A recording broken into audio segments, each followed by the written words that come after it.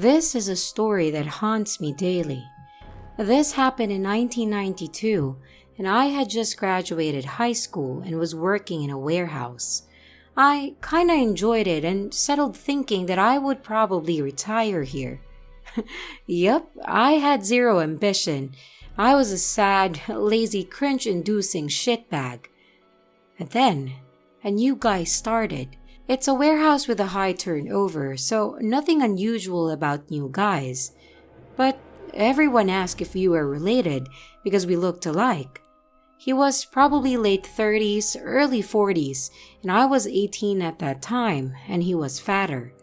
He seemed to carry himself like me, the way he walked and spoke. On his second day, we worked together on a wrapping station, and the first thing he said to me was, "You still have that Penthouse magazine under your mattress." I did. Weird, but totally normal for teen boys, I suppose. He then said, "I know everything about you. You're worried about never getting a girlfriend." I was floored, but again, thought it was a usual teenage thing. I mean, I wasn't the best looking guy, so I guess it wasn't a stretch to guess. Probably the start of bullying and the end of my job is one thing. But what I liked most about myself is that I have no problems fighting anyone, anywhere, anytime. No matter how big or how many, I was always down. I never won, but I could take a beating, and the person usually quit and never messed with me again. I asked him why he was saying all this shit, and he looked at me. And his expression is seared into my mind and left an image that I see daily. He said, "I am you." He then went on to tell me everything about myself, and I mean my deepest, darkest secrets that no one knows. Then he kept telling me more about myself. Then we went to lunch and were outside smoking. And yep, same brand, Camel Wide regulars. It was hard to find where I lived, so I never seen anyone else smoking them. I asked him to be serious and how he knew all this shit. He said, "I already told you, Tom Thawk." Tom Thawk is a nickname only one person called me, and he was my dad's friend that I barely saw. A crappy Jetta pulled into the parking lot, and he said that that's our girl. She's a demon who's horrible to us. I asked him why he was with her, and he said, "Well, she's the best we could do." When she got out, she was disgusting looking, and I mean trailer trash would be too kind, and she waddled her ass over to us. She said, "Let's go." Before he left, he stared right into my soul and said, "We deserve better. Please, go to college and stop being lazy and make something out of yourself." Trailer Park Girl just kinda laughed it like, "Yeah, right." He left with her, and I never saw him again. I think I ran into a younger version of her at a friend's house years later, and he introduced me and said that we should hook up. I said no. I went to college and stopped being a pathetic, lazy cringe fest, and I accomplished everything I set out to do, as I always felt the need to not let him down. I know, none of this makes sense. How can I explain something that I can barely understand myself? None of it makes sense whatsoever. Like, why would a future me get a job with me? He had to fill out a job application and have his references checked, right? And yes, I asked my manager, who was a POS, who just told me to mind my own damn business and focus on my job and try to be less of a screw-up. Has anyone had something like this happen to them? It's haunted me daily since.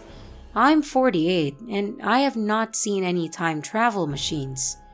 Help me out here. Maybe end this once and for all. Please, tell me your experience. I apologize for any grammar or anything like that, but I don't want to go over this any more than I have to, as I usually get depressed when I think of this.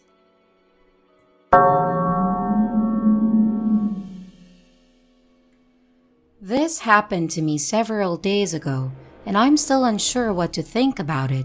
I was at Whole Foods to pick up an Amazon package because they have the pickup lockers right outside the entrance in the parking garage.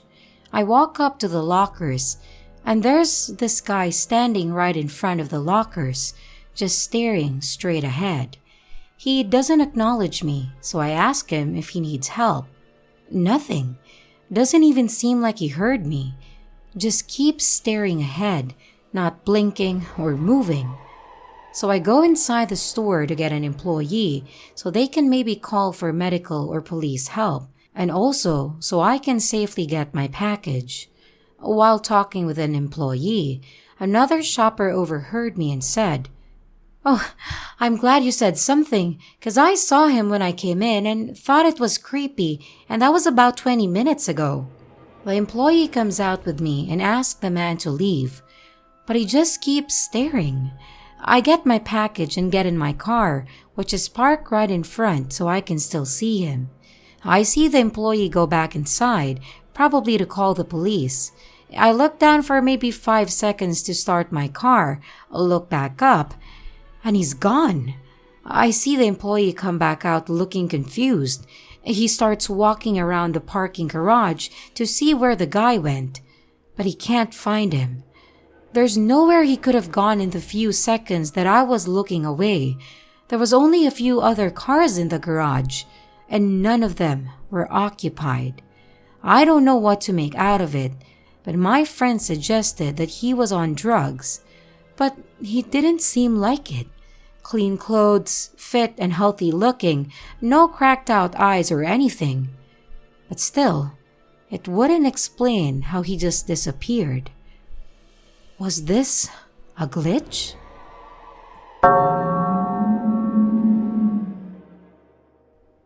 This is a long story, and I'm on my phone, so I apologize for any mistakes. For background info, the incident happened at my aunt's old one-story house. At the time this occurred, there were 10 people in the house in total. Also, only 3 to 4 were adults, making 6 kids that were living there. This is important because the house was always loud. Another important part is that we lived about half a mile from a local airport where planes would fly all the time. So it was loud inside and outside all the time, and we didn't have money to do much, so someone was always home. The story begins when I first wake up and I had a bunk bed with my twin. My cousins, all girls, shared another bunk bed along the wall. I noticed that it's eerily quiet, but I don't think much of it yet. I get up, and in all the other beds, the covers were messy, like they just got up.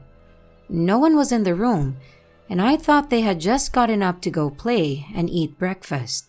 I got up and went into the living room, where I was met with complete silence. The house is usually booming with activity by 11 a.m., yet not a single soul was anywhere in the living room. I went into the kitchen next, no one again. I went into both of my cousins' rooms on the opposite sides of the house. The covers were undone in both, and no one was in either room. I got into my aunt's and uncle's room, which was a last resort for me because you're not supposed to go in there unless you have to. And I go in to find that their room was exactly like all the rest in the house, covers unturned, yet no one was in the room. Our tiny attic was connected to their bathroom, and I checked it. Nothing.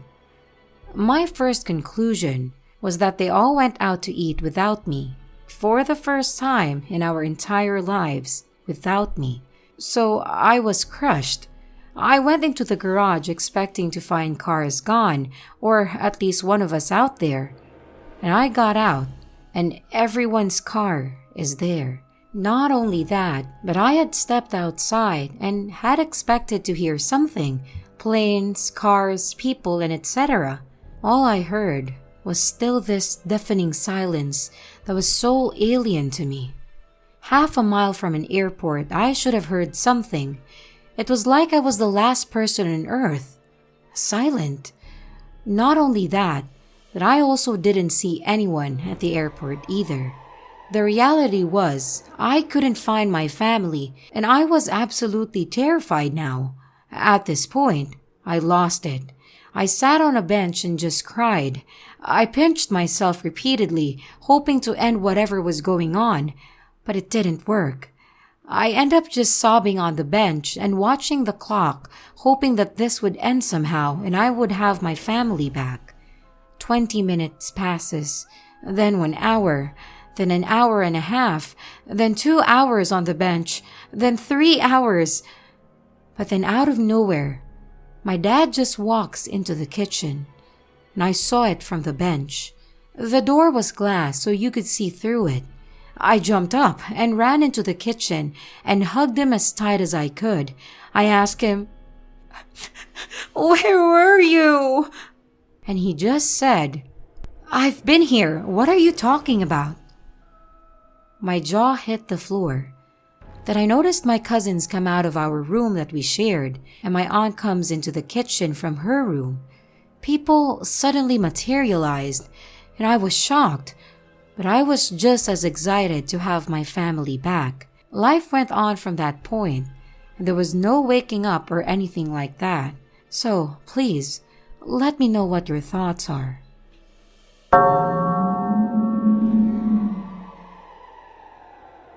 Hi everyone.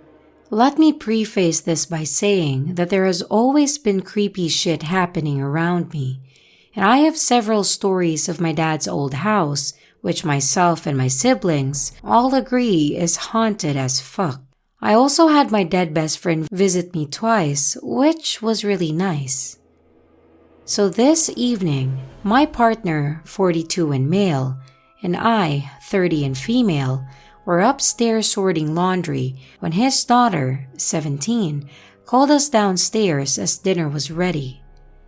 I was heading down the stairs and my partner right behind me, like literally 2 steps behind me. He did his usual thing of tickling the back of my neck as we walk. The bottom of our stairs is wooden, so you can hear when somebody steps onto it from the carpeted stairs. When we got to the bottom, my feet hit the floor as usual, and I turned to ask him something, and he wasn't there. He wasn't fucking there.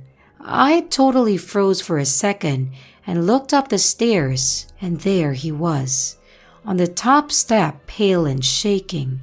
I asked him what the fuck just happened, and he kept saying, "I don't know. I don't know. I was behind you, and before I hit the bottom, the next step took me back upstairs." We are very freaked out, but we didn't say shit to our girl as she's already leery of this stuff, although he and I are somewhat used to it. And I'm trying to get the courage to leave my laptop recording audio overnight because there definitely is something weird happening. I was just talking to my partner about the jump while we were cleaning our bedroom, and the second that he makes a joke about spooks a-poppin', our bedroom door and bathroom door just slammed shut one after the other. I'm chalking it up to our bedroom window being open a crack, and I don't want to think of alternatives.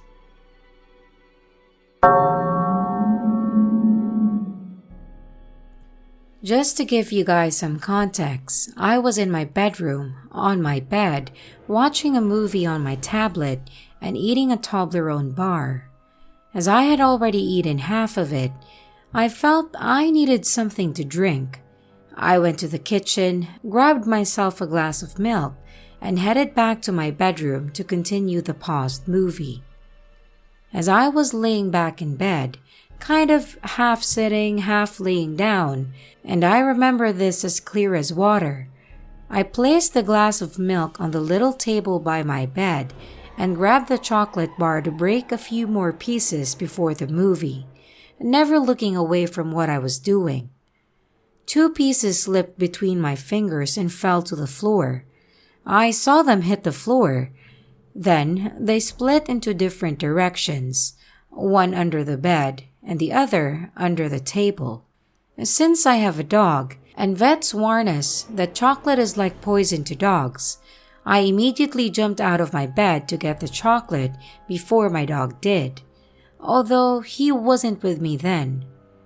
On a side note, I have nothing under my bed, just free space that you can see across to the other side of the room, and my floor is all white. I mean, that chocolate is dark colored, and the floor is light colored. Impossible to not immediately find it, right? Well, so I jumped from off my bed in search of the chocolate pieces, only to find out that they had completely vanished.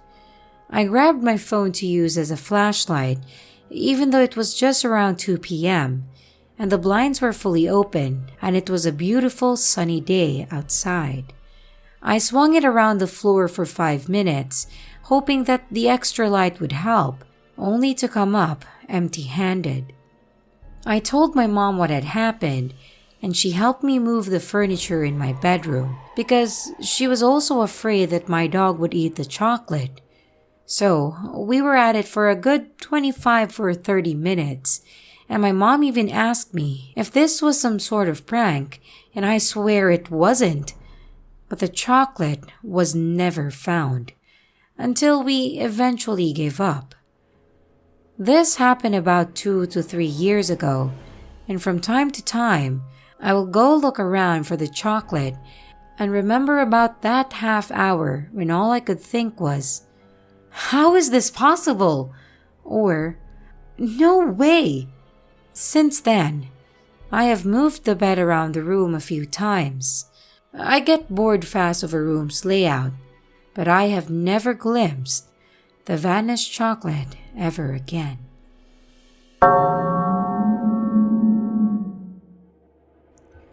Okay, so this is my first post here, and I'm incredibly grateful that I found this sub, but also scared. I've always been one to believe in glitches, but this one legitimately made me feel chills all down my spine because I can't think of any explanation that makes any kind of sense. If you can think of something, please comment because it will probably calm me down.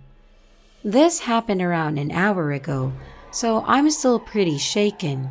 Also, I don't know if this kind of post breaks the rules, so downvote the fuck out of me if I'm breaking any rules. Anyways, story time. So about an hour or so ago, I had came inside from smoking a cigarette after getting home, and I'm just physically and mentally exhausted. I've been having a pretty rough week, and I've just been in a bad mood lately and in a bad funk. So once I got inside, I tried to throw my keys onto my coffee table, but overshot by quite a bit and I didn't hear them land. As I'm about to walk into my kitchen, literally seconds after tossing them, something hits me in my back and I hear a key jingle sound. I turn around and my keys are on the ground by my feet, and I froze up, and I stood there for a minute. I picked my keys up, put them in my pocket, got a glass of water, and had been looking all over the internet for the past hour, trying to figure out what the fuck happened. I stumbled across this subreddit, and now I'm asking all of you to maybe help explain to me what I just experienced. I'm an insomniac, and I don't get a lot of sleep, so maybe my lack of sleep is taking a toll on my mental state, causing me to think irrationally. I'm trying to think of every feasible situation that could explain this, but I'm at a dead end. Hopefully, someone here can help.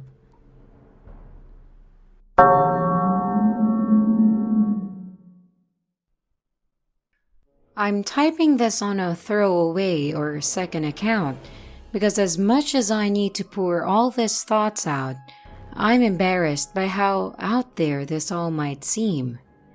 I don't remember anything before age 19, and there's no explanation for this.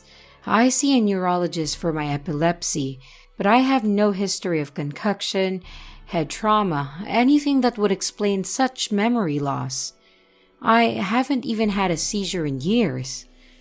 I'm pretty sure doctors think I over-exaggerate, as they say there's no reason my memory should be like this. I don't do drugs, I don't drink, I don't have any diagnosis to explain any of it. The memories I do have are patched together using the medical records or the psychiatric treatment, typical teenager things like depression and anxiety, nothing too unusual, but there are notes from inpatient stays which are helpfully descriptive, and also from what I've heard from my relatives. My mom is the closest to me, but she doesn't like opening up a lot.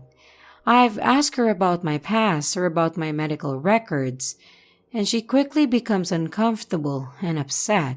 She gave up her job to take care of me in high school, and I graduated in 2017, and she is still unemployed, something that I feel guilty about, so I don't bring it up. My earliest solid memory that feels real and not made up by secondary sources is the first time my boyfriend picked me up. We matched on Tinder. It was January, snowing, dark and late at night, and I was 19. I was a very sleepy person back then, and I remember I'd sleep the entire time until it was time for me to go back home. He is still lovely, and he has taught me many tiny things. I may be able to walk, talk, function like any other adult because I have zero life experience, which takes some patience to deal with. The hardest part to put into words of this whole thing is why haven't I noticed any of this earlier? Why at 22? Is this like a weird revelation? It felt like I just randomly woke up in this body one day and didn't think much about it until 3 years later. It's still a lot to take in, I guess, and I'm getting more annoyed with this body. This entire time, this body has been a pain in the ass, and that's where I came up with a theory that this body should have, and might have, died some time ago. First of all, my teeth. Oh Lord, my teeth. I get questions from dentists saying, "Why are your teeth like that?" And I have to give them some bullshit like, "I took a lot of medicines as a teen," or whatever seems fitting from my medical records. I just so quickly try to make sensible answers rather than just saying that, "I don't fucking know." The pain. There's holes in my teeth. They're rotted. Why the fuck are they like this? I don't know, but it's fucking painful. It's like I have the damn teeth of a corpse. And my lungs, my chest, everything hurts. Damn, asthmatic lungs. And I never feel hungry either. But I do like pizza and coffee. And call that basic, but eating and drinking is more pleasure than necessity to me, not an issue as I always am tempted into cravings. Another annoyance is the obligations. Eating, drinking as I mentioned, an important obligation, and calling my dad and other relatives. I forget often because I don't have much memories of them, and I'm fully aware it's an important social obligation. Yet here I am, still in this weird body, keeping up with all my obligations and responsibilities and all that. It's all strange, just weird.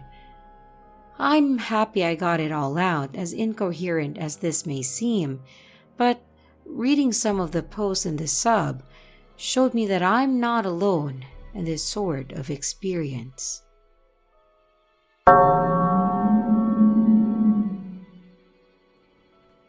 I've been watching a lot of glitch stories on YouTube recently, so I thought I'd come here to share mine. I used to go around pubs hosting karaoke events, and there was one in Hayes that I did once a month. After being there a few times, I got to know some of the regulars, in particular, this nice elderly man called Steve and his usual crowd. He told me he used to work in the military in the area that I live, and I told him that my grandfather, who was around the same age as him, was a military man, and asked if he knew him. After calling my granddad to confirm, it turns out that they did know each other, and my grandfather was Steve's sergeant when they were in the army. We talked further over the following weeks, and he shared many stories of his army life. He mentioned he knew my father and uncles, as my granddad told him about them during their time together. And he oddly mentioned that he remembered one of my grandfather's grandchildren called Ben. He said he had been a chef for about 6 years and had just started working at a pub in Woodside, Ascot. I told him that that was a weird coincidence, as my name is Ben and I was training to be a chef. We both shrugged it off as him forgetting the correct name, as it was years prior than they had spoken about it. Later that year, I stopped hosting karaoke and focused on my catering job, as I had finished college and had gotten a job at a small pub just near Bracknell. I was there for a couple of years before the place shut down, and spent the course of the next couple of years or so working between a few different chef jobs until I got a job at a pub in Fifield. The owners had owned pubs before, but had only recently gotten one in this area and were looking to expand. I got on well with them, told them, and ended up becoming their head chef. After just under a year of working with them, they told me they had got another site, and as their head chef, would I be willing to get the kitchen set up for them and kick-start it as they get staff. I agreed, and we went to see the site. It was a nice little pub called the Rose and Crown in Woodside, Ascot.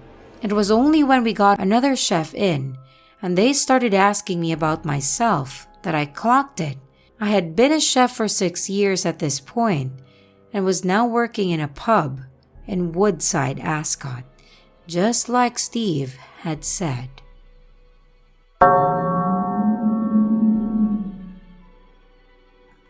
This happened to me many years ago, back in the 70s when I was about 17 years old.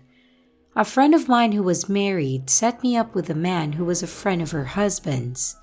He hadn't known him all that long, and he was renting a room from a woman in the town. The town was a small one in Wiltshire, England. He was a lot older than me, and I wasn't terribly keen on him. But we went out a few times, and I found his behavior odd from day one. Being young, I was not ever going to sleep with this man, and he never pushed to the point, but he had a few weird bones that were twisted in an odd way. He claimed he had been a speedway rider and broken them, which I accepted, but they still looked odd to me. Anyway, it was autumn in October, if I remember correctly, and we went out with my friend and her husband to a local pub, then went back to my friend's flat for a coffee. It was 11 p.m. when I said I was going to go home, so he said he would walk me. We started off, it wasn't very far, about half a mile or so. We were walking through a housing estate when a pile of leaves started following us down the road. My God, I know this sounds utterly bloody stupid, but there it was, following us with intent. I turned around and said to him, "What the hell is going on?"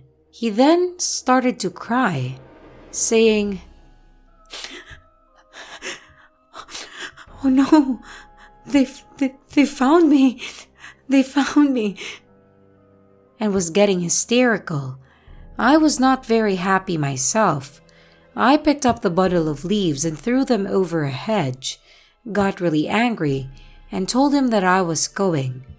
I marched off, and really after all this time, I am still weirded out by even typing this story. So I marched off, and he trailed behind me still crying. In order to get to my street, we had to cross a play park. There was one streetlight near the entrance, Then a path led off across the park and you could see the lane on the other side. Where the next light was, he caught up and took my hand and I kept walking. In the middle of the park, it seemed really dark, but the next thing I know, we are out on the other side and coming out into the main stream when my father pulled up in his car and he was frantic. "Where the bloody hell have you been?" he yelled. I was stunned.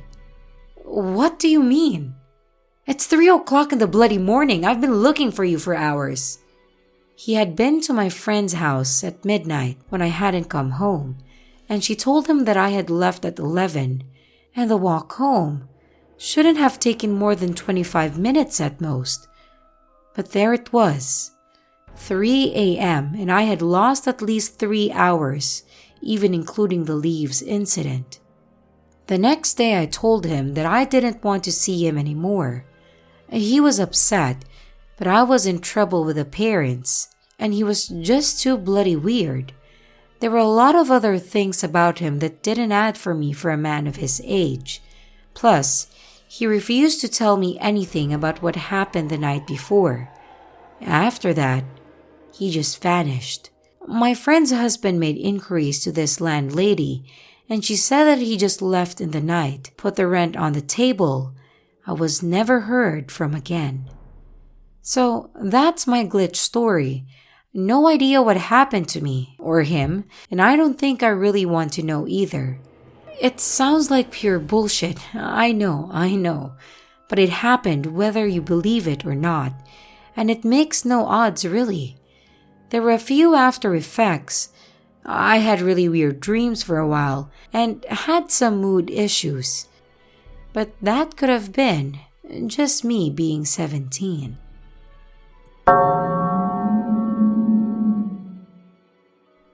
This happened this morning, and I'm still trying to logically piece together what happened. I went to the gym this morning, wearing masks 6 feet apart and 10 people maximum. I went into the small squat room with a max capacity of 3 people. As I walk in, there's a lady finishing her workout and says to me, "I wiped down this one. It's good to go if you want to use it." I accepted and thanked her. I watched her walk out of the room through the mirror, and I quickly noticed that she left her water bottle behind by the squat machine, and I was now using about 1 foot to my left, along with her hoodie about 4 feet behind me lying on the floor. I then anticipated her to walk right back into the room to retrieve her belongings, and I didn't start my workout as I was still stretching and procrastinating starting while anticipating her backtrack. I was able to see the only door in the room from many angles as the room has mirrors on the walls. In a somewhat subconscious thought process, I look at her water bottle and admire the stickers she has on it. I even thought about gathering it for her and putting it by her hoodie. That way, we could maintain the 6-foot distance. But I decided it was probably better if I didn't touch a stranger's belongings. I went back to stretching with an ever so slight anxiety, subconsciously and consciously awaiting her arrival while keeping the door in my peripheral vision. I decided to take one last look at the water bottle before I started my workout, and it was not there. I quickly snapped behind me to look at the hoodie, and it was also gone. I was shocked. I got lightheaded from the confusion and looked outside the room with no one there. I quickly tried to rationalize what had just happened, thinking maybe I just didn't see her, but I would have seen her through the mirror, heard her or seen her grab the water bottle, as it was right next to me. I'm still kinda spooked.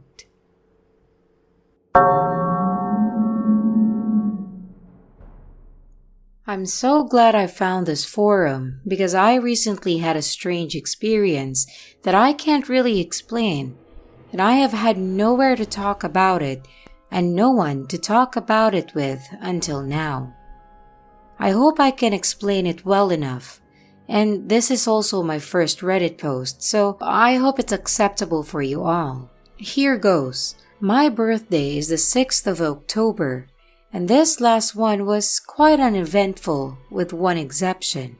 Let me first preface a little bit by saying that between 1 to 2 days before my birthday, I had 3 different and unrelated people tell me happy belated birthday, which I thought nothing of when the first person said it, but by the third time, I was thinking maybe my birthday on my Facebook profile changed somehow.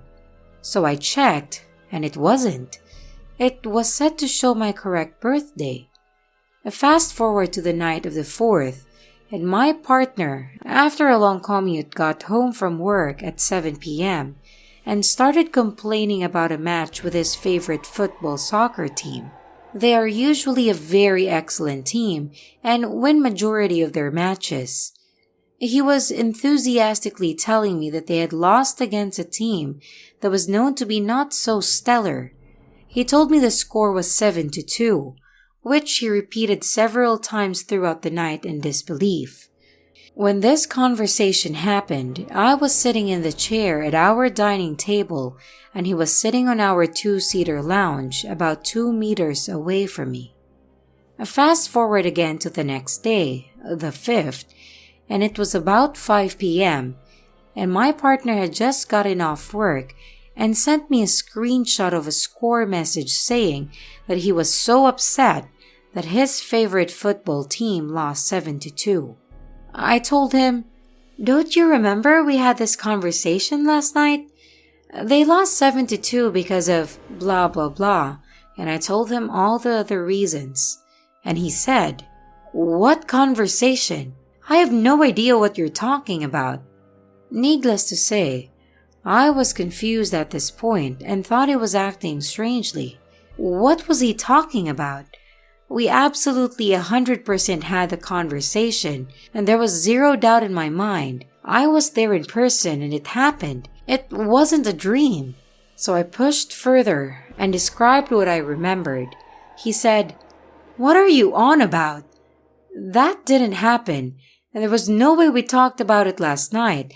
They didn't even play until 2 a.m. this morning." So I furiously went on to Google to find the list of game times. And to my shock, he was right. The only game that had the score result of 7-2 was a match that was played that very morning at 2 a.m. my time. There was absolutely nothing the night before, when we clearly had that conversation, but I was the only one remembering it happened. So that, coupled with the odd belated birthday wishes when it wasn't even my birthday yet, it made me kind of wonder if I was somehow glitched forward in time to a day later for a short period. I'm still just as confused about it, and he still also denies it happened, including where we were sitting.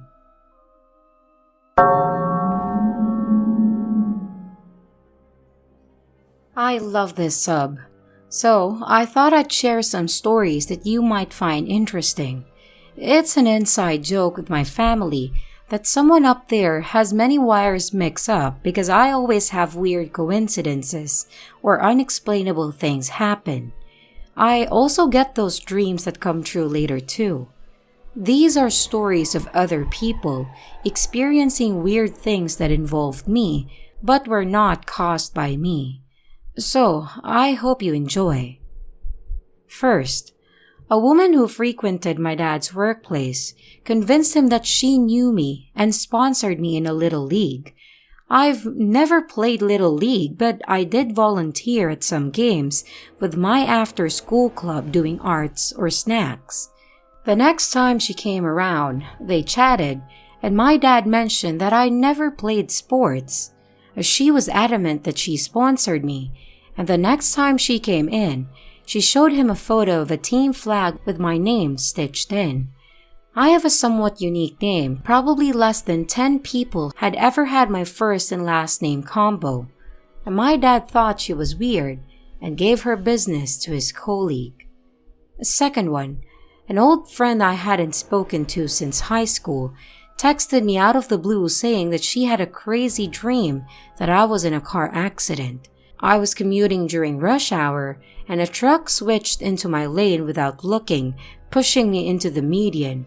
She texted me as I was sitting in the back of an ambulance, getting looked over, and I sent her a selfie with the EMT to freak her out.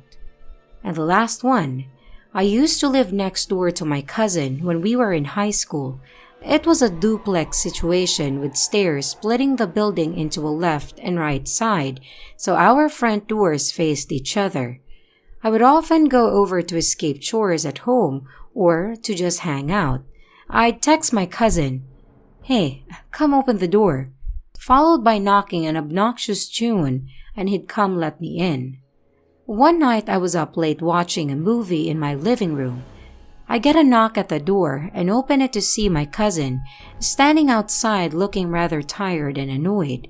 He asked me if I was coming over or not, to which I said no, I'm in the middle of a movie. He asked why I had been knocking on his door and texting him then. We checked my phone and my outbox had 6 texts in a row saying, "Open door." It freaked us out and I texted him while he was next to me. I sent, "What the fuck? I didn't text that." And, "Don't open the door." In between my 2 texts to him, another "open door" was sent. He had his messages open and we saw all 3 messages pop up in real time. This was before I had a smartphone, so I chalked it up to an actual tech glitch. But my cousin maintains that he heard a melodic knocking on his door at the same time he got the first 6 open door messages.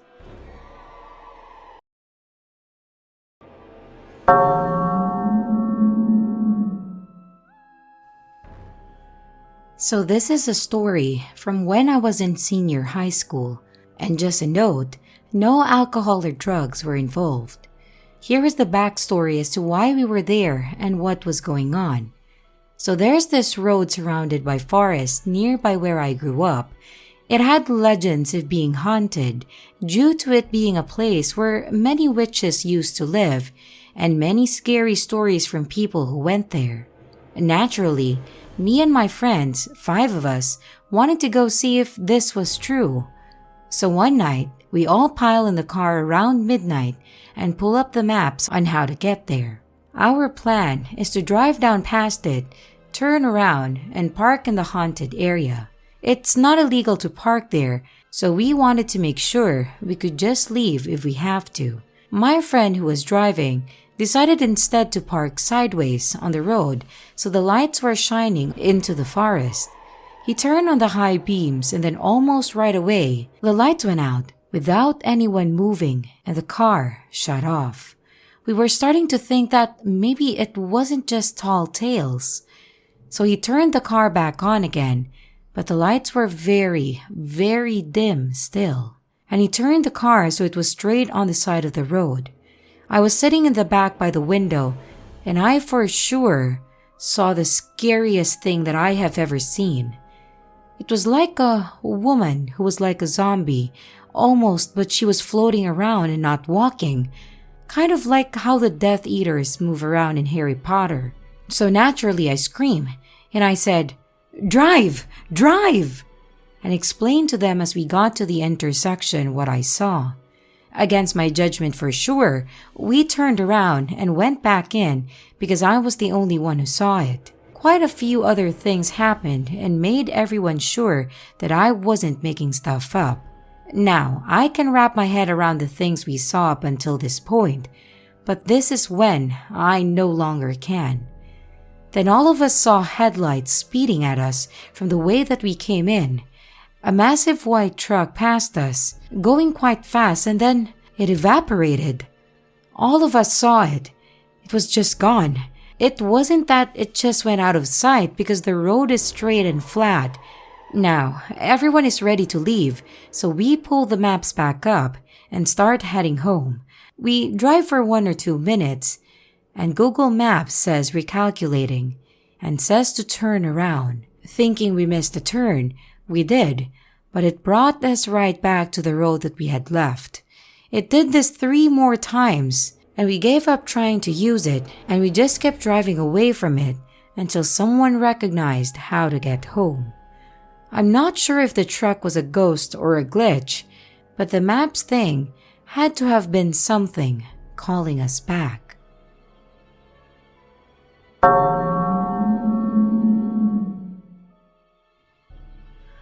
This is my first time posting something like this, but this seriously freaked me out and I wanted to post it somewhere. My boyfriend and I have a tradition where we'll meet at Sheetz and get curly fries and milkshakes together, and then we'll sit in the car and listen to music. His workplace is only about a minute's drive from the Sheetz we go to, so we meet there after his shifts typically. We decided to meet up last night like usual. It was just after 8 p.m. when I pulled into the parking lot. I saw his car and parked in the spot right next to him, fully expecting to look at him through the window and see him laughing at my bad parking. I turned and looked at him through the window, and we locked eyes for a moment until I watched him back out of his spot and drive to the exit of the parking lot. I watched him stop at the stop sign and then drive away on the route that he always takes to go home. I sat there, extremely confused. I checked my phone for a text in case maybe something had come up and he needed to go home, but I had no messages from him. I started to panic a little, wondering if I had done something wrong and he was upset with me. But even then, he's not the type to just leave like that. I sat in my car for a few minutes before I decided to text him. All I sent was, Before he replied, "I'm here." I was even more confused. I know I had seen him leave. I saw him in his car, wearing the purple shirt and hat that he'd been wearing all day, and I saw his license plate.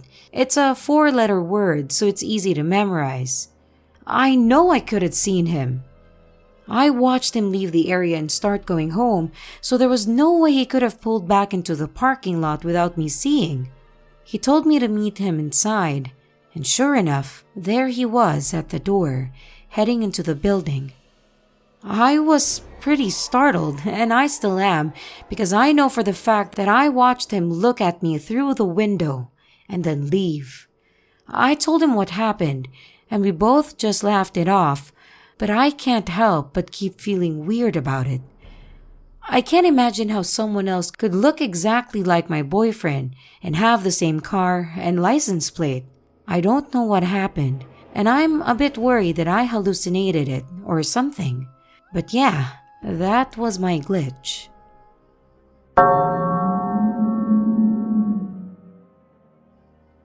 Backstory. I was alone at home, and I decided to take a shower. I forgot to take my towel with me, and decided that it doesn't matter since I'm alone at home anyway. I finish off with my shower and head to my bedroom, which is maybe 13 steps away from the washroom. As soon as I step out of the washroom, the electricity in the house goes out. But it's midday, so the sunlight through the windows is more than enough for me. As I step into my room, I hear my parents enter the house and I'm like, yikes! So I quickly lock my room because I'm changing. Now, my room is adjacent to the sunlight, so there's no direct light in my room, and it's pretty dark, but there's a glow through the window blinds. Now, here's where it gets weird. I wipe my hair and face off with a towel facing the window, and I can see the strips of light from the blinds. Then I do a whole 180 degrees to face my wardrobe, which should be dark, but I'm still seeing the light from the blinds. I'm mad confused. I put my hands out and touch the handles of the cupboard, but my eyes are still seeing the windows. At this point, I'm like, what the hell is going on? So I focus on my hands, and it focuses like a video game lags, readjust, pixel by pixel. But I mean Minecraft block size, if that makes sense. And I feel this ease in my eyes, and I'm just mad confused, but I go on and put my pants on first, then my shirt, and it happens again. My eyes are stuck on the view of the inside of the t-shirt, like when your head is in the shirt and it's dark but you can see through the cloth. I touch my face to make sure that there's no cloth over my eyes. There's nothing. I feel like I'm cross-eyed. I'm fucking freaked out at this point, and I stumble all across my room, still just seeing the inside of my shirt. I hear the AC switch on, so I know the lights are back, and I find my switch, flick it, but I can't see anything apart from the shirt thing.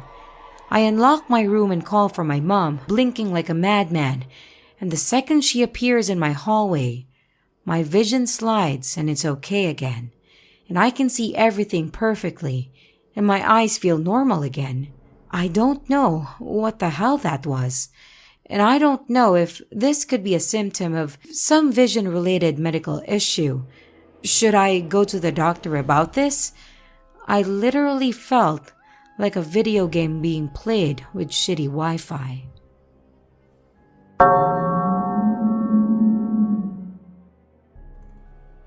In the summer of 2019, I didn't have a car, and my spouse and best friend and I were always looking for fun places to take the bus. There was a popular beach that was about an hour away bus ride, so we started going there at least once or sometimes twice a week. The first glitch we noticed was pretty weird. The city we lived in at that time had some pretty notable graffiti. I mean, massive words spray painted on specific buildings, and one building in particular that had been customized with about 30 cartoonish looking male members, if you catch my drift. The very first time we got back from this beach, we noticed that the graffiti was different. Now, we left around 10 or 11 a.m. usually and got back around 7 or 8. There was always cops around, and the buildings were pretty out in the open, not to mention some of the graffiti were really high up. So we were confused as to how it had been done in that timeline and under those circumstances. But we didn't really think much of it at that time. Until it started happening literally every single time that we came back from this beach. Sometimes it was smaller differences.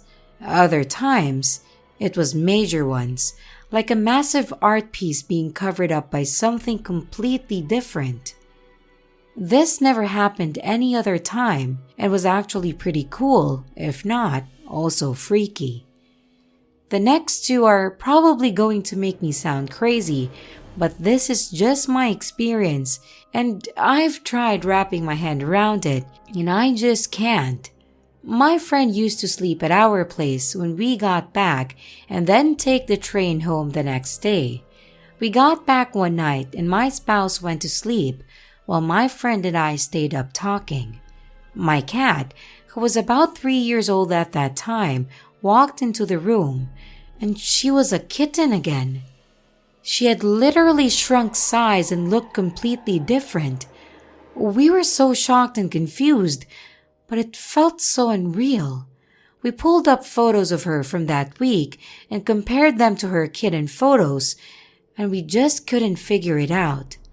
The next day, she went back to normal. Now, I wasn't sure where to mention this part, but we often walked around the entire town where the beach was while there for the day. And there was a bridge cut into this cliff that we walked through every time. And something about the bridge just didn't feel normal. I usually would feel very euphoric going through it and have this sense that everything was going to be okay. It felt very intense and spiritual almost. We all experienced this, but thought maybe it was influenced by how beautiful it was or something. One time while walking through it, we decided to stop, and my friend and I were talking about the previous December when we had both been really depressed and how we were so glad to be in better places now. At that time, my hair was a few inches shorter and I weighed like 15 pounds more than I did that summer. But it felt almost like we were back in that time as we spoke about it, like I could physically feel everything I felt back then, in a way that it was more real than remembering it. When I got home that night, I looked into the mirror, and my hair looked significantly shorter, and my eyes looked sunken and depressed. I was in shorts, and I could tell I looked chubbier, and it felt like an out-of-body experience, like I was looking at myself from that December. I immediately went to weigh myself, and I kid you not, I weighed 15 pounds more than I had the day prior. I know, because I had been weighing myself every few days as part of a weight loss program I was doing. I was so freaked out that I took a photo of myself to compare to that time, and I sent it in our group chat. The weirdest part is that the glitches never happened while at that beach, and they only happened once we got home, but only after being at that beach. I went to bed that night feeling really out of body and woke up looking like myself again, but still entirely freaked out. This isn't really the kind of thing that I could ever explain to anyone without sounding completely insane. There were other things that happened too, if anyone is interested in hearing about those, but these are the most notable. I fully believed that we encountered some kind of weird portal or energetic time lapse or something, and it's forever altered the way I think about what life really is.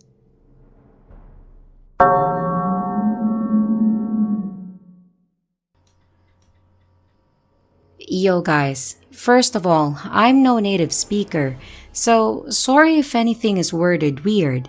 Also, sorry for my storytelling skills. I'll try my best to tell this story as understandable as possible. So, a little background information. I work in customer support for a leading medical company in my country. We sell COVID-19 tests to companies and private individuals. For every order, there's a unique order number, and when you search this order number up in our system, everything related, including the address and phone number of the customer, pops up. We have an external call center that will send us an email when someone calls in for anything. They will give us the full name and order number from the caller so we can get back to them. So we get an email that a woman, let's call her Miss Glitch, called to ask where our delivery was. The name was pretty exotic, so a misunderstanding is pretty unlikely. I go on to copy the unique order number from the email and search it up in our system, and the order of Miss Glitch pops up with her address and phone number. Remember, there is no other order with this exact same number. So I proceed to type her number into my phone to give her a call. A man answers with, "Yes, Mr. Glitch here." I ask Mr. Glitch if I can speak to Miss Glitch because she was the one calling us in the first place. He gets Miss Glitch on the phone and I go, "Hello, Miss Glitch. I'm calling regarding your question about your order." And she goes like, "Sorry? But we never ordered anything from you. From which company are you again?" And I was like, "From Company XY. You ordered some tests for us a few days ago and called us to check where the delivery is." And she goes, "No, sorry. I never called and we didn't order tests from you." I ask, "So you are not Miss Glitch living in Weird Town?" And she says, "Yeah, I am Miss Glitch, but I'm not living in Weird Town." I explain myself and hang up a bit confused. I thought maybe there was an error in our system and it gave me a wrong Miss Glitch. So I type the order number in again and the same customer information pops up. So maybe I had a typo in the phone number and randomly called a woman that has coincidentally the same name as the one I was trying to call. So I back-checked the phone number, and the one I called was a completely different number from the one on my screen that I had typed in. Now, I'm confused as fuck. I searched up the name Miss Glitch in our system, and there was no other order that went with the name of Miss Glitch. I thought maybe I got something mixed up on my screens and called another customer that has the similar name to Miss Glitch, and both me and the customer just misheard the name. So I go on to search the phone number, then I typed it into my phone, and we have no customer or order with the phone number that I just called. Confused as fuck, but still trying to do my job, I call the number of Miss Glitch on the screen, and again, a man picks up with the same words. "Yes, Mr. Glitch here." I go, "Can I speak to Miss Glitch, please?" And he goes, "Yeah, sure." So I'm once again talking to Miss Glitch, and now she's apparently the right one. I answer her questions and we hang up. I couldn't make any sense of what I just witnessed, so I searched everything in our system that is related to the phone number that I called or to the name of Miss Glitch, but I find absolutely nothing. So apparently, I called a completely wrong number that fuck knows how has gotten into my mind, that has no appearance in any of our system, got connected to someone with the exact same name, and then, just as for the right call, a man picks up with the same exact words. Am I going crazy? Or what the fuck did happen today?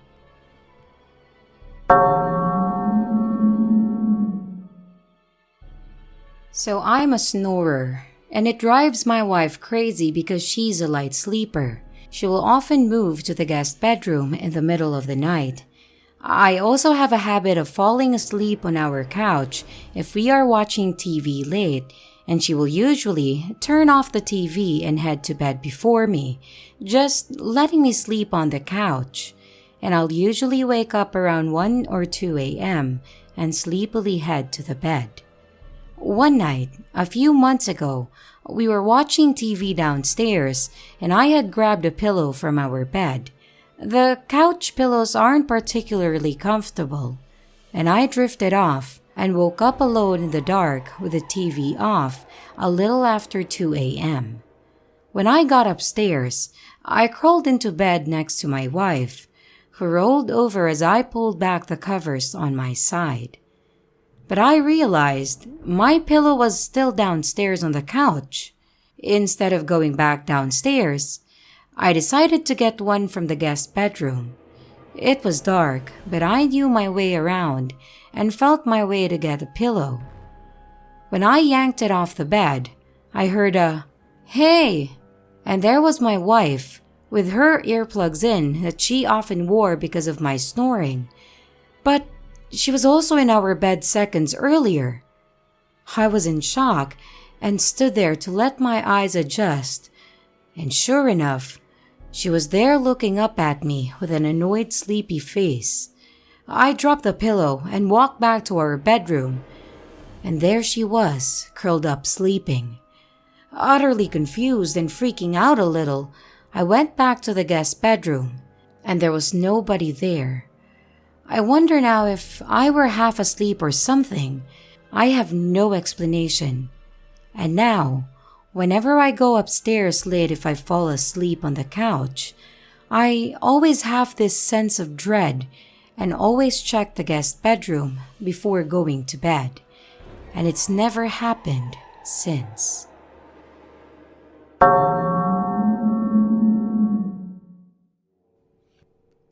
This happened in January of 2015. I was 3 months pregnant with our first son, and my ex-husband woke me extremely excited, manic you could say. "Where were you?" And, "What the fuck?" he yelled. It was no later than 4 a.m., so I was very disoriented and immediately started an argument, which ended with me really not remembering going to bed that night before. Talking more about it, I realized extra 2 days have passed and I had a complete blackout. Last thing I remembered was throwing leftovers from the food we ordered for dinner. It was about 7 p.m. and my ex-husband went to get his car back from the mechanic. He said I okayed him calling Uber from my phone, but I can't recall that. After coming back, I was nowhere to be found. My keys, wallet, and phone were there, but I was gone. He immediately went to the only neighbor we used to hang out with at that time, but I wasn't there neither. He waited for a few more hours and called the police. From what he said, the next 2 days were hell. Hospital kept calling. I'm a nurse. My friends, which I made plans with, called, and no one had any idea where I were. On the 3rd day, I just appeared in our bed in jammies. The door was locked, and my ex-husband didn't even sleep. He was drinking and walking around the house all night. I didn't lose my job, and we had no problems with the authorities. But to this day, I can't figure out what could have happened.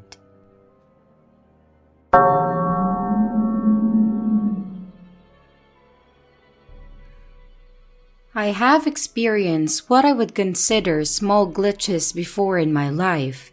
Most could be chalked up to misinterpreting what I see, but others I couldn't explain but are substantial. What happened 3 days ago is no small glitch. I've been mulling it over in my head, trying to rationalize it, and thought here might be a good place to post in search of others with similar experiences. I live with my mom and younger brother in a small apartment on the east coast of Canada. What's important about the layout is we have a wall that stretches the length of the apartment with big windows which give us a view of the harbor. On this particular day, it was sunny out, clear skies, the blinds were open, so the apartment was lit up with natural light. Another thing about the layout is that my room has a floor-to-ceiling window to the living area. It's translucent or frosted, so you can't see specific details, only shadows, but it's enough to light up the room during the daylight hours. It was sometime during 3 in the afternoon when it happened. I was laying in bed on my phone scrolling through Twitter, and my mom was talking on the phone in the living room. I was suddenly overcome with this feeling that something important was about to happen. You know that memory almost everyone has when you're like 3 years old and just starting to become self-aware, and you say to yourself, I'm going to remember this moment forever. And then you do. It was like that feeling. Hard to describe in words, but those who have a memory like this will understand what I mean. So I got that feeling. It lasts for just a few seconds and it's gone. Just as soon as it left, it's dark in my room. There is no more daylight lighting in my room through the window, and I am in the exact same position I was. The phone is still in my hand, open to the same place in the Twitter timeline it was before the feeling, albeit with a 20% battery pop-up displayed. And my first thought is something like, that got cloudy quick. But I look at that time on my phone, and it's apparently now 7:27. I'm confused and a little bit scared, honestly, so I open my door and enter the living space, and it's definitely nighttime now. And the only light is from the apartment's dim outdoor light system and the neighboring city's light pollution from across the harbor. My mom is no longer on the phone, but is in her room taking a nap. My anxiety starts kicking in, and I've had low-level anxiety constantly ever since. My paranoia makes me worry that it's going to happen again. But mostly, I'm freaked out that I missed about 4 hours of my life, and I didn't even realize it. I know what some of your suggestions will be. Obscenic seizure, even though those rarely last more than 15 seconds. or that I fell asleep, or maybe I just zoned out for 4.5 hours straight. But I'm telling you, the difference between 3-ish and 7:27 happened instantly. I didn't even blink, as cliche as that would be. Just boom. Suddenly it's dark out. Apparently, I thought a tweet about my digital paint program's new features was so intriguing, I decided to spend the next 4 hours in awe. I swear, I was even exhaling the same breath when the change happened. My arm was still in the same tense up, uncomfortable position it was in when I was lying on my stomach holding my phone. It wouldn't have stayed like that for hours. But it felt like no time had passed. Anyways, I'm really stuck on what happened here. I've noticed I've felt like time was speeding up recently, and others I've talked to have felt the same, but I'm skeptical on if this is related. Have any of you experienced anything similar, especially recently?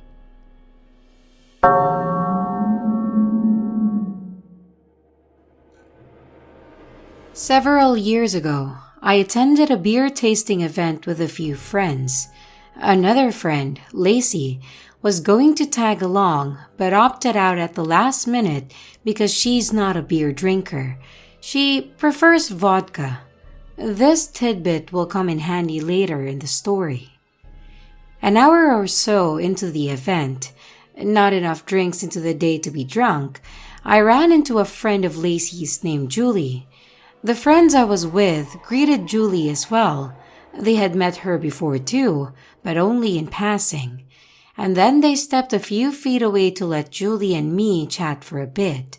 I stated that I invited Lacey, but Lacey didn't want to come to a beer tasting. Julie replied, "Oh, that girl? All she'll drink is vodka." And we had a good chuckle about it. We talked for another several minutes, mentioning a few other mutuals and colleagues. We work in the same industry, but different companies. Then I excused myself to rejoin my other friends. As we parted, I said, "Well, I'll let Lacey know I saw you and tell her to plan a happy hour for all of us soon." To which Julie said something like, "Awesome, see you then. She'll think it's crazy that we saw each other here." I proceeded to text Lacey that I saw Julie, but I didn't hear back straight away, which is totally normal for Lacey. The next morning, Lacey called and asked if I'm sure that it was Julie I saw. I recounted Julie's and my conversation, specifically telling Lacey about how Julie and I laughed about the idea of Lacey the vodka drinker attending a beer-related event. Lacey then told me that Julie's mom had flown in for a mother-daughter weekend, and Julie and her mom were spending it at a resort 2 hours away from where the event was held. They left the night before the event and were not returning until the following day. To this very moment, I still don't know who I actually ran into that event.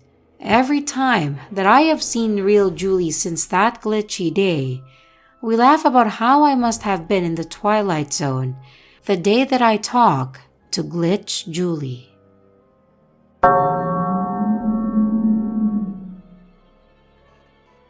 So to start off with, me and my girlfriend have had many weird experiences. If you want to hear about those, just let me know. Anyway, back when we were around 16 and 17, I was staying over her mom's apartment. And when you first enter the apartment, the kitchen is on the left, then her mom's room and bathroom is on the right. And if you keep going straight, it's the dining room and the living room, with my girlfriend's room all the way at the back right, and she has a mini bathroom in her room. It's a very small apartment, so it's hard not to bump into each other or miss anyone. Anyways, Her sister was watching TV in the living room, and her mom was walking back and forth from her room and the kitchen doing stuff, and I was in my girlfriend's room waiting for her because she told me that she had to use the bathroom. I saw her walk in, and I waited for her for 15 minutes on her bed facing the bathroom door. After a while, I got worried, and I walked up to the door and called out for her. I didn't get a response, so I checked the door handle, and it was unlocked. I opened the door and didn't see her at all in the bathroom. The bathroom was super small and had no windows or anything, so I was super confused. I went to the living room and asked her sister if she saw her come out, and she said no. And I asked her mom the same, and she said no. We all looked all over the apartment and didn't see her at all, and we all got worried. I called her phone, and it kept going straight to voicemail, and it wasn't anywhere in the apartment. She usually takes it with her to the bathroom. Eventually, we saw her walking from a distance outside, and she looked out of it. To this day, we still don't understand what happened. She doesn't even remember what happened exactly, but I still remember it vividly because of how much it freaked me out. I also checked her phone, and it didn't even show that I called her. She legit teleported out of the bathroom into the parking lot. She would have no reason to just walk outside anyways because at that time, we were stuck together like glue. We were in our honeymoon love-struck stage.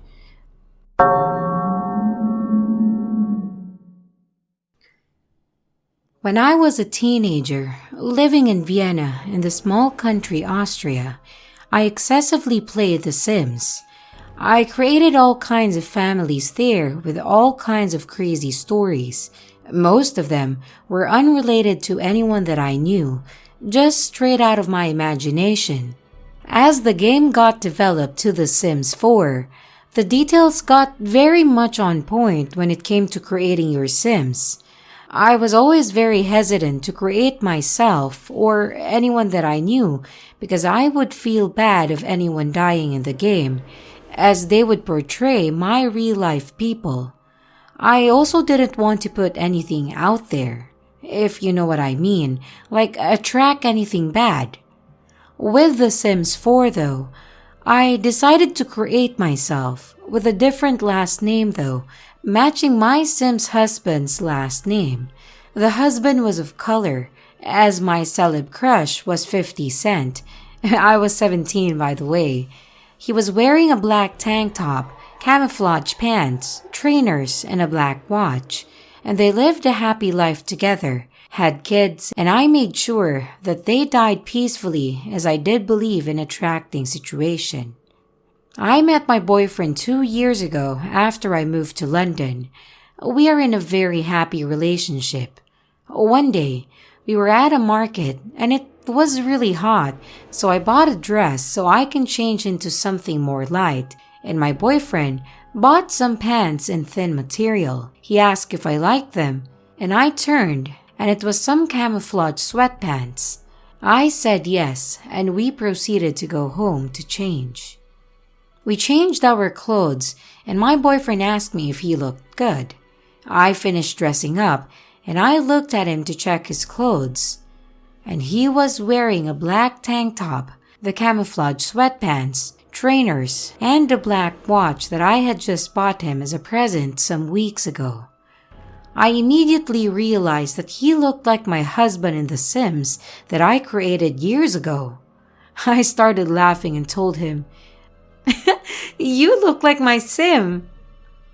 He looked at me confused, and as I told him what I meant, he told me, "Oh, so you attracted me into your life," with a cheeky smile, and I guess he was right. That was my most glitch moment that I have ever had, but I don't regret it at all.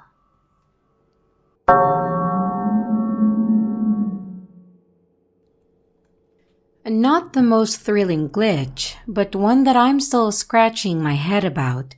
I was in Oahu with my girlfriend in November of 2020, and we spent one day of our trip visiting the Dole Plantation, Giovanni's Shrimp Truck, followed by shaved ice at Matsumoto Shaved Ice on the North Shore. After buying 2 shrimp platters from Giovanni's, we had opted to drive to Matsumoto Shaved Ice and enjoy the food in the car before buying the shaved ice. We found a spot in the parking lot, which was rare during non-COVID times. We ate it, threw our trash away in the parking lot's garbage, and headed to Matsumoto for some shaved ice. We were staying in Oahu, and upon arriving back at the hotel, my girlfriend noted that she had lost her ring. It was a silver Gucci ring that she's had for over 10 years and wore daily. We turned our hotel room inside out looking for it, and we searched the car multiple times as well. We looked back at our photos and saw that she was wearing it when we bought the shrimp, and we had no other pictures after that with the ring. We concluded that she may have taken the ring off when eating shrimp, placed it in her lap, and it fell out the car. Deciding to search the car throughout one last time, with all of the doors open and high-powered flashlights we used for hiking, there was nothing. It was a long drive up to the North Shore, so we wanted to be sure that it wasn't in the car. We drove an hour back to the North Shore at around 11 p.m. at night and searched the parking lot with flashlights for 30 minutes. We even went into the parking lot's garbage can and found the discarded takeout bag from Giovanni's and even combed through that. But still, nothing. We were defeated, but decided to check the car inside out once more before heading back. Nothing again. After the hour-long drive back, we once again combed the car inside out. Back at the hotel, we checked the room once more and finally decided to give up. The next day, we went to Rainbow Drive-In for lunch and again decided to search the car inside and out. It still bugged me that it mysteriously disappeared. We again opened every single compartment and moved the seats forward and back so we could check underneath. On the last day of our vacation, when returning the car, we packed up all of our things, wet wipes, phone holders, charge cables. Lo and behold, my girlfriend found the ring along with one of my power banks in the glove compartment. How? It wasn't even deep inside the glove compartment, but on a shelf sitting near the front with my power bank, which had apparently also glitched away because we never saw it. Our minds were blown. We had searched the glove compartment multiple times with flashlights, and we keep wet wipes in the glove compartment. So, we had opened and closed it a few times throughout the rest of the trip, like even after eating at Rainbow. Being a rental car, the glove compartment only had the manual inside and nothing else, so it's very easy to see everything inside with a glance. There was no way we could have both missed the ring in the glove box when we had obsessively searched the entire car 4 times over. Including quicker searches we conducted, we had looked for the ring in the glove box 6 to 10 times.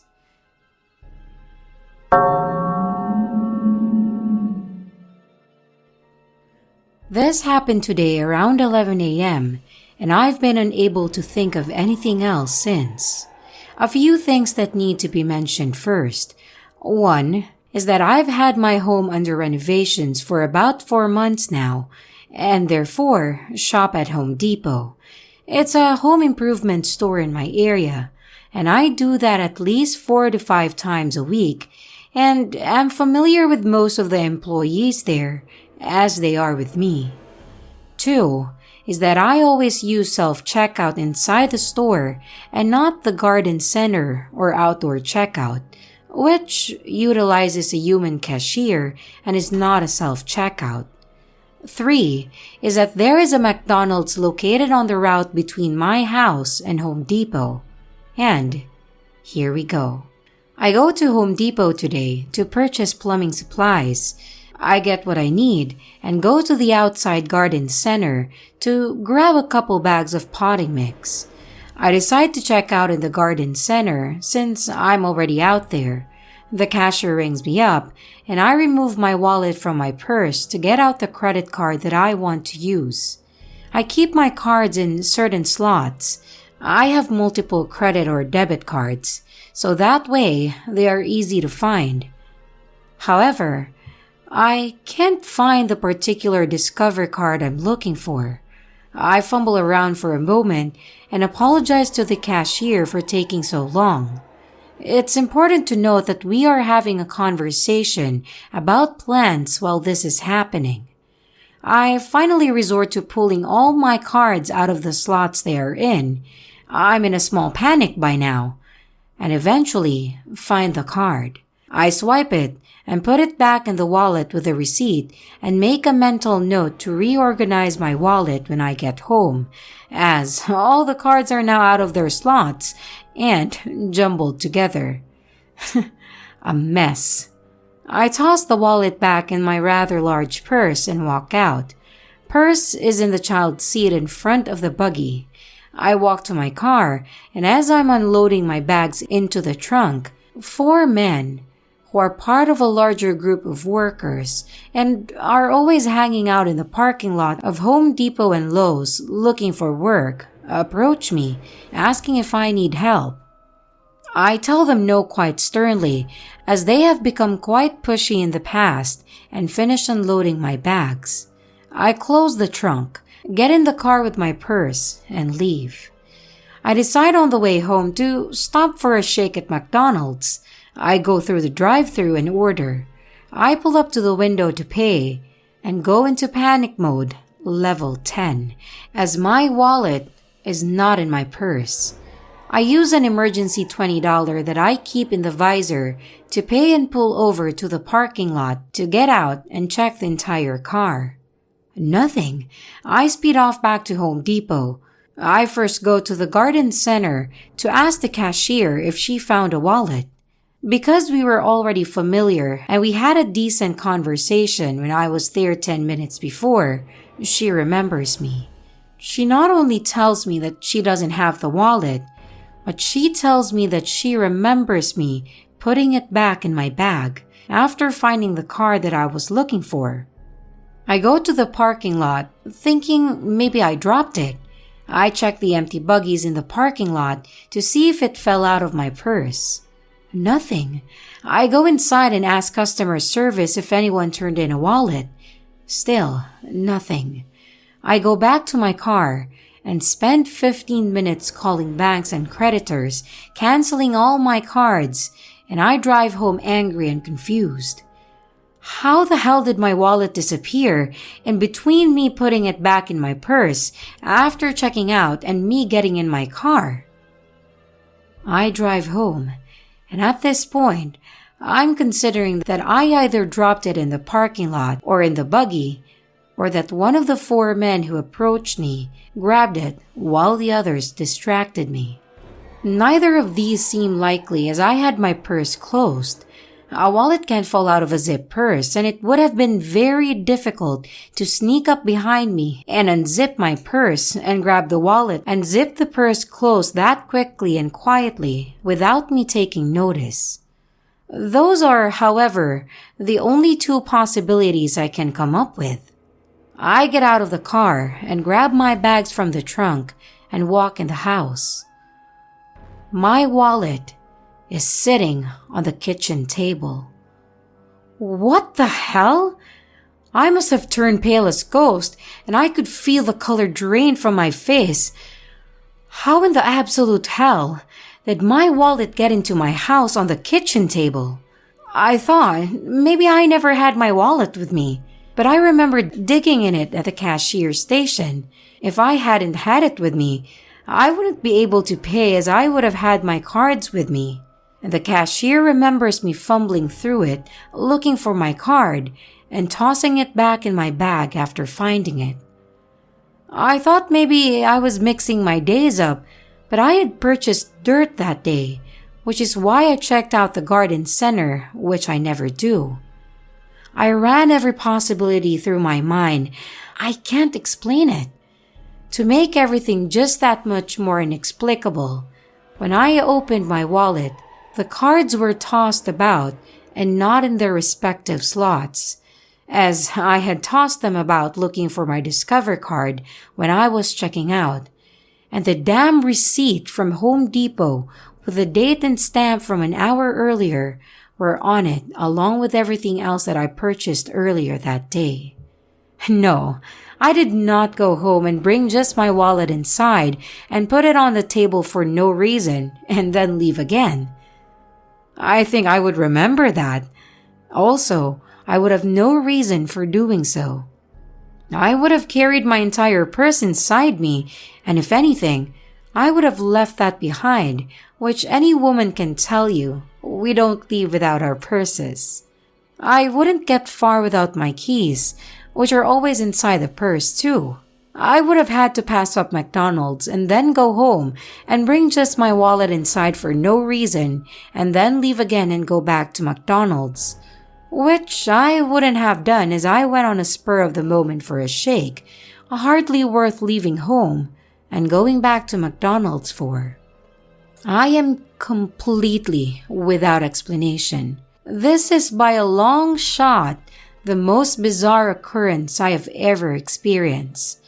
I am still, even hours later, totally freaked out, and there is no explanation.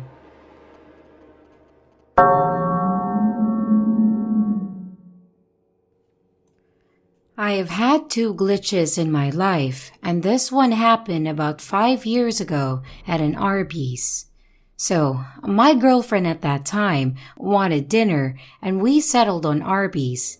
I had been to this particular location a few times, and nothing had ever stuck out to me. So, I decided to go in and order my food to go. When I pulled into the parking lot, my truck was the only vehicle in the lot, which I found a little weird and thought maybe they were closed, but tried the door and it was open. So I walked in, and the first thing I noticed was how dingy and old it was inside. Mind you, I have been in this particular location before, and it was not like this. I walked up to the register and was greeted by a male and female that looked very similar, almost like twins with the biggest ear-to-ear smile that I have ever seen in my life, and it looked fake. At this point, I'm starting to wonder what the fuck is going on, but I order my food, and both the male and female was so overly friendly and smiling. It was uncomfortable. I get my food and return to my girlfriend's house, and I'm telling her about this weird encounter. The next morning, I leave her house to go to work at 5:30, and I have to drive by the Arby's. The entire parking lot is ripped to shreds with the fence around the restraint with a sign saying, "Being remodeled and drive-through open." Fast forward to the end of the day and was going back to her house and had to pass said Arby's again. So at this point, it's killing me because I know they couldn't have done all this work that had been done in less than 20 hours. So I pull into the drive-thru and order a large drink. When I get to the window, I ask the girl how long ago they started the renovations, and she told me 2 weeks ago. My mind is fucking blown. I had just walked into the same place the night prior and got food too, and to this day, I can't explain what happened, and I will never go into another Arby's again.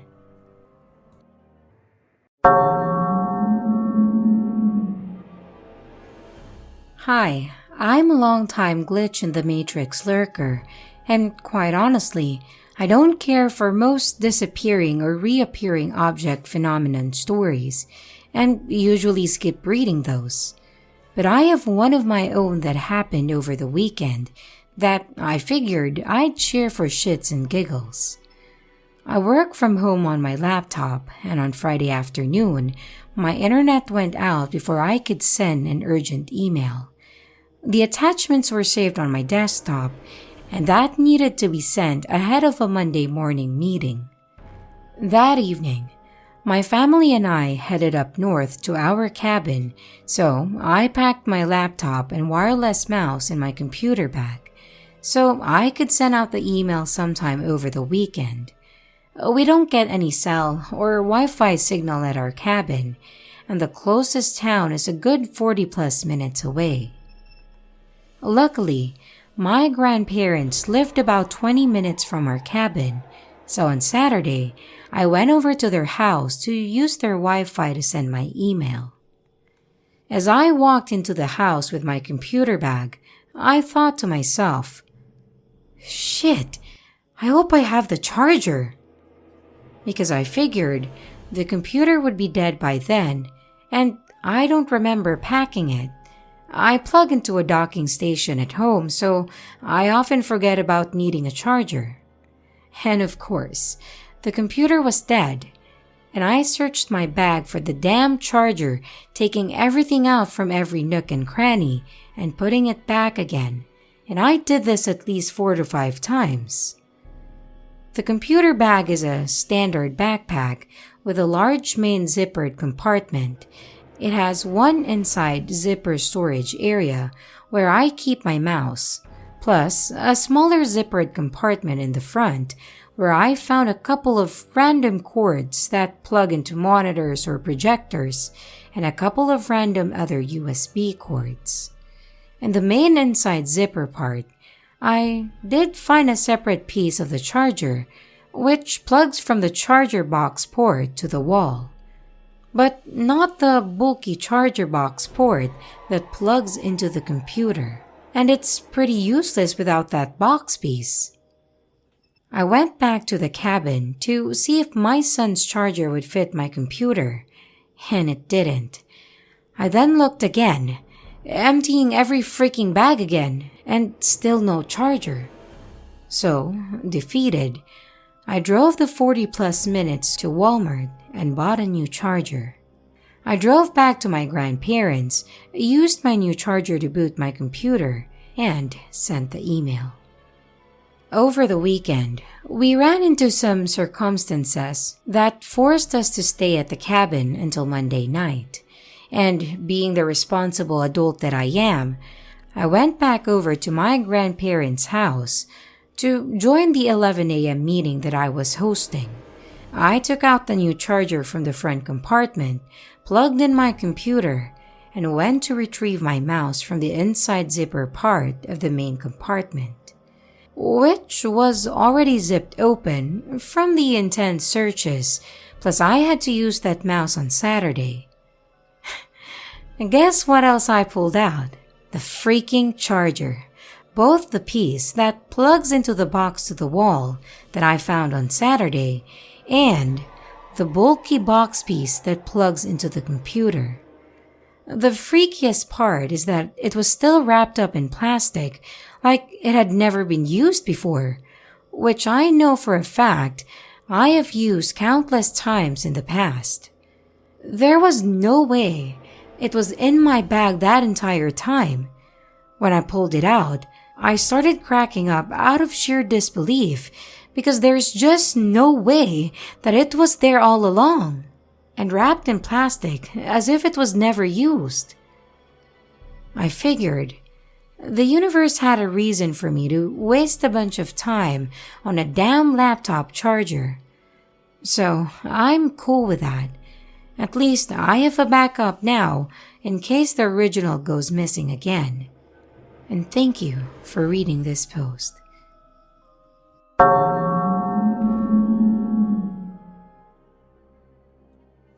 Yesterday, I woke up with flashes of horse trails in a residential neighborhood. I was fully awake, but I kept seeing the same image in my head. I knew where it might be, so I got in my car and drove till the near end of a road when I finally saw the trails. I turned in there and kept driving, taking random turns, and ended up at a park with some great hiking trails. I'm walking with my dog, and when I turn left into the woods and follow the narrow path, 100-ish feet in, I notice some confetti on the ground. Later, I see an old tree that's fallen on a fence and a sign with tagging on the fence. On my way back to my car, there's a dude and his pit bull walking by. A normal day, I didn't think much of it. Today, I woke up with the urge to hike again, which, by the way, is not normal for me. I got in my car and started aimlessly driving.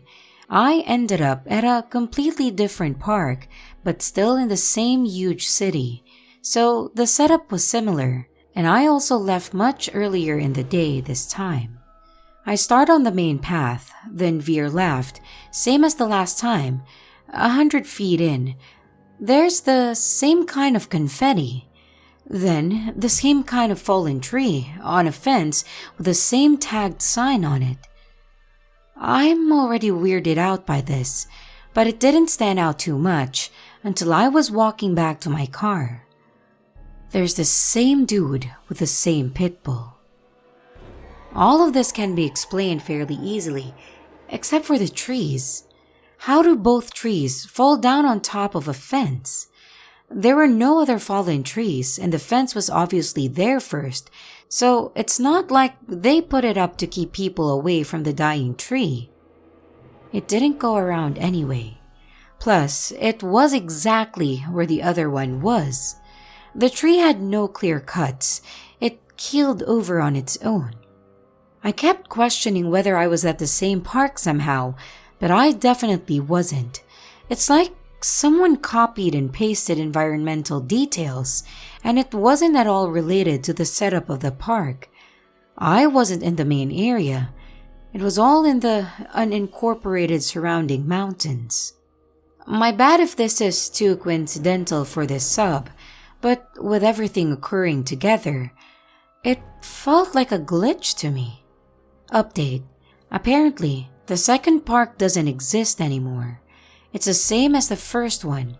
However, there are enough key differences that I know that it's not the same park. First off, the watering stations are in different locations. I had to cross the street to get water at the original park, and at the second one, I simply veered off, got water, then went right back to the trail. It was right there. Plus, the tennis courts at the latter park were so much bigger and situated further out. I'll keep looking, but my gut says that I won't be finding the second park anytime soon. Everything geographically says that they're the same park.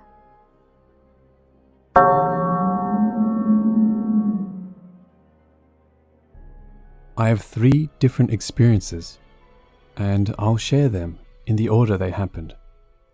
So I work at an online grocery store of sorts, and I pick and ship orders. One day, I was picking orders and part of it required 2 bags of the same chips.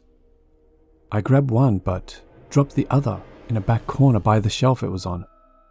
I make sure to pick it up because I know it'd be lost down there for a while if I hadn't. I continue picking the other orders, and once I come back to this order to double check I have everything, I'm missing one of the 2 chip bags. I think to myself how that could be possible, and out of curiosity, check that certain dark corner, and there it is. For the second experience, it's the morning before work, and I'm getting my lunch ready. I have some leftover takeout, and the box and the plastic fork are sitting together in the fridge. I take it to work and put my food away, but leave the fork in my lunchbox. Come lunchtime, all is well and I finish up. I go to put something back in my lunchbox, and there, I see another plastic fork. Now this could easily be explained away, but I don't ever use plastic forks. The exception is that it was already there with my takeout, but I clean out my lunchbox daily. The third and weirdest one starts with a product I'm already familiar with, and have purchased multiple times in my life, so I have a good image of it in my head. For anyone curious, it's Bragg's apple cider vinegar. One day I'm restocking the shelves and we get a new case of this. I notice and think to myself, the label is so bland now. Almost all the text it usually has is gone. Their quality must have gone downhill, I think. A few days later, and I even do a Google search of something like Bragg's label change. Finally, I'm stocking the shelves again. There I see it. The vinegar is right back to the way it was before. All the text is back and it's no longer a big plain yellow label with just a title. We definitely didn't just sell out of it either, to be replaced with another case. I'm there every day and pick almost every order. I feel as though the more you acknowledge these little glitches, the more they happen. I've been reading this sub for a while, but only recently started talking about it with my boyfriend. Nothing ever happened to me until after that.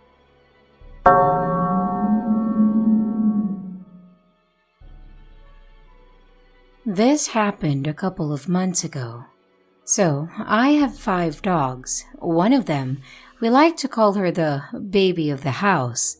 She's this sweet tiny little mutt who rolls over at the slightest raise of your voice. Anyways, I was leaving the house to go back to work, and I always make sure that she's inside before leaving. I know for a fact that she was inside when I left, because I stuck my foot in front of her and sort of kept her in place while I slipped through the door and shut it, like I usually do. Again, I want to reiterate, she was inside the house because I watched her start to walk away from the front door as I was closing it. I always make sure she's inside because I don't want her getting chewed up by any of the bigger dogs that roam around. I even looked around and made sure that I didn't leave any other dogs outside. I went to my car, forgot something, turned the corner to go back inside, and there she was. She was just sitting in front of the door, looking at me, wagging her tail, or nub since she's a mutt and doesn't really have a tail. It's just like she had been waiting on me to let her inside. At first, I thought maybe somebody had broke in or something, but the door was locked. Back door is completely blocked by a bookshelf. Windows were locked, no doggy doors, and nobody else was home, and no way for her to have gotten outside. This was the only time this has happened, and I lived in a fairly small house. I know every nook and cranny, and there's no hidden hole in the wall or anything. Maybe I just missed something, but I've been confused ever since.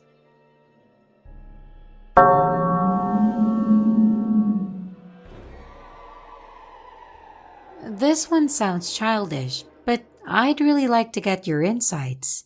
And I know that I'm not the only one with this kind of experience. I apologize already because English is not my mother tongue.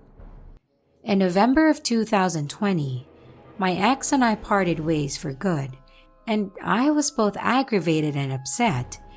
I had created him as my future husband, and I decided to change him to forget about him.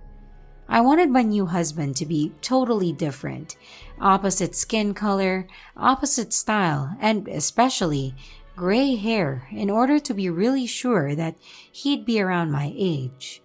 I'm 46, and my ex and I broke up essentially because of a huge age gap, which was excruciating for both of us. I chose a messy hairstyle, pretty formal black clothes, big blue eyes, and other specific physical traits. I wanted him to play the guitar, and I built him a fancy recording studio. I also wanted him to have a decent career and made him work at the office. Just a few days later, my girlfriend was coming over and asked me if she could come with 2 friends from another part of the country. because she was hanging out with them sooner that day, so I welcomed them without knowing them. And I kid you not, when I went and opened the door for them, there he was, my sim husband. He locked into my eyes instantly through the window with an inquisitive look, and when he came in, he said, "Do I know you? It looks like we already met." And my answer was, "Yes, you're my sim husband. What an icebreaker." No need to mention that he matches every characteristic of his virtual version. Job type, playing the guitar in a band. Guess what their dress code was? The gray messy hair, the big blue eyes, and the dad bod, and even the shape of his mouth. We got along perfectly on many levels that night, laughed a lot, and he mentioned later on how fast we clicked and how many common tastes and interests we have, especially in music. Of course, he hit on me pretty heavily a few weeks later. One day, we were chatting at his place and he told me, "Don't forget you created me." He totally got me. This kind of glitch happened to me another time when I created a different fiancé. I know, who looked like another guy I was interested in. I put a beanie on his head with big headphones, as his actual hairstyle was not available. And a few days later, I was hanging out with some friends, and he arrived with a beanie of the color I chose for him, and of course, his headphones over it. What the fork happened to me?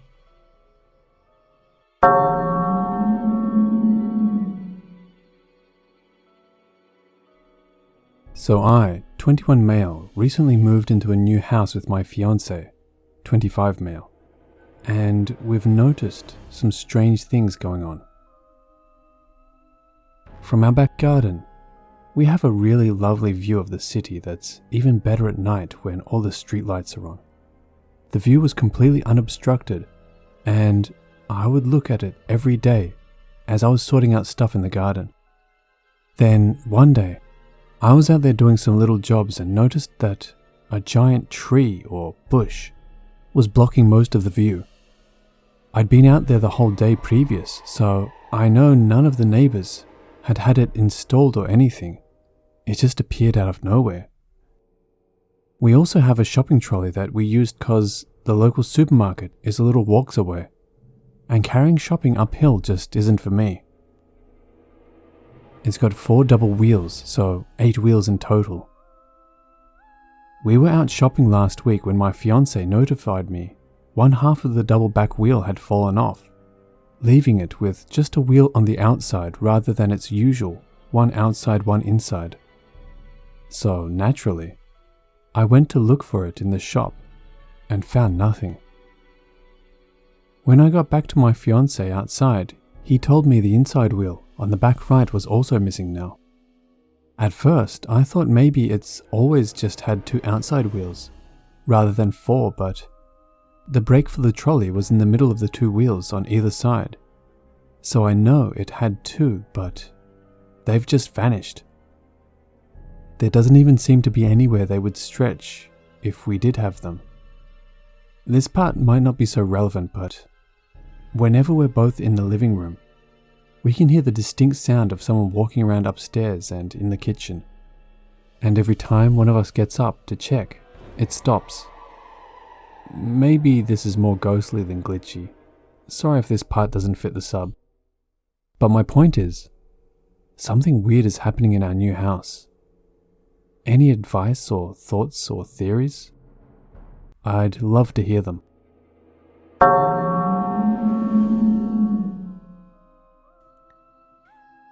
I have been reading this page over the past couple weeks or so, and never thought that I'd even have something to contribute. But this popped up in my mind today. A few years ago in college, I was on a dance team. Every fall, we would hold auditions and a new girl joined the team. We'll call her Panda, as that's the nickname I have with her currently. She was really nice, but I also didn't think much of it, as she was just an acquaintance at this point. Anyways, I was going through some dark shit in college and I was journaling one day. I remember specifically writing a line like, "I don't want to be here anymore. I don't know what to do about it." Immediately after writing that, Panda's name popped into my head. It's almost like it was implanted in my head, rather than a thought that came from the conscious me. I wrote her name with a question mark after it. I didn't know what to think. It was entirely random to me, and I hadn't known her well enough to assume that she'd be going through anything even. I wasn't sure what made me write her name down after that statement, but I moved along with my journaling. Later the same day, our dance team met at a party, and I could tell something was off with her. Based on the weirdness of journaling earlier that day, I felt compelled to pull her aside and ask her what's wrong. It turns out, she was struggling with self-harm, which I could entirely relate to based on my past, and I was taken aback. That was a weird enough coincidence, but what really floored me is that when she said the exact sentence I had written down, "I don't want to be here anymore. I just don't know what to do about it." I guess that could be considered a common statement, and I know this isn't the craziest glitch if that's what it is. But I'm also not someone that expects things like this to happen to me. I know the universe is weird, but my life feels very average and normal. What are the chances that I would write something down hours before it was said to me and predict who was going to say it?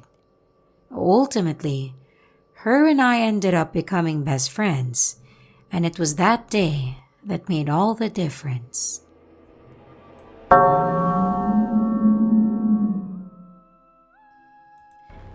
This happened about 20 years ago when I was 16, but I remember it like it just happened because it freaked me out so badly.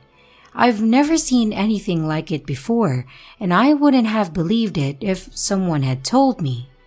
But I witnessed it myself, and I have never been able to find a logical explanation.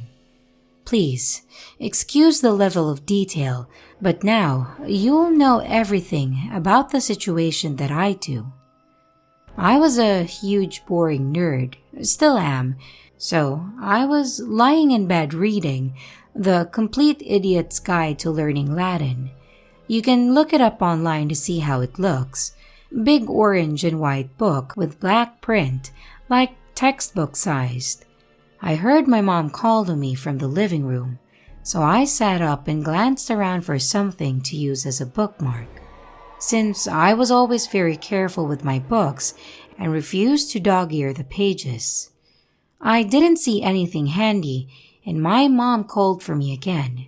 So I knelt down next to my bed and carefully tented the book on the floor, at a steep angle so the spine wouldn't take damage. Then I opened my door and walked out. Our house was a 3-bedroom, not very big. When I walked out of my room, I turned left and went down the hallway past my brother's room door, which was closed. He had a habit of pacing his room while he talked on the cordless phone, and I could hear him doing just that as I walked by. At the end of the hallway, I turned to look into the living room, but didn't leave the hall. My mom was sitting on the couch with her boyfriend, and she looked over and asked if I knew where the remote was. I said I didn't. She said okay, and I walked back to my room. I was gone maybe 45 seconds at the max. I walked in, closed the door, and turned to walk over and pick up my Latin book. But there was nothing there. It was gone. It was so unexpected and impossible that I just froze. It was like my brain couldn't come up with any possible actions to take in this situation, so I just stood there, staring blankly. There were only 4 people in the house, one of which was me, and my brother didn't leave his room during those 45 seconds. I'd have heard his bedroom door open, and I'd have heard him stop talking. He has a very deep, rumbly voice. My mom and her boyfriend were getting ready to watch a movie in the living room. Even if one of them had tried to pull a weird, random prank by taking my book, they wouldn't have had time to pull this off, unless they'd literally been running, which I would have seen or heard. And it's not like anyone could have broken in and taken it. The previous owners had been burglarized once, so they had burglar bars installed on all the doors and windows. Our joking nickname for our house was Fort Knox. Besides, what burglar would steal a Latin book? All this was running through my head while I stood there staring. After a few minutes, I decided my mind must be playing tricks on me. I know the human brain can ignore information right in front of it if it decides it isn't important for some reason, which is how we can miss seeing something in plain view. I was amazed to have an awareness of the phenomenon in real time and marveled over how strange the brain is. I started to slowly approach the spot on the floor while staring at it, wanting to see the moment when the book would appear to materialize there as my mind stopped being stupid. It didn't happen. I thought, well, my eyes might play tricks on me, but my hands won't. And I crouched down and swept my hands across the spot on the floor where my book should be. I felt nothing, just the carpet, and I was totally shocked because my mind was playing tricks. It was the only reasonable explanation I had, and now that was out. Had I completely imagined the crystal clear memory of tenting the book on the floor? After a few moments of staring and rubbing my hands over the floor, I decided that was the only other possible explanation. I must have actually put the book somewhere else. I got up and proceeded to tear my room apart. I pulled blankets and pillows off the bed, combed through both of my bookshelves, opened desk drawers and dresser drawers, shook out clothing, even opened my closet, and practically turned it inside out. Every few seconds, I would turn to stare back at the spot on the floor, but it was empty. After close to an hour of searching, I finally lay down to peer underneath my dresser. Nothing. Then I sat up, shaking my head in defeat. There was nowhere left to look, and I glanced back one more time at the spot on the floor. The book was there, exactly where I thought it was, tented just how I left it. I froze up again, breathless, feeling like I had just been electrocuted. How the fuck?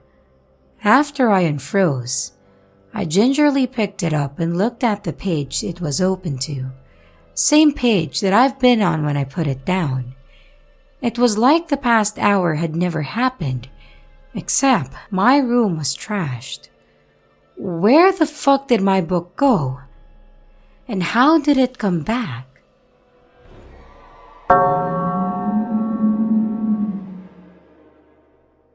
So my boyfriend and I were going on a really long drive late at night. I'd been driving for about 3 hours before I was getting tired, so I pulled over and he started to drive. It was late for me, but wasn't late for my boyfriend, so he was wide awake. After about 20 minutes of him driving is when it all started. The first thing that happened, we looked up at the night sky and saw a light in the sky a little larger and closer than a star that was sitting suspended in the sky, and as we watched, it dropped and flew out and disappeared. We both looked at each other and knew we had both just saw it. As we discussed what we just saw and how it may have been an alien, the next thing happened. There was a car, 2 car lengths ahead of us, that crested a hill.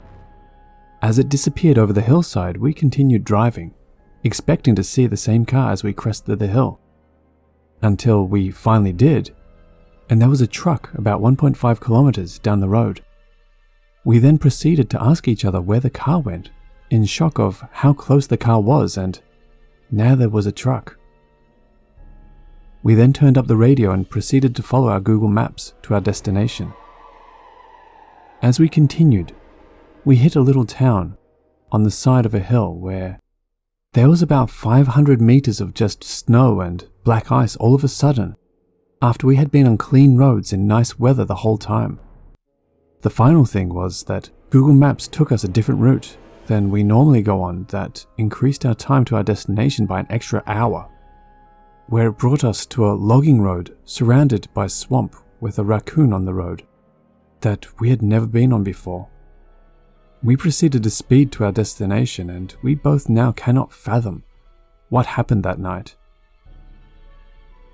My boyfriend never really believed in aliens or glitches until this happened, and now he tells everyone this story, and he still has no idea what went on that night.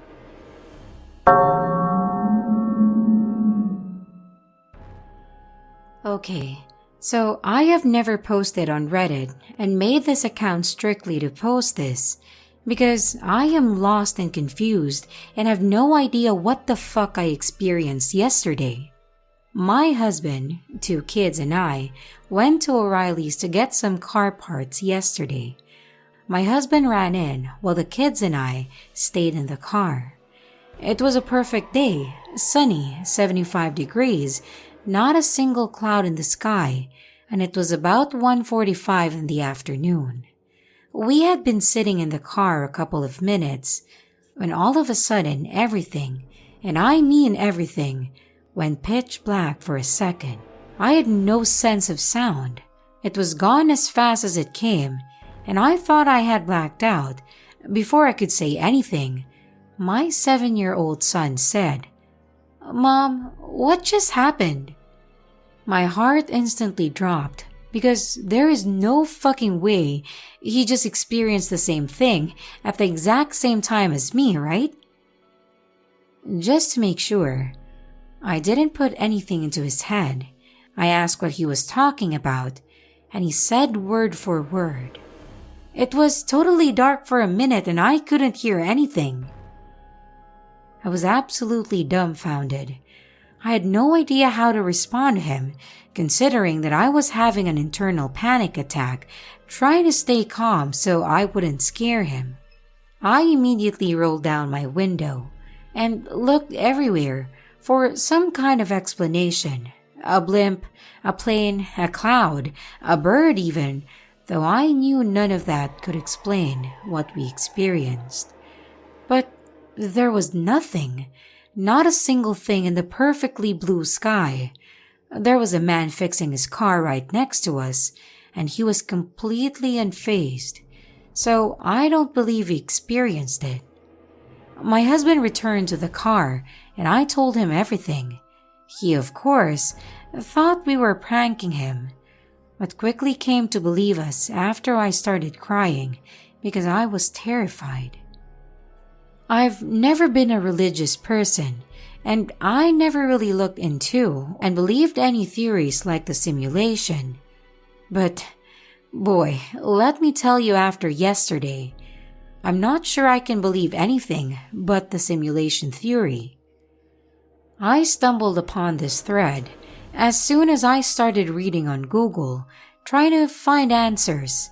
And I have found so many accounts of people experiencing the exact same thing. To make it even weirder, I noticed that in a lot of people's experiences, it happened on a cloudless sunny day, and several were parents with their children. I'm not sure what the point of me posting this is, but I felt like this was the only place I would be able to tell my story without people saying that I'm crazy.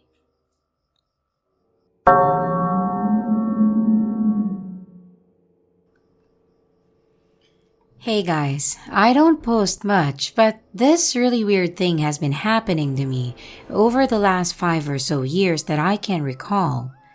I remember the first time it happened and sort of shrugging it off as a funny coincidence. I'm a published author. Nothing big, just short stories you've probably never heard of. But obviously, characters in my stories have to have names, right? Well, I always try to come up with original names. Nothing too weird, but sometimes names that I don't think are really even real names.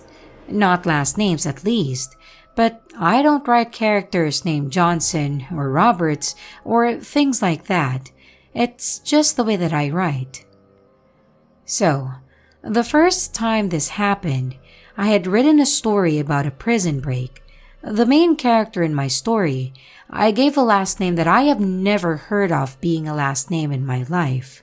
Not too long after that, I made a friend, and he had a slightly varied spelling of what I thought was the fictional name. Like I said, I shrugged it off, but I got a little more weirded out when it turned out he was a prison guard. But still, a coincidence is fine. I had written one with a side character who ended his own life. This character also had a name, obviously, and not such an uncommon one that when I met my new boss, I thought anything of it. That is, until his untimely and self-inflicted passing some years later. I can think of this sort of phenomenon happening at least 10 times over the past 5 years. Co-workers, bosses, colleagues, volunteers I work with, people I meet and stick around in my life. So when it happened again the other day, this time, a full name I had given a character, I felt struck again. Is this just some kind of Bader-Meinhof frequency illusion kind of thing?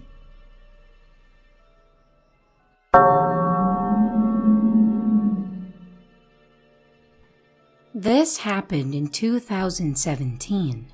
I was with a bunch of my friends and we were playing a game where one person has to eliminate everyone by stepping on their feet, and each person gets one step or jump to avoid them. So I was getting really excited and my friend was aiming to eliminate me, so naturally I jumped out of the way. In doing so, I had positioned myself in a way where I was gonna hit my head on the chair that was beside us on the way down, and I was probably gonna get a concussion if I did. That was when it happened. Everything went still. My friends were frozen mid-cheer, and the eliminator was suspended in the air, not moving at all. I remember getting really panicked because I realized that I wasn't able to move either. Everything around us was frozen mid-action as far as I could see, and it wasn't adrenaline either. This was different. I could think and rationalize, but no matter how much I tried, I couldn't even blink. The world stayed like this for what felt like 10 minutes until I was suddenly able to blink. When I opened my eyes, we were just a few moments before that incident, and the eliminator had just taken out the guy before me and was starting to turn to me. I decided to let my foot get stepped on, and when the game was over, I asked my best friend if he had noticed anything weird. He asked me what I meant, and I told him the whole story. But of course, he thought I was making excuses for being eliminated so early in the game. Every once, it still randomly crosses my mind every once in a while to this day, and it freaks me out every time. I hope there might be an explanation for this, but as far as I know, time completely stopped.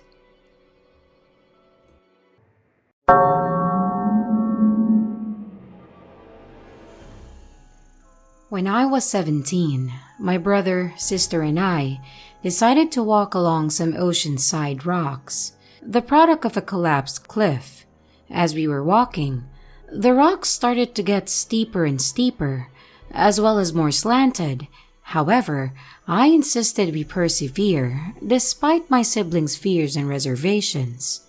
As we reached a point that was about 13 feet high, I jumped from one rock to another, lost my footing, and slid down until I was hanging off the edge. I started calling for my sister as I held on for dear life. I was certain that I would die if I fell off. People have died falling off the rocks in this area before, or at least received devastating injuries to my neck and spine from the height and angle, which would force me to fall backwards onto the rocks below. Before my sister could pull me back up, I felt this sinking feeling as my hands lost their grip and I fell for some seconds through the air, thinking that I was in for a lot of pain. My last thought was begging that someone would save me. I was knocked unconscious, and when I came to, I was scared to move because I was certain that I'd be paralyzed. However, to my amazement, I was shaky but completely fine aside from a small scratch to my ankle. There was no wave to save me, and I'd definitely fallen onto the rocks. And to this day, my sister, brother, and I have no idea how I lived, let alone how I walked away unscathed. After it happened, I had this deep feeling that I shouldn't overthink it too much, and I should just take it at face value, almost like there was some rule or force that operated that way, and that I shouldn't question it. I didn't see anything when I was out, but I did feel very odd.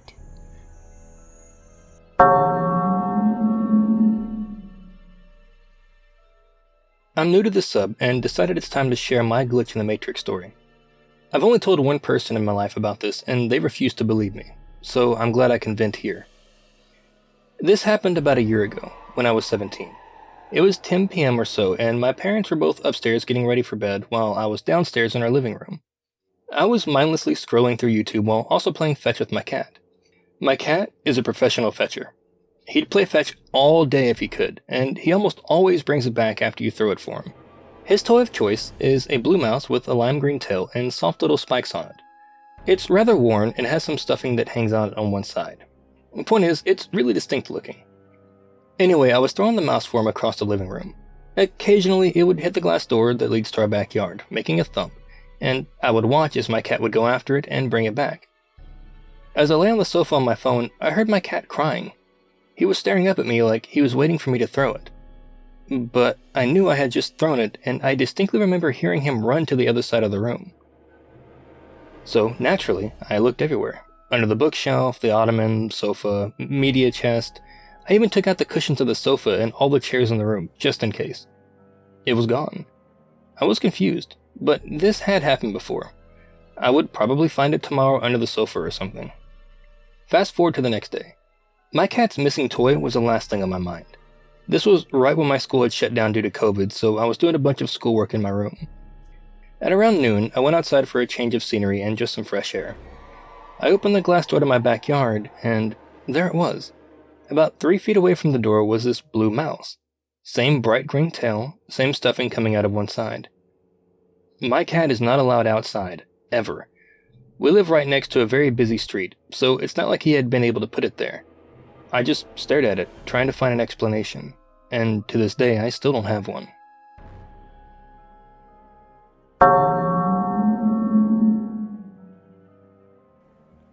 This happened in February earlier this year, and I doubt I'll ever get over it. I just turned 18 and I live in the suburb I grew up in. My best friend and I hang out almost every night as we live in the same neighborhood and like to drive around in my car. We'd often drive around the houses in the neighborhood adjacent to us, and I love to drive, so we do it often. However, for the first time, something felt off about our usual wandering route. My best friend lives at the top of the hill, and I live at the bottom of it. It was around 11:30 on a Friday night, and we were driving around near her house. and we were about to turn into the intersection that we always took when suddenly I felt something drop in my gut. For whatever reason, I was overwhelmed with the urge to not take that intersection under any circumstance. I vocalized this to my best friend, asking, "Does this place feel eerie to you all of a sudden?" And stating, "I feel uneasy. We should turn around." She didn't feel the same feeling, but she was alright with turning around and going somewhere else. I've never been a reluctant person, and I've never really cared where we drove, as our neighborhood is relatively safe, and I know it like the back of my head. I don't have anxiety, and I'm always confident in my actions. I have lived in this neighborhood my entire life and had probably been around that intersection 1,000 times.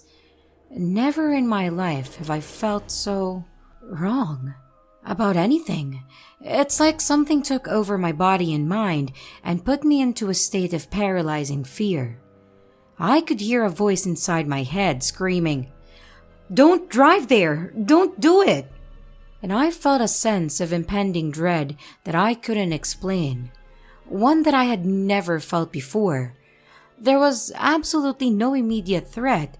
The intersection looked completely normal, exactly like it for the 17 years that I've lived here. And I'll never understand what put my body into that state of utter panic. That feeling sat with me throughout the night. We drove to the main street of our town, where we were stopped by a red light.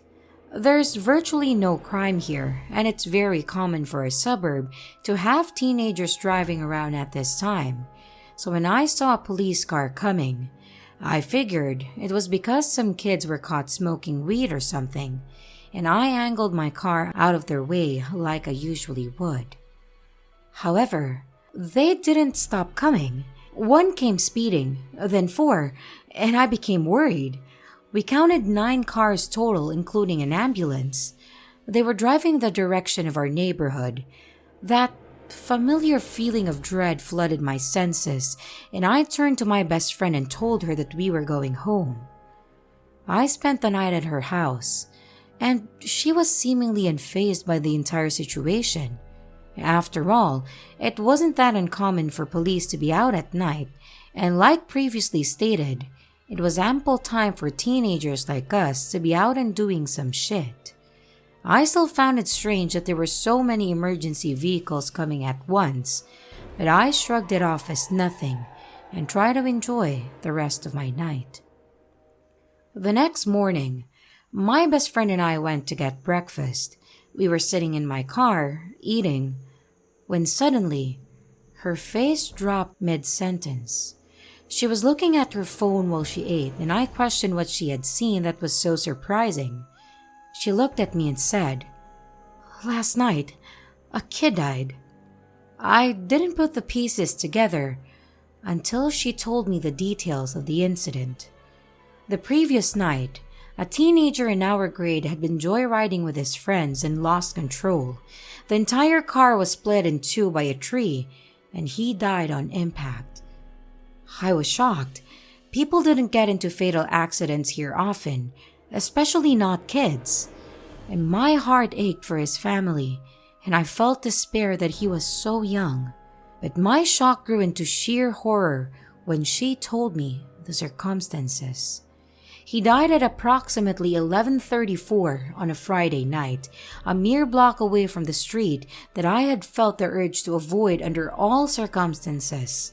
I checked my Google timeline in an effort to disprove what I was thinking, and my heart dropped when I read the timestamp from the previous night of our location near the intersection. 11:33.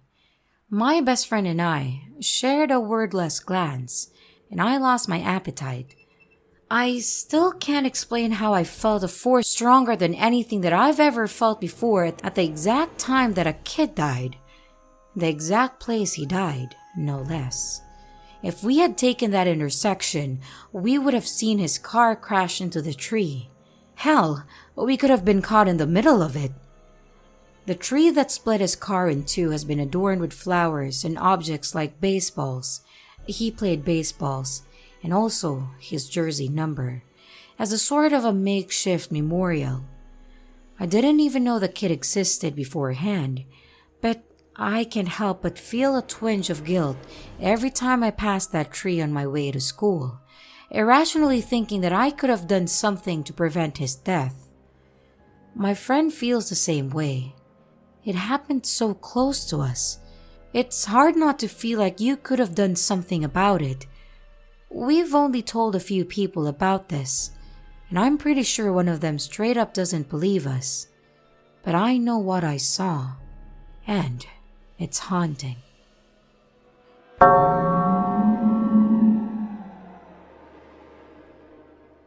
"12 a.m. I was on call with my friend on Discord, watching them show off their new character in a game to me. It was 12 a.m. exactly, so my volume was very low. Normal so far, yeah? 12:01 a.m. I heard my mother call my name, and she called my name from the kitchen, which is downstairs. But she's supposed to be asleep in her room. I take a look around the corner since our rooms are right next to each other, and she is, in fact, asleep in her room. I freaked out, shut my door, and sat on my bed and continued to talk to my friend. 12:01 a.m. Still. This happened within 30 seconds, and I hear her call me again. I'm sure she called my name. It sounds like her. It sounds like my name. 2 seconds pass and she calls my name once more from the kitchen. This is undoubtedly her voice, and I got up to go look again. This time, I go halfway down the steps. Something feels wrong.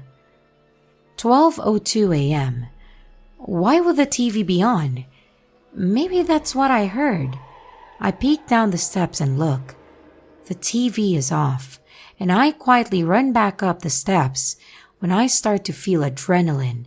I am full of fear and adrenaline as I once again close my door silently and hop back onto the bed. It's 12:24 a.m. EST. What do I do? What was that?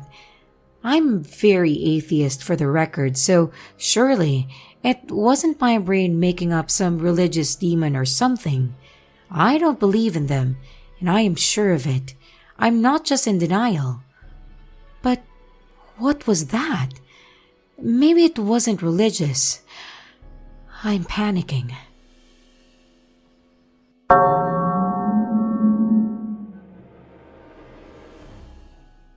I live in the Scottish Highlands and about 20 miles from the nearest city.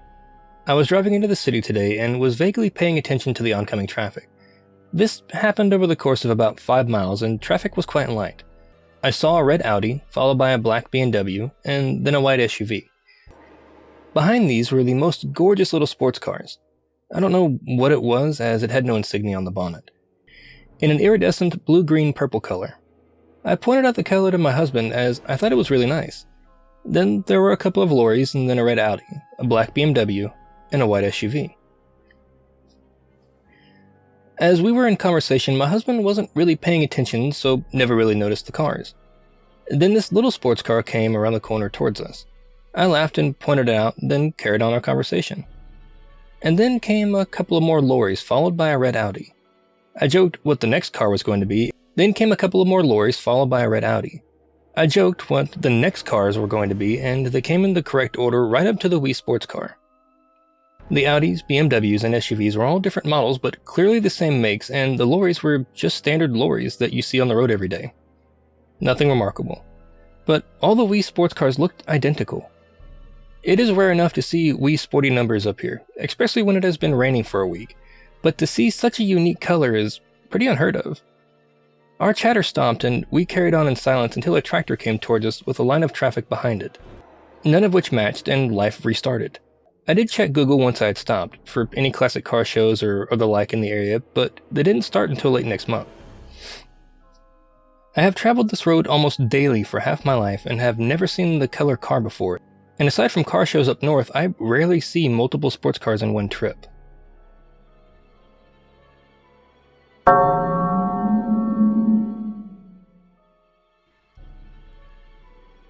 So, in early 2018, I got routine dental x-rays. At that time, I was referred to an oral surgeon to get both of my bottom wisdom teeth removed, as both were growing in at bad angles, with the left one being partially impacted.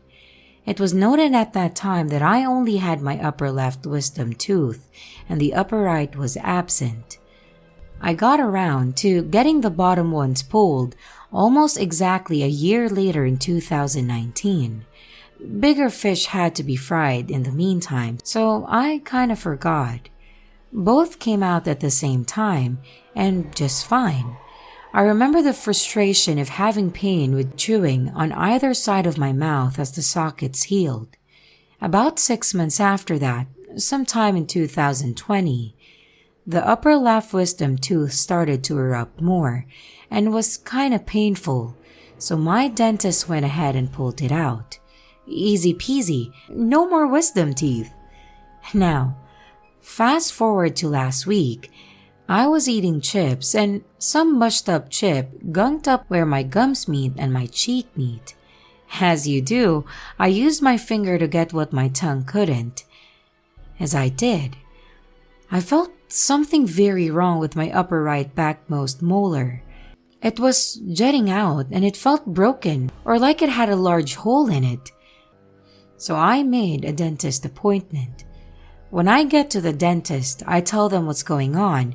They take some x-rays and the assistant tells me that it looks like it's my wisdom tooth. Weird, I say.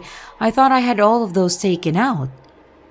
The dentist comes in, takes a look, and confirms that it's my wisdom tooth and it's broken. I tell him how I thought I only had 3. He says it might have just been way up there when my last x-rays were taken. Sure, okay, it makes sense. I opt to have the tooth removed there and then, since it was mildly painful when I chewed. He put the numbing shots in and told me to hang out for a minute while it set in. During this waiting period, I asked the assistant to see my last panoramic dental x-rays, and she complied. Well, there were only 3 wisdom teeth in the picture, but they weren't the correct 3 wisdom teeth compared to what I thought to be true. Both of the top wisdom teeth were present and fully erupted. The bottom left was present and growing at an angle. The bottom right wasn't there at all. Now, I know memory is fallible, but this was some bullshit. I am more flabbergasted than anything. If maybe a bit annoyed that I had to get another tooth removed when I thought I was done with the wisdom tooth thing. C'est la vie. Reality is weird.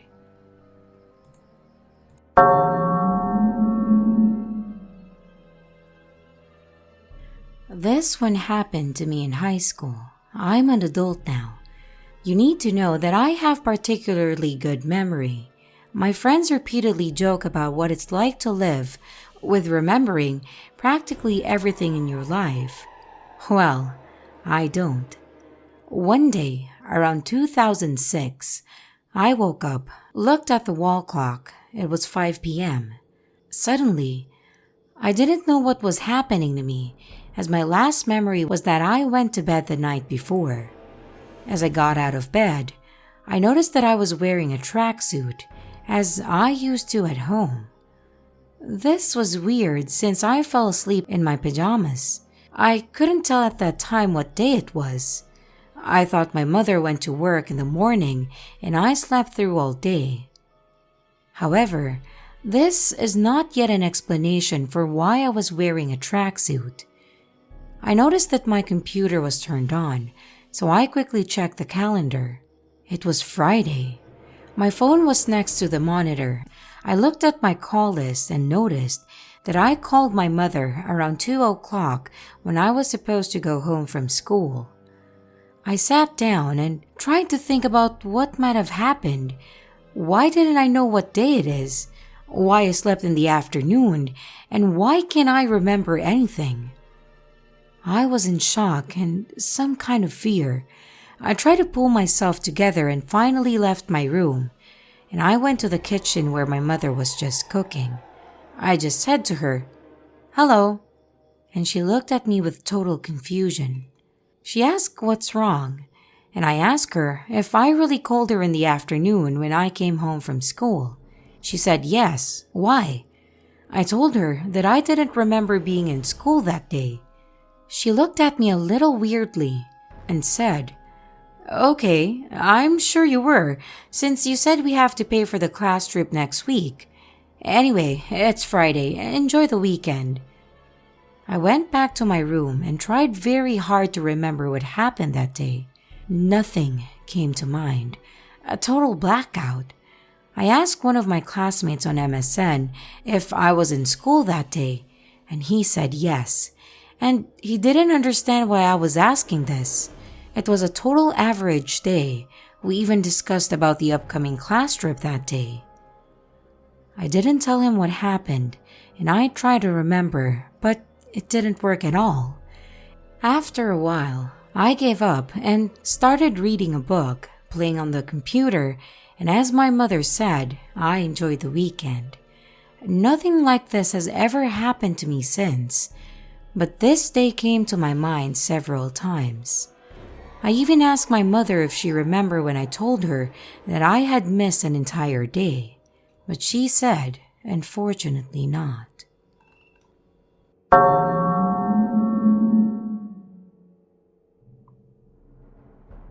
This story will not be as mind-blowing as some of the other stories in the subreddit, but it still creeps me out quite a bit, so let me tell you. One day before going to music lessons, I decided to go to a pastry shop and buy a crepe.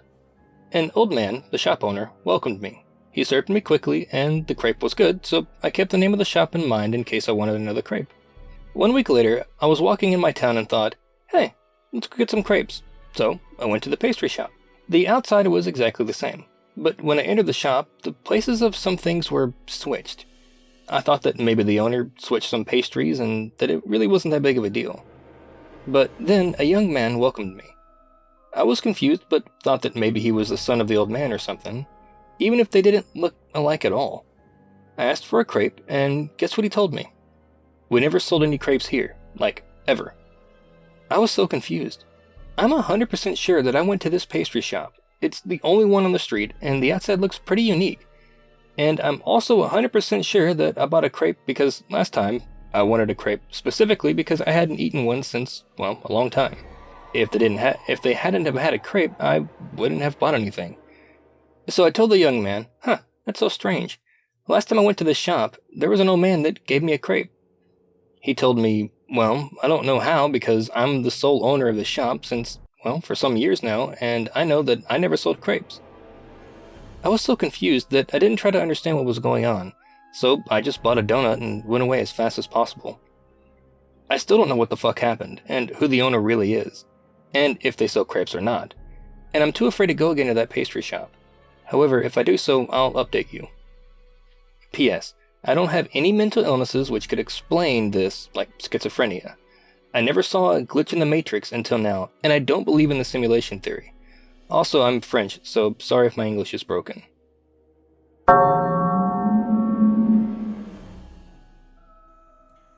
I have this story that has been in the back of my head for years. I've accepted that it will never be explainable and that I never really tell it because I have myself under the impression that people don't really like to listen to other stories because I typically don't. So I don't bother, and it's kind of long and detailed, so it makes it even harder for me to want to tell it to someone. I came across this subreddit and figured if I were with any of the people in here, they would love to listen to the full story. So here we go. I finally got COVID, so I have to quarantine for a week more, and I have time to write this. It was a typical school night back in high school. I am the youngest sibling, and I have 2 older brothers. And at that time, I lived with my whole family, mom and dad included. My grandparents are wealthy, so every once in a while, we would meet them for dinner at their country club 15 minutes away from my house. With everyone being busy on the weekday, it was normal for us to take more than one car, whatever was the most convenient way to get there on time to meet for dinner. This time specifically, I went with just my older brother to the country club in his 2006 to 2007 Toyota Camry that my grandparents bought for him when he got his license. Super generous, and my family couldn't afford to get him one. We are very thankful for them, and they have helped us out a lot over the years. I can't remember exactly which year the car is. It's not that important. What is important, though, is that the car does not have Bluetooth. Therefore, it required an aux cord to play music from our phones. Everything about this glitch is so vivid. We get to dinner, everything is normal. We were playing music on the way to dinner. We get back to the car after dinner, and the sun had gone down. However, now the black aux cord he'd been using for the whole year was missing. I remember searching the car, moving the seat back and forth, asked him if he's sure if he locked it, and he was. It would also be such a weird thing to take by itself. My brother, actually being into this kind of glitch stuff like I am, we marked it down as a glitch at that time. Couldn't explain where it went and couldn't have gone missing. We moved on with our lives and just thought it's pretty cool and funny, but weird that it just went missing randomly, you know? Now, audience, I know what you're thinking. There are a million stories of things just going missing unexplainably on here, but this is where it gets twisted. Fast forward probably 5 years to last year, 2019 to 2020, prior to COVID. I was a freshman in college. My fraternity had a parents' weekend, and both my parents couldn't make it, so I flew out to see my brother that weekend in his new home in Texas. For reference, he moved from New York, where we grew up, after he graduated college for a job, and I am in Arizona for college, so it was not far or anything. I remember wanting in and out, so he went to the parking garage in his new apartment complex, where, funny enough, he keeps the same exact car he has had since he was a senior in his high school. The blue 2007 Toyota Camry that my grandparents got him. We finally get to the car and I notice he still has the same car. I live in New York when I'm not at school, so it was cool to see it again. It had been a few years. Now, I cannot make this up.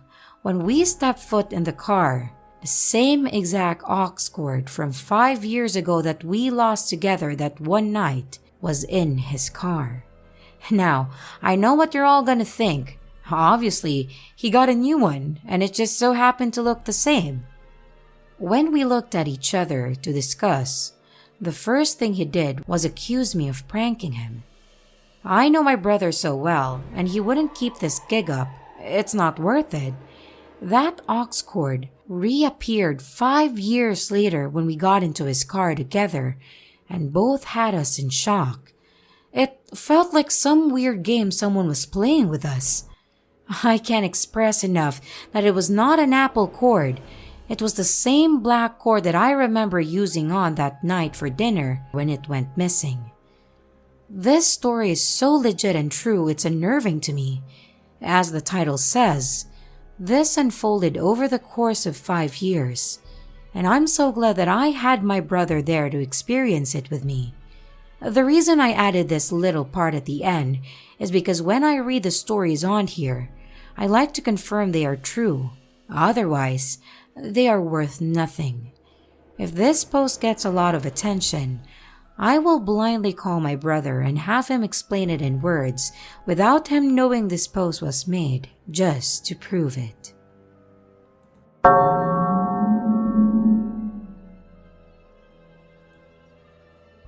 Adding to my personal collection of weird stuff and glitches, I think I just met someone who was supposed to be my best friend. This happened at the mall today, so I am writing this as fresh as it comes. I was browsing the electronics store when I noticed some guy walking towards me. Usually, I am not so good on recognizing faces in the crowd, but when I saw this guy, I felt like I knew exactly who he was.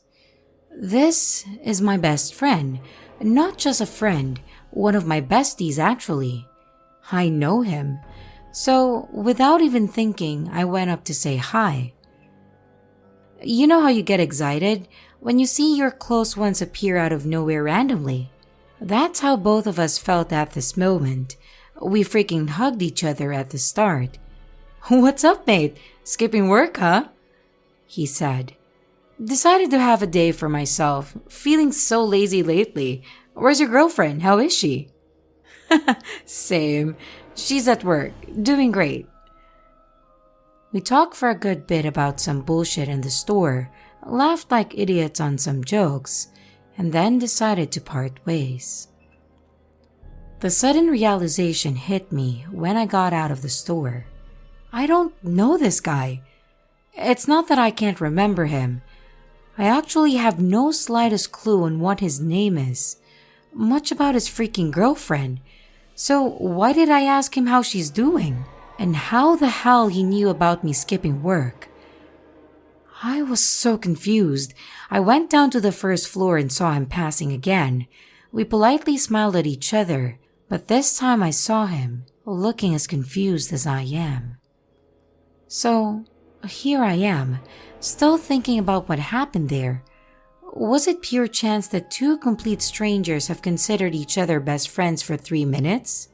Was it just a glitch that made us friends for a short while and then reversed it? Or are we just two socially awkward idiots with memory issues? Anyone else encountered something like this?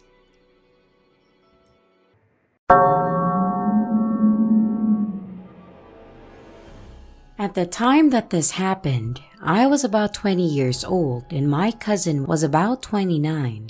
I'm 25 now, and reading the stories on this subreddit reminded me of this. Me and my cousin Faith were downstairs in her house.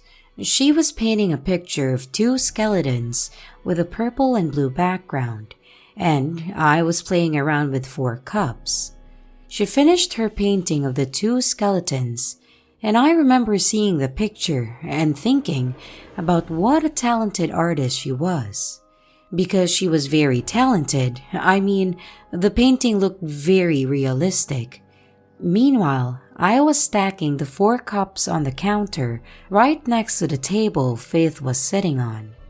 I stacked the 4 cups into pairs of 2 and sat one pair down right side up and the other pair facing downward. My cousin went upstairs for a second while I went into the laundry room to get something. And I swear, I was in there for around 10 seconds. And when I came back, my cousin was back downstairs and not finished with the painting. I swear, she finished right before she went upstairs. But now, the background wasn't colored and she was still erasing the pencil marks off the canvas. Not only that, but the 4 cups I had stacked before were back to their original position, being unstacked in a row. "I thought you were already done painting," I told my cousin, but I don't remember what she said after that, or even if she did say anything. I was very confused. Maybe she had unstacked the cups before I came out of the laundry room, but I still don't know how she wasn't finished with a painting, even though I clearly remember her finishing it and showing it to me before she went upstairs. Another thing is that I never saw her finish the painting after the incident, which means that I never saw the painting in the first place, so it's not just my mind playing tricks on me.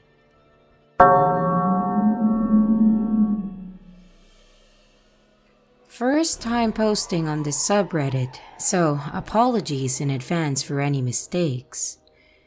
I was cleaning my room recently and found a crumpled up note in an old pouch that I used to carry around a few years back. I usually use this pouch to keep loose keychains or pins, so it being in the pouch itself felt really out of place. The note was in my ex-boyfriend's handwriting and in the kind of notebook paper he used. He's very particular about the kind of notebooks he uses. Basically, scribbles that went along the lines of "don't leave me" or "don't go" and "I love you." So I assumed that it was written after our breakup. The thing is that he hasn't been to my house since our breakup, and apart from a chance meeting on the train, I haven't met him in person since then either. I texted a picture of the note to him, and he said that he did write it in one of his own notebooks as a vent while trying to get over the breakup, but he has no idea how a page from a personal notebook ended up at my house. He is just as weirded out as I am. I asked him to check his notebook to see if he could locate the original page, but the breakup's been too long ago that he probably can't find it either way.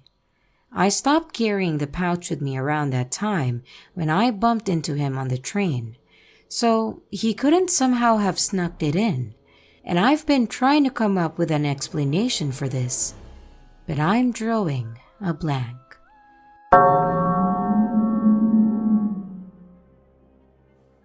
I just joined Reddit because of this. English is not my first language. I'll try to be as clear as possible. Before the pandemic, I worked as a support/shadow teacher for a kindergarten kid with autism.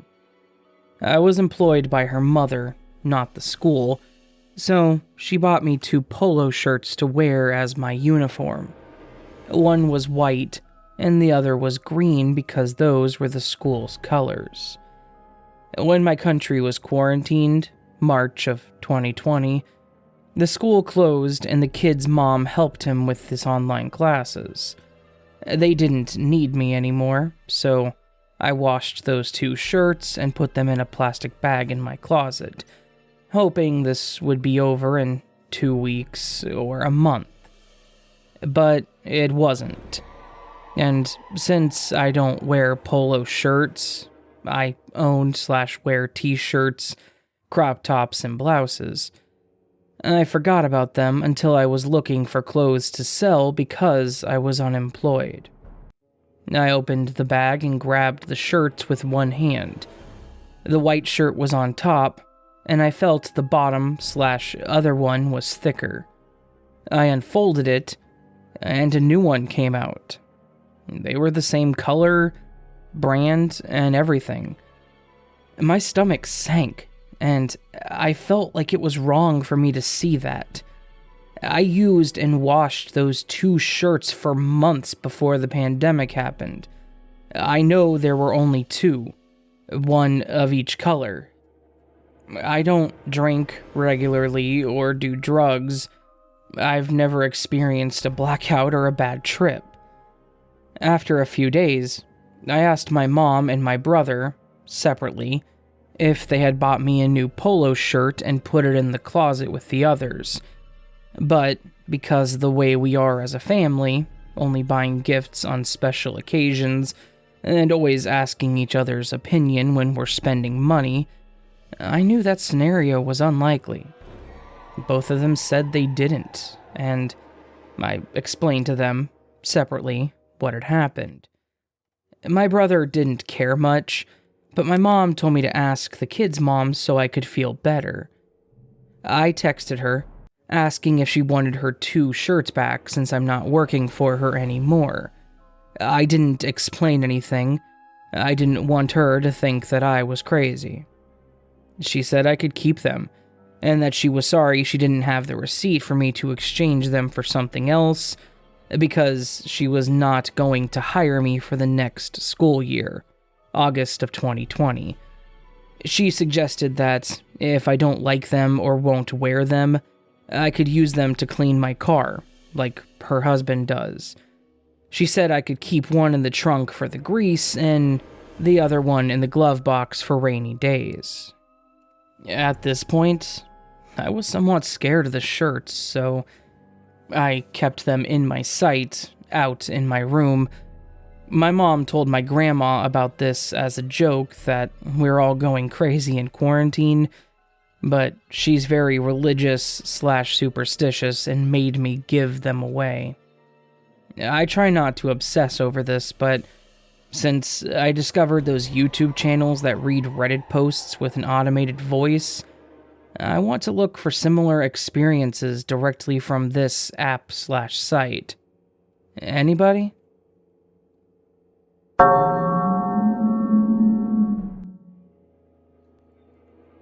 So this happened about a year ago in August. Not as crazy as some post here, but I thought it was pretty strange. At the time I was working as a painter, we would get loads of lumber meant for trim on houses.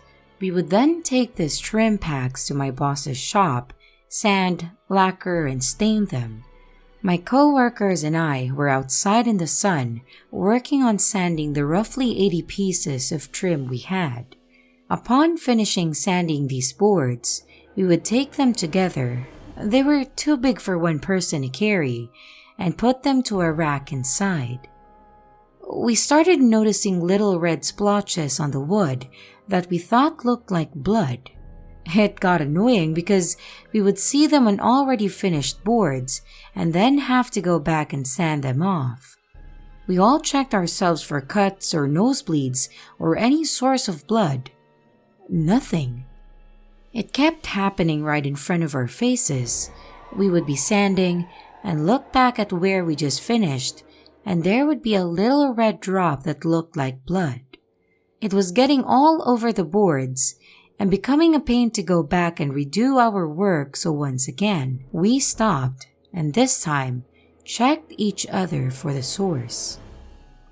Again, all three of us were clean and could not tell where it was coming from. We considered the idea that it was sap from the wood, but the type we were working on had a yellowish sap we were already dealing with, not red and liquid like the phantom blood. Finally, I ran my hand over a board to see if it was smooth, and I drove a splinter into my finger. I cursed and lifted up my hand, and two little crimson droplets of blood fall on the board. They look exactly like what we were just dealing with, like I had been bleeding on the boards the whole time, except there was no way. At this point, we all are a little weirded out and take a smoke break, and I pull out the splinter and put on a band-aid, and we get back to work. There are no more red splotches after this. Nothing too insane, but none of us could explain where the blood was coming from or why it had stopped.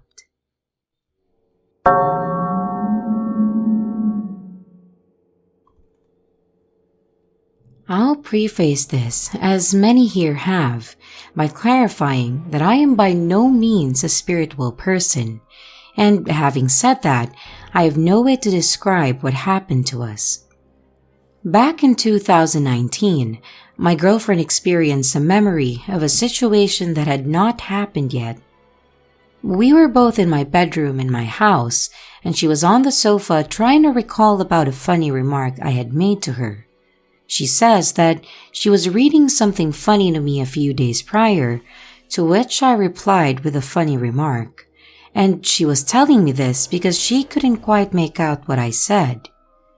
I was confused because I had no recollection of that conversation. We dwelled on it for quite some time while she tried to remind me that I was by the bathroom door while she was laying down on the bed. But I had nothing. She eventually shrugged it off and forgot about it. Fast forward to a couple of days later, I had just showered and I was drying myself off by the bathroom door frame, which is inside my bedroom. She's laying on my bed reading something funny on her cell phone right in front of me. She starts reading it back to me with an excited look. As she is reading it, her excitement seems to slowly fade away.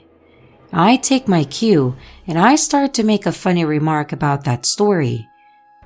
But I stop halfway. I ask her, "What's wrong?" She's pale, wide-eyed looking at the phone screen when it suddenly clicked. She looks back to me, jumps out of bed, and finishes the sentence I had just started. She knew exactly what I was going to say. It was exactly the memory she had 2 days prior. We spent a few good hours after the incident freaking out, trying to wrap our heads around what had just happened. No possible explanation, no déjà vu. She literally described that event days before it happened. I remember her mentioning specific sections of that story the day before. It wasn't a coincidence or a text she read again by mistake, nor could it be me unconsciously playing a prank on her. It was really a memory of the future. Update. She came over last night and I had her tell me the story again. She confirmed some things. The text she read was from a tattoo on a photo on Instagram or Facebook most likely. She distinctly remembered bits of the text on the moment of the memory, as well as certain movement that I did, followed by something that I said. However, at the moment she actually read the text back to me, she definitely had never seen that tattoo before.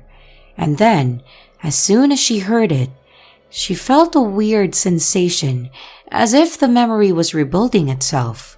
When she looked at me, she said it felt like her memory and her sight sort of converged onto a single moment, and that's when I asked her if she was okay. Then she got out of bed.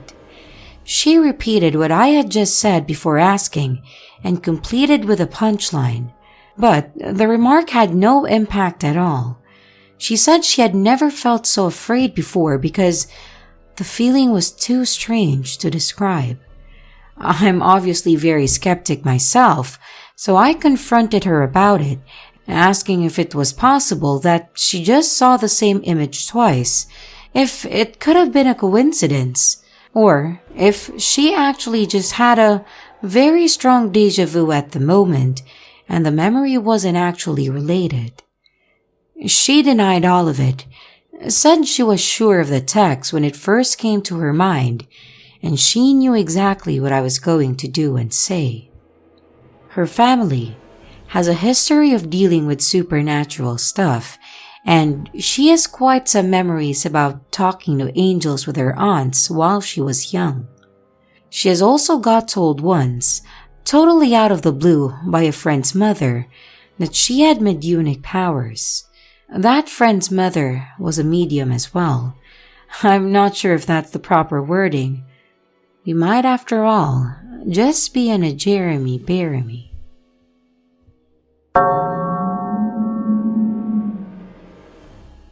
This happened about 2 weeks ago. Our family dog is a very sweet, rough collie. He has a habit of running across the backyard to the fence on each side of our house.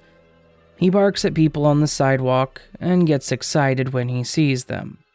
Now, I know he means no harm, but normally I'll call him inside because I'm sure the neighbors don't appreciate all the barking. Our living room and kitchen are at the back of the house, so we can see him in the backyard. We have a very large window and glass French doors, so you can see almost everything.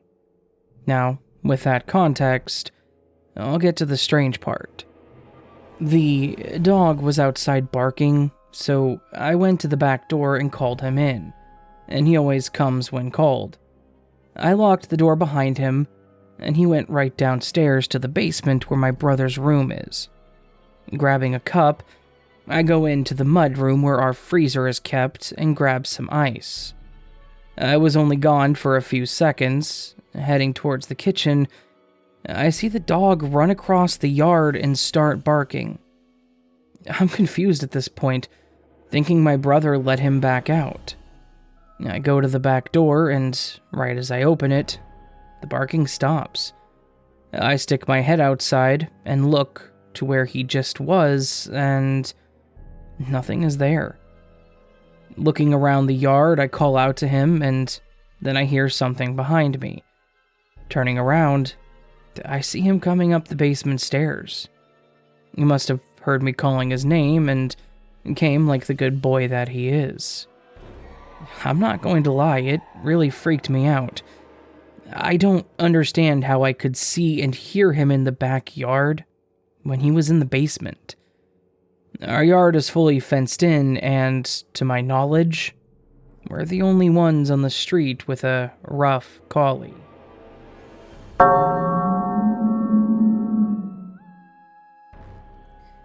I live in the Scottish Highlands and about 20 miles away from my nearest city. I was driving into the city today and was vaguely paying attention to the oncoming traffic. This happened over the course of about 5 miles and traffic was quite light. I saw a red Audi, followed by a black BMW, then a white SUV. Behind these were the most gorgeous little sports car. I don't know what, as it had no insignia on the bonnet, in an iridescent blue, green, or purple color. I pointed out the color to my husband, as I thought it was really nice. Then, there was a couple lorries, then a red Audi, a black BMW, and a white SUV. As we were in conversation, my husband wasn't really paying attention, so I never really noticed the cars. Then, this little sports car came around the corner towards us. I laughed and pointed it out, then carried on in our conversation. Then came a couple more lorries, followed by a red Audi. I joked what the next cars were going to be, and they came in the correct order right up to the wee sports car. The Audis, BMWs, and SUVs were all different models, but clearly the same makes, and the lorries were just standard lorries that you see on the road every day. Nothing remarkable, but all the wee sports cars look identical. It is rare enough to see wee sporty numbers up here, especially when it has been raining for a week, but to see such a unique color is unheard of. Our chatter stopped, and we carried on in silence, until a tractor came towards us with a line of traffic behind it, none of which matched, and life restarted. I did check Google for once I had stopped for any classic car shows or the like in the area, but they don't start till late next month. I have traveled this road almost daily for half of my life, and I have never seen that color car before, and aside from car shows up the north, I rarely see multiple sports cars in one trip.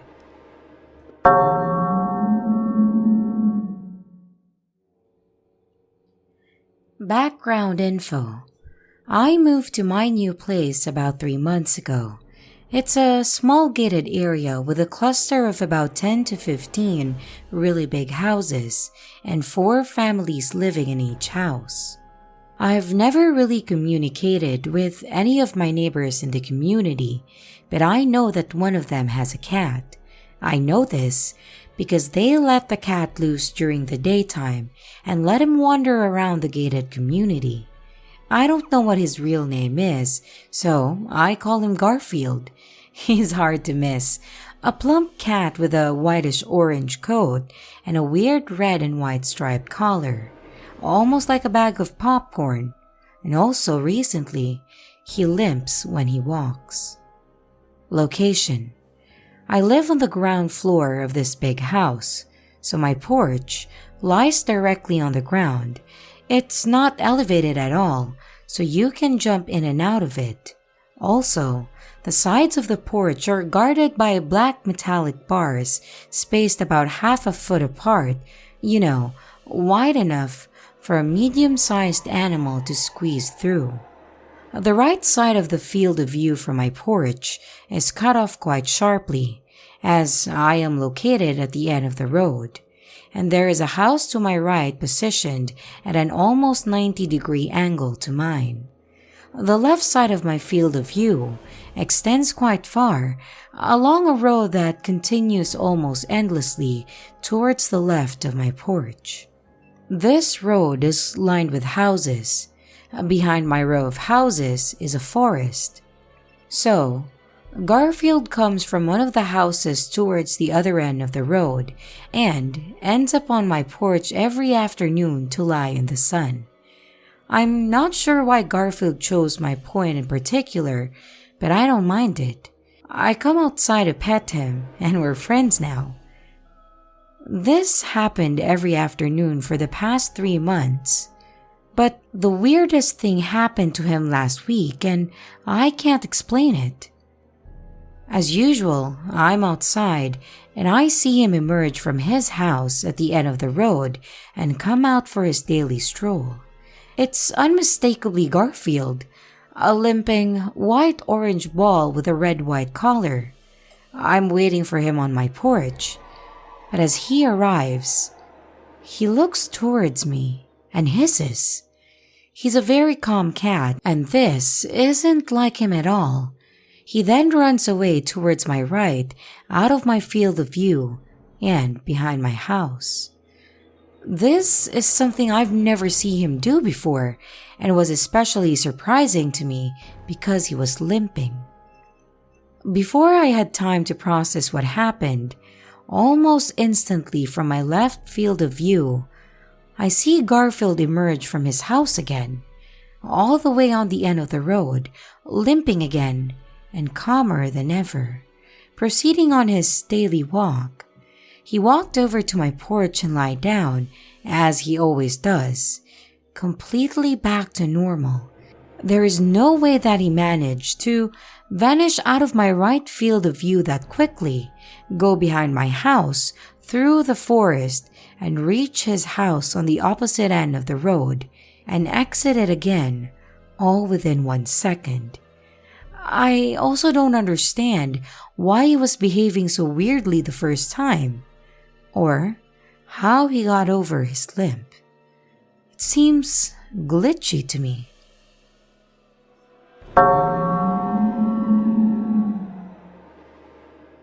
Hi, this is my first Reddit post.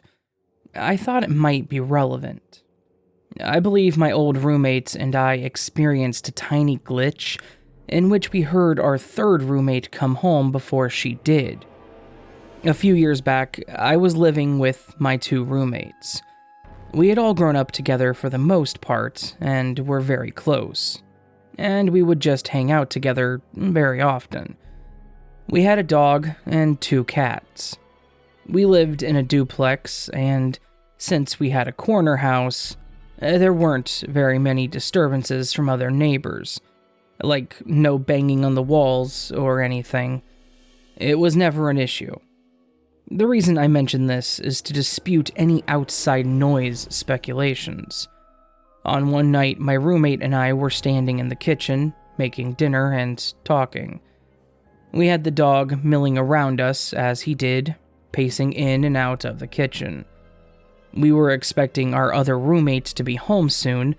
She worked a late shift and was usually the last one home.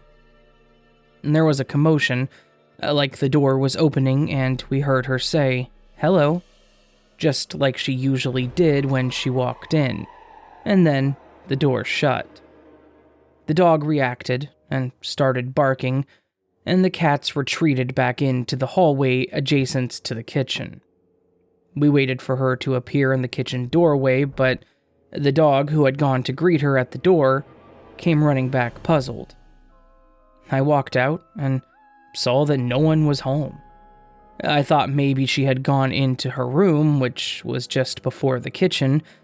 It wasn't unusual for her to run in if she had to use the restroom right away, but she wasn't in there, or in her bathroom. We were confused and bewildered, and we vowed never to forget it. And then we waited for her to come home. When she came home, it was the same commotion. Like, literally, exactly how we had heard it maybe 20 to 30 minutes before. She was skeptical and probably tired from her workday, so when we bombarded her with everything, she laughed it off and shrugged.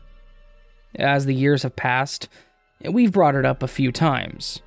My roommate and I who witnessed the glitch, but it's almost like it's hard to hold on to. It just seems to slip from my memory until I'm able to pull it up again somehow. I'm glad to finally be writing about it. Unfortunately, we no longer live together and don't talk very often, but hopefully the next time we speak, I'll be able to ask her about it, among other weird things that happened in that house. This is just one of them. This is the only glitch-like experience that I've ever had where I cannot explain it.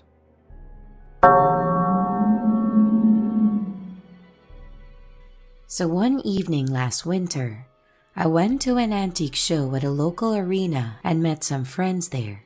I had been to this arena before and knew what part of town I was in, and also knew just how to get home, since I had not lived in that city that long. When I went to leave, I was talking to someone in the parking lot, and they told me a more direct route to get back to my house, so I took it. After driving for a few minutes, I was in a very familiar area and found myself on a route that I took regularly to get home from a friend's store. I was driving along a main street. A mall was on my left, where I often shop, and I got into the left-hand turning lane just as the light was turning red. While at the red light, I lit a cigarette. The left-hand turn light goes green, and I go left around the corner. I look to my left after turning and see the movie theater and restaurant behind the mall. But when I looked up and in front of me, after 1 or 2 seconds, I am now driving on the highway. I freaked out and screamed, "Where the fuck am I?" I was alone in the car and I started to panic because it was dark out and I had no idea where I was. I saw an exit sign ahead and recognized it, but I had no idea which direction I was traveling because the same street has an exit on both sides of the highway. I kept going and then saw that the next exit was the one I would normally take to get home if I was driving on the highway. So I somewhat calmed down, took the exit, and got home. To get to where I was on the highway after I turned left at the mall would have taken a trip right around the city and would have taken about 45 minutes. No extra time had passed and the just lit cigarette was still in my hand, still just lit. If I had not talked to the person in the parking lot of the arena, who had given me an alternate route to get home, and had instead driven home the way I normally would have, I would have been in that same place on the highway on my way home at pretty much the same time. I got home, and I was completely freaked out, crying and shaking, and I still have no idea what happened.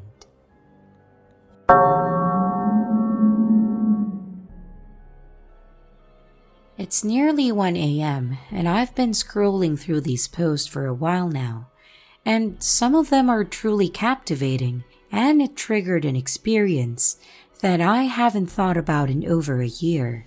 I thought I'd share, as I think it fits the brief. This happened when I, a 23-year-old male, and my sister, a 34-year-old female, were only 13 and 23 respectively. Saturday morning, I woke up about 10 a.m.-ish and my mom cooked me some breakfast, scotch pancakes, and we watched an episode of Lost together, while my brother stayed upstairs playing on his PS3, probably FIFA. Around 11:30 a.m., my sister called me and asked if I wanted to meet her at my local shopping center to buy some clothes and just generally have a walk around and have something to eat. I wasn't doing anything and my friends weren't playing out, so I decided to meet her. She took a taxi there and I walked there as it's pretty close to me, or was at that time. We had a generally good time. I didn't end up buying any clothes, and my sister did. We had a meal at a cafe about 1 p.m. and got an ice cream each afterwards, where you buy a cone and go and make it yourself from the machine. Although, I broke the machine pin on the lever and got a bit upset because I thought I was going to be made to pay for this. But the manager came over and said it's happened a few times ago. No biggie. We went to Mr. Sims. It's an old-fashioned sweet shop, and bought some sweets, weighed them, and paid for them. Going home, my sister ordered a taxi in, but this time I got in and the taxi dropped me off at home. She stayed in and then went home. She was living with her friend at that time. It was generally a good day. I played some FIFA with my brother when I got home, ended up having a bit of an argument with him, then made up and had some supper in the evening. And then we watched Saturday Night Takeaway as your generic Saturday TV. All in all, a pretty normal and uneventful day. Except, this day didn't happen, at least not to anyone but me and my sister. I mentioned me breaking the ice cream machine to my mom, and she thought that I was joking.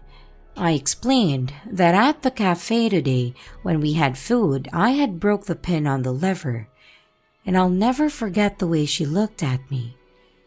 She looked worried, but slightly questioning, waiting for me to say that I'm joking. She said that I left the house once today, and it was to go to the chip shop to bring back egg fried rice and curry for me, my brother, and my mom. And it took about 15 minutes. At no point did I leave for hours, and when I did leave, it was about 2 p.m. I remember calling my sister, panicking at this point and needing to prove that I did actually go and meet her. She answered, slightly sleepy by this point, as it was about 11 p.m. before this conversation occurred, and asked her what we did today on loudspeaker. She went through the exact same story I've just told my mom, including the ice cream machine, including what she bought, and including what sweets I got from Mr. Sims. At this point, I ran up to my room and brought the remaining sweets down to prove that I bought these today and went to the shopping center.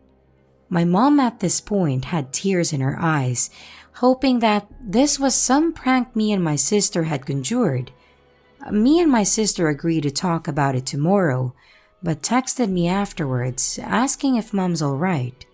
I said yeah, and if she's not, neither is my brother, because he's promising me that at that time I was out, he was playing FIFA with me in his room. Tomorrow comes and my sister calls me in a panic, claiming that her boss sent her home from work because she got called in yesterday instead. She said that her boss said he called her yesterday morning and asked to cover someone's shift and she can have Sunday off, essentially just swapping a shift, which she agreed to. She said she didn't push him too much because she didn't want him to think she was mental or lose her job. To this day, our mom, brother, and even my sister's now ex-roommate are wholeheartedly convinced that the day me and my sister spent together didn't happen. She no longer has contact with her old boss, but he paid for her that Saturday, despite not working Sunday. And me and my sister could recall tiny details to each other about the day that we had. Over the years, this has generally drifted into the background, but sometimes it gets brought up now and again, and has become something that's almost taboo to talk about in our family because of the issues it caused around that time. This turned out to be a lot longer than I expected, but never had the opportunity to share this in a place where it actually seems to fit.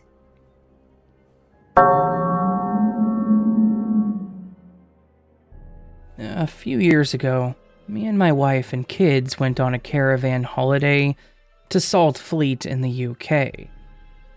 We used to like going there, as Salt Fleet is nice, we love the campsite, and it's close to Mablethorpe. We had a lovely week away. It was nice and sunny, and there was lots to do. After the week was up, we packed up our suitcases and started the drive back to our village in the Midlands. It's about a 90 miles drive. We had done it many times before. On the drive home, we started to need refreshments and the toilet. We happened upon a little chef. It was strange that we had never noticed this little chef restaurant on the same journey before. Also, I remember thinking how strange it was that there was a little chef still running. I thought they had all closed down quite a few years before. We parked the car, all approached the restaurant, and went inside. Everything seemed off. I just felt strange. My family never seemed to notice anything strange. We sat down and started to look at the menu. There was a really weird atmosphere. I can't explain it, but I wasn't very keen on being in there. We sat, we ordered our meals and drinks, and we waited. Our order came to the table, and we ate it. I only had a Coke, as there was nothing I fancied. When we were about done, my wife said she needed the toilet. I pointed to where it was. Then, here's the strange bit.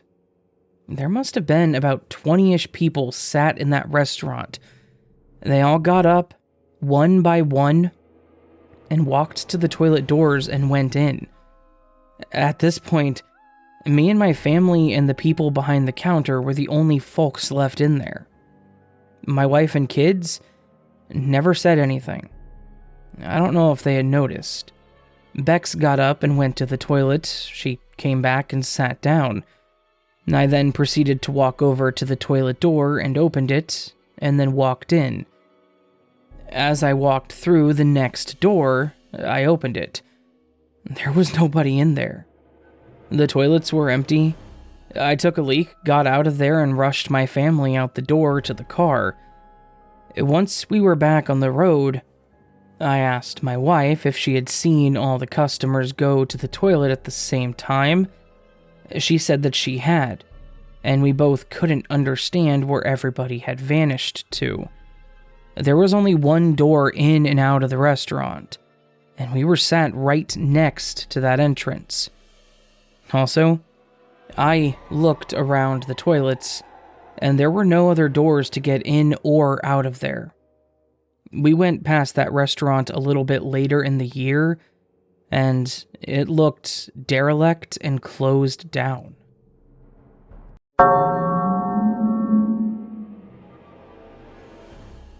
Hi, this is my first post here, and I've been searching on what subreddit I should post this on because it kind of freaks me out. My boyfriend and I have been dating for almost 2 years now. We've been friends since 2017, and we moved in together last year, just before the pandemic started. My boyfriend, in moments of silence, would always look up at me and ask, "Did you say something?" Followed by, "Oh, I thought you said something." And when I asked what he heard me say, he said he didn't know and that he just heard my voice. Today, literally just now, he came in from throwing out the trash bag and he walked in and asked, "Did you say something?" I was on TikTok and I didn't say anything. I asked the usual, "Oh, what did you hear me say?" And usually, he doesn't know what he heard, he just knows he heard my voice. But this time, he said he heard me say, "Hi, Bob," which is our pet name for each other. He was standing in the hallway, and when he turned around, no one was there, and I was in bed. Has this happened to anyone else? My boyfriend is constantly hearing my voice when I'm not speaking. Sometimes, I genuinely think he's hearing my thoughts.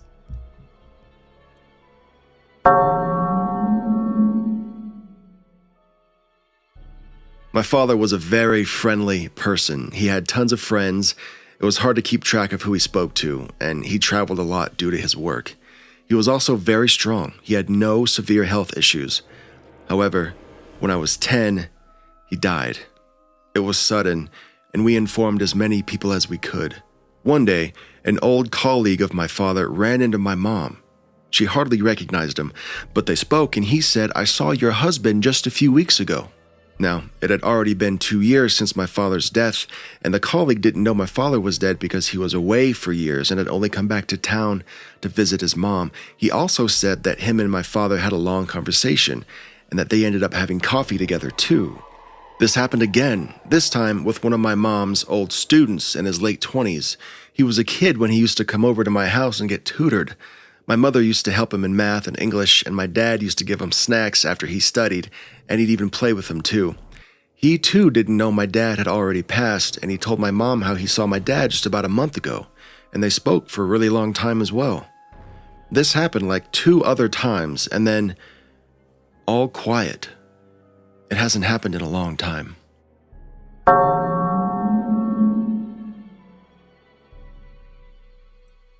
So to preface this, I found the sub today and went down the rabbit hole with everything that people have experienced. I kept thinking, man, what's the closest experience I've had to something like this? Well, it may not fit this sub perfectly, but there's one thing that I've realized that I have always been ominously at loss for an explanation. A few years ago when I was in college, I went home to visit my family for a holiday, whichever one it was. Nothing was out of the ordinary, and I lived about 2 hours from my hometown, so I visited rather frequently. I never liked going back home to visit because my parents went to bed around 8:30 p.m., and the house was an open design with wood floors, so the acoustics in the house made every step sound like I was hammering a bass drum. Not to mention that they never closed their door when they went to sleep, and I had to walk past the room if I wanted to go to any other part of the house. My room was at the end, a 20-feet hallway, and my parents' room was next to the entrance of that hallway. Well, that night when I was visiting, I went to grab a beer around 2 a.m. from the fridge in the garage. I tiptoed with my socks on, as ridiculous as it is to keep the house silent, and I grabbed a couple bottles so that I wouldn't have to do it again soon. On my way back to my room, I took a left to walk down the hallway, my back facing the open door of my parents' room, and I heard a sound that quite literally sent shivers down my spine. As I turned to take a left down the hallway, I hear the most distinct and terribly loud "Boo!" as if a grown man shouted at the top of his lungs, about 5 feet above and behind me. I know how ridiculous that sounds, but it was clear as day, and immediately, both our family dogs in my parents' room start barking and ran towards where I was. And I am so grateful for them barking, because I would be convinced that I have lost my mind if it wasn't for that. My stepfather has a nickname for me, Boo Boo, because that's what my little sister called me when she was too young to actually pronounce my name. It was nearly pitch black in the house, no lights were on, and I got around just from my years of experience living in the house. The second I hear the boo, I turned around and faced my parents' open door. I thought it was my stepfather yelling at me for being up so late, and it was too dark to see if he was standing at the threshold of the door, and I just assumed he was. Without hesitation, I run into my parents' room, honestly hoping it was him that said something. I wake them up in a panic saying, "Did you say something? You said something to me, right?" In a sleepy, delirious state, they say, "Huh? What the fuck are you talking about?" I ask them, If they heard that loud boo or boom, it sounded like both, and they look at me like I'm on drugs. To this day, I'm sure that's what they think, but the strangest part is neither of them heard the dogs lose their mind, which bothers me because saying my mom is a light sleeper is an understatement. After waking my parents and begging them to tell me they said something to me, I go to my room and called my best friend. I can still remember to this day the way the hairs on the back of my neck stood up while describing to him what happened. And after ending the call, I still felt the hairs on the top of my forearm stand straight up for at least an hour. It will always bother me, and I will never know what the hell it was.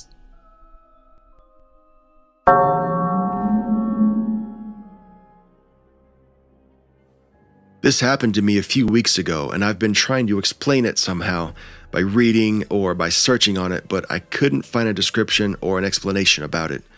So here, I want to ask if any of you know what this could be, or if any of you have had the same experience. I was completely alone at home. I was finishing some dishes in the kitchen. The kitchen door and the window were open. It was quiet. Some light noises were coming in from around the neighborhood area. I had just put down my kitchen cloth on the counter when very suddenly every noise from the outdoor fully disappeared. It got dead silent for just a few seconds, and then I heard a very high-pitched electrical noise, and I very suddenly saw a golden and white bright flash. It was like a light explosion. It completely blinded me for like a fraction of a second. Basically, the entire world disappeared for a slight moment. And then as suddenly as it came, it was gone. And everything was back to normal, except for the dead silence outside. That didn't change for like another 15 minutes. It was a frightening experience. Even I screamed a bit like, "What the hell is this?" But before I could finish, it was totally gone. It really lasted less than a second. I live in an earthquake zone, and I tried to read about earthquake lights, but they seem to be a completely different phenomena. I also suffer from chronic migraines and have preventative treatment. I've experienced aura vision before a couple of times too, but nothing like this. So that's why I put this post in this subreddit. If any of you have had similar experiences or have any idea what this could be, I'm very curious to read it.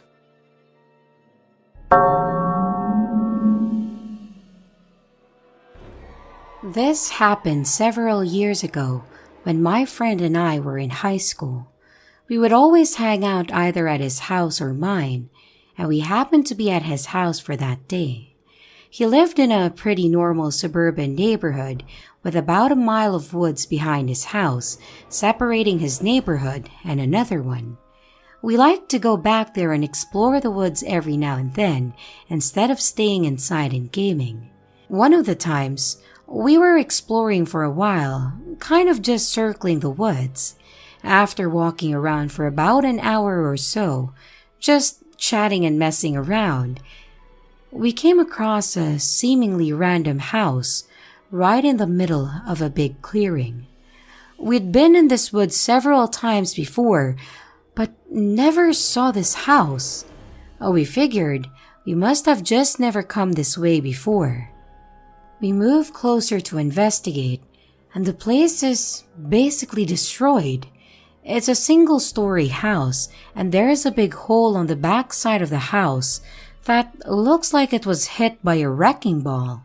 We enter from there, and the inside is no different. Old, torn-up furniture, walls, and floors make up the inside. And at that time, my friend and I were fascinated more than anything, making theories and jokes to each other about what the history of this strange house could have been. At one point, we thought it might have been owned by some kind of serial killer because it had several newspapers scattered around it with a lot of missing persons reports on them. Again, being dumb kids, we somehow found this more amusing than anything, as if this place had been put here as some sort of haunted house destination for Halloween. Anyway, after further exploration of this house, we found what looked like a hatch on the floor that may have led to some kind of cellar or bomb shelter. It had a lock on it, and we couldn't bust it open. Because as brain-dead teenagers, we wanted to go down there and explore some more. After a few more attempts to get this hatch open, we decided to head back to his house to get some bolt cutters. We get back to his house, grab the tool, and head back to where we came from. We had made our way back in the direction we thought the house to be in, but we never found our way back there. We thought maybe we had just gotten turned around, but we followed a pretty distinct path back. We spent maybe another couple hours combing that small stretch of woods for the house to no avail. A little weirded out, we gave up, headed back, and didn't really give it too much more thought beyond a couple internet searched for anything that may have been related to a house in the woods in that area. Nothing came up. Years later, my buddy and I are both married, and neither one of our wives believe our story. His wife even got on Google Earth and searched that area behind his old house. She found nothing. Does anyone have any theories on what could have happened to the house? Before you ask, no, neither one of us did any kind of drugs. We were pretty straight and narrow kids.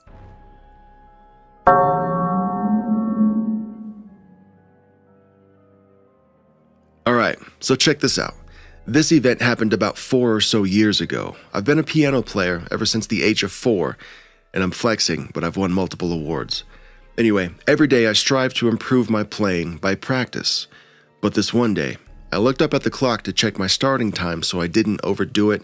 The clock read 4:15. I played for about an hour or so because when I was done, I looked up at the clock again and it was 5:15. I was feeling hungry, so I went downstairs to grab something to eat. When I got downstairs, my mom asked me what was wrong. I said nothing was wrong. Then she asked me why I stopped playing. So I explained that I had been playing for an hour, was feeling hungry, and now I'm downstairs to grab something to eat. But she told me I hadn't even been playing for 5 minutes. I turned around to the living room clock, and no, my eyes did not deceive me. It read 4:15. So I ran back upstairs to double check the original clock, and it also read 4:15. Time had gone back an hour, but I'm not sure if my mom had looped the thing she was doing because I didn't pay attention when I started practicing. So I just told her I didn't feel too well and I didn't play piano for the rest of the day. I've never had any mental illnesses or disorders in my medical history, and I wasn't feeling tired or sore that day. So I'm looking for if anybody on this subreddit could come up with a plausible explanation for what the hell happened that day, because the events still baffle me until the present time.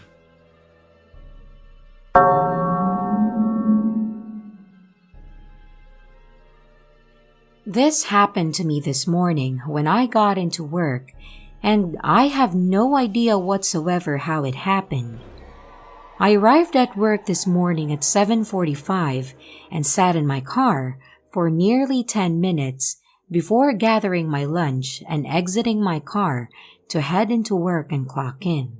My fellow office mates, which is 8 of us in total, tend to arrive after me 2 or 3 minutes before we begin our day at 8 a.m. But today was different.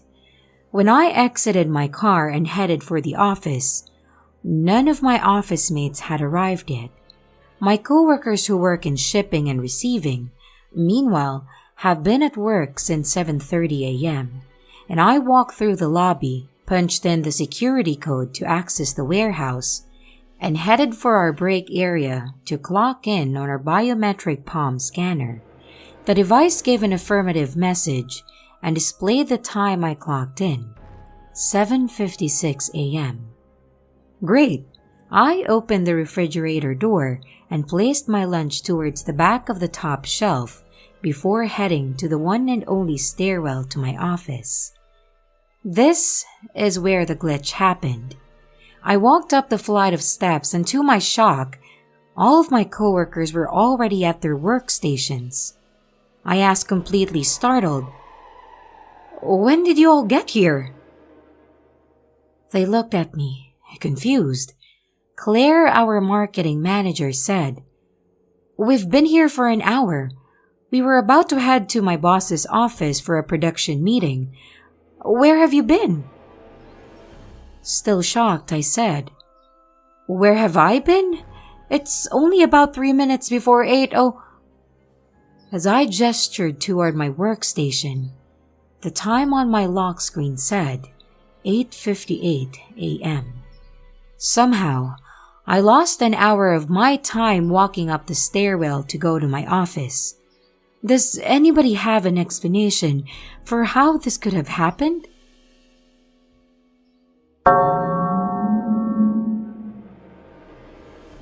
Hi, people. As the title suggests, I'm here to tell you about an unexplained phenomenon that happened recently.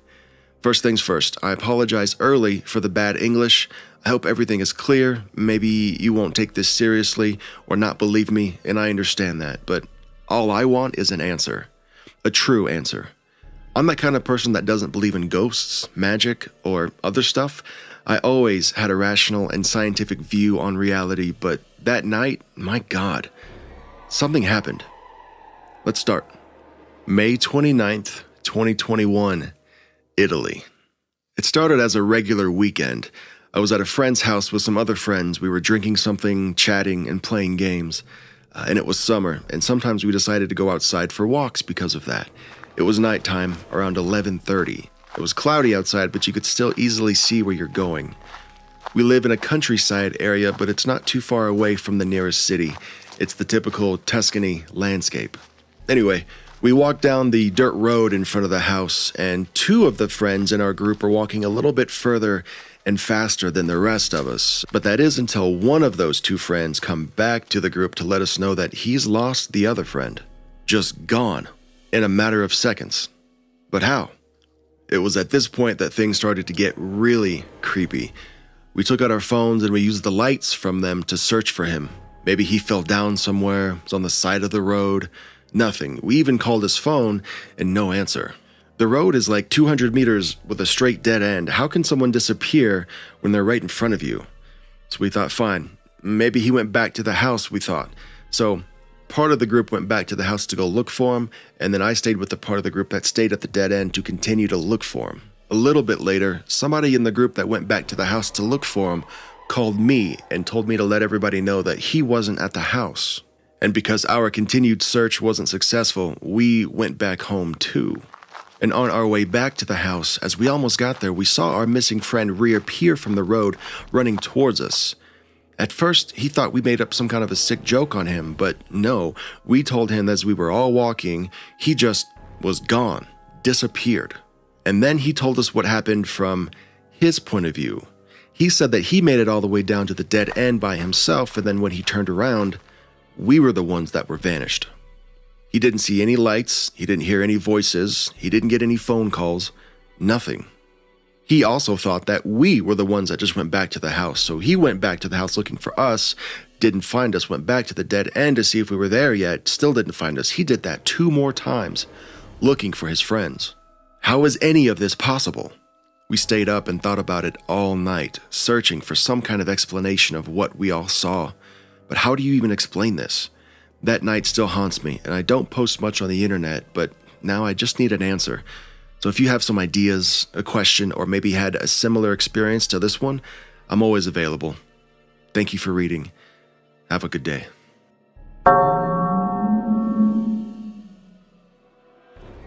I have no explanation for this and hope that someone might have a guess because I am stumped.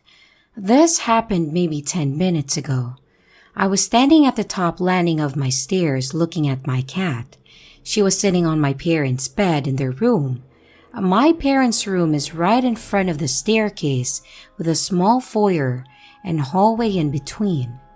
From where I was standing at the top of the stairs, I could not see the bottom half of the stairs.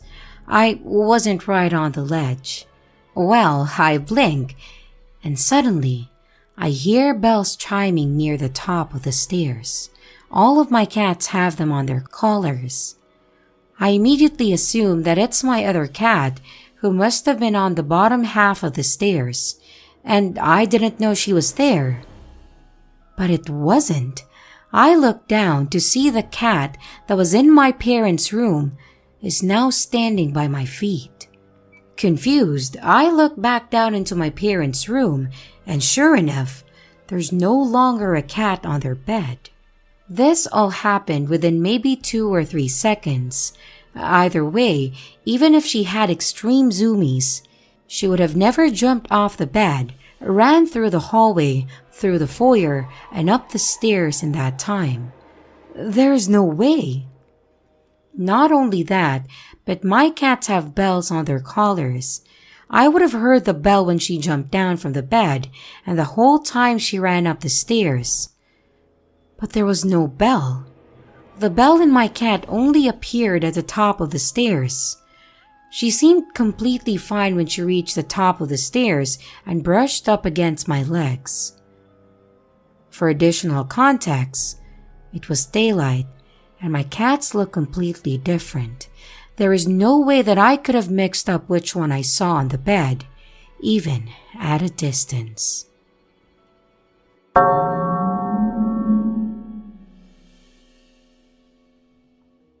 One of my weirdest glitches was about a little comic strip that I made for my school's newsletter.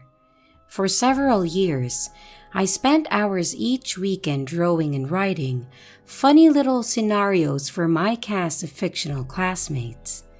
And yes, I did have a lonely childhood, but that's another matter. I'd become quite familiar with all of these kids, just as writers would with the characters in their books, except I had a portfolio of hand-drawn pictures for each of them. The one I had the closest personal connection to was, of course, the main character, and he was in almost all of the comics. Through my entire childhood, my family would occasionally visit my dad's old co-worker from a local factory.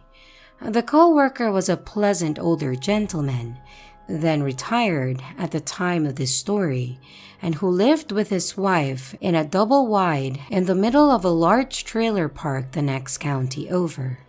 For those who are not familiar with them, mobile homes are small prefabricated houses built on top of a trailer and moved to the owner's property. Most often, that's a small rented section of land with a concrete slab where the trailer is parked and set on blocks. As part of a planned community with streets lined with similar houses called a trailer park. Also, for context, a double wide is one of these houses that is made in 2 sections on separate trailers that are joined together on site. The spacious doubles are considered a luxury in those parts. From what I understand, the couple was well off, at least by the standards of those who lived in these communities. During these visits, the couple would give us sodas while the adults would reminisce about the good old days. They sort of became like family, and as we'd see them more often than our own relatives. The fact that the couple lived much closer than them played a part in that. Sometimes, the couple would also go on about their kids' jobs and how the grandkids were doing in school. I'd heard so many stories about their family over the years that they'd almost felt like acquaintances that I'd never actually met in person. Somehow, we'd always just missed them when we came around. Even weirder, I rarely saw any pictures of them, and a few they had on display were years old by then. As for the glitch, on one of these visits, I walked in behind my parents and was quite surprised to see a boy sitting cross-legged on the floor in the middle of the living room. He was around junior high age with light brown hair and a bowl cut with faded sides, a style that was popular for boys back in the 90s. And even though I'd just met this kid, I got the uneasy feeling that I'd seen him before. I'd never met any of their friends or family in person, nor was it from photos, as any of those I might have seen were so old that I wouldn't easily recognize him.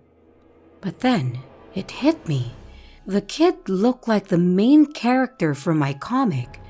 At first, I thought my mind was playing tricks on me.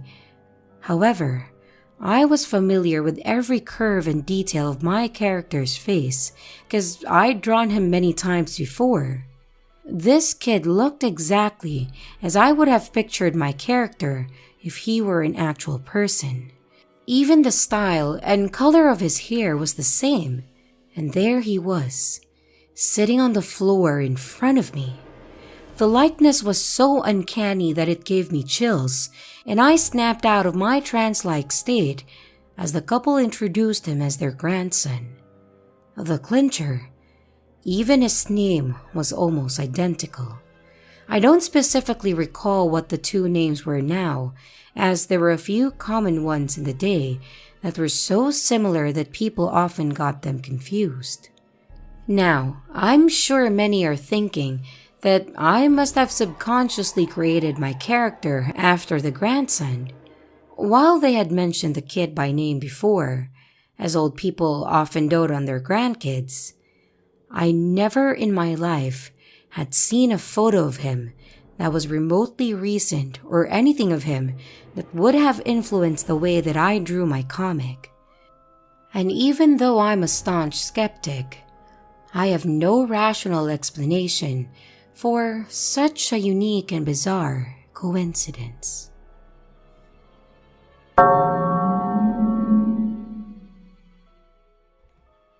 I drive a lot for work. I probably spend 6 hours a day driving around town, checking on crews and going to meetings.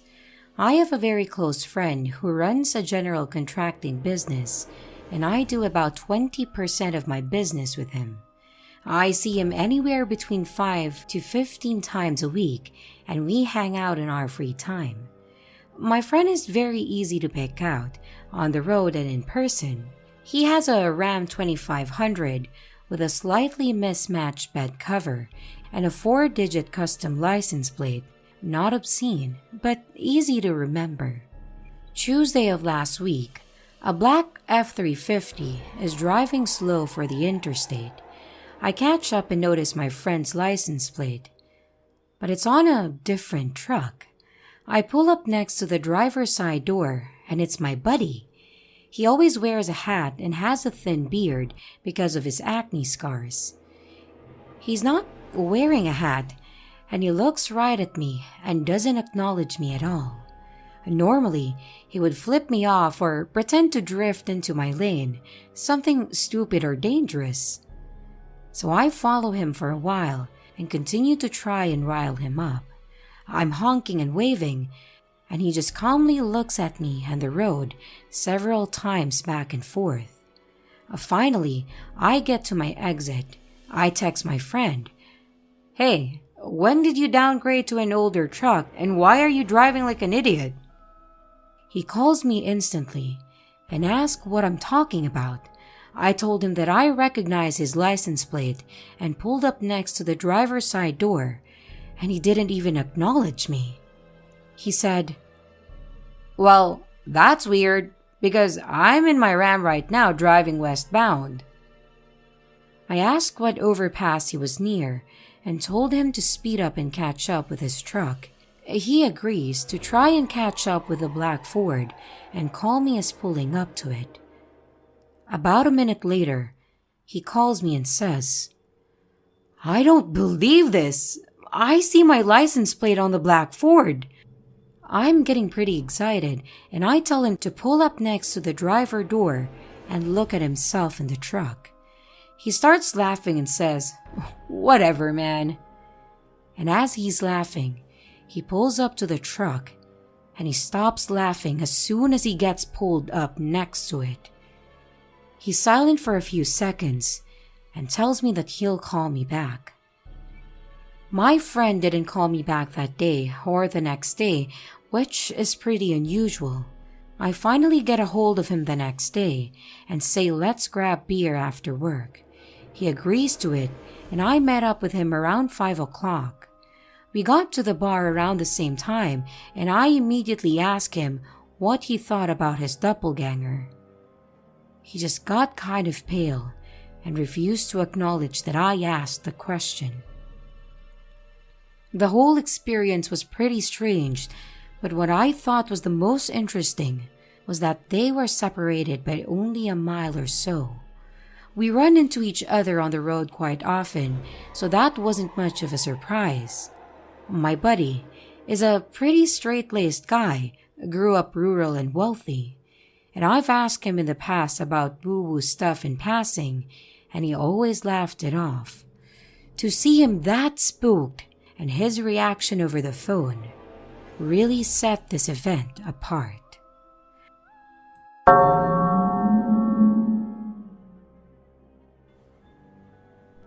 I was at my aunt's house last summer, just before lockdown happened.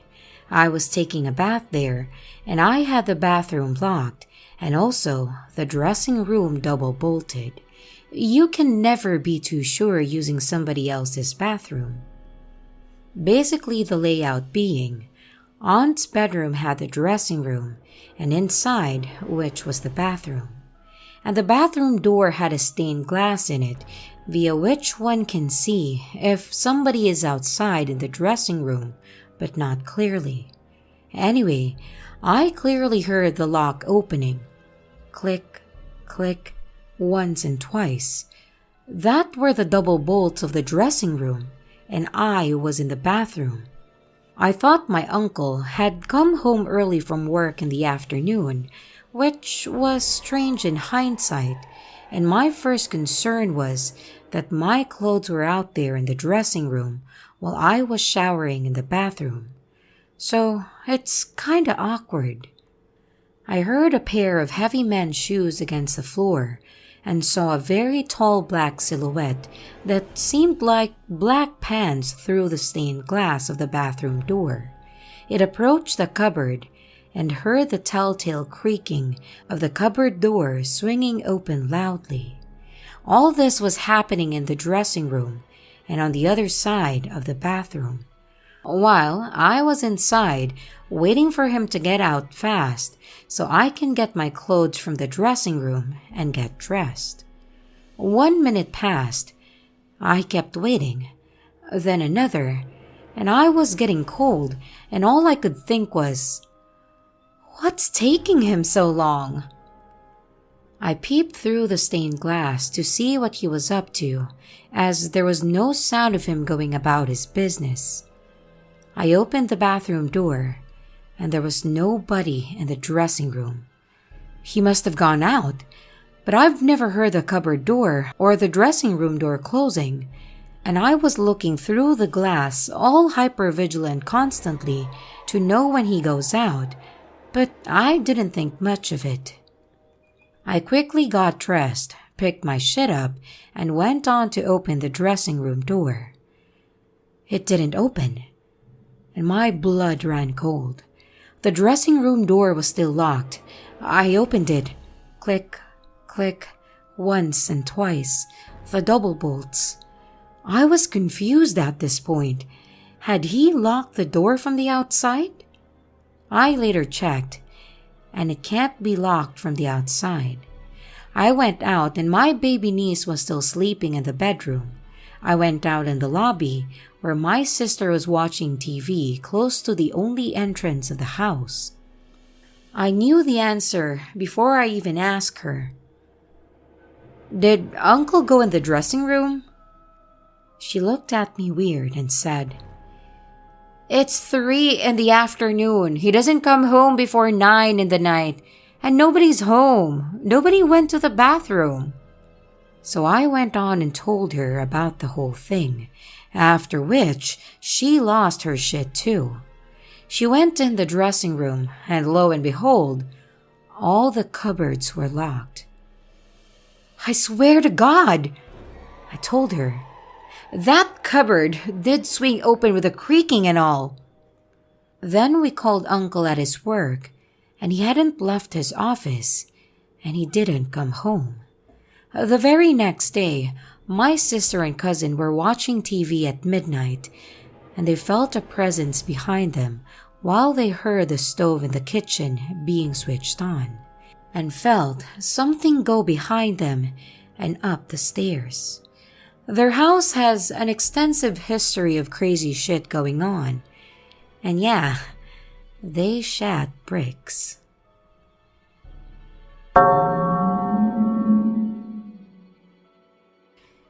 This happened yesterday. My teenage daughter and I decided to take a drive around the town that my parents live in. I lived there on and off for 30 years, and she lived there with us for around 10. We walked and drove all over, so are familiar with the roads. We were recording everything on my phone. We started at an old cemetery, then it started to rain, so we decided to drive around a bit, then go to a local park. The first place we went was to a house that the locals call the castle, a huge stone structure with gargoyles and an iron fence.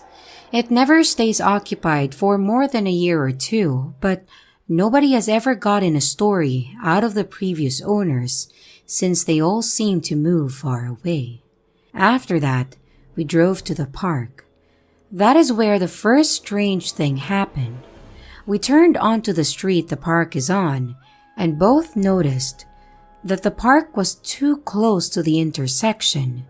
There should be two houses with really big yards. One of the houses had a big yard, but the yard was way smaller than it should have been. The park is old. It hasn't had any new construction in years. The part of the park right there is an old basketball court made out of cement, cracked, faded grass growing in it, and the hoops vanished a long time ago. That was odd, but the park itself seemed normal. It stopped raining, so we wandered around the park for a few minutes, then got back in the car. We ended up driving, sort of aimlessly, until we ended up turning on a little street called Flint Road. It should have almost immediately curved sharply and intersected with another street. But it didn't curve, just went on straight for way longer than the road actually should have been. When I went back later and checked on Google Street View, the turn is visible from the intersection. The street should have nothing but woods on the right side until it ends. But after about the right amount of time for the road to have ended normally, houses started to appear. They weren't particularly old, but they also obviously weren't super new construction. After a couple minutes, I started getting really confused. I knew the road was supposed to turn, and I knew it wasn't that long. The road finally ended and we turned. I haven't driven that way in a few years, so I couldn't be sure exactly what it was. But something about the intersection seemed wrong. The road turned dirt, and then things really went weird. It was the wrong road. I don't know how else to describe it. My kid was unfortunately pointing the phone toward the passenger side window, and there weren't any houses on that side. But the ones that I saw on the right, there's no way those are the ones that show up on the map.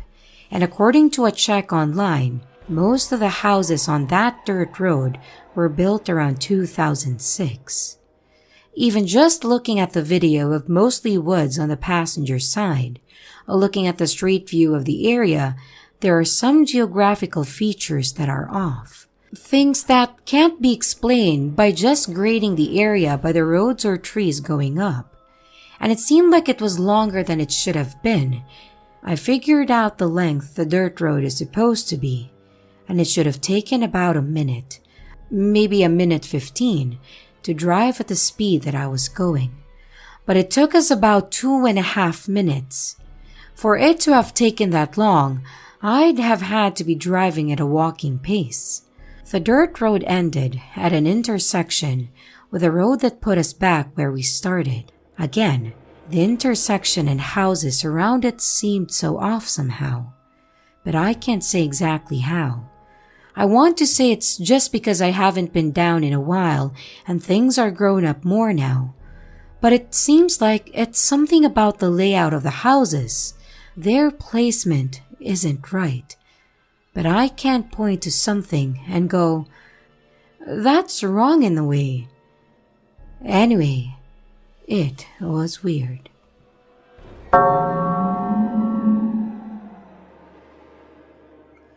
This happened maybe 12 years or so ago, but it has stuck with me since then.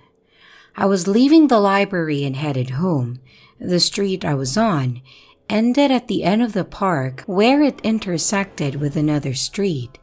I had just turned onto the street and there was a car up ahead waiting to make a right-hand turn onto the intersecting street as another car was driving down that street. I watched as the car cleared the intersection and I looked down to check my speed or maybe change the radio. I can't remember exactly, and I had the thought that the car was going to turn and crash into the other car. Mind you, when I looked down, the moving car had just finished clearing the intersection. But before I can look up, I hear a crashing noise. And I look up and the car that had been waiting to make a right-hand turn had just crashed into the back panel of the other car. Not even by just a small amount, they hit it just after the rear door. I know the car had been out of the intersection when I had looked down. It couldn't have been another car, as the park gave me a clear view that no other cars had been coming down the road and not enough time had passed. Just somehow, in that moment that I looked down, the car that had been passing was pulled back far enough that the other car turned into it. I remember when I passed the accident and the drivers had gotten out of their cars and had confused looks on their faces, as well like they had no idea how the car had gotten into a place where they could have happened either. I had been tempted to stop and ask if they had all thought the car had been clear of the intersection too, but just couldn't as I wasn't sure that I wanted to hear the answer. That's the only time I've ever had anything like this happen, and I hate that I can't figure out how it happened.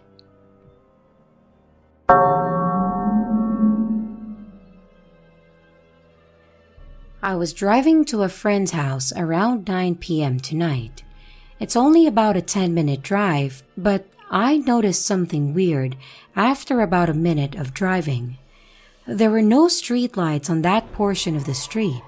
I thought they must have been turned off or something, but these 5 or so streetlights on that portion are a fairly new addition to the road. My car has a squeaking noise that I'm trying to find and I can't figure out, and I noticed that the sound wasn't happening anymore. I also was thinking how quiet it was sounding, and I realized my tires were not making any noise. I was sure of it because my windows were down.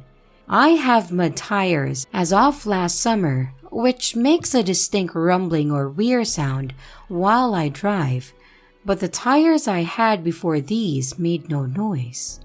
At this point, I thought that something strange was going on, and when I pulled up to the next stoplight, I looked at the funeral home across the street.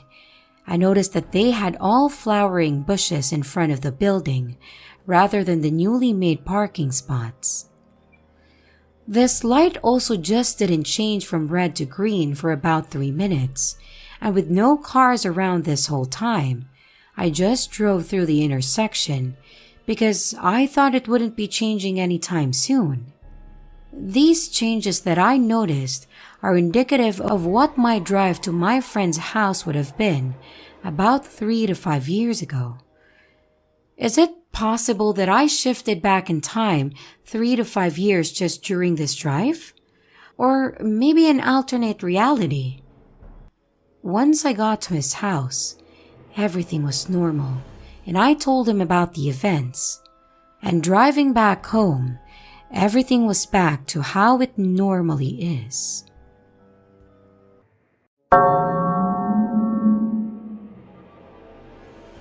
So, we still have no explanation to this one, and it seems like a small lapse in perception, but I don't know. My girlfriend and I spent most of our time sat in bed playing games. I'm usually using a controller to play my PC games if I'm not using my Switch, and she's usually on 3DS or Vita. And naturally, she plays Animal Crossing a lot, so she was changing the game over from whatever was in the 3DS. Now, I want to make a point. We keep any games we have very organized, always in the correct cases, stacked on the drawers beside the bed. We only pick up these boxes to take out the cards, then put them back immediately, and the cards almost never leaving our hands. So, there's virtually zero chance a loose card could ever end up somewhere other than the device it's for or its box. When she opened this box to take the game, it was empty. We assumed we must have made a mistake that we never had before and accidentally misplaced it, so we began tearing the room apart looking for the cartridge. She was looking around on the floor while I took apart all of the bedding because my guess was it probably got lost in the duvet or under the sheets or something. I took each item of bedding and shook it vigorously to make sure that the game wasn't stuck to anything. I took the duvet in particular, and I don't know what the word for it is, but I beat it, wafted, shook it around a lot like the maids do on TV, and I checked both sides of the duvet, and there was nothing stuck to it. Eventually, we got tired and gave up, saying we'd look again later and it'll probably turn up at some point. I put the bedding back on neatly, while once again double-checking both sides inside and out of each part. We finally got back into bed and picked up whatever we were doing. After 20 minutes later, I need to pee, so I leaned forward and pressed my hand midway down the duvet for leverage to throw myself onto my feet. Well, lo and behold, underneath my hand is the cartridge we were looking for, on the top of the maid duvet, which I batted and shook twice over. I turned inside out twice over and checked both sides of it twice over. It was literally in the middle of the bed and the correct way up, facing us like it was carefully placed. Now, I know this sounds like a lapse of perception on our part, or something like that. It stuck to the duvet, but that thing was beaten harder than a dozen eggs, and I checked it so many times. We just looked at each other like, how the hell is it possible for that to be there right now?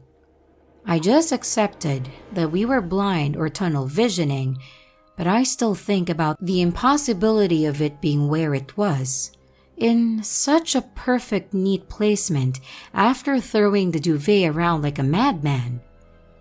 She's never let it go either, and blames fairies or imps or something, but I'd really prefer a logical solution, but I just can't reach it. I hope I explained this well, and if I didn't convey the weirdness and the impossibility of this happening, then I apologize.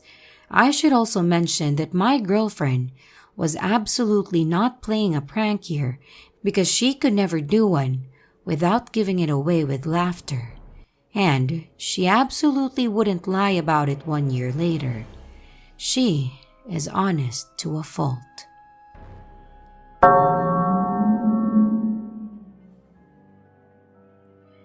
This isn't as crazy or profound as most post here, but still, I feel like sharing it since this is the first experience of this nature that I've had in well over a decade. Yesterday morning, I went kayak fishing for several hours in the morning.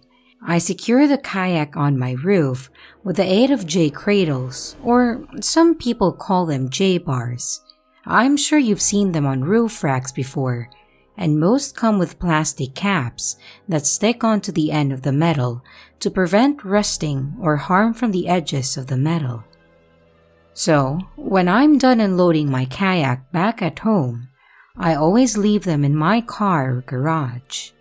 This morning, I did just that, and it was also raining for the majority of the time that I was out there, so I took all of my clothes off and started doing laundry. I put all my new clothes on and went about my day. Later in the afternoon, I'm sitting or laying in bed, binging Twin Peaks for several hours. At least an hour or two in, I feel something in my lower back and reach around to see what it is. To my surprise, it's one of those end plastic caps from a J cradle. I'm bewildered as to how it could have gotten stuck inside my shirt and how I hadn't felt it in there till now. It's rounded on both sides, so for it to be stuck inside my shirt, I'd have to be pressing against it, holding it there, which I wasn't, because if I was, I would have pulled it out seeing how that would be uncomfortable.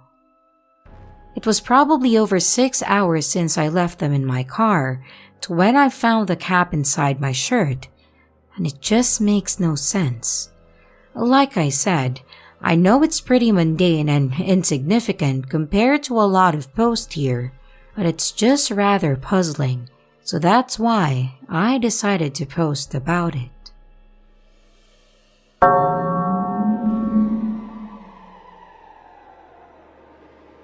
So, it was like a month or two ago. I was getting the 2 pills I take before bed, and since I couldn't remember if I had taken them that morning, I poured them out and counted. Not weird for me, especially since I've fucked up before, so I often hyper-focus on the amount. Well, I did when I just took 1 each twice a day. And I just checked to see if they're even numbers. It was fine, so I gathered them up and put them back. I then second-guessed myself and felt compulsed to count them again. Still not weird for me. So, pour, count, it's fine, put back. I saw I had missed a couple or so, and now I feel like I've missed more, so pour, count, and that time, it was odd. So I spent like 30 minutes looking for it all around the area. Funnily, I had missed some more, but it was 2, which doesn't fix the problem. I look around where I poured them, the floor under where I had held them, the bottles themselves, counted again several times, nothing. I'm freaking out because, it's a big deal to me. I had fucked it up, and now I won't have enough, and now it'll be off, and blah, blah, blah. So, I checked the bottle itself for like the 3rd or 4th time. Nothing. So I look away and set it down. Clatter. Both heard and felt through the bottle. I look in it, and 1 lonely pill sits in the bottom. It's a basic US prescription bottle. I looked it over. There's no ridges anywhere for the pill to get stuck on. It obviously wasn't there the other several times I looked in and around it. I couldn't and can't come up with a reasonable way it fell into it. Well, technically, I have an idea, but it's more like an interpretation that's logically insane and doesn't actually explain anything, but kind of works for me personally, due to other experiences and beliefs. So, hopefully this fits. Any ideas to make it reasonable? I cannot stress enough that I can't find any way for it to have been there the whole time or whatever, or it fell off my hand or something without me noticing. Not any type of poisoning. This is pretty isolated, and I have several sensors that happen to be right next to the bathroom. Again, sorry if this boring-ass occurrence doesn't fit, and for my Valley Girl-lite way of speaking.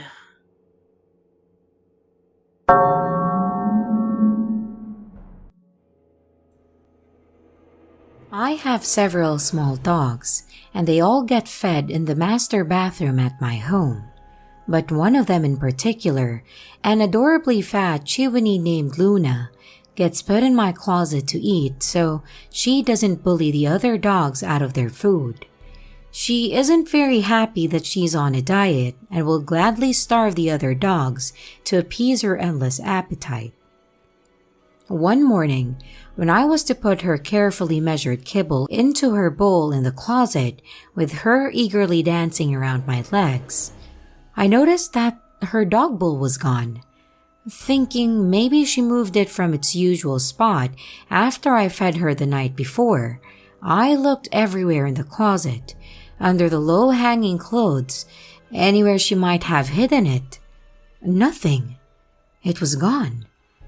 Having no other choice at the moment, since Luna would be most distressed if there was a delay in her getting her breakfast, I put her kibble on the carpet in the closet so she could eat and made a mental note to get her another bowl. Doggy dinner time rolls around and I have a new bowl and another carefully measured scoop of kibble. I open the closet to feed her, and there is her dog bowl, exactly where it usually is, like it hadn't just returned from some otherworldly challenge. While admittedly, this is minor compared to some of the posts on here, this sort of thing is happening a lot since I moved onto my current property. Things are constantly disappearing, although not all of them reappear. I know where I live used to be a Native American territory, and I just discovered that I'm near a ley line. Maybe that's why.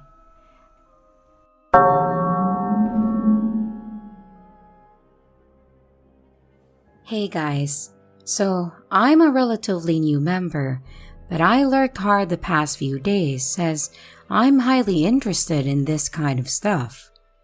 This happened about 5 years ago now, but I still think about it to this day and thought that I'd share. I was raised in a really logical and rational household.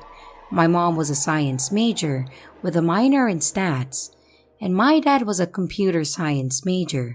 So they aren't very easily fooled by things and always have a rational explanation for weird coincidences and events that have happened to us in our lives. But there is one instance that none of us, my mom, dad, sister, and myself, can explain to this day, other than something else is going on behind the scenes, so to speak. Back in 2016, when I was 17, my younger sister was 14, just for reference. My grandfather passed away. Obviously, it was a tragic time as we were very close with him. On top of that, we had a family vacation to travel out west to BC planned, but we decided to cancel it due to the situation. Well, thankfully, we had bought travel insurance. This happened around mid-July, and we were utterly worn out by the funeral and expenses and taking care of family flying in and multiple wakes that we had to arrange just to fit everyone in the small building.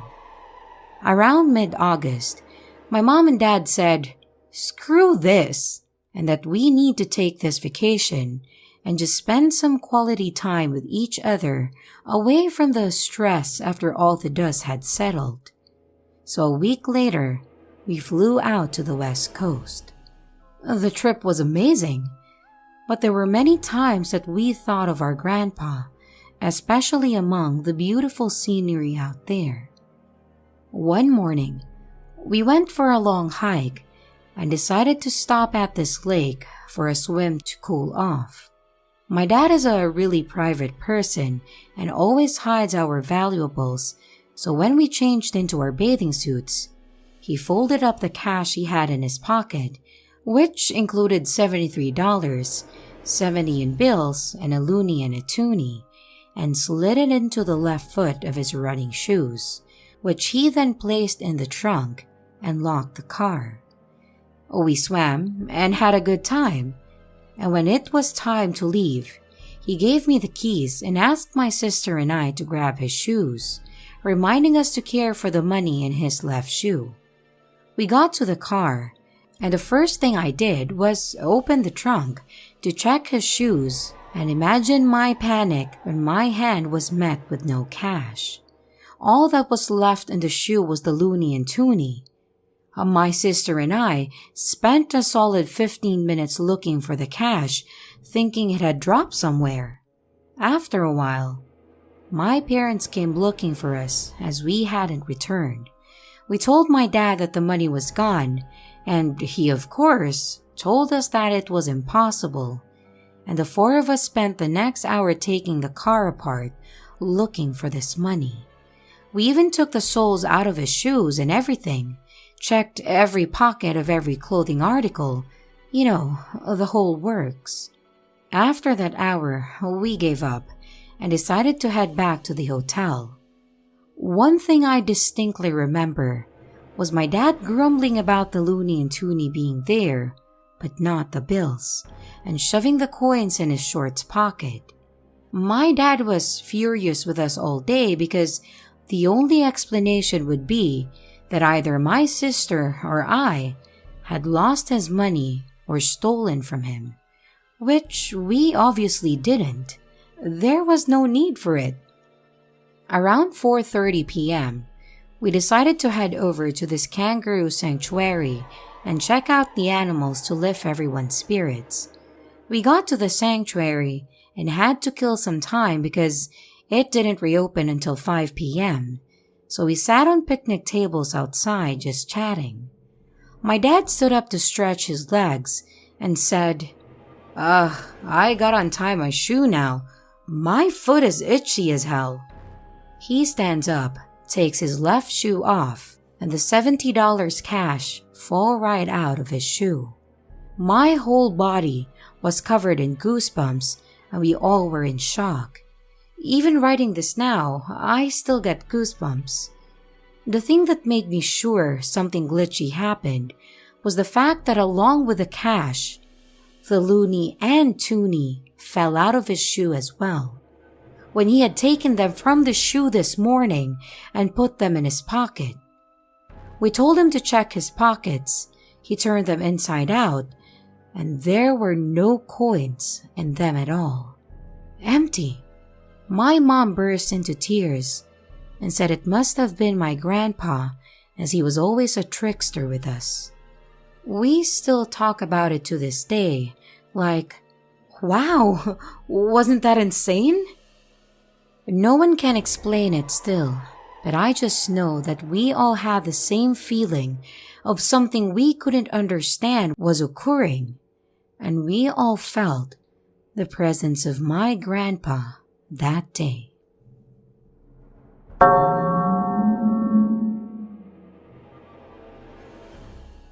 This happened 2 nights ago. I'm home visiting my parents, who have a 1-year-old dog, reddish-brown pitty mix, and I brought my dog, a 3-year-old black schnauzer mix. My dog always starts in bed with me. Then we'll often move to another room. But my parents' puppy seems to have fallen in love with me and my dog, so he tries to sleep in bed with me too. I try to get my dog in my room at bedtime, then shut the door. But on this night, I was super tired and too lazy to coax my dog to my room, so I just left the door open. About 10 minutes later, both dogs hop up in bed, my dog at the foot of my bed, and parents' dog next to me up by the other pillow. So, I woke up around 2 a.m. needing to pee. No dog next to me, but still a dog at the foot of my bed, which I assume is my dog. As I leave to go to the bathroom, I shut my door so my parents' dog will stay out and my dog will stay in. I should note that I'm pretty nearsighted and didn't put on my glasses to go pee, so I'm not 100% sure what I saw, But as I was sitting on the toilet, I see a reddish dog head push the bathroom door open and pant and smile at me. I say hi to the dog, then finish up and go to the sink to wash hands. When I turn back around, the dog is gone, and I figure he went off somewhere to go back to sleep. So I go back to my room, crawl into bed, and reach down to give my dog some pets, when I realize it's my parents' dog at the foot of my bed. Which means he couldn't have been the dog I saw peeking through the bathroom door. Is it possible it was my dog? Yes, although my dog is black and this dog looked reddish-brown.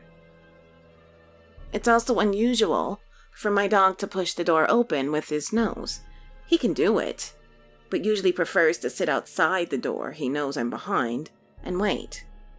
Also, yes, I wasn't wearing my glasses, and it was the middle of the night, but I'm still 90% certain that it was my parents' dog who peeked in at me, which is impossible, since he was behind a door that he'd have to pull to open, and that was still closed when I returned to my room.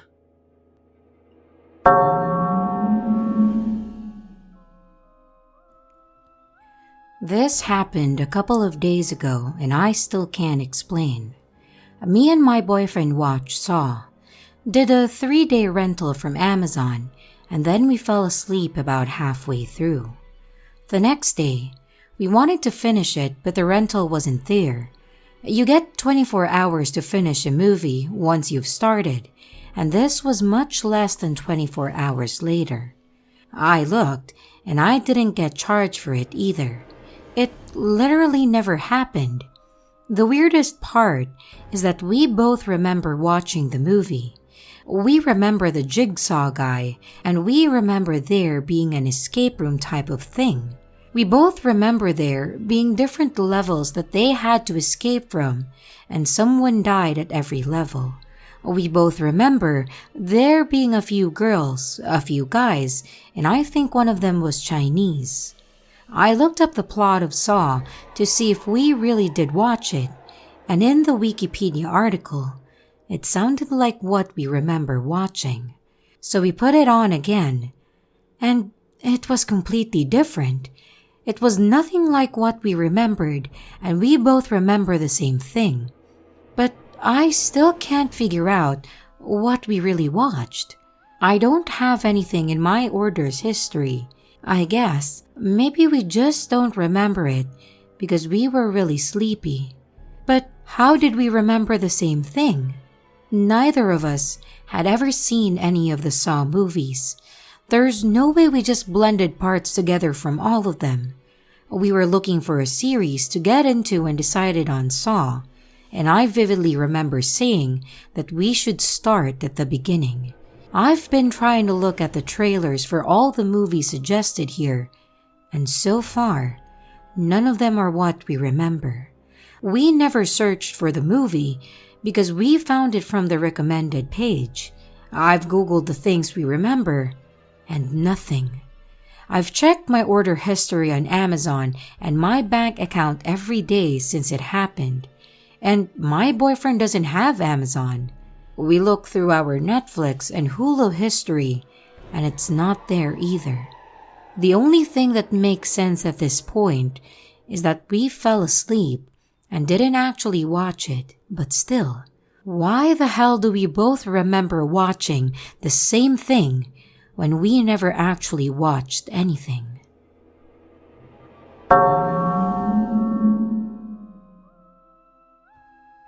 In early 2019, I found a hairstylist that I'm very loyal to. I visit him every 6 weeks or so, minus the few months that everything was completely shut down. It had been a bit longer this time due to some personal situations, probably about 2.5 months. Needless to say though, I visited him over a dozen times, and each time we spend 2 to 3 hours with each other, chatting as he does my hair. I look mostly directly at him or at him in the mirror as we talk. Last week, I went in for my scheduled appointment. I look around as I check in, but I don't see him. Oh well, I assumed he's in the back or something. After a few minutes, a man calls my name. I look up to see an unfamiliar face. He leads me to his chair and asks how my son and I are, and a few other more personal things that I'd shared before. This man didn't look in the slightest bit familiar to me. Sure, his hair was longer and he had facial hair, which my stylist didn't have before. But that wasn't it. He didn't have the same facial features that I remembered. Not even close. He looks like an entirely different ethnicity. His eyes were bigger, and his bone structure looks drastically different. He still had the same general body type, so it wasn't a product of losing or gaining weight. And I felt incredibly unsettled. The other stylist called him by name a few times, and he responded. He knew previous things we talked about, and that I hadn't had with another male stylist at this salon before. I have had dissociation episodes in the past, but this was not that. I knew where I was, it looked familiar, and I was very cognizant. I felt no anxiety or anything, other than just a weird sinking feeling about the situation, and definitely no alcohol or drugs.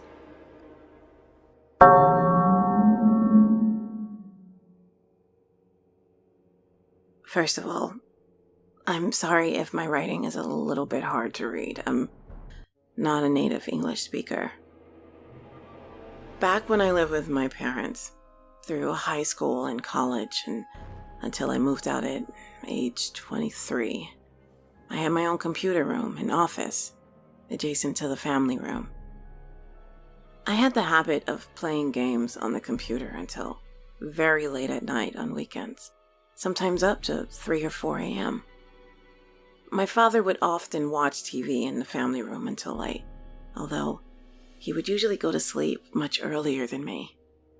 The TV was on the same wall that my computer desk was pushed against, and on the same wall, next to my desk on one side, and the TV on the other side, was my door. So, even though he turned the volume way down as to not bother my mother sleeping upstairs, I could still hear it pretty well, even with the door closed. I'd know when my dad was still awake or if he'd gone to sleep, depending on whether or not I could still hear the TV when I took my headphones off. If he was asleep, most of the time I would also hear him snore. He is a very loud snorer. Way louder than any noises the TV makes. Even at full volume, you can't miss it.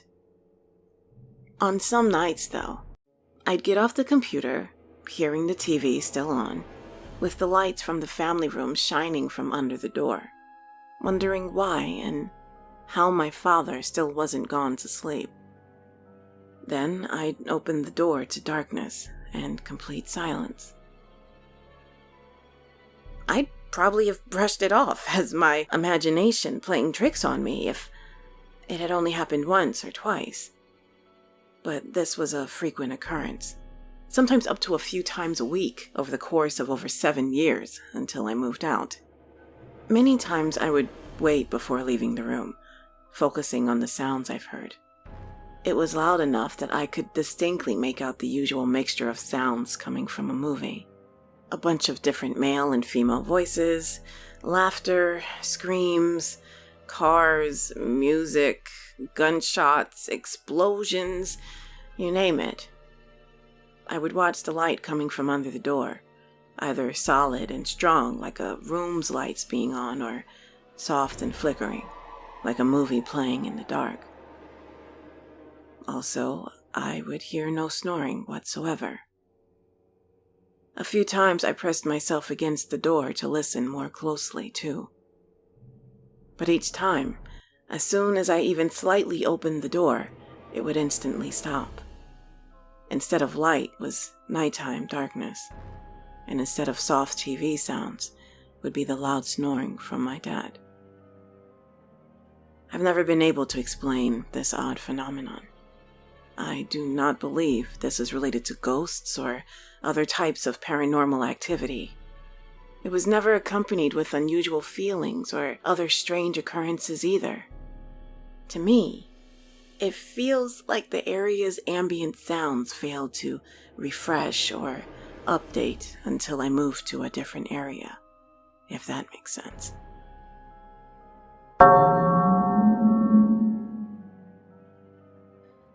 I'm posting this as much to vent my thoughts as to also make a public record, because I want to see if it happens again and document it if so.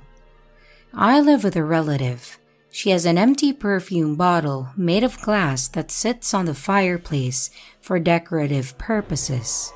Her favorite color is purple, and favorite stone is amethyst.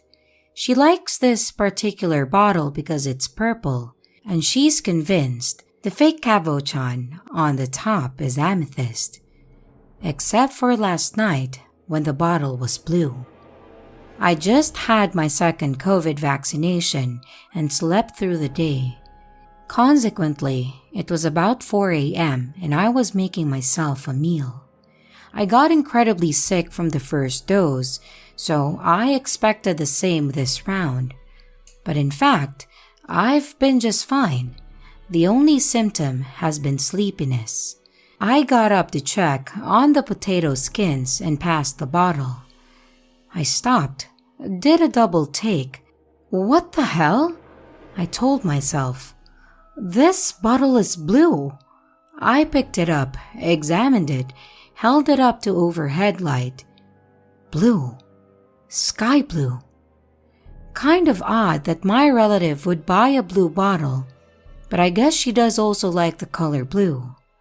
The purple cabochon on the stopper was still purple and noticeably contrasted by the bottle. I distinctly thought to myself that it looked better colored blue, and I never really liked the purple. After a few moments, I put the bottle back down and continued making my meal. My memory must have been faulty, I figured. I ride the line somewhere between skeptic and believer, browsing a lot of spiritual or mystical content, but never really knowing which side of the fence my feet are planted. I often find it easy to explain away the experiences of others. And now, it's 6 p.m. I just went to fetch a towel from the freshly dried laundry so I can get a shower. Still surprised at how good I feel after my vaccine, and I passed the bottle. It's purple. What in the actual fucking fuck? I had to stop, closely examine it, take it to different rooms and check in different lights, hold it up to the sunlight from the window. It's fucking purple, dude. My relative asked me what I was doing, and I told her in very confused tones that the bottle was blue yesterday. I held it up to her. She paused for a few seconds, thinking, and then says, "Yeah, it was." What? Now, I should mention that my relative doesn't have the best memory, and it's entirely possible that she's created that memory of the bottle appearing blue because I mentioned it first. But at this point, I don't even know. She thinks that maybe it changes color. I suppose that's also a possibility. There's a glass that changes color, right? Is there? But I thought color-changing things are usually activated by things like heat and light. The bottle sits far back from any window, untouched by direct sunlight and also untouched by anyone most of the time, and the fireplace itself is never used, especially not in summer. So before I go get that shower, I have to post this. I've taken photos of the bottle in its current purple state, which I'll upload in a little while. I might also take a video clip and maybe take some brightly colored object with me for comparison. Tonight, I'm going to go back down and see if it changes. If it does, I'll take more photos, try it in some different lights, including a daylight simulating light bulb I have, see if that affects it, and if it doesn't change back to blue, I'm still going to keep an eye on it, since I can't think of any reason it would specifically happen at night, or 2 nights in a row anyway. Maybe it'll never change again, and my memory is genuinely scrambled, but it's perfectly clear to me. It's only been about 14 hours, of course it's clear, and I don't sleepwalk or hallucinate or anything like that. All I can do is try to document this damn bottle. In the meantime, when I update this post, if anybody out there wants to try ID this item and where the hell it came from, that might yield some answers. Maybe it really is made of some weird color-changing material. I believe my relative bought it already empty from a second-hand charity shop, so there's no lead there. Edit 1. It's 3 a.m. and I'm going to check the bottle. I will take on second thought, I have a purple candle holder made of glass. I'll take that instead. Edit number 2. It's blue! It's freaking blue! What the hell? I'm going to look at it in some different lights and take photos. Edit number 3. Mystery kind of solved. I'm still extremely confused as to what the hell kind of magic color changing perfume bottle this thing is. But my experiment to try taking the bottle to different rooms proved to be the answer when I walked from the front room to the kitchen. In the light of the kitchen, which is brighter and slightly more cooler toned than the front room, the bottle immediately turned purple again. This is some real-life Penn and Teller shit. I don't even know what to say. What a wild ride. In the comment below, where I posted the original photos of the bottle, I will add the photos of the bottle turned blue, as well as a video I just took of it changing color when I moved between rooms.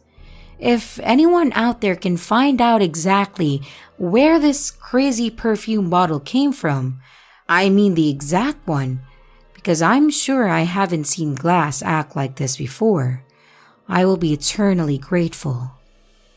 Hope this random shenanigan made your day as interesting as it did mine.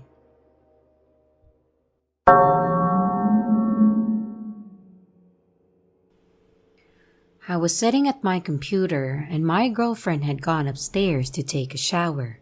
The water pipe on the wall sprung a tiny leak like a water gun right onto my keyboard. Q shouting about turning the shower off, her running down in a towel, and me grabbing the mop bucket and kitchen towels and etc. She saw the leak and the water everywhere. All normal, right?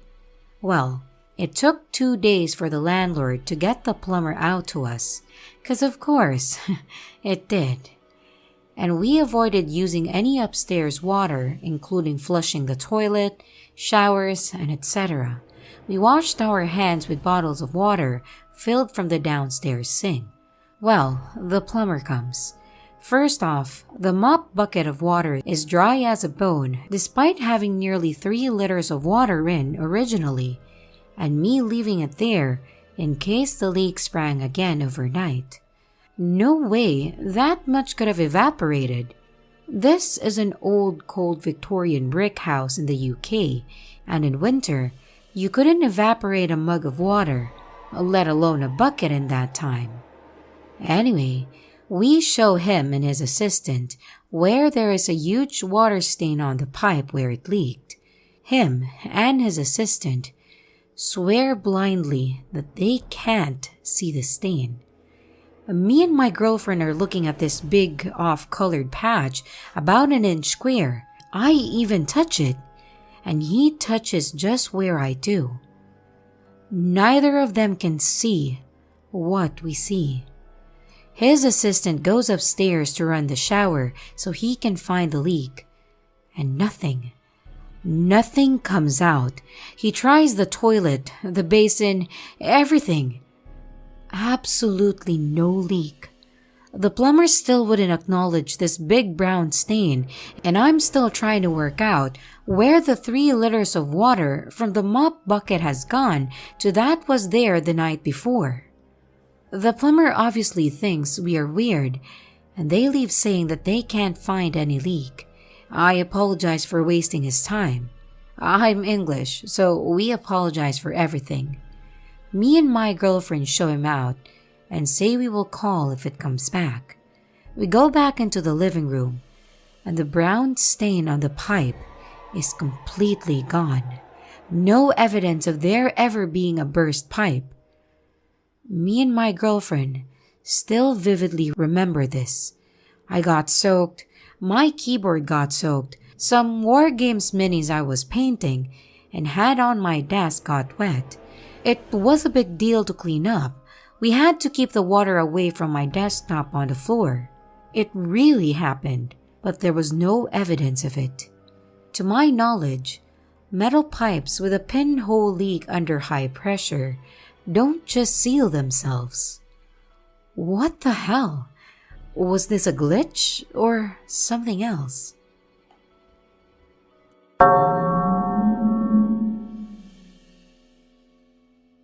Hi.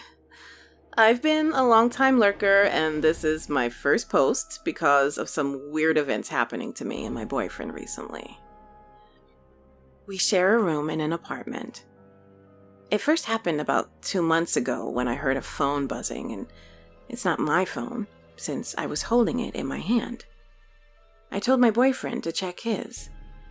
He had his headphones on, but his phone was next to him and it was in complete silence also. We both looked around the room while the sound went on, and we could pretty much pinpoint where the phone should be. It should be on our bed, about 1 meter to the left from where I was originally sitting. But there's nothing there.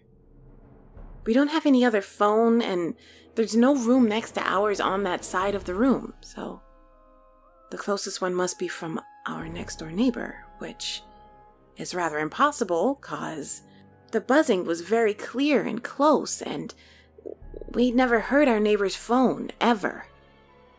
The sound stopped after a while. It was after 9 p.m., and we were both completely awake. There was no explanation, so we literally just shrugged it off. We don't really believe in supernatural stuff. The second time this happened, my boyfriend was sitting alone in our room. He heard the buzzing again also, about 0.5 to 1 meters from his left. He was sitting at the working desk, and his phone was also in silence. My phone and I were not home. The third event happened a few nights ago, around 3 a.m. My boyfriend heard sound of a printer, which we've never owned.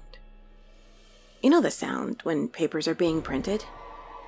He could also locate it clearly in our room, about 2 meters from our bed. I was sleeping, so he didn't want to wake me up and spook me. The odd thing is, the printer sound started having a rhythm after a while, like it's trying to play a song, his exact wording. My boyfriend is an atheist, but even he, after that night, when telling the experience to me using the description, harmless electric ghost, after that night, told me about the experience using the description, harmless electric ghost. We don't drink. At least one of us was completely awake at the time of the events. Our room is well ventilated. In the third one, both our windows were wide open. Our flatmate has 2 cell phones, but we never heard his phone, unless he was playing music on speaker. Downstairs lives an old lady. None of them has a printer. My boyfriend thinks it could be a ghost. I think it could be a parallel world situation, but both of us would be much happier with a reasonable explanation.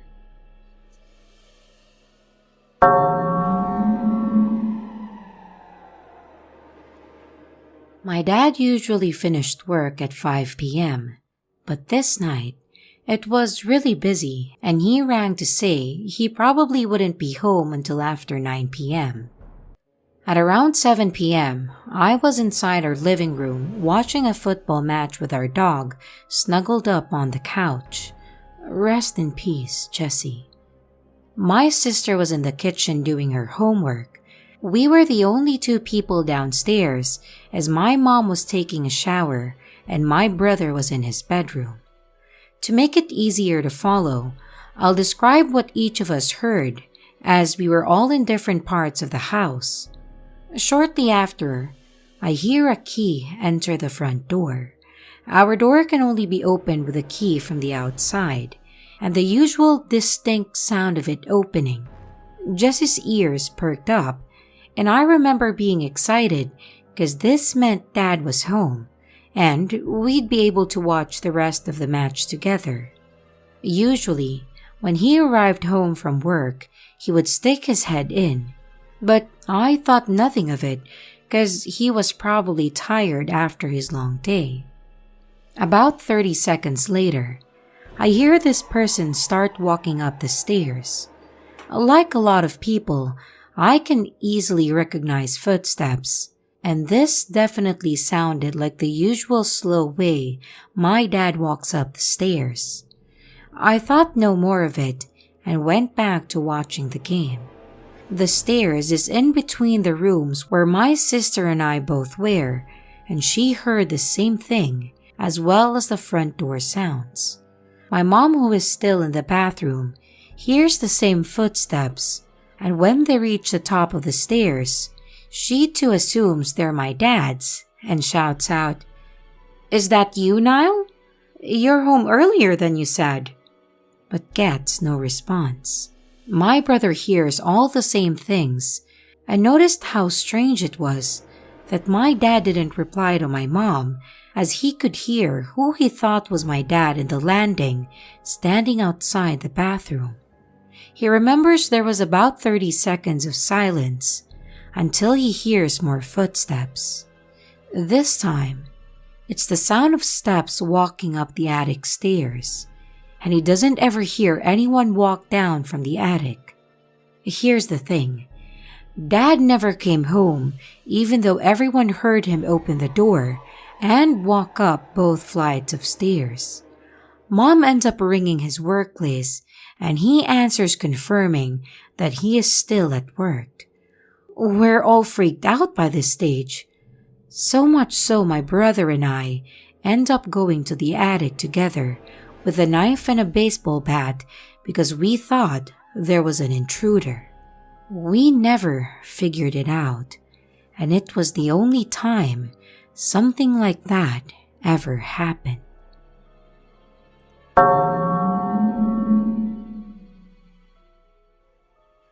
This is not as crazy as some of the stories here, but I still feel weird about it.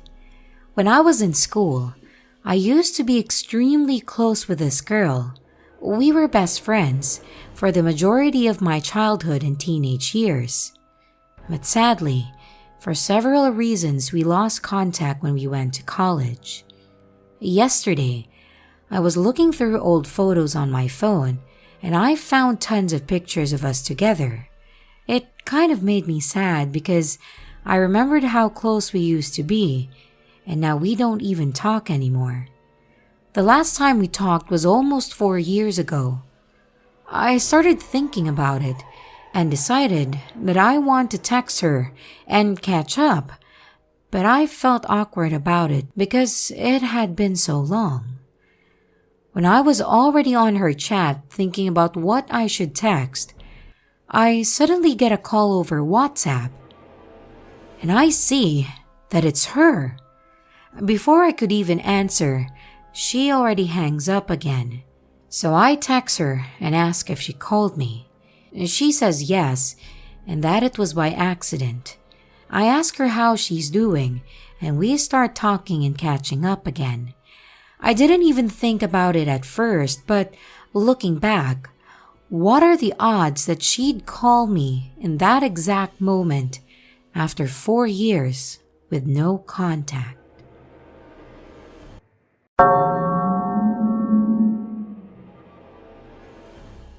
So I work in a large building doing server maintenance. We, Team A, do repairs and parts we pick up in kits put together by another team, Team B. I got done with one of my runs on floor 4 and went into the elevator room to go down to floor 2. Outside the elevator room, I passed 2 employees from Team B that I recognized because I see them often. They were just standing by one of their carts talking. I went in, called the elevator. It was already on 4, so it just opened right up. Then I went down to floor 2. This is the only elevator on this side of the building. I get to floor 2, leave the elevator, and as I approach the door to leave the elevator room, the same 2 employees from floor 4 open the door and pull their big cart through the door and head to the elevator. There's no way that they could have made it several rooms away to the stairs, brought their cart down that many stairs, and made it back to the elevator room before me, all without breaking any sweat. I told another coworker who said that the same thing happened to her a few days ago, and there's been other strange things happening here to me and other people too. This place is whack. The elevator one happened last week, but yesterday, we had a fire alarm or drill and had to evacuate to the front lawn for a bit. I got out there and saw other people from my office, so I went and sat by them and opened up the group chat to see what was up. One of the girls I work with messaged it a minute or so later and asked what was going on.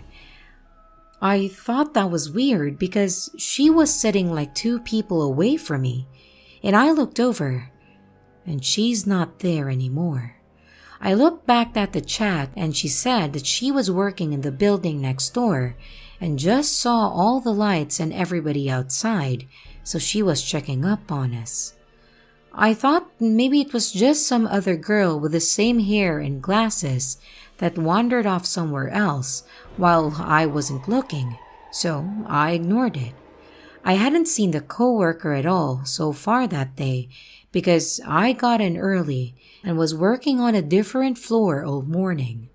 But when we got the all clear and got back to the office, I saw her, and she was wearing the same clothes that I saw her wearing out on the lawn earlier. So there's no way that I could have known how she was dressed. I told her, and that's when she told me that the elevator thing happened to her a few days ago. Another girl I worked with messaged the chat a couple weeks ago if anyone else was in the floor or area that she was working in, and nobody was. She said that she heard someone behind her run past really fast with really loud steps, and she didn't know of anybody else nearby and didn't find anybody.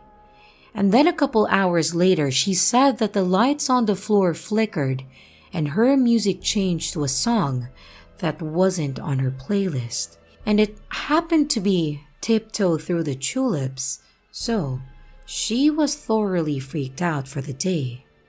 Fun fact, I was on a bathroom break when I wrote my comment, and directly after I posted it, the motion detector sink several feet away from me turned on for about 15 to 20 seconds before turning back off. Then about 2 seconds later, the motion detecting paper towel dispenser went off and spit out a paper towel. So yeah, something's up. And now I don't like working the weekend with only a couple other people.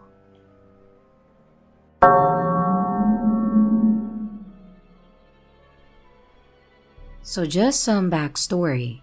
My grandmother has Alzheimer's and dementia, but She still knows who I am and trusts me the most out of all the family. She was put into a care home in Brighton when she got too ill to live alone. I don't talk to my biological mother, but I'm really close to my gran and moved to Brighton, UK for university, so I could be near her to visit and care for her. Christmas of 2018, I, a female and 19, was in Leicester spending the holiday with my boyfriend's family. He was 20 at that time, as I don't really talk to my family. After a few days of having fun, I suddenly got this terrible feeling in my gut. I felt like I was going to throw up from the amount and the sudden bad feelings.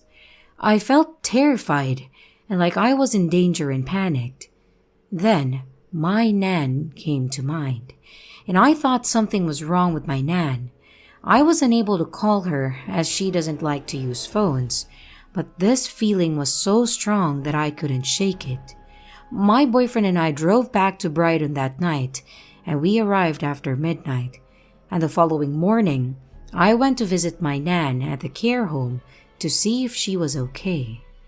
When I arrived, I got told by the staff that my nan managed to escape from the home.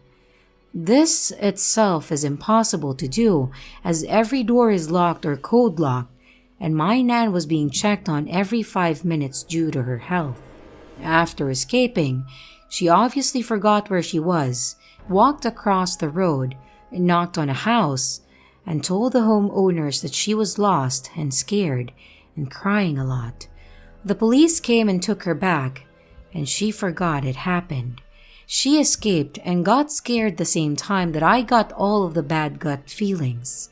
Ever since, I've always had a bad feeling when something has happened with my nan.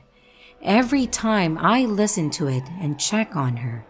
Luckily, nothing serious has happened, and she's still escaping care homes and giving staff the runaround. And luckily, the staff at the care home found it amazing and funny how my nan managed to escape a fully secure building in less than 5 minutes.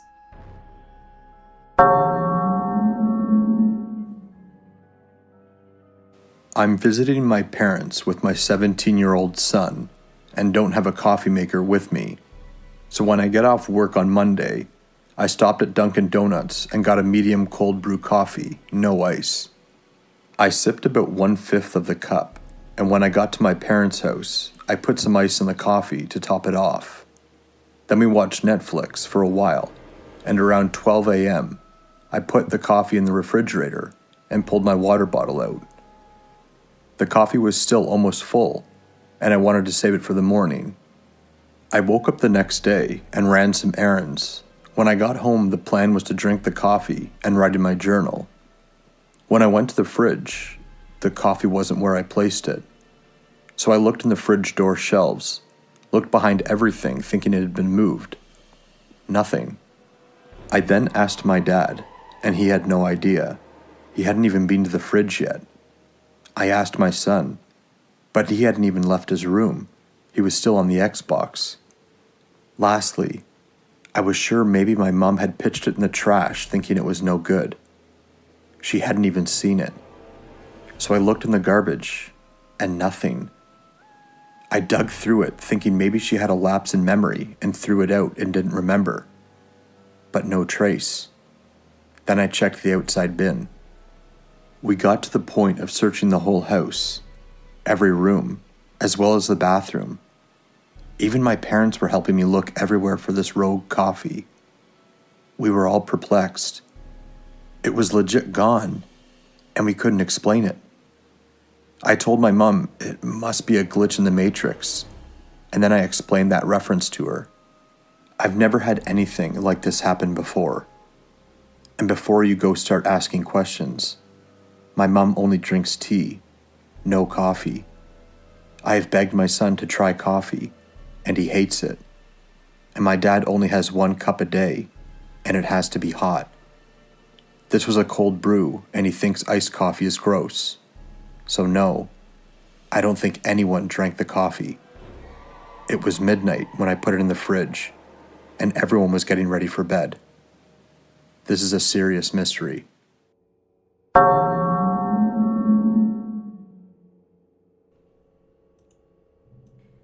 Hi. I originally wasn't going to post this, but I haven't been able to get this event out of my head since a week ago when it happened. I, a 19-year-old female, have never done drugs or alcohol, and I'm not on any medication, so there's no way it was anything in that vein. Anyway, here's what went down. On Wednesday, July 7th, my mom sent me out to the store to get groceries. I left the house at exactly 12:34. I usually wouldn't take notice of the time, but I remember thinking, "Ooh, cool, it's 1, 2, 3, 4. Now, because I looked at the time as I left, I looked at the time as soon as I parked in my garage. It was 1:40, and I put the groceries away and went to lie down. At this time, it was 1:50-ish, and I'm going to be rounding up a little because I stopped looking at the clock. As soon as my head hits the pillow, I'm finishing up a 15-minute video that I had been watching before I left home. There were about 7 minutes left, so it was around 2 at this time. Once the video is done, I get up to pee. While I'm on the toilet, I take out my phone and unlock the screen. Yeah, I use my phone on the toilet, okay? And I am flabbergasted. The clock reads 7 p.m. 7 on the dot. Once I finished up, I ran outside and sure enough, the sun was setting. All the clocks around the house read 7 p.m. and I wasn't sleepy. I hadn't slept. And I had finished the video and gone directly into the bathroom. I am so confused and it's driving me crazy, not knowing what happened. I tried asking my sister about it, and she just laughed, believed that I was lying or exaggerating. And I'm embarrassed to ask anyone else.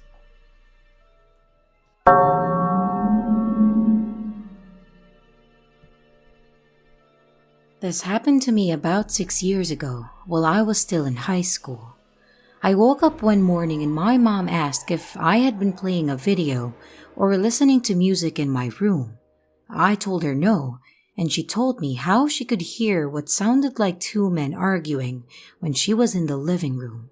She checked every room in the house except mine since she didn't want to wake me and couldn't find the source or hear the arguing. She took our dog out front and didn't find anybody and couldn't hear anything. Nothing in the backyard either. At that time, I brushed it off and I was super skeptical about the paranormal stories and believed that there was an explanation for everything. I told her she probably heard our neighbors arguing and that they stopped when she went outside. Flash forward about 2 weeks later, I'm doing homework on my couch and start hearing 2 men arguing. It sounded muffled and almost like whoever was speaking was trying to be quiet. I couldn't make out what exactly was being said, but each guy sounded pissed. I went in my dad's office thinking that he left the TV on or his computer, but everything was off. I immediately got chills when I realized that I couldn't hear the voices from my dad's office. I went back in the living room, and the voices came back. I grabbed my baseball bat and checked the entire house. Nothing. Checked the front and the backyard. Nothing. Went back to the living room, and the voices came back. I thought it was weird that none of my dogs seemed to notice the voices. They would go crazy if they heard someone talking on the phone while walking past our house. Yet, they're all chilling. I was so freaked out that I sat on the back porch until my mom came home. And by then, the voices were gone. I never could explain it, and it's probably the creepiest event in my life.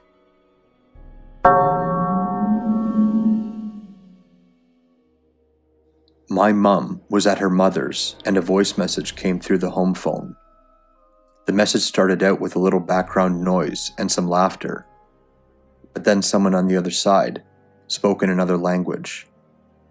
At first this sounds like a scam or nothing too concerning, but when my mum heard it, she assumed it was me pranking my grandmother. To give some context as to why I would be the presumed culprit, the day before she went, I spoke gibberish to my dog to see what he would do. I kept it up the whole morning, so my mum heard enough of it to know what it sounded like. To give some insight of what it sounded like and the types of syllables it had, it was a mesh of Hindi and Spanish, so they shrugged it off and went on with their day. When my mom came home, she asked if I had left my grandmother a message, to which I denied and then asked her why. When she explained it to me, I was skeptical at first, especially since I was thinking it was just a prank call or foreign scam.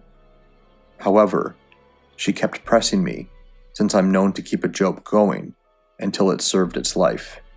I kept denying it. I decided to call my grandmother to hear the voice message for myself. I called her, and the first thing she said was that she was caught off guard by my prank. Still denying the allegation, I decided to ask if she kept the voicemail.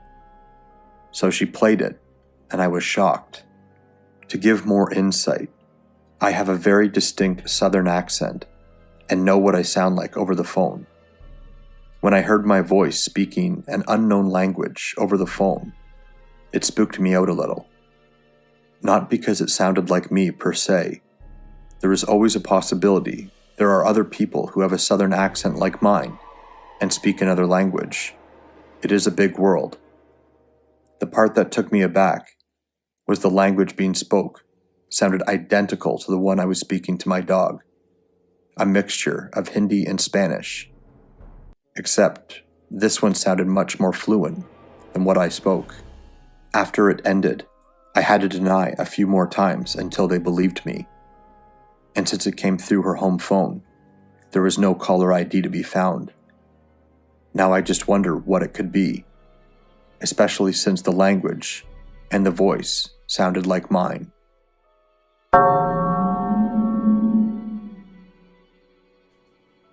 The first one happened during the day around 5 p.m. I was at home with my boyfriend, minding my sister's 2 dogs, just watching TV in the living room. The front door opened and slammed shut, and my sister went running up the stairs. I knew it was her because she has the same routine every day. Same massive bang while closing the door and footsteps running upstairs to see her dogs. The 2 dogs were growling really bad, so I got up and called her name. No one answered, so I rang my parents to see were they home. They had just picked up my sister from work, and my brother was there with them, so it was just us at home. I shat myself, to be honest, while searching because whoever it was didn't come back downstairs, and no one was up there. When they got home about 30 minutes later, my sister slams through the door and runs up the stairs. And it really freaked me out, but I didn't know about glitches until I found this sub. My family believed me because they all had weird stuff happen in this house too. Second story is from a few years ago when I moved back home again in the same house. I was sleeping in the living room on an air mattress at that time, and I was going to bed. When I opened the door, my legs hit something shin height that I couldn't move past. I automatically thought it was the table that I sometimes move to block the door. So I turned on the light, and the table was on the other side of the room. And there was nothing blocking my way at all.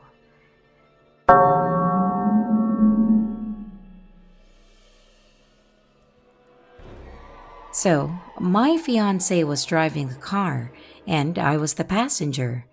I always have a pair of sunglasses in the car and another pair in my purse.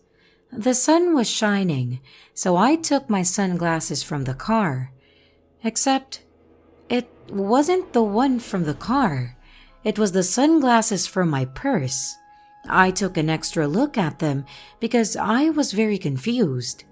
I might have switched them at some point without realizing it. So I put them on and I start looking for the other sunglasses. And they are not in the car. We reached our destination and I took my sunglasses off. But now, it's the right one. The sunglasses that I have in the car. So, at some point, a glitch happened where my sunglasses was switched.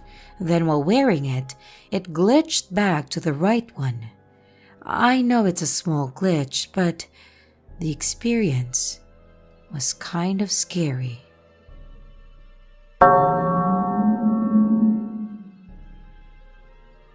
I personally can't go to sleep without noise, so I've gotten into the habit of listening to podcasts through my AirPods when I go to bed. I tend to move around a lot in my sleep, so they usually fall out of my ears at night. One night, about 2 or 3 weeks ago, I was woken up by the sound of my AirPod rolling around the small crack between my bed frame and the wall. I didn't want to get up to pick it up, so I just thought, oh well, I'll get it when I wake up for school in a few hours.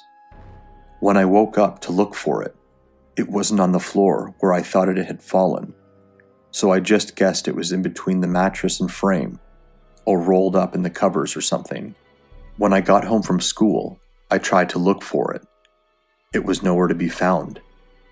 I flipped over every part of my bed to look for it and even called my mom in for help. They were gone. I gave up looking for it and kind of just assumed I had lost it somewhere else. A couple of days ago, I'd gotten up in the middle of the night for a midnight snack, which was a bag of Takis, which had also fallen in between the crack of my bed frame and wall. When I got up to look for them, the same thing happened. When I flipped over everything, I couldn't find them. And lastly, today, as I was going to take a shower, I left my necklace on the edge of my bed. It fell through the crack, and this time I visually saw it, so I went to go take my shower and would come back to look for it once I was done. And I did the same thing. I flipped some stuff over, and I couldn't find it. I called my dad in to help me shake around my bed frame a couple of times, and I still couldn't find it. This marks a total of 3 things that have been lost in the exact same place.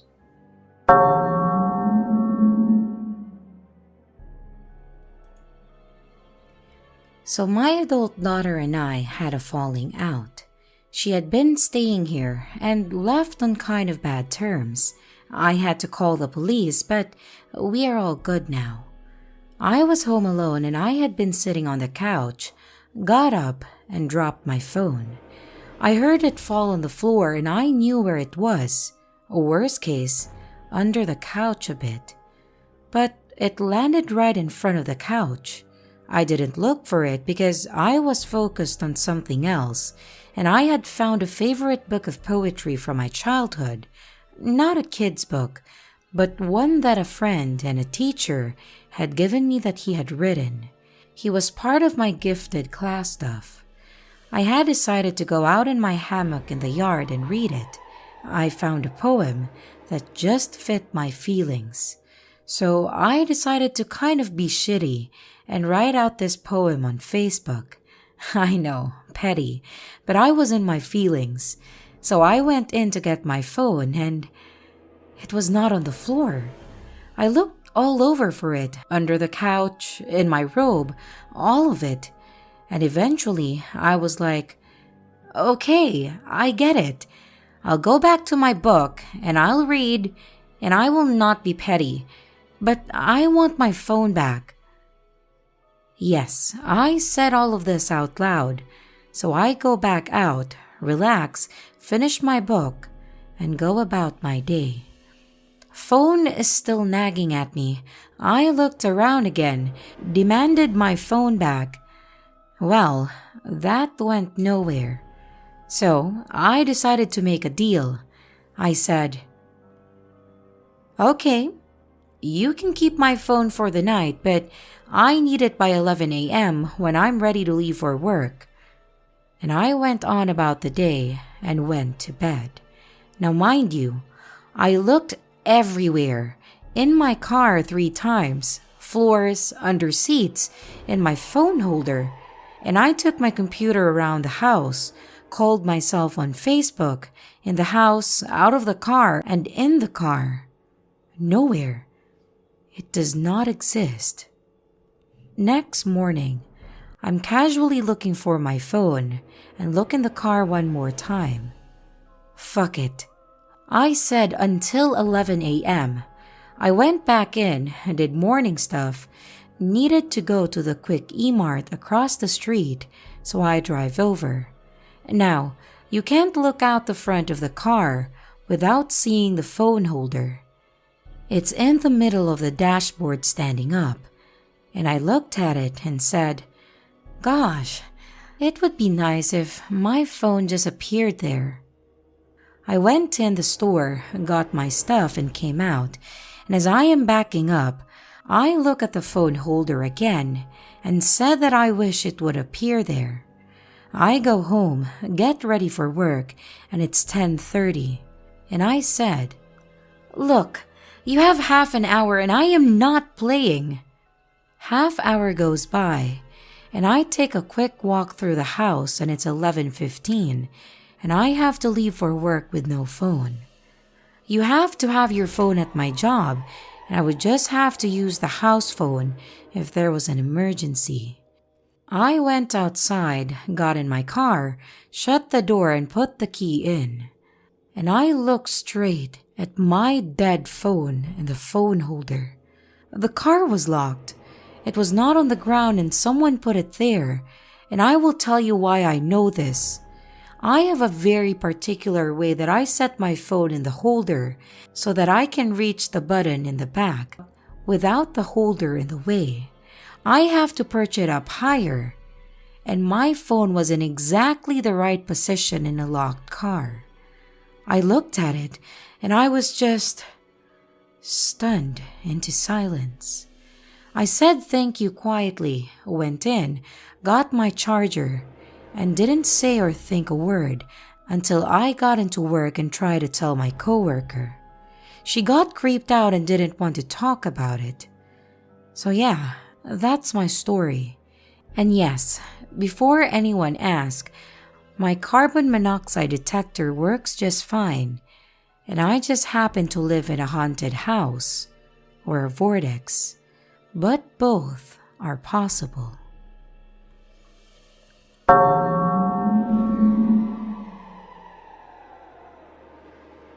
I used to live in Florida in New Tampa. It was the suburb section right outside of University area. I lived with a friend of mine, and one day, I borrowed her truck to go to 7-Eleven right by her house to get a sugar-free Red Bull. So I pull up to the 7-Eleven that's about 2 minutes away from her house, the one that I always go to. I go inside, grabbed my Red Bull, and got in line. It felt like it took forever, which I never mind. I always fill the wait time with a little reading, usually, but this time, I felt like I was standing in that line so long that my feet actually started to hurt. It was weird. The second I was about to put my drink down and leave, it was my turn to pay, and finally, I was out the door. Here's where the weird part comes in. There is another 7-Eleven about 8 minutes away from my friend's house, and that is the 7-Eleven that I walked out of. I opened the door walking out as I was looking at my phone. I looked up, and I was at the 7-Eleven that was 8 minutes away from my friend's house. But I just went into the one that was 2 minutes away from her house. I wasn't drunk, I don't even drink, no drugs, and I wasn't overly tired or sick. It was real. I somehow walked into one 7-Eleven and walked out of a different one. So, I called my friend and told her something weird just happened, and she started yelling at me. "Where have you been? I've been worried sick." And I'm like, "What?" I felt like I was only gone for a few minutes, and not even long enough to go all the way to that other 7-Eleven. I knew the line was kind of long and it took a minute to get through, but I felt like it didn't take longer than that. I hadn't gotten around to telling her that I felt like I went to one 7-Eleven and came out another one, and she tells me that I have been gone for a couple of hours. So I told her that I would talk to her when I got back to her house. I got in her truck, I backed out of the parking spot, put the truck in drive to pull away, and when I looked up, what? I was pulling away from the 7-Eleven that was 2 minutes away from her house. So from there, I didn't look down or away from the road at all. I sped back to her house, and when I got back to her house, I called her from the driveway and told her that I was there, and she said, "No, you're not. I'm outside waiting for you." I was in the same parking spot that I always use. Nothing changed. It was the same thing, and I did almost every day. At this point, I started to panic a little bit, so I pulled the truck out, put it in drive, drove around the apartment complex, and back to her house.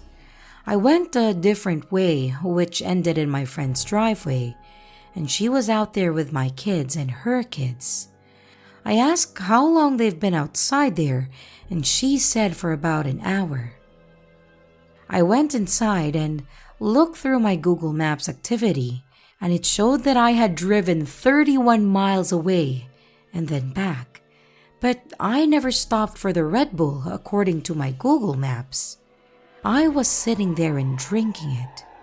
My mileage and gas tank said otherwise. A couple of weeks later, I got a vehicle and decided to move in with my now husband, and I've never had that problem again. My friend won't even let me talk about it. It horrified her, and I think I'm just chalking it up to an unexplained scientific thing.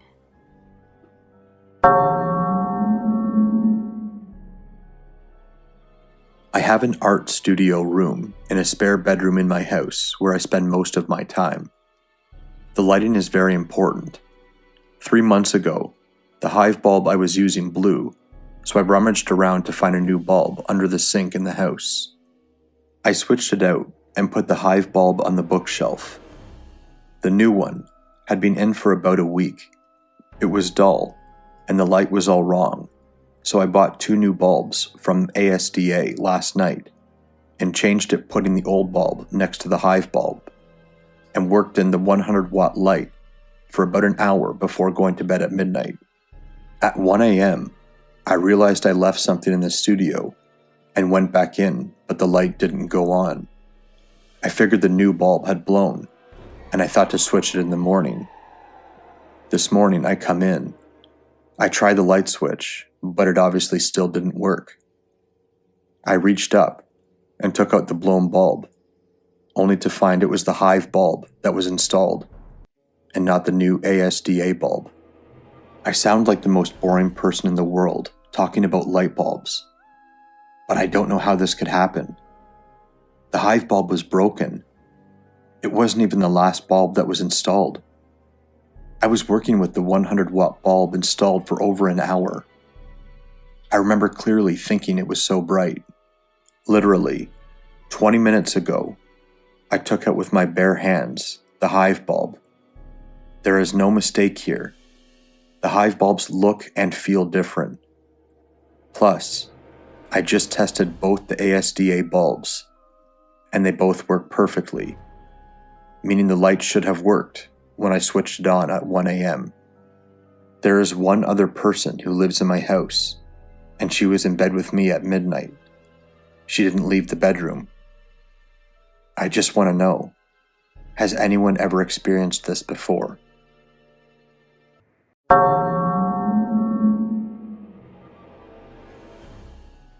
I wanted to write this just a few hours after it happened, so I don't have false memories and I can look back on it later on.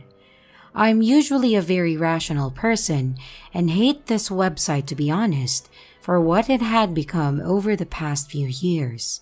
But I wanted to write this for me just so I can look back on it. So, pretty much I am homeless at the moment, and while I go looking for housing, I'm staying in usually shitty hotels. While I wait to find a place to move into, I have money saved up so I don't have to literally live on the streets. Long story short, I got out of rehab and relapsed quickly and was staying in sketchy hotel rooms for a few days at this point. Since then, it has been about 5 days, and just today, I finally saw something that I couldn't explain. Just for clarity, I have a massive tolerance to alcohol and have control how drunk I get. I don't hallucinate or have crazy dreams. I don't dream at all while using, and I don't have false memories or memory loss. Yet, I'm only 28. Okay. So I was at 7-Eleven after drinking myself to above a buzz, but not drunk at all, which for myself is quite a lot of shitty malt liquor.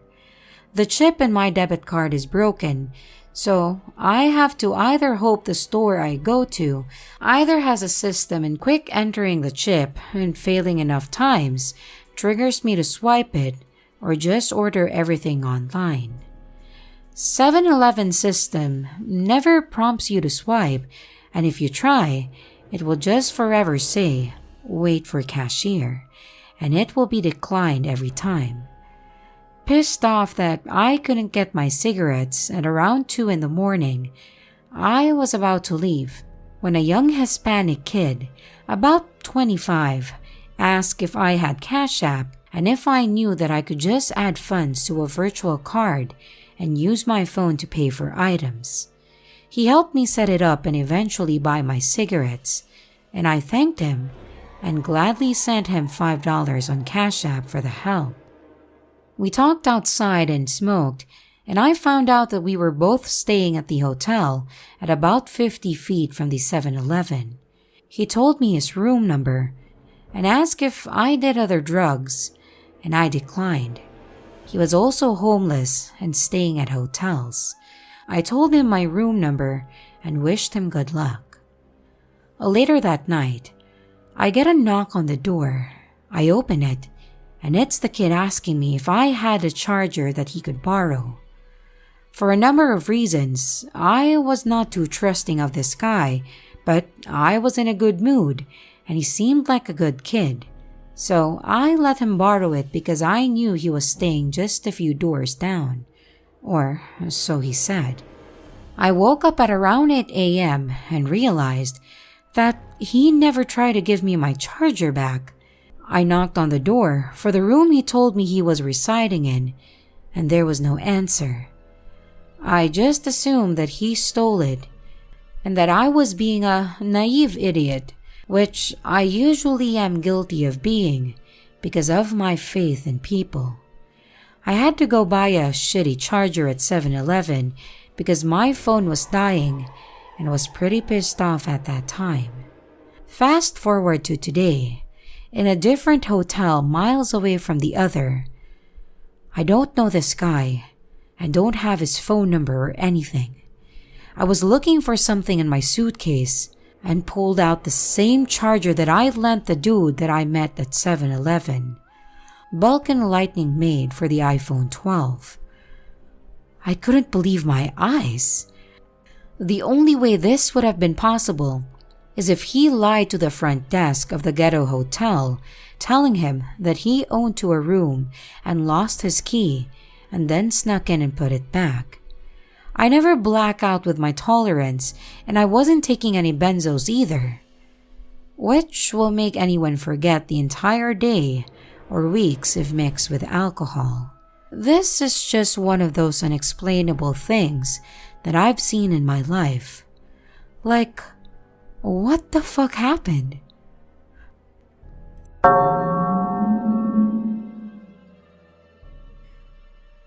When I first started my job, I got into a conversation with a lady in the office next door to mine. She told me that at lunch, she liked to close her office door because she had celiac disease and certain foods gave her terrible indigestion. She seemed embarrassed by it, but I understood. Often, I would hear her spraying Lysol in her office before opening the door again. More recently, I developed severe food allergies. I didn't know I had them and ate some shrimp on my birthday. Once home, I went into anaphylaxis, though at that time, I didn't know that's what was happening. I had an NDE and fell out of my body and floated around several times. I fought my way through it and eventually recovered. Later on, I discovered that I had also developed gluten intolerance. I recalled that gluten intolerance was similar to celiac, so one day, I decided to ask my coworker if her celiac had started out as gluten intolerance and also what other symptoms she had with celiac. When I asked her, she looked at me very strangely and said she didn't have celiac disease. I reminded her of the conversation we had before, but she didn't remember it. She said once she thought that she might have had celiac, but a trip to her doctor confirmed that she didn't. I was stunned and could only assume that she was lying, but I couldn't figure out why.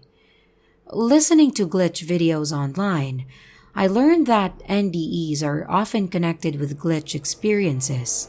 It suddenly dawned on me that it had been a very long time since my coworker had closed her office door for lunch. She also didn't spray Lysol in her office like she used to. It seemed that all of these things had changed after my NDE. When I came out of my body, did my old timeline leave me behind? When I panicked and jumped back into my body, did I also jump into a new timeline? Maybe my coworker wasn't lying. Maybe this new version of her didn't have celiac after all.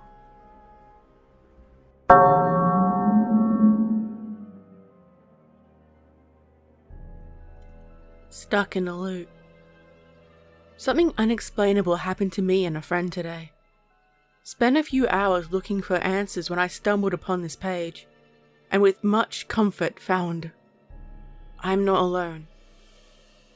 This is my first post and I'm not a whiz at writing, so thank you to anyone who sticks with me. It was another shift at work.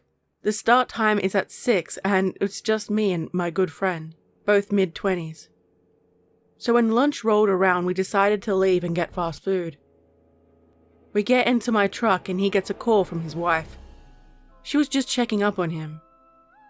After that, I pull out of the parking lot and down the 1-mile access road to the plant. As we are driving 38 miles per hour, I know the speed because the job put one of those radars that alerts you to your speed. The limit is 35. I look over to him and ask, "Does it seem like we've been driving forever?" He then explodes with, "Yes, we have listened to at least 4 of these songs from the album." At this point, my heart starts beating quicker and I get very uncomfortable. I look up and just in front of us, I see the exit. But as I get closer, it gets further away. I started to get sick to my stomach. It was as though my truck was running on a treadmill. He looks over at me in distress and says, "Are we dead?" My mind races and I start running through scenarios. Did I wreck the truck and we are unconscious?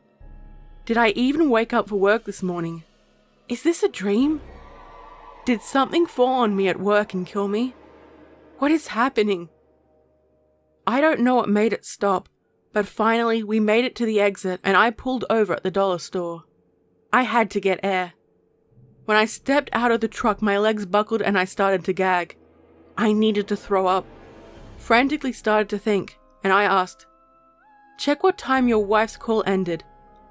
12 minutes had passed.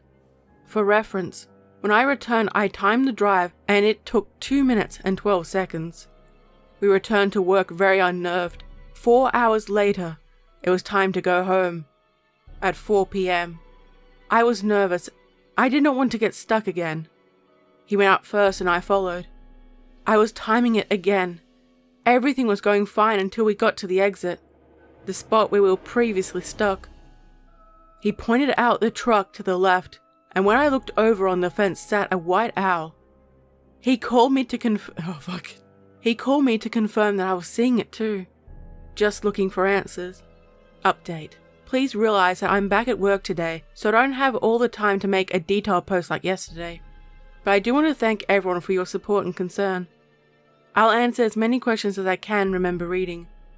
First, I also thought it may have been CO2 poisoning. That is why I'll be buying a detector after work today. Unfortunately, I'm in a position where I can't just go to the doctor. It's hard to explain, but say I didn't have poison and it gets reported back to the facility I work at, the incident I had at work and failed to report it, or that my mental state was no longer suitable for my position. I will update with the results with the detectors. I'm honestly hoping that is what it is. Second, I was asked to look at my Google Maps travel info. Mine was unfortunately off. Never been a fan of being tracked. Although my friends had one, I wish it hadn't been. When we opened up the app and looked at the information from yesterday, it shows his routes that he made to and from work, but it does not show us leaving for food. Then it has an error message that has a 15 minutes discrepancy. Goosebumps ensured. I don't think he is comfortable talking about it anymore, but I will try and get a screenshot and upload it. I called my father last night to discuss what happened and get some form of comfort. He's a preacher, not sure if relevant. But when I tried to tell him the story, our phones kept dropping the call. Today, when our work group of about 6 people were back, we decided to share our story. And when we started, the building's alarm went off. I'm not sure if I'm supposed to be sharing my story, but I'm also not scared. I'm also totally willing to accept that the owl, drop calls, alarms, Google glitch could be a perfect storm of coincidences. I cannot get over the feeling of being trapped and the unexplained missing time. Please keep giving me ideas to explore.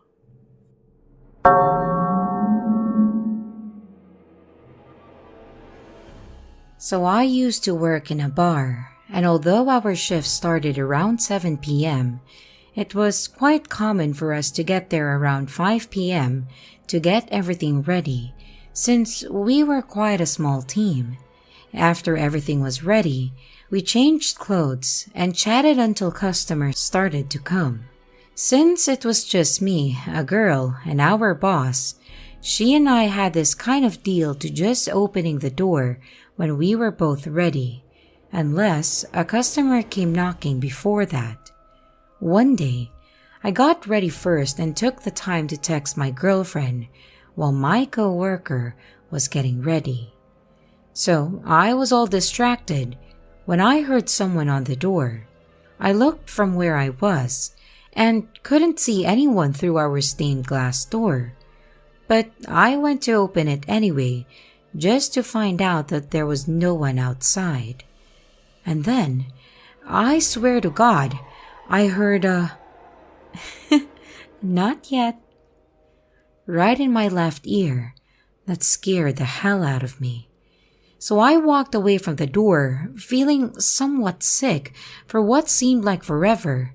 And then I heard the same knock on the door, but this time, there was a guy waiting there. At that point, the co-worker showed up and I asked her to serve that guy since I really needed to sit down. But then I took my phone and realized that it all happened in like 2 freaking minutes. Anyway, I hope I have been clear. I tend to be quite detailed with this particular story because I have already reconstructed it in my head like a million times. I still can't explain what happened that day since I got to open the door and there was no one there. I can't even say where that customer came from, and I keep wondering if I even opened the door. But deep down, I know I opened it, and I still feel quite uncomfortable when I remember the voice. So, has anyone ever experienced something similar?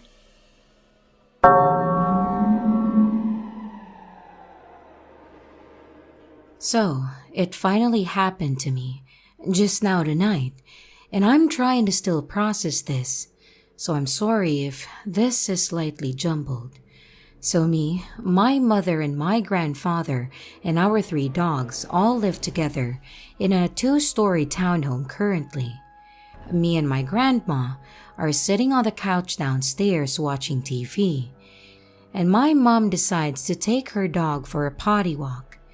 I had taken mine recently, so they didn't need it. So just some backstory on my mom's dog. She is very reactive on a leash. She barks at everything on walks, but absolutely loses her shit at other dogs.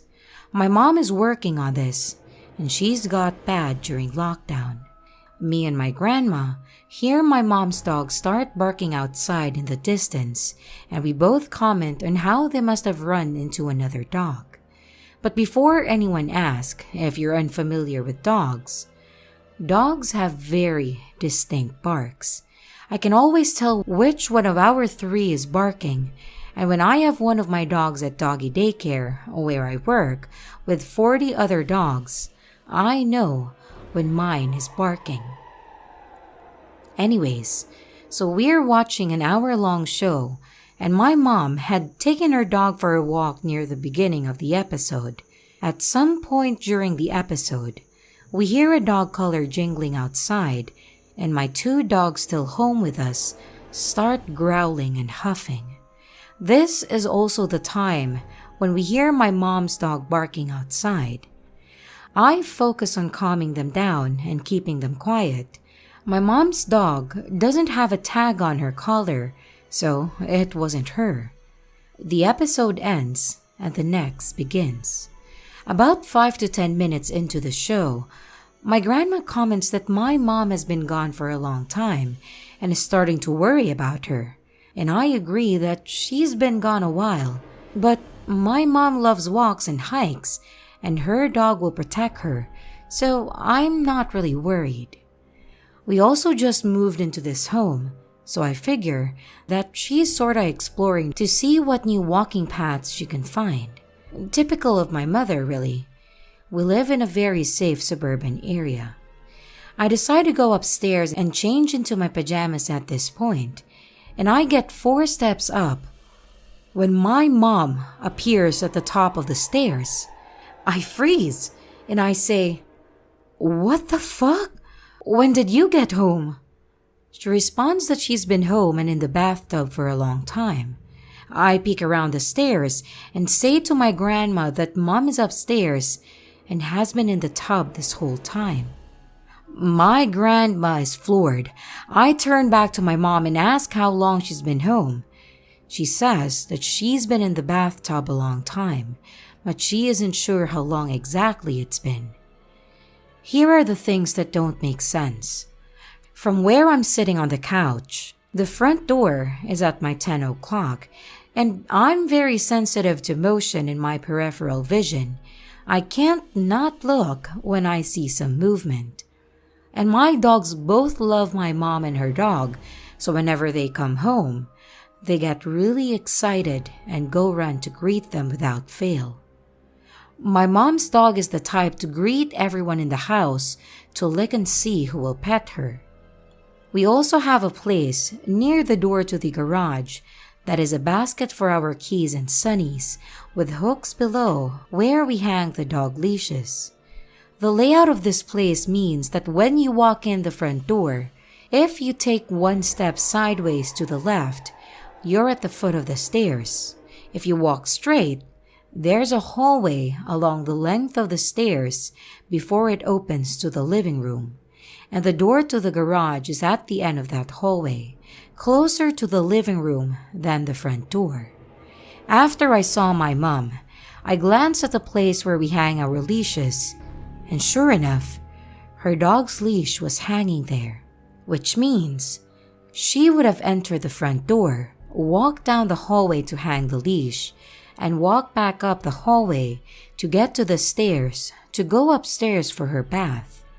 Her dog is also the type to follow my mom everywhere, and is 55 pounds, so she's not a light girl, and you can hear her when she's walking on tile. All the while, my grandma, myself, and both my dogs would not notice her or her dog during this, and I have no idea how this happened.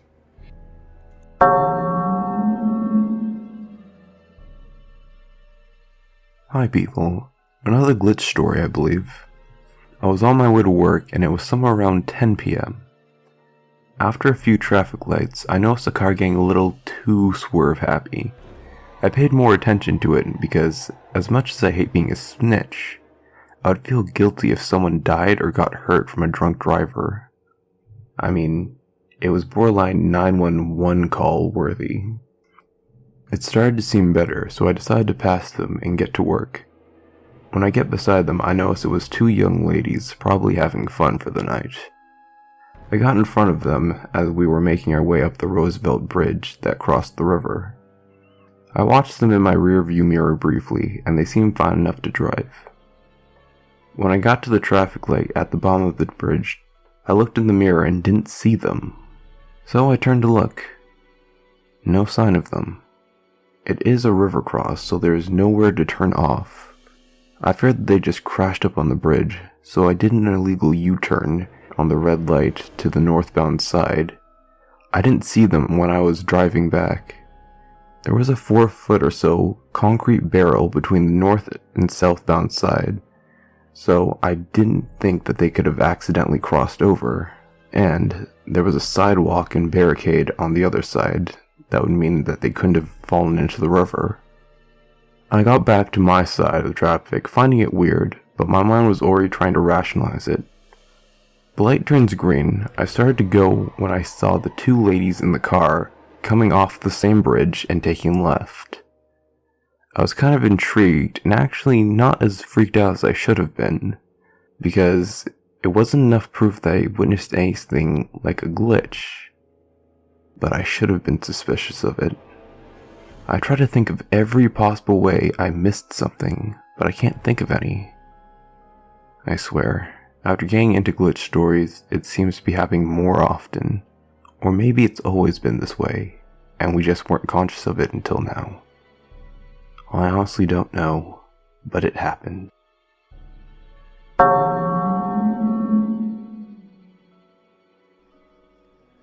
So half the posts that I read here sound like bullshit and barely make much sense, almost like critical thinking is gone. But the story I'm about to share, my ego has difficulty accepting even with multiple validations. I may split this into 2 posts, and with that said, I also believe the circumstances after the fact would support multiverse theory, and this is only one instance. Things like this happen frequently to me, but enough intro. Here's what happened. So, I have always been the type of person interested in technology, saving money, and tinkering with shit. Always worked on my own vehicles, repaired my televisions and cracked phones, and etc. I grew up on video games, sci-fi, dirt bikes, and all that stuff.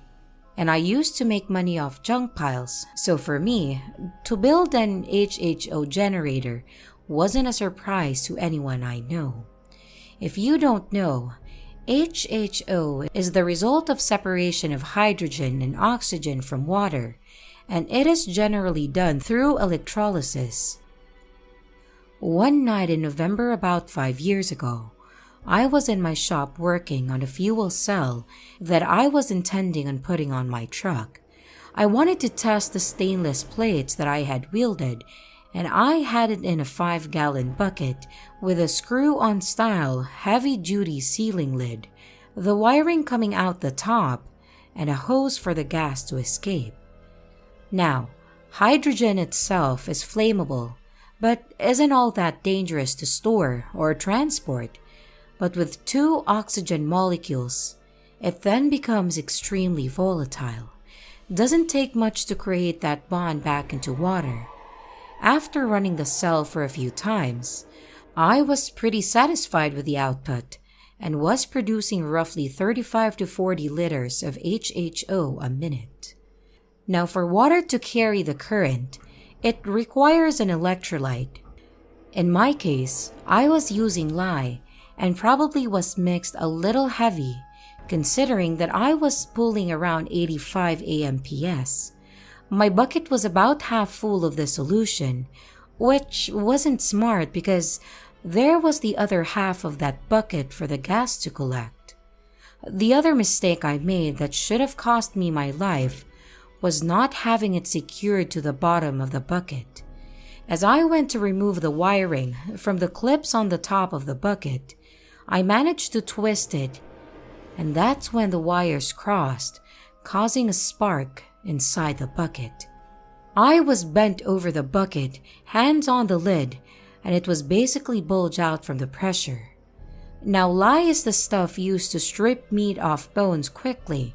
If you get even a very mild solution in your eyes, you're immediately blinded.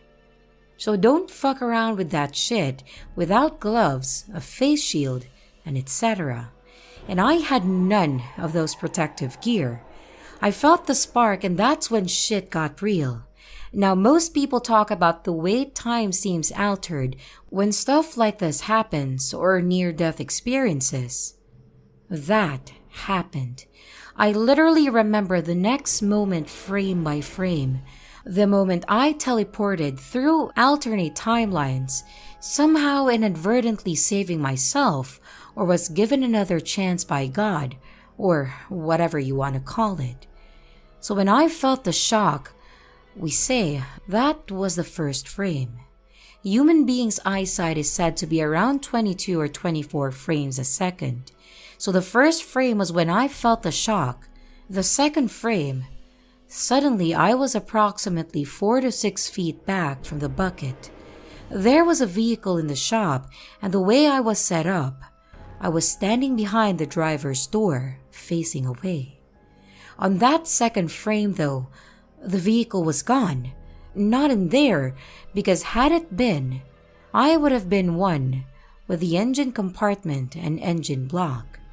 In front of me, this bucket was split down the sides and the lid was exploding into fragments, but no further than a 4-foot radius of the bucket, flying mostly upwards, and the majority of the solution was still inside the split bucket.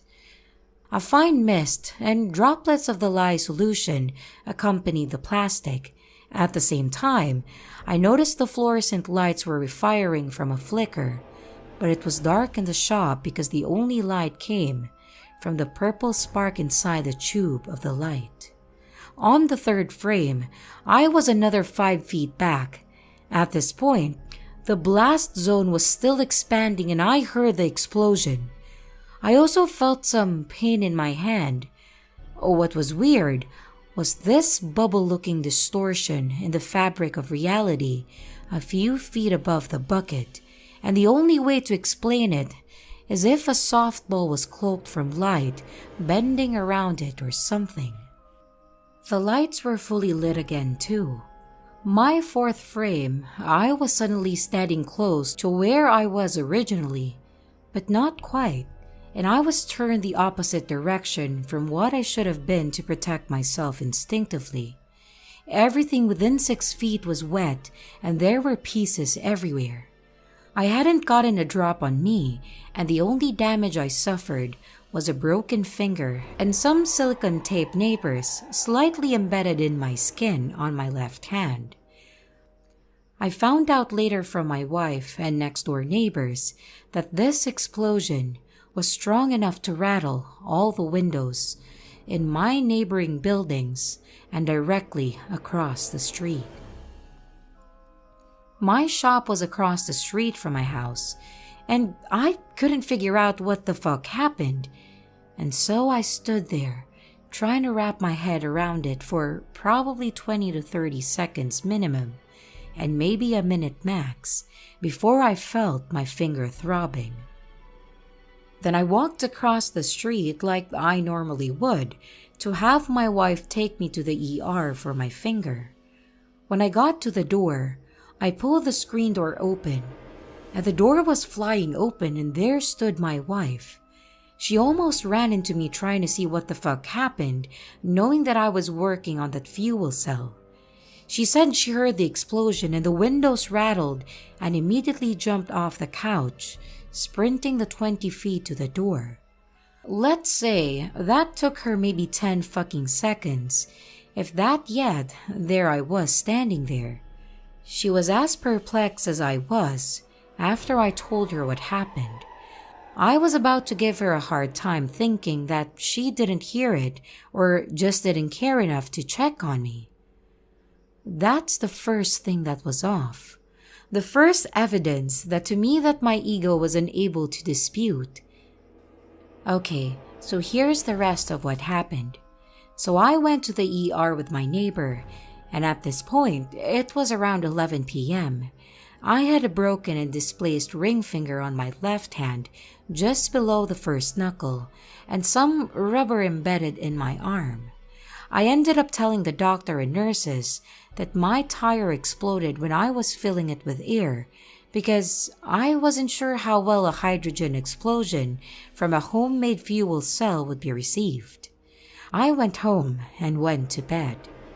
The next day, when I woke up, I thought about what happened and eventually came to the conclusion that my kind was playing tricks, and there was a reasonable explanation. The vehicle had not disappeared somehow, and I got lucky with the lie solution not blinding me or getting on me, and the distortion in space or time was maybe a pressure wave from the explosion, even though it was not where I should have seen it. I felt a lot better at ease about the situation. Well, a couple hours later, probably around 4:30 p.m., I was home alone and someone was pounding on the door, then the windows, and I heard my name demanding that I come outside. I honestly thought it was the cop, so I quietly peeked through the blinds, and it was actually the next door neighbor. My neighbors were both military. One did 2 terms Coast Guard, and the other, who I'll just call K, was career military at a nearby Air Force base. Pretty high ranking, as far as I know. K is more introverted, meat and potatoes type person, and almost rigid. As neighbors, we've had our differences in opinion. Well, I figured he wanted to complain about our dogs or weeds in the driveway, or all the noise that I made the night before. So I opened the door and called to him as he was walking out the driveway. He turns around and says, "I always see you working out in that shop, and now you have a few projects going on. What is it that you're working on in there?" Surprised he didn't mention the explosion, I told him that I usually am lamp working or on my truck or whatever, then told him about the fuel cell and what happened the night before. The next thing he says is what threw me through the loop. Kay then says, "Well, someone told me you've been working on a time machine, and I really want you to take over so I can see what you're working on as far as your time machine goes." God damn, did I just hear him correctly? Now, I have always thought about trying to build something like that, but basically, it's only been a fantasy and never anything that I've talked about or started to work on. Definitely never mentioned it to the neighbors. So, I had to insist that I had no idea what he was talking about and that there was no such thing in the shop. He persisted, but I told him that I was on my way to get my kids, so I had to leave. As I was getting in the car and drive off, he stood in his yard and watched me back out and leave. I felt his eyes on me until that I was out of sight. It was at this point that I remembered an article that I had read a month or two prior about how the military had some sort of device that was able to detect portals or something in space or time. More specifically, at where the geomagnetic of the Earth intersect with the Sun's geomagnetic as CMEs interact with our magnetosphere. These are only open a fraction of a second, and don't hold me to what I say exactly. I'm not a scientist, so I might be using the wrong terminology. I'll try to find an article to source. Either way, the technology is there apparently, and when I thought about it, my mind was again blown. What the fuck? The conclusion I came to is when we went to work at the base that morning, someone approached him saying something to the effect of, "Kay, what the fuck is going on in your neighborhood? We detected this distortion at this time and at this precise location." Then, he had to immediately assume that I had something to do with it, since I'm always working on or up to something, and the rest of the neighbors are pretty normal. I'm the type of person who makes solid-state rocket fuel out of sugar while teaching my daughter how to for a science project, and I didn't know what to think. My ego had nothing else to say. Well, fast forward about 3 years, and I had basically forgotten that event, or at least pushed it back in my head. One day, I'm getting home and Kay is shoveling snow, so I decide to stop and chat a bit. He ends up telling me about a dream that he had a few nights before. Basically, he tells me in the dream that him and I were working on my time machine in my shop. For whatever reason, it required 2 vehicles to be retrofitted by the drive shaft to the time machine. The drive shafts were connected or something. He tells me that I was standing on some platform that the drive shaft was hooked up to, and he was in the vehicle revving the engine. Every time it reached a certain RPM, I would dematerialize, and when he would let off the pedal, I would come back. He asked again for me to show him this device that I didn't have. Damn it. Once again, I was totally mindfucked. I didn't really know what to respond with, but I ended up telling him that was crazy and there was no way in hell that I would be connecting my drive shaft to his in any way, shape, or form. Then I walked off and parked the car to go inside. I'm not sure if he made that up thinking a different approach would get him into my shop, or if he genuinely had that dream or what. All I know at this point, I've thought about that night and the encounters with my neighbors so many times that I've come to the conclusion it was literally a glitch or something that I cannot explain or fully understand. But it did happen. There's no doubt in my mind what I experienced is exactly like I wrote. Fucking crazy, right?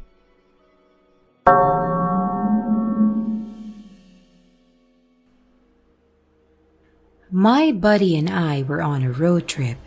It was in the afternoon when we came upon a railway crossing.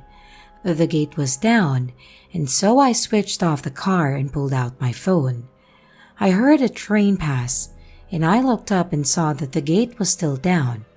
So I thought another train was coming, and sure enough, another train came.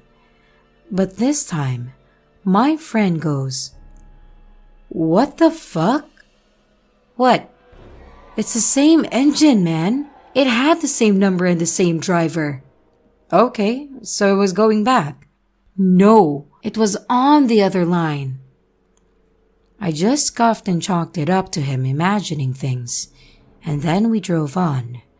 20 minutes later, we reached a town. But Now I'm confused. I stop the car and get out, and so does he. Now it was my turn to say, "What the fuck?" We were back at the town that we drove away from. I took my phone and I checked the map, and it still showed that our trip was a near straight line, but we were driving in the opposite direction. My friend pulls out the bag with a fast food logo we had brought from the town and points at the shop afar. We got back in the car and we went to the fast food joint. The girl who served us recognized us because my friend was flirting with her. She asked if we forgot anything, and we just shook our heads. We then looked at each other and he blurted out, "It was the train dude." I could not rebuff him. We came out and I looked down both sides of the street and wondered, did we go in the wrong direction? If we went in the wrong direction, we would be in someplace else, not back here. We get back in the car, drive to the crossing again, and the gate was open, but I stopped and got out. I crossed the rails with my friend behind, and I looked around and back at him. He shrugged his shoulders and went back to the car, and I got in and we drove on. Nothing else weird happened, but we were extremely silent for the rest of the ride.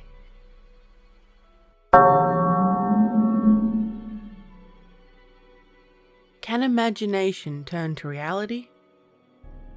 I know this is a bit long, but I promise it's worth it. I don't know where to put this, but this seems like the best subreddit. A couple of years ago, I started using a fake email for sketchy website and that sort. I also used a fake name and address to go along with it. The fake person was first name, Big Gay. I was trying to be funny by writing down, in quotes, Big Gay. The first time was inspired by a meme that was going around at the time. His email was bygay. In brackets first name at brackets domain.com. He lives at in brackets house number Wood Street. Again, I was trying to be funny by putting Wood in the address. I did, however, use my real phone number because I needed to verify the account. Then, about 2 years after using this fake info, I started getting spam calls and texts addressed to first name almost monthly. A year or two down the road, I was Googling my name, /address, and number just for fun, and there wasn't anything interesting that I found. Except for when I Googled my number. I found my phone number connected to a Facebook account of someone named, in brackets first name, by gay, who lives at, in brackets house number Wood Street, and can be contacted at bgay.firstname@domain.com. When I saw this page, everything came back to me. I tried reverse image searching the profile pic, but nothing else came up. I tried verifying that the house was a real place, and it was. There happened to be an address like the one I made up in my city. When I looked up the address on Google, I found out it was connected to Bagay. I also found out he's employed at a t-shirt company. I'm starting to doubt my memory, and just figure that I just Googled my number one day and happened to see a funny name and address. Maybe I never made those fake accounts. I can't find any text on my phone that referenced the fake email. So essentially, I have no proof except for my memory. Has anyone ever heard of something like this happening? Edit. I forgot to mention there was one time where one of B. Gay's lifelong friends called me on February 2019. I have the voicemail saved. Wishing Mr. Begay a super happy bowl Sunday. P.S. I redacted the info because he's a real person now, I guess. And it's really easy to figure out everything once you know one of these pieces.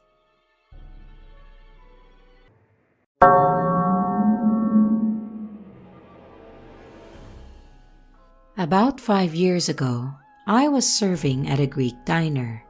One slow night, I see a woman walk in, about 50 years old, with a little boy tagging along behind her. He looked about 10 with a yellow shirt. I saw them head to a table, so I stood behind the bar and started pouring waters to bring over. The kid was about the right age to be old enough for our kid's cup, so I casually asked the other serving worker, "Hey, Nicole, you think that little guy is big enough for an adult cup? Or should I bring a kitty instead?" Nicole looked up at me, confused, and said, "What little guy?" "Well, that little boy that came with the lady over there." I glanced over, and now she's seated alone. "She came in by herself," said Nicole. "No, I saw him.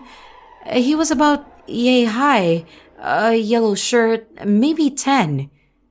She looked at me again and said, "Okay, now you're creeping me out. She came in alone, I swear, there was no little boy." I was shocked. I asked Nicole to take the table for me. Part of me wishes that I had told the woman, but I was afraid that she'd think that I was nuts. Hell, I thought I was nuts. And I swear on all that is holy that I saw that little boy just as clear as anything. I've experienced a number of these, but this is the most recent, and I apologize if my storytelling is not the greatest. I've been through a lot of positive self-improvement type stuff recently. I bought myself a ring to commemorate my accomplishments. I took this very seriously, as I don't gift myself expensive things really. I found this beautiful ring in a local jewelry pawn shop that spoke to me. A stone and a color that I love with its beautiful asymmetric S design on each side of the band. I remember conversing with the clerk over the course of my shopping and realizing with her that I like the asymmetry specifically. I buy this ring and wear it constantly for a few weeks, looking at it often. I didn't wear it for about a week, and in that time, my longtime friend was describing to me a ring of her own gifted to her. I'd never seen it, and she'd said that she'd send me a picture later.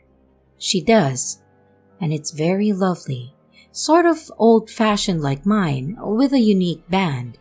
I go to grab my own ring for a photo, and at this time, not having seen it for a while. But I instantly notice the design is not what I remembered. The band is suddenly symmetrical, and the sides are crossed loops instead of S-shapes. I know for sure that this is the same ring because I bought it a special little box that I keep it in any time that I took it off. And it was also basically the same enough that it had to be the one. But it was wrong. To then make matters worse, my friend sent another photo of her ring. The stone is a different color, the metal different, but the band on her ring is now the exact asymmetrical S that I had known my ring to be. The previous photo she'd sent is suddenly the same. I am still totally horrified over this, and I kind of want to get rid of this ring that I once loved.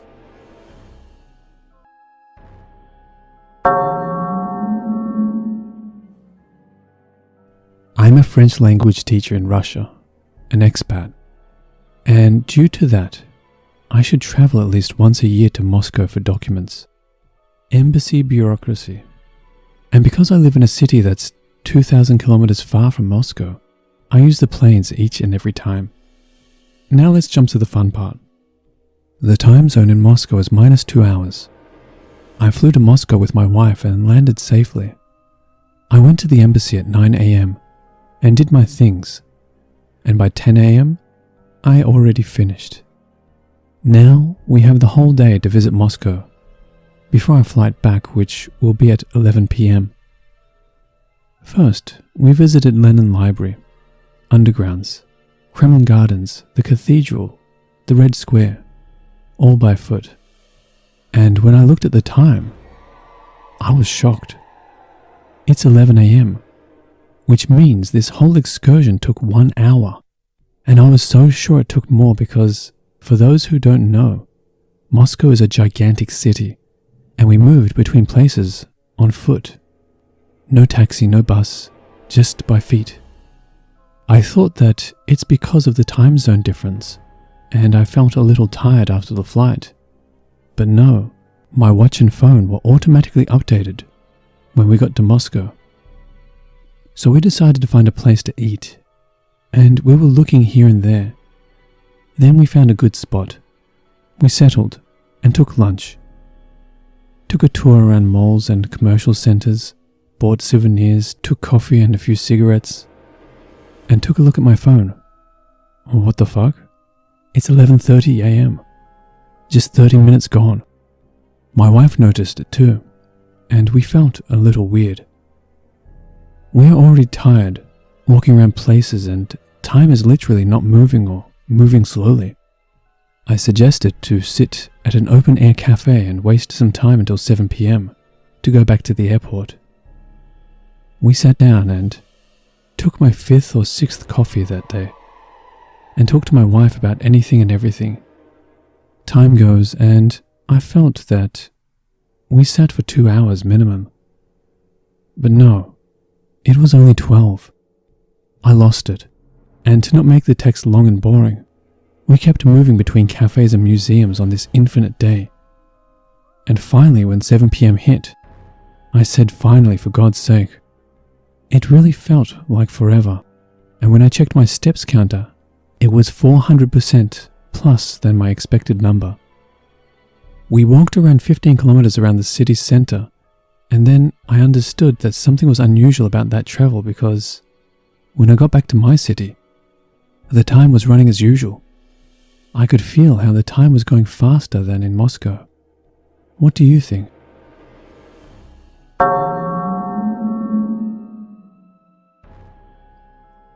I've never had any kind of paranormal or UFO experience that I know of, but I have experienced one extremely jarring glitch in the Matrix. I was in my apartment and bouncing a blue racket ball off the floor super hard so that it would bounce up to the ceiling and then back down to the floor.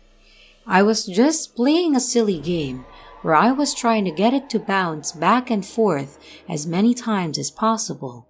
The ceiling was a flat white painted ceiling with literally no fixtures of any kind on it. On one of the bounces, the ball hit the floor, bounced up to the ceiling, but then sank right into it, disappearing right before my very eyes. I was seriously shocked. I thought that maybe I'd blacked out for a second or something, but I looked around immediately on the floor and I didn't see the ball anywhere, which should have been easy because it still had a ton of kinetic force in it and it should have been still bouncing or rolling. I tore the area apart looking for it, but I couldn't find the ball. It was pretty spooky. Then, about 30 minutes later, my wife got home. And when she opened the door to our apartment, I saw the ball fall out of the ceiling behind her in the hallway. I immediately ran out of there. And yep, there it was, just bouncing and rolling down the hall like it had fallen out of the ceiling about 20 yards away from where I saw it disappear. I remember this extremely vividly, both the sensory visual experience of seeing it disappear into the ceiling and the emotional shock that I was experiencing in that moment, as well as when it reappeared out in the hall. It's what got me to start seriously considering simulation theory, and now I'm fairly convinced that we are living in one.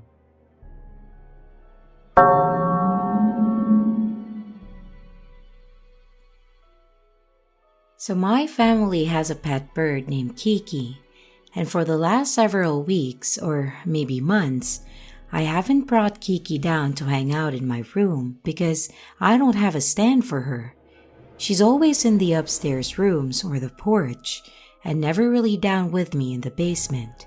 So, finally today, I text my mom because she wasn't home if we have any playstands for Kiki, and she says that we have the black playstand in the cellar. I look around all over for it, which isn't much to scan over because it's a small area and the playstand is very big. I make sure that it was 100% not there because I just knew that it would be there when my mom came home. I felt like taking a video on my phone and sending it to her as proof, and I really wish that I had. My mom came downstairs 10 minutes ago and is like, it's right there. And internally, I died. But externally, I tried playing it off cool. I tried convincing her that it was 100% not there earlier. I believe she thinks I'm going crazy. I go in and out of the cellar part about probably 5 times a day, and I'm constantly going in there to get to the freezer. And the playstand is right next to the freezer. So if it was down there all along, then I must have missed it 100 times. And also again today, before texting her. I had a strong feeling it would reappear because that is something that always happens. Searching for something, asking your mom for help finding it, and then it mysteriously appears where you checked prior. But I figured that wouldn't be the case this time because the playstand is so fucking big.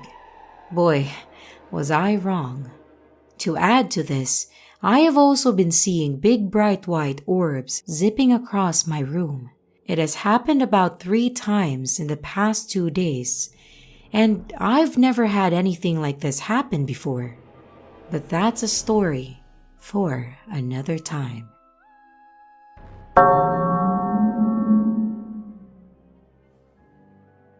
So, I recently became a homeowner, and I'm doing some small DIY renovations. Yesterday I bought a metal 2-step ladder at a local DIY store. It wasn't cheap, but I thought I'll need it the rest of my life anyway, so it's a good investment. I also picked up an online order they had pre-packaged for me. I distinctly remember picking up the bag and the ladder. The bag in my right hand with my car keys, the 2-step ladder with my left. It was awkward because it was entirely wrapped in plastic, so I dug my fingers into the plastic a bit while carrying to get some grip. Essentially, making a hole in the plastic so I could grip the handle inside, if you know what I mean. I remember walking outside and placing the 2-step ladder gingerly against my dad's car, and some older lady looking on while I did so. I opened the trunk and put the seat backwards so I can place it flat into the car, and I put the bag in the regular back area. I worked slowly, thinking it was safest this way as I didn't want to scratch up my dad's car inside either. I then called my mum to let her know it was taking a bit longer for me to get home because traffic was quite heavy, and I needed to return these blackout curtains at a discounter because they're too small for the windows I have in the new apartment. I remember quickly glancing behind me in the car while driving to the discounter because I suddenly had this weird gut feeling the 2-step ladder was missing or that I forgot it. But I was wrong. It was right there. I dropped off the curtains and returned to the car. I notice a missed call and call back. It's a woman called Jeanette from the DIY store. She says she doesn't know why I got called. She takes a moment and asks her colleagues and no one knows who called or why. I speculated with her that I must have forgotten something, but if this is the case, I'll either notice or I'll get called back. She agreed. So I drive home, park, and enjoy the rest of my evening. Fast forward to today. The 2-step ladder is not in the car. I was too tired to bring the stuff from the car yesterday evening, so I was going to do it this morning before Dad needs the car. I drove over to the new place, park, opened the trunk and noticed the two-step ladder is missing. I thought maybe it fell in the crevice between the seats and the front seat, even though there's not enough space. But it's not there. Then I call my dad, thinking maybe he took it out because it was shifting too much in its place or something. So I call him and he says he didn't see any two-step ladder. So I get this weird sinking gut feeling. I check my wallet immediately to see if I can find the receipt. And it's there and it says I bought it. I then call the store, asking if there is a two-step ladder around the cash register or outside that was forgotten. And there is. It was the same Jeanette woman who answered, by the way. She remembered me from the day before and said the two-step ladder is still there. But the thing is, I don't recall that she and I talked about that I left it behind.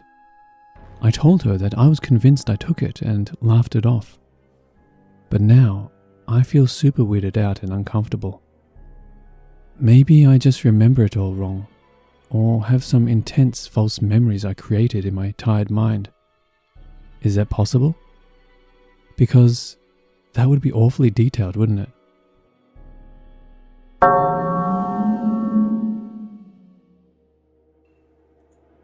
(2019 to 2020 New Year's Eve). I was celebrating with my family and the countdown started. 10, 9, 8. And as soon as the countdown hit the number 1, I felt like my mind was sent into another reality. I was sent in a dark living room of someone else's house, where almost immediately a fair-haired bearded stranger peeped from one door of another room.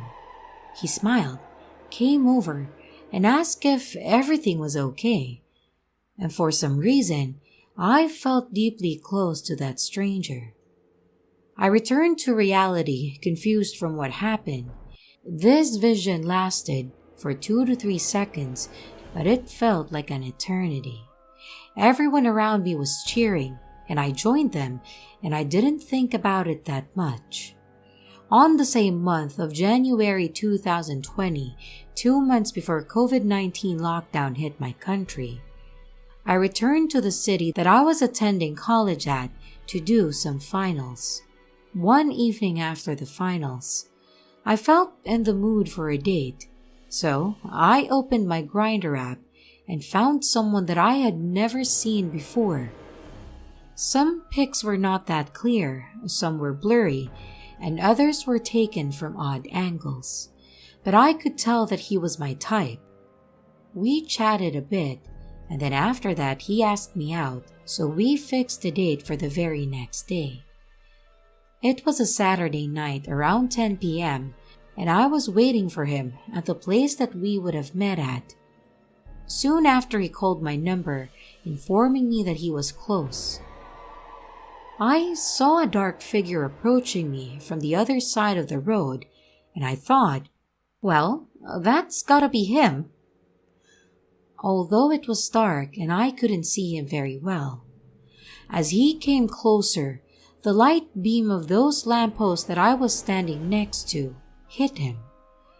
My date was the guy from the vision. I froze, shivers all over my body. I cannot explain why, but his pictures didn't resemble at all the person who, at that moment, stood in front of me. I must have looked shocked. He smiled, gently pressed my shoulder and asked, "Are you okay?" Again, another shock, déjà vu. I came back and we introduced, laughing about that awkward first impression. He surely thought that I was struck by his look. God, what a splendid date we had. I'd be quicker if I list the things we didn't talk about. When he drove me back to the dorm I was staying at, he asked me if I wanted to join him for dinner at his place the next day, and I agreed.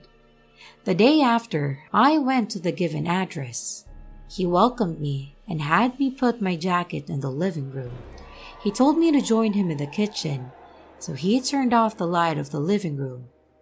So I stood there, in the dark, having another kick-ass deja vu. To make things creepier, he actually peeped out of the kitchen door and laughed, thinking that I was acting all shy. I lived the exactly same picture that I saw in my vision. Till nowadays, that has been the best night of my life, and I have never felt so close to someone that I barely knew. For the time we used to hang out, I felt a deep and strange connection between us, as if I had known him for a lifetime. We dated for half a year and eventually had to stop seeing each other for some reasons. But that person still holds a special place in my heart. The last New Year's Eve, I was really hoping for another vision, but nothing happened. Strange experience, the strangest that has ever happened to me so far.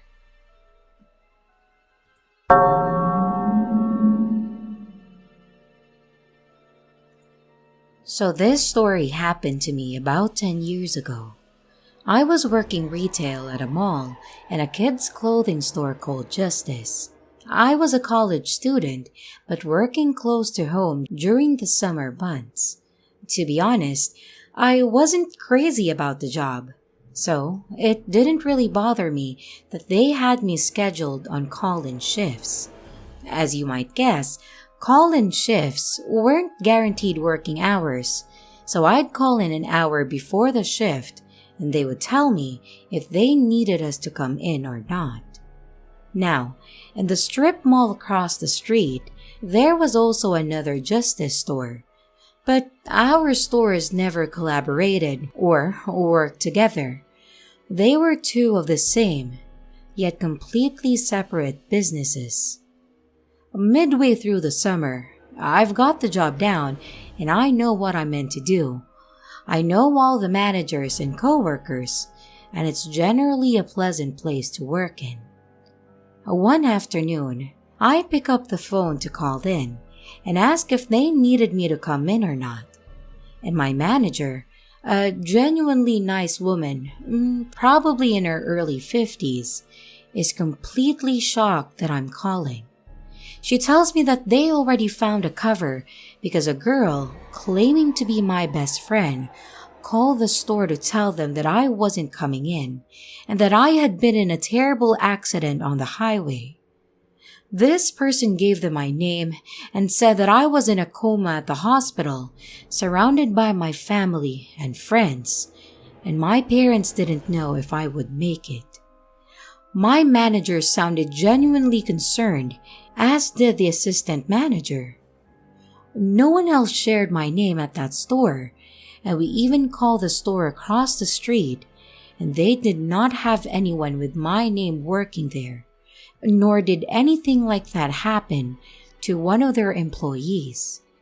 The crazy thing is that I have been having a lot of dreams of getting into car accidents involving huge semi-trucks during the summer and even before this incident. I asked my friends if they had played a sick joke, and they all had no idea what I was talking about. Besides, my friends are not the type of people to joke about that kind of stuff. They are people that I trust with my life, not the kind to joke about my death.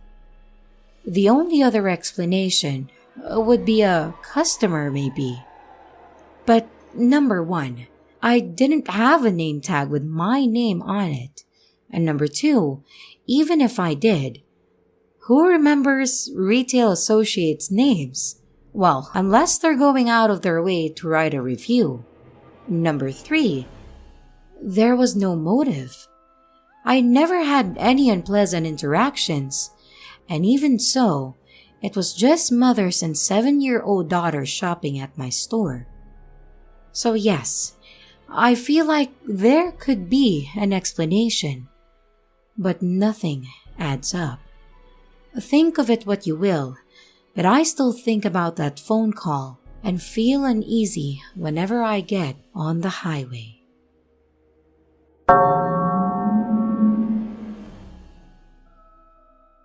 I have Raynaud's syndrome, poor circulation to my extremities, especially my toes.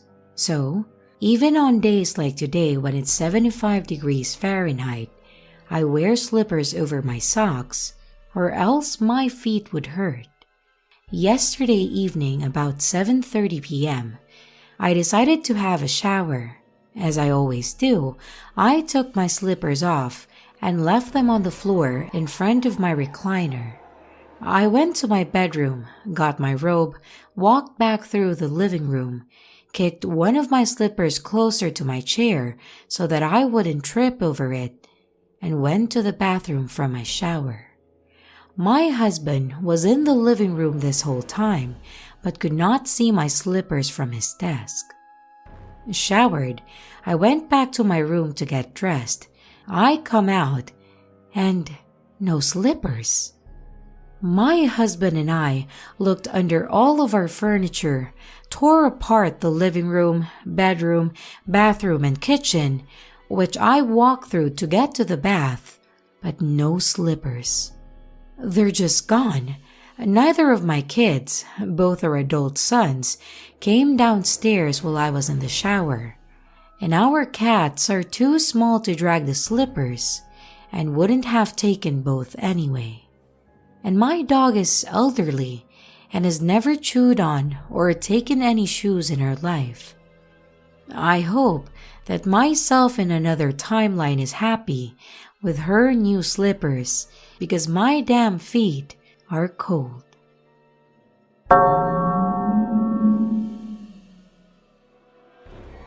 I haven't kept an alarm clock next to my bed for years because they kept on getting faster.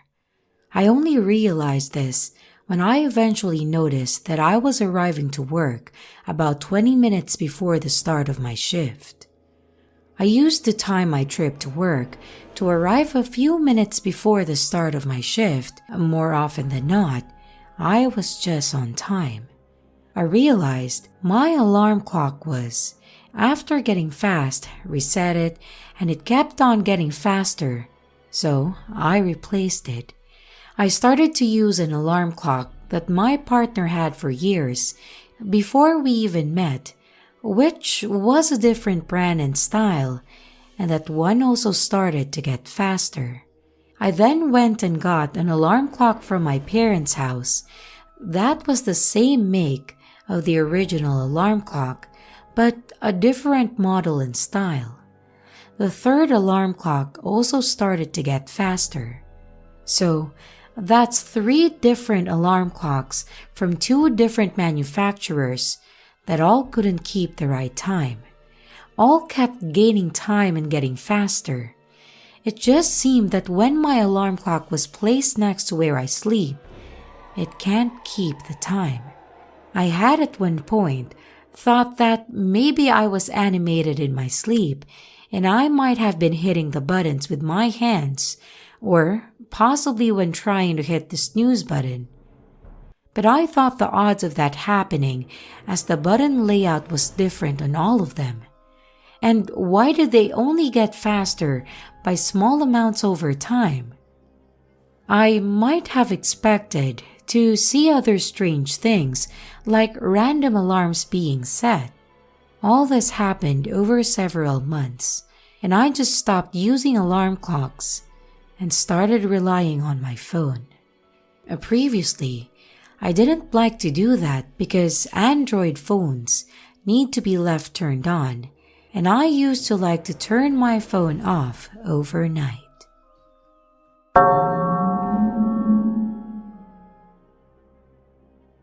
So backstory, I'm from Birmingham, but I moved to Denver in 2013 with my girlfriend and lived there for about 5.5 years until we had our daughter and decided to move home to be closer to family. We would always come home for major holidays while we lived there because traveling on our own dime across the country as a 19 to 23-year-old was kind of expensive. We were back in home visiting for Christmas when me and 3 buddies from back home decided to try a new 24-hour cookie place downtown called Insomnia Cookies. When we walked in, the place was packed, so the line wrapped around the inside of the room from the register to the front door, and we were basically last in line behind about 5 other groups of people. I heard the lady behind the counter yell towards our direction, but at me specifically. "Hey, you forgot to get your tips the other night when you left early." And I don't respond because obviously she couldn't have been talking to me since I live in Denver, Colorado. So she repeated herself again. This time, I responded and apologized because I wasn't the person she was looking for, but jokingly told her that I'd take the tips anyway. She looked kind of annoyed and was like, "Huh, right. Well, if you want them, I can grab them for you." I told her again that I was just kidding and that I really was not this person who she thought she worked with every single day. So after reassuring her, she again, with kind of an attitude, took our order and we were on our way. We all talked how weird it was on the way back to my girlfriend's mom's house, but chalked it up as just another look-alike story. Well, fast forward to last night, which is 5 years later, my girlfriend, who is ironically pregnant again, was craving snickerdoodle cookies from the same place. So around 10 at night or so, I decided to take the 30-minute trip downtown to grab her favorite cookies. It was a Saturday night, so like it was the last time I went, it was slam-packed to the point where the line ran outside. I finally made it to the door when I realized that I had forgotten my wallet and my phone in the car. As I turned around, I frustratingly said out loud, "Ah, damn it." And to my surprise, a guy was walking up in an Insomnia Cookie hat and a shirt and said, "What's wrong? Did you forget your wallet or something?" And I replied, "Yeah, my wallet and my fucking phone." And he said, "Damn, well, run and grab it. I forget what you usually get." I was super thrown off, so I just said, "Oh, a half-dozen snickerdoodle cookies." And to my surprise, he was like, "Oh yeah, that's right. Go grab your stuff and find me when you get here. I'll make sure they get you some fresh ones made." And then he went inside. The whole walk back to my truck and to the store, I'm like, what the hell is happening right now? I finally make it back and don't see him, so I just hop back in the long-ass line. After about 10 minutes of standing in an unmoving line, he pops his head out looking for me and yells, "Yo, bro, what are you doing? I told you to come and find me. These cookies are getting cold, you know." And then hands the cookies to me, shakes my hand, and tells me it's good to see me and he will see me again soon. So again, I'm like, what the hell is going on right now? He walks around the corner and I take a $20 bill out and walk to the front of the line to the lady at the register. I hold up my $20 and ask, how much do I owe you for these?" And she said, "What do you mean? You hurt him. You're good to go. I'll see you again soon." I just turned and walked out, still in shock about who the hell they think I am. But apparently, I have a look-alike good enough to get me someone else's tips and a free half-dozen cookies.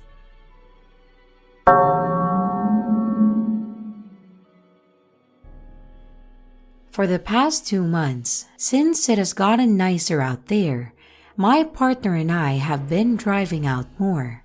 Obviously, a lot of places are jam-packed and more people are out and about because COVID is slowly being put down. But sometimes, we go to places that end up being empty. For example, a gas station, a car wash, the general market, you name it. Now, for the part that always gets me, when I go inside the places to where the road is out of sight and return not even 1 minute later, it's already packed with people and there was not a sight of them before. This has happened to me so much. I mentioned it to my sister who was with me on a gas station off the back road, which I then went into for a Red Bull. I came out and all the gas pumps were full and many people were in the parking lot. Same when my partner and I were cleaning the car, and suddenly 10 people decided to vacuum and also wash their car. I don't know if it's a coincidence or maybe a glitch in the matrix, but I really feel like some people are just part of the simulation. I encourage you guys to pay attention to this, and also, please let me know if this has happened to you.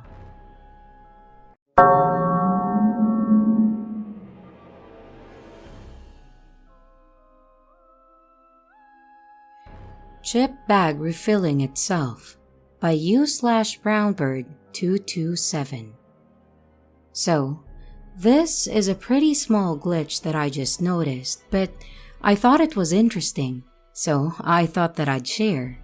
Wednesday night, I went out and bought a bag of chips because I was craving them and I don't have any in the house. I came home with the chips around 10 or so and sat down to watch YouTube and snack on the chips in my room. The chip bag itself is one of those resealable bags where you pull a tab and rip open a dotted line on the front of the bag to reveal basically a Ziploc seal. The chips themselves are Hy-Vee brand, and if anyone will recognize that kind of seal that I'm talking about.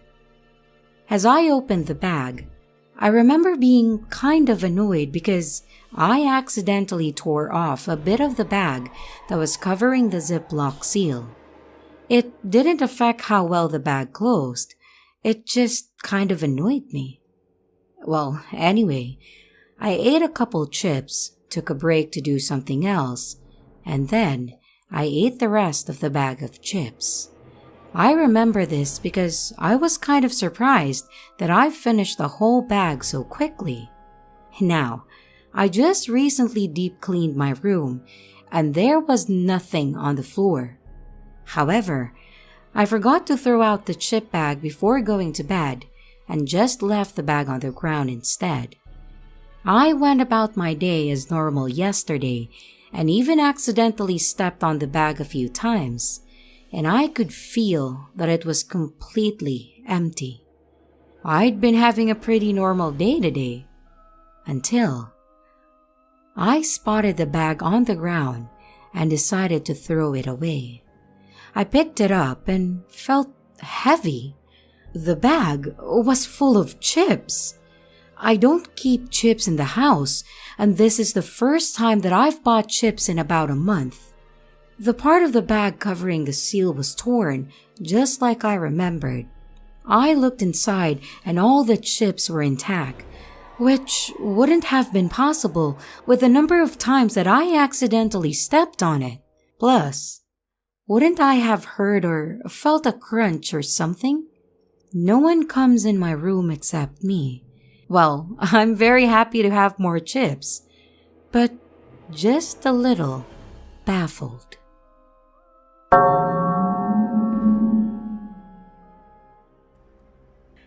I woke up in an alternate dimension by U/all of the kitty cat swag. This is my first ever glitch in the Matrix experience. It happened last week and it's so subtly obscure that I'm still not even sure if I want to share my experience. But here I am. I hope I can convey it clearly, So please, let me know what you think.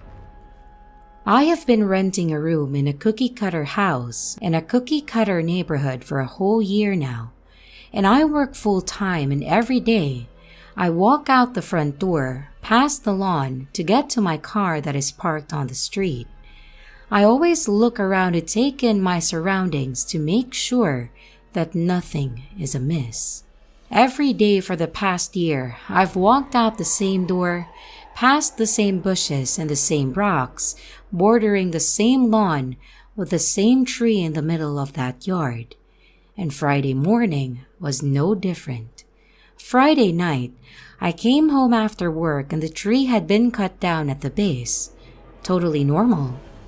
And I stop and look at the yard, observing some spray-painted lines in the lawn. Not sure what they are there for, but nothing else seems out of place, so I make my way inside. The lawn is empty, just grass as it has been, except for the newly removed tree. Saturday morning, I walk outside to go to work and see my landlord working in the yard, and at the edge of the lawn by the driveway, there's a very new and very distinguishable light post with a large top and perpendicular light fixtures in the lawn. I have never seen this light post in my entire time renting, and I walk past this very spot every single day. And it's a very noticeable light post. I pointed to the light post and asked my landlord, "Oh, did you install this yourself?" He looked at me straight-faced and told me that it has always been there, and he shrugged me off and kept working. I looked at it again, and it had normal weathering and didn't look newly installed, but I know that it has never been there before that morning. Well, at least for me. Every morning since Saturday, I walk out the same door, past the same bushes, the same rocks, but there's that damn light post that I can't get past it, and I can't let it go. I couldn't have got an entire year completely oblivious to this very obvious light post in the lawn that I walk past multiple times a day. And it's just eating at me. Is it just me? Or is it the lamp? How could this be possible?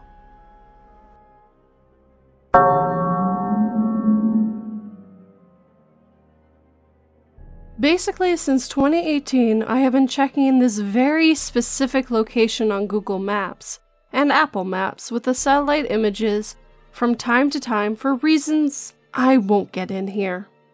I would check this small village that was, as I remember, 7 to 10 kilometers east of a big city and was connected through a big road, not a highway. It remained ever since until around September 2020 when I decided to recheck the same position, but found out things were extremely different. This village was now 15 to 20 kilometers northeast of the city and was only connected through a highway, which it was not before. However, this was not what shocked me. It was the huge quarry that appeared right next to it all of a sudden. This quarry was huge, 4 kilometers wide, and was surprised by its existence as it was not previously there, and it would take years for it to be dug out. So I decided to investigate. I went to Apple Maps and Bing Maps to see if the satellite image, and sure not, there was some quarry in their photos. I downloaded Google Earth and saw the historical satellite image of the area. The quarry had been there since the late 1980s. I contacted some local businesses on Instagram to ask them about the quarry, and they all told me it had been there for at least 150 years. It could not be a bug, as it would have had to affect Google Maps and Apple Maps in the same timestamp. It was not carbon monoxide poisoning, as I do not have such a gas at home. It was not drugs, as I have never done drugs before. I went to a therapist and she told me I was mentally healthy and it could not have been any form of mental illness that could cause this. After September 2020, things seemed different. The quarry was just an indication of things not being right. My friends behaved differently. My brother, internet communities that I have been part of for a long time seem off. The world has never been the same after that month. I cannot prove I changed timelines as I do not have photos or paintings of the village before it changed, but I'm sure. 100% the quarry was not there. You just have to take my word for it. I do not know if this has happened to some of you before.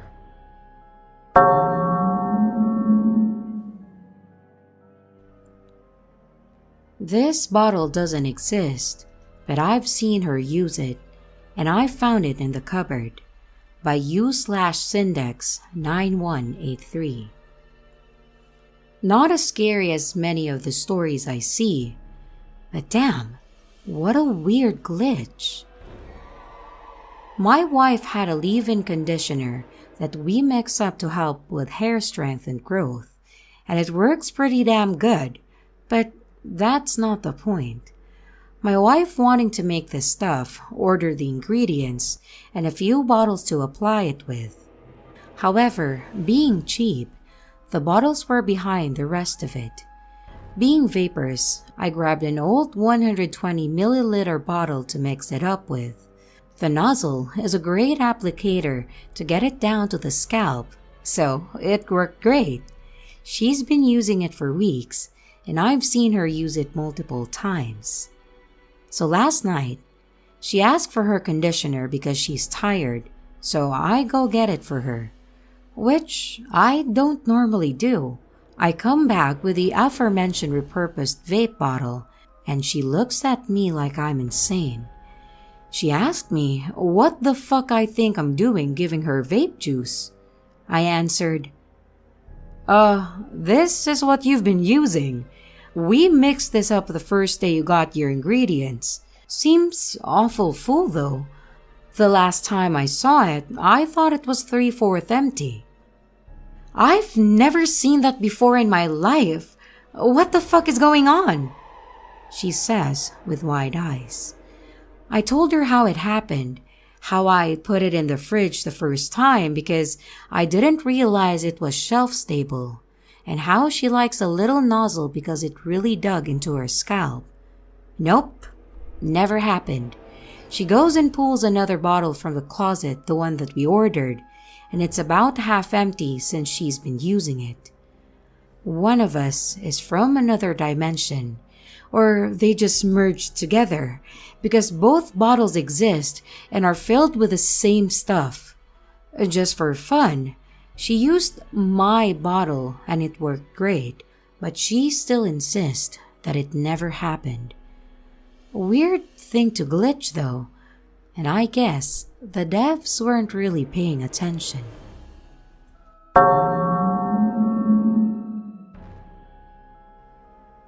Duplicated Belt, Possible Timeline Jump by U/Keanu Weaponized. I know, the duplication of objects is not an uncommon scenario that people share on this subreddit, but I thought that I'd share my little story. So, my mother has this black leather jacket, authentic cow leather. It was custom made in East Africa from back in the early 80s. It has a belt loop on each side of the waist, and only one belt was made for it. Although, it looks more like a leather rope as it has no buckle or holes, and only adjustable by tying a knot at the front. When I was 16, my mother lets me keep this leather jacket. She claims to have outgrown it and haven't worn it in over 2 decades, and I must admit, it's still the coolest looking garment that I own. When I was 19, I had used this particular belt for a partial suspension hanging, and what I was going through at that time isn't really relevant to this story. This belt couldn't be mistaken for any other belt, and I had found that it worked best as the knot that I had tied had a tight grip on the rail in my wardrobe, which was very sturdy. Evidently, my plan came to a knot, and I tried to untie the belt knot from the rail, but it was to no avail because of how tight it was, so I just left it there, ignoring the noose that hung amongst my clothes. Kind of morbid, really, but eventually it didn't bother me, and nobody else knew about it either. About a month ago, I was looking for a belt to wear with my corduroy trousers, and as I'm rummaging through my drawer, I pull out the leather belt. I'm stunned, because my first thought is that my mother must have found it in my wardrobe, untied it, and then put it in my drawer. But the belt looked fresh, no wrinkles from where the knot would have been, and I opened my wardrobe, and the noose is still there between my clothes. I am now analyzing both of them, and they are identical.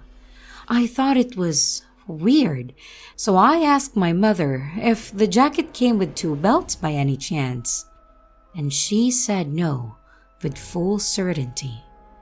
I have pondered the quantum immortality theory, where I may have actually committed suicide in an alternate timeline, which led to me being transported to a timeline where I didn't do it. But really, who knows?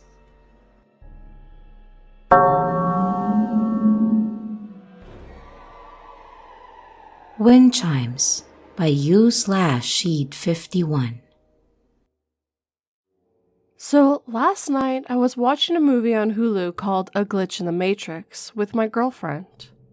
I highly suggest you check it out if you haven't already, as it's very interesting and even talked about some similar glitches that I've read about in this sub. As I'm watching this with my girlfriend, she starts getting really into it and told me she had never heard of glitches in the Matrix. As we're watching, she tells me something strange happened to her recently that she couldn't explain. My girlfriend was very close to her grandma, who has just recently passed away. Her grandma was very into wind chimes. She collected them and owned a very specific wind chime that my girlfriend loved. It always hung on her grandmother's front porch, and when her grandma died, she wanted to go to the house and retrieve it, as it was very special to her. The day after her grandma died, she got to the house to help clean it out with her family. My girlfriend stressed that the only item she wanted from the house was that specific wind chime. When she got to the house, she said her and her family could not locate those wind chimes anywhere in the house. They always hung outside and her grandmother never took them down. However, they could not find these wind chimes anywhere. They looked all over the house from top to bottom with no luck. After hours of cleaning, they decided to give up, as they figured the chimes had probably gotten lost during the cleaning of her grandma's house. Fast forward a couple months, my girlfriend said one day she was driving past her grandma's old house. Someone new had moved in, and decided to stop and look at the house, as it held many memories of her grandma. Guess what she saw at the front porch? Yep, the wind chimes that she and her family looked for the whole day. They were even hung in the exact same spot her grandma had them before she died. She said this was impossible as no one in her family claimed they ever found them or hung them back up. To this day, those chimes are still hanging in the same spot.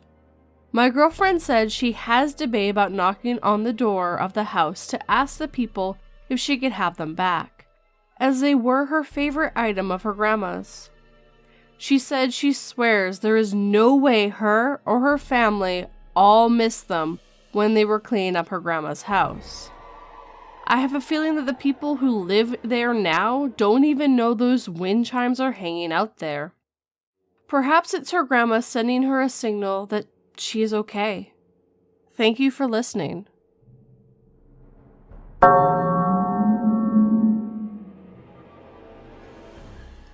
A Little Yet Monstrous Glitch by U/Prometheus, a Titan God. Let me start off by saying that I was reluctant to believe in the whole glitch thing, but I have had some really big glitches that made me accept the concept as possible.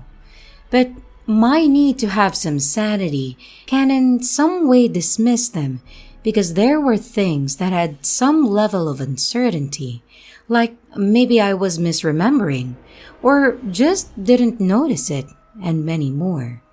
But this little one is different.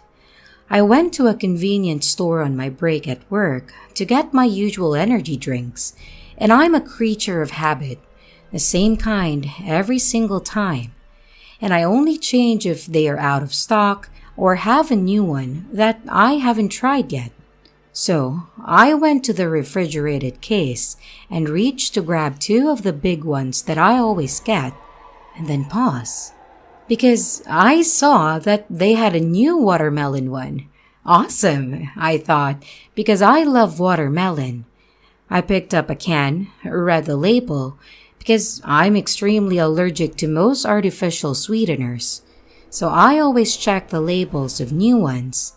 And as I read it, I even made a joke about the can, which was red and green, very ironically festive colors, since it was just after Christmas.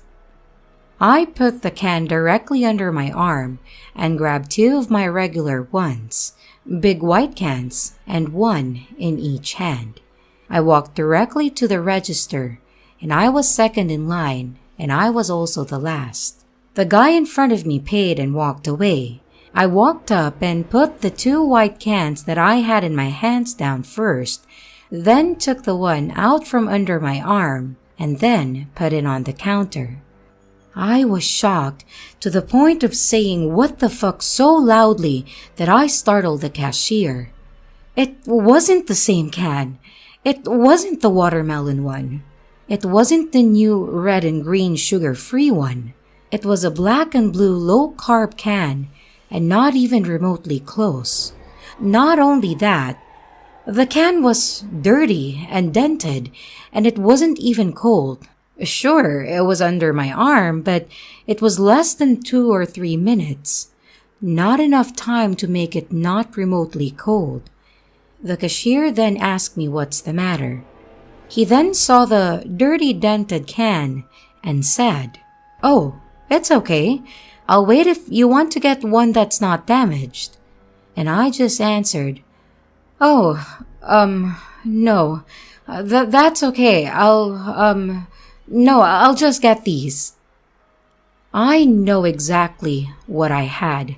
I never put the watermelon one down, and it went directly under my arm. I read the damn label, examined the can. The colors are so drastically different anyways, totally different flavors, and I hate the low-carb one. Literally the only flavor that I hate. Not only that, but it was dirty and dented. I never would have gotten it, even if it's the one that I love, or even if it's the last one in the store. Besides, how was it not cold? The one that I put under my arm, the watermelon one, was noticeably cold when I read it. I tried to debunk this, but I can't. I never put it down. I couldn't have mixed it up with other flavors because they are white cans, and the large size was the black and blue small can. It was tightly held under my arm. No one got within 6 feet of me, social distancing and whatnot. I knew it was something bizarre, so I sat in the parking lot and tried posting it on Facebook 3 times so that I would have a record of the date and time of it. But my phone kept crashing. I said, "Okay, I refuse to forget or dismiss this, and I am not giving up."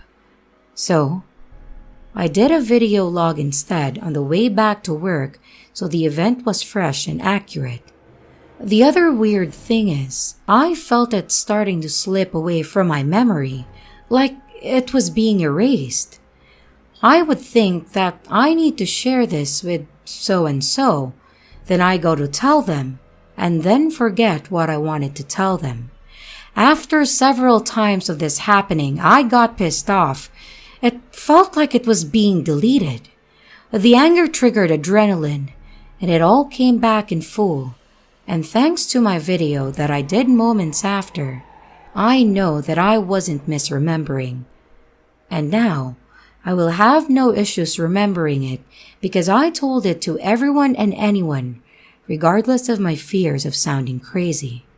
Oh, yes, they did actually have a watermelon flavor that was new. I went back that day after work to try to buy it again and was successful that time. Oddly enough, they didn't have any of the low-carb ones at all. So, I think this stuff happens all the time to people, and they just let the Matrix or universe auto-update their memories or something. Well, I have my auto-update shut off.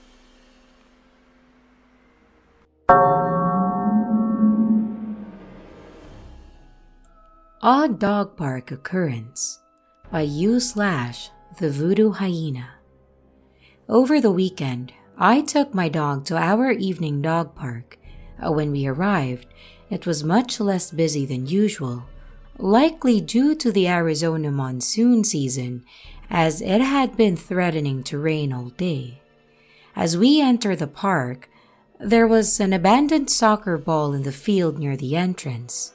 It was low on air, but still very much a ball, and I decided to give it a kick to get my dog to play. Once I gave it a swift kick, I heard the sound of a slight release of air. When the ball landed, it was flat. My dog is a thrasher, so he picked it up and swung it side to side, the limp casing flopping around and making loud smacking sounds when it would hit his sides. I would get him to leave the flattened ball alone, and I could easily step on it, flat as a pancake. Eventually, he got tired of the flattened ball, and we went to play with the other dogs. And I even saw a different dog chewing on the deflated remains. Once we decided to leave, I wanted to see if I could kick the mast towards the gate to get my dog to walk in that direction. So I kicked it hard, and this time as it landed, I heard the same sound of air releasing. And when it landed, it was suddenly back to being an actual ball, even if it's a little low on air. I was so confused. I kicked the ball and it rolled like a ball. Other people were in the park with me, but nobody else seemed to notice the weird occurrence. I am so mad at myself as I thought about taking a video of my dog playing with a flat ball for my boyfriend, but I was too lazy. And now I regret it, as I have no evidence that it ever even happened. I know this experience isn't life-changing, but it definitely freaked me out.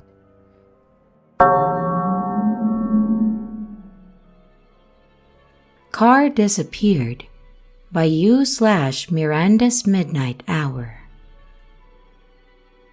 I've been stalking this page for a while as I was racking up karma enough to post. And now that I have it, I had the strangest experience a few days ago, and I have to share it with someone.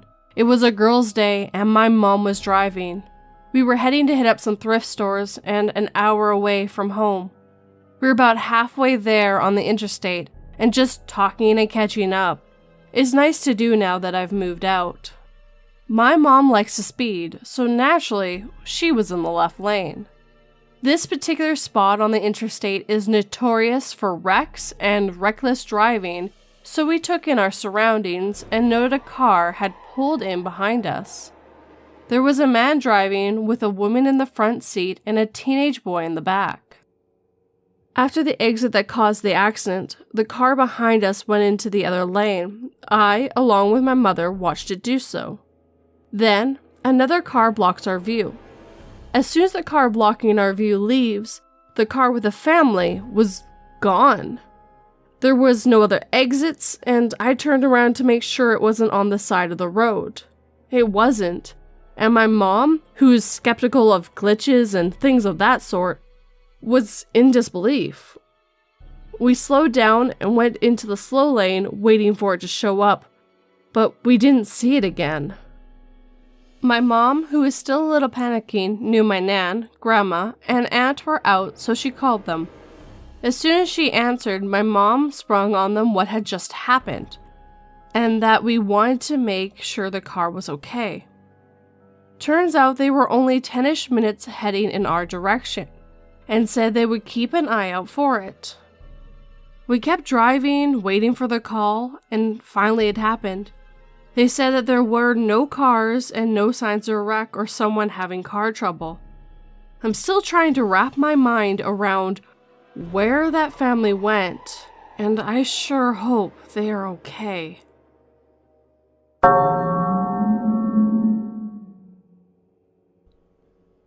A business vehicle filled up twice at a petrol station where I work by U/Ravenclaw 67 Impala.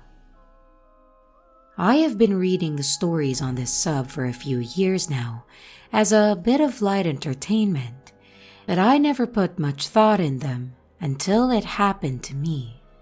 For context, I work at a petrol station, and this happened on Tuesday afternoon at around 1 p.m., a generally quiet period before the school pickup rush from 2 to 4. A car pulls into pump 1 and fills up, and then a huge business vehicle with a logo and much bigger fuel tank pulls into pump 2. Pump 2 starts filling up, and pump 1 comes in to pay. Another car then pulls into pump 3 and starts filling, while 2 is still filling and 1 is paying. Pump 3 then finishes and comes in to pay as pump 1 is leaving and is walking back to his car. He stops when he sees the guy from pump 3 and they start chatting. They're standing in the middle of the road, but it isn't busy, and they are 2 grown men. I figure that they'll move if someone drives by. They keep chatting as they obviously know each other, and I go about some other general behind-the-counter jobs when number 2 comes in to pay. 1 and 3 are still chatting in the driveway area between the pumps and the shop. Pump 2 comes in wearing a uniform from the same business as is on the truck and pays for some $200 worth of fuel. I gave him his receipt, and then he leaves. He gets back in his truck, and the people from pump 1 and 3 have to move for him to drive away. They do, then move off to the side to keep talking. Eventually, they finish up, and pump 1 goes back to his car and drives away. Pump 3 comes in to pay, just as the same business truck pulls into pump 2 again. He starts filling again, and I'm a little confused, but I think that he may be going for a long drive and wants to fill his second fuel tank or something. And I let him keep filling and serve pump 3. Our conversation goes as follows. Customer: So sorry about that. I hope you don't think I was going to drive away or anything. I answered, No, that's all good. We've got cameras and your license plate anyway. Was it just the fuel on pump 3 today? The customer then answered, Yeah, thanks. I was just chatting to an old friend who I haven't seen in about 5 years. I answered, That's nice to run into each other.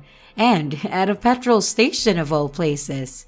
Though it must have been annoying to have to move out of the way for that business truck. He gave me a funny look and said that they never had to move and that no one drove by. I was stunned for a bit, but didn't really think much of it. I gave him his receipt, and then he left. A while later, Pump 2 comes in to pay for some $200 worth of fuel again, and it's the same guy in the same uniform from the same company. Our interaction goes like this. I said, "Hey, how are you today? Going on a long drive?" He answered, "Nah, just filling up the company car." I said, "Twice in one day. You must be busy driving." He then answered, "What? This is my first time here today." And I'm thinking, what the hell? Because I know what I saw. But of course, I don't push it. I then just tell him, "Oh, sorry. It must have been someone else I served today from the same business. Would you like the receipt?" He seemed satisfied with my answer, yet said no to the receipt this time. I thought that this was weird because usually companies want it for tax purposes. But anyway, I wished him a good day and he left. I went through the past few transactions in the system to find his initial receipt, and it wasn't there. Pump 1 and 3, then 2 were the last transactions. I was so confused. I guess I could ask my manager to look at the security footage from that day, but I am just at a loss as to what happened. I know what I saw. So, does anyone have any thoughts on this experience?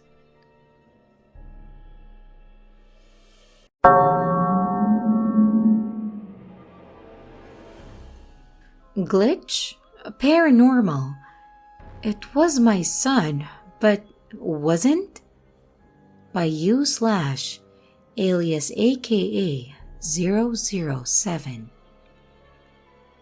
Last week, my 10-year-old son, let's call him B, got sick one night. He was vomiting, had fever, and etc. So the next morning, I kept him home from school. I accidentally forgot to call the attendance line and report him absent. About half an hour after school started that morning, my fiancé called me from work, freaking out asking where B was. I informed him that he was homesick, which my fiancé didn't know because he had left super early that morning for work. Apparently, the school had been frantically calling me, but my phone never rang and I had no missed calls. And then called my fiancé because numerous students and teachers had seen B at breakfast. These are served before school starts, and B is always there early for breakfast. But he was absent from class when school began.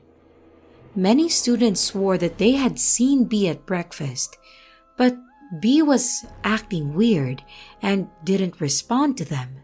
Very odd because he is very outgoing and social.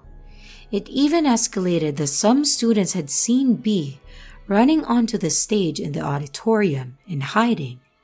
Teachers were literally using flashlights to search even up in the stage rafters for him because he had supposedly even been spotted up there. One of his best friends even called B from school that morning because she was worried, and B's phone never rang. She even texted him also, and yeah, you guessed it, no text was received. The police had been notified and were en route to the school until my fiancé called me, and I called the school immediately to inform them that B was homesick. I have tried to obtain more details about all of this, but even the school secretary seemed weirded out about it and was just like, okay. Well, I'm glad he's okay. Must have been another student that looks like him. From the info that I have gathered, nobody actually spoke to B that morning because he apparently ignored all of them and just stared down at his food tray. When asked about what he was wearing, all I got was a hoodie and sweatpants, which is his usual everyday attire. Bottom line is, this whole thing really freaked me out, his friends, and even his teachers. Please help. Does anybody have any idea what happened?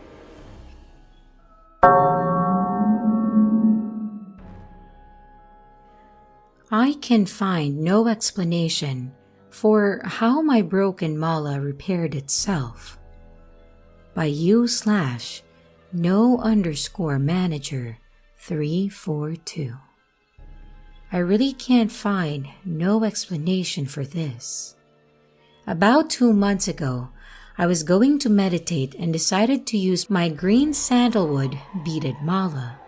When I pulled it out of its drawstring bag, I was terribly disappointed to find that the elastic it was strung on had deteriorated. It was loose, floppy, and made crunchy noises when the elastic was expanded due to the apparent dry rot. The beads had large gaps of twisted elastic in places, so I decided not to meditate with it at that time. I put it back in the drawstring pouch with intentions of restringing it on nylon cord at a later date. In the meantime, I considered purchasing a new mala made of gemstone. It turned out to be cheaper for me to order the gemstone beads and string it myself. And this was better for me as well because I didn't want another one strung on elastic, which all the malas I looked at were. So I ordered the gemstone beads that I wanted. The green sandalwood mala, well, I tucked it safely away in a cabinet until I had time to redo it. I received the gemstone beads last week, so today I strung my new mala. It turned out well, so I decided since I was on a roll to restring the broken one. I went and retrieved the pouch from the cabinet, and then totally had my mind blown when I took out the old mala, and it was in perfect condition. I just stared at it. It was impossible, wasn't it? I've never seen reverse entropy before. The elastic was tight, no gaps, no twisting, no dry rot. It stretches easily and then pops right back into perfect shape. And I honestly cannot think of one reasonable explanation. One curious coincidence is that at that time, I found the mala twisted, dry rotted and falling apart, and I was experiencing pretty severe chest pains. I had been having them for about a week, and I kept telling myself that it was nothing, and I refused to go to the hospital. Then shortly thereafter, they suddenly disappeared overnight. I haven't had a chest pain since. However, now I find things are different. In addition to the mysteriously regenerated mala, I also discovered last week that a popular sportswear brand that I remember from years ago is now spelled ADIDAS. I distinctly remember it being ADDIDAS. I was trying to find a certain pair of shoes, and Google kept giving me that strange alternate spelling. So, are these glitches, quantum immortality, or something else? Has anyone else ever experienced something broken and trashed out, and suddenly being new again with no logical explanation?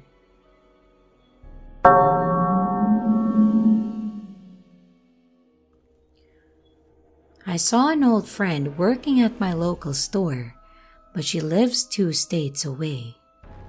By u/cardi_bs_shoe.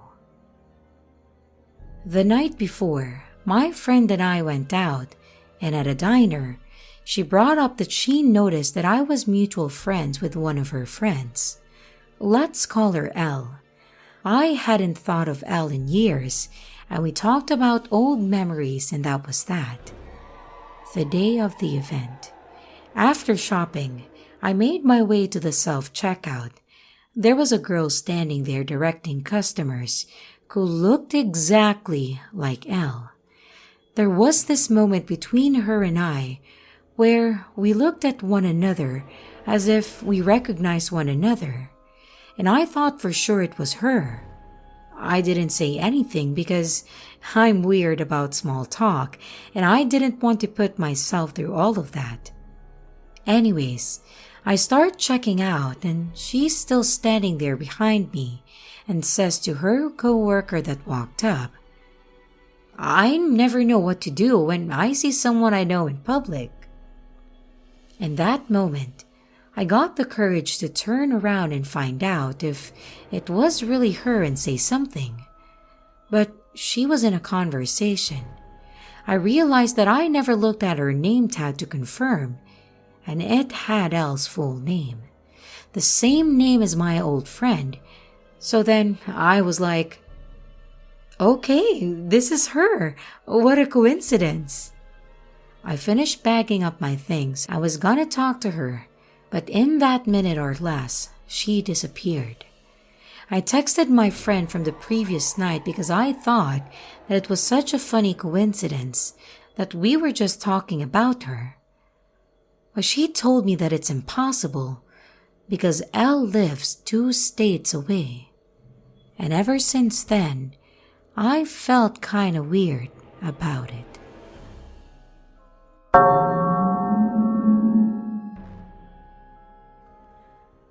Me and my roommates have been losing things, and I'm starting to question our sanity.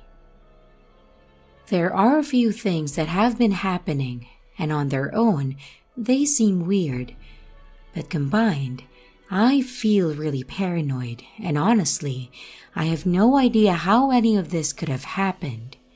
I feel like I just have to write them all down. So, a week ago, me and roommate B bought some weed, and we put ours in our separate rooms. Roommate A witnessed him putting it into his room while nobody saw me putting it into my cabinet. I vividly remember putting it there, and I went to sleep right after. The next morning, all of it is gone. We looked everywhere, but they were nowhere to be found. We were both completely sober that evening, and there's no way that someone could have smoked all of it. I don't really use much anyway, and I really questioned my sanity that day. But today has been the weirdest day yet. First, things have gone missing from roommate A's locked box, where only he knows the key.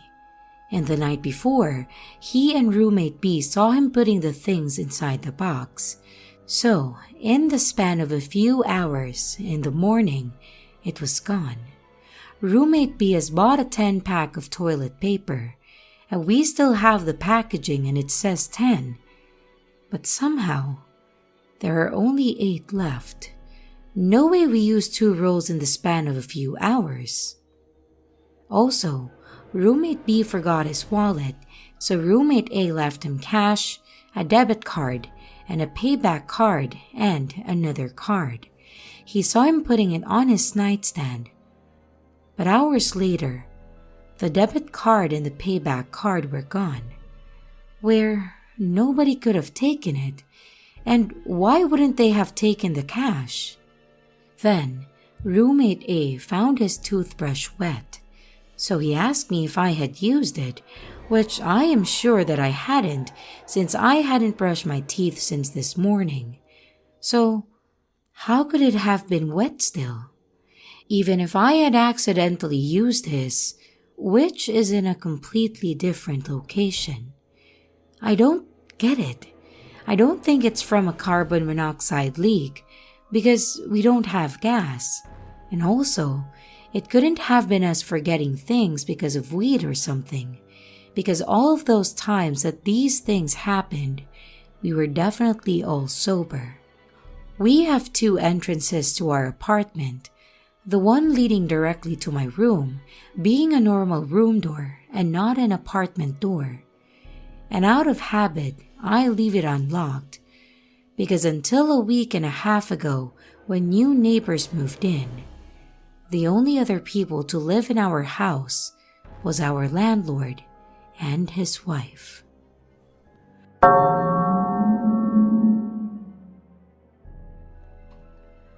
My personal "What just happened here?"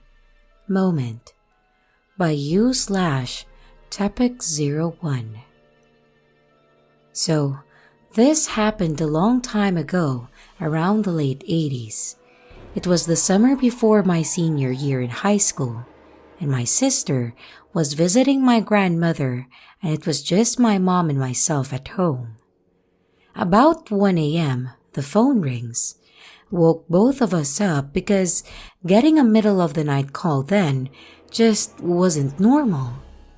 My mom answers, and her face instantly showing a bunch of worry and shock and also concern. She hangs up, turns to me, tells me that my stepfather had called and to get into the car and we have to go pick him up. He'd gone out earlier that night with a friend of his. We go to the friend's house and it's a little bit out into the country. No cars in the driveway, but the front door is open. Both of the friend's dogs are just laying down in the living room. The porch light and all the lights in the house are turned on. We walk through the house calling for them and get no answer. And also, the dogs pay us no mind. We're only there for a couple of minutes when my stepfather pulls up in his van. It was one of those old Chevy cargo vans that had the spare tire mounted on the front. Tire is missing. Front of the van is crushed in more than a little, and he and his friend get out of the van and look at us in surprise and shock, trying to find out why we were even there. Turns out that they had been in an accident. They swerved to miss the deer and then hit a tree. The tire on the front probably saved their lives, and they were going to the friend's house to call my mom because it was the closest place to where they were, and they didn't feel safe enough to drive all the way to the hospital. Stepfather ended up with more than a dozen stitches going into his hairline from where his head had hit the steering wheel. It was the weirdest experience that I've ever had in my entire life. Between the phone call and the house all lit up but empty, and the dogs just chilling out in the living room, it makes the hair on my arm stand up, even now, so many years later.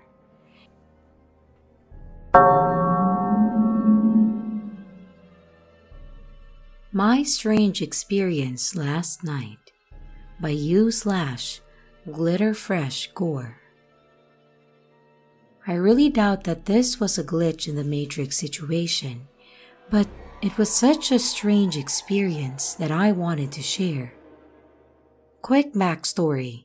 We live in the woods, and now that it's summer here, it gets really dark at night. You can't see the stars or moon or anything. And last night was rainy, so it was extra dark. I did a ton of yard work yesterday afternoon in a 90-degree weather, and I laid down for a nap while my husband made burgers on the grill. I slept right through dinner and the rest of the evening. I woke up about 12:30 a.m. and the house was quiet. My husband and kids had gone to bed, but I was so hungry after sleeping through dinner. I knew I wouldn't fall back asleep because I was too hungry. So I got up, went to the kitchen, and warmed up some leftovers. I just quietly ate while one of my cats kept me company. When I finished up, I cleaned after myself and decided to head back to my bedroom, brush my teeth, and get back in bed. I flipped off the kitchen light while simultaneously walking into my living room. I got 4 to 5 steps through my living room, and maybe my eyes hadn't adjusted yet, but I stopped in my tracks. It was just so dark. Darker than I've ever experienced, if you could imagine that. There was absolutely no light, no sound, not even white noise. I put my hands out trying to feel for a wall or furniture to orient myself. For the record, I've lived here for 3 years, and it's my house, and I know it like the back of my hand. I couldn't feel anything, and in that second, I was struck with such a feeling of pure dread. It's what I imagined, what one of those sensory deprivation pods feel like. I couldn't see anything, hear anything, or physically feel any objects. I can't describe the darkness. It's just so dark. I panicked and called for my husband. We can control lights and other electronics from our phones, and I had left mine in the bedroom. But he didn't hear me. He was on the other side of the house in the AC, and I had shut the door behind me. I stood there, and I felt like I was in a void. The two things that stand out to me was just how dark it was, and the dread and fear I felt when I've walked through this house in the dark thousands of times before. I used to have insomnia pretty bad, and medication helped with that, so wandering around my home in the middle of the night is nothing new for me. The darkness, though, it wasn't even what I would call dark. It was more like nothingness, and I can't justify why I felt so afraid. After a few seconds, I was able to walk forward, but I was so disoriented. No drugs or alcohol, and I had been awake long enough to reheat and eat leftovers, clean up, and talk to my cat, so I was not dreaming or half asleep. I was very well rested actually, as I had slept maybe 6 hours prior. This was just so different and unsettling. I made it to a wall, slowly, and my living room is not huge, but it felt like it in the darkness. When I felt around, I found a light switch, and I was so relieved. I flipped it, and I was not at all where I should have been in my living room. I was leaving the kitchen, and I had taken maybe 5 steps on one direction before the dark stopped me. And I ended up at a different wall, not in the direction that I had been heading. Once the light was on, I left it on and was able to get back to my bedroom. It was such a strange experience.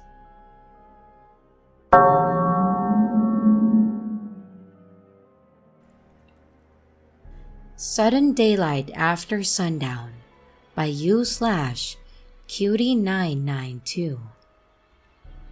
July 2020, I took a spontaneous solo trip across Nevada. On July 5, 2020, I went to the Great Basin National Park. I climbed Wheeler Peak and watched the sunset, and I began the 4 to 6 hour descent back to my car after sundown. I was in the clearing after passing Stella Lake, and it was completely dark by this point. Relatively dark since there was a full moon. Also, retroactively learned that there was a lunar eclipse earlier that day. It had to be after 10 p.m. I was heading back to my car parked on Wheeler Peak Scenic Drive when 3 separate times for a few seconds, it went from black to daylight, then back to black. The first time this happened, I thought maybe my eyes were messed up from watching the sunset and I was just seeing spots or flashes. So I switched my flashlight off and began using a green glow stick instead because I thought my eyes had light damage. The glow stick along with the full moon was enough to see a few feet in front of me. But then, it happened again. The second time that I noticed that, I could see the ground all around me clear as day. The dirt, the shrubbery, everything was illuminated, and not with a green glow. It looked like natural light, and it was brighter than the moonlight. I got uneasy and started looking around for someone that was messing with me by pointing a flashlight at me or something. But nothing. But then back to pitch black. I picked up speed, becoming concerned that someone is watching me when I am alone in the mountains. But when it happened the third and final time, I actually looked all around me, and that's when I looked up and noticed that even the tops of the trees were illuminated, and the sky was baby blue for a few seconds, and then back to black. I didn't know what to make of it, but I was no longer concerned that a human was watching me. Humans are scary as fuck when you're a female all alone in the mountains after dark. But nothing else happened the rest of the trail. I made it back to my car unscathed just before midnight and slept there overnight without any issues. I woke up just before 5 a.m. and then headed back home. I was not drinking or on any drugs.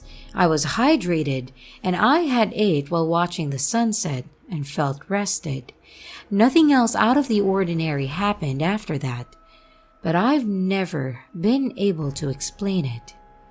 Has anyone else experienced something like this, or have a possible explanation for it? I didn't identify a source, but there were never any long shadows, which tells me that the source remained high in the sky for the duration of the experience. It looked like natural light and no colored tint to it. I didn't hear any noises at all any of the 3 times. Also, worth mentioning that it was a steady exposure. There was no flickering or fading. It went dark, bright, and then dark instantaneously.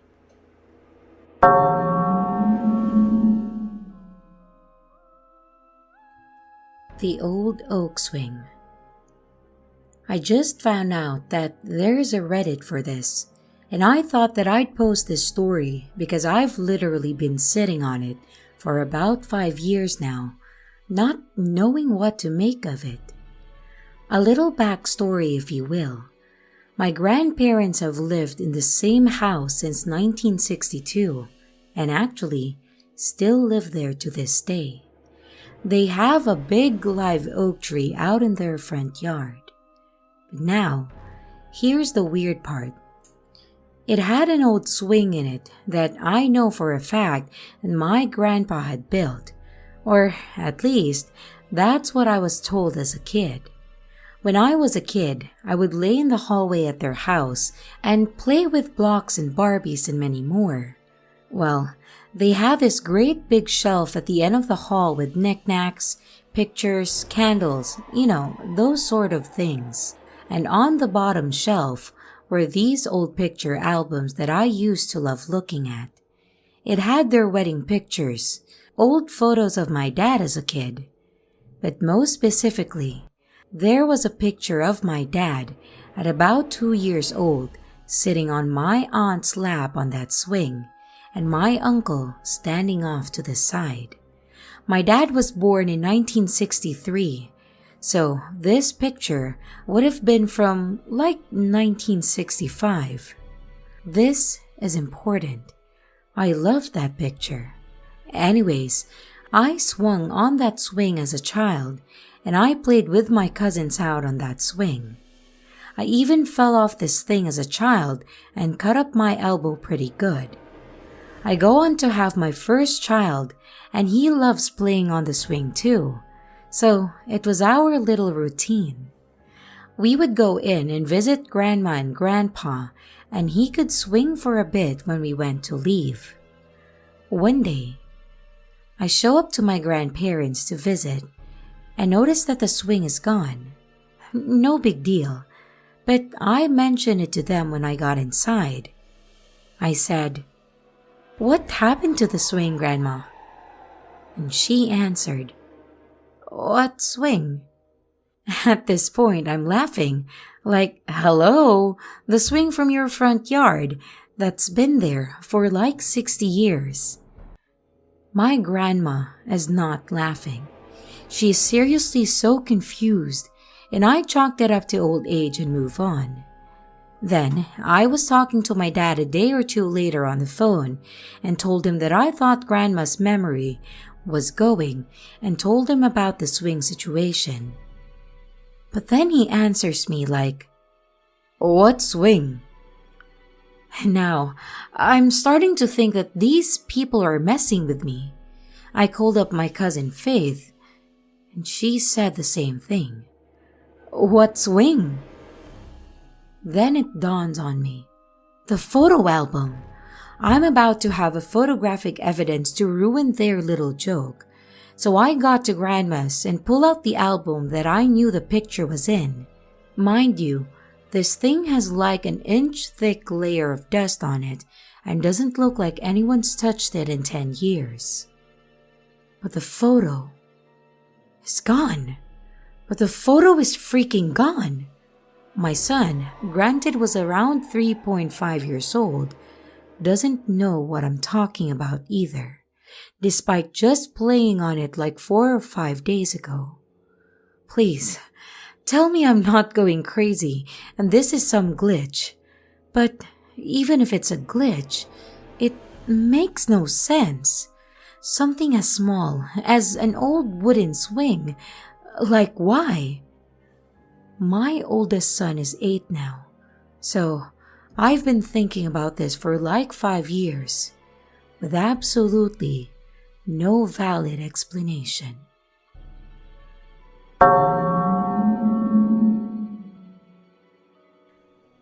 A Death That Could Have Been by u/Madsgirl. So, I'm not too sure if this would be a glitch, but I sure as hell don't have any other way to describe how or why this happened. So my best friend and I are driving down this windy road in our town that has a speed limit of 45 miles per hour. We have the windows down, music up, talking and laughing, all the usual things. And I believe we were on our way to a mutual friend's birthday party. On this one specific part of the road, there is a relatively sharp turn that bends around a guardrail. If you were to drive through the guardrail, you would plummet a great distance before hitting the shallow river below. Mind you, I have been on this road countless of times, and never had I ever been paranoid or imagined anything specific about this turn. It was just one place among the countless on this particular road that you had to slow down a good bit before continuing your way around. Anyway, we start to approach the turn, and while in the middle of a discussion about some drama going on at the party we were on our way to, we both grabbed the sides of our seats and her one hand remaining on the steering wheel. We do this at the same exact time, in the middle of a conversation that had nothing to do with the road. We weren't speeding, no cars around us at all. It was just a peaceful drive, not unlike any that we had previously. We glance at each other with huge eyes and pull onto the side of the road after making it around the turn. After stopping, we immediately bring up the exact thing we both pictured in our heads at the same exact time. That she lost control of the wheel, which resulted in us smashing the guardrail and plummeting over the edge directly into the water. We both felt the same sensation of not being able to breathe correctly until we pulled the car onto the side of the road, and then felt a tingling sensation in the back of our heads, a weird buzz in our ears. It was, to say at least, extremely bizarre. I don't think that I'll ever be able to make any sense of this experience, and I was on edge the entire night after this. I would love to hear any ideas on how or why this occurred.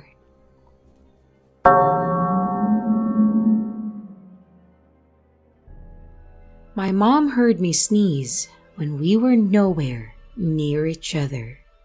by u/beep-beep-85.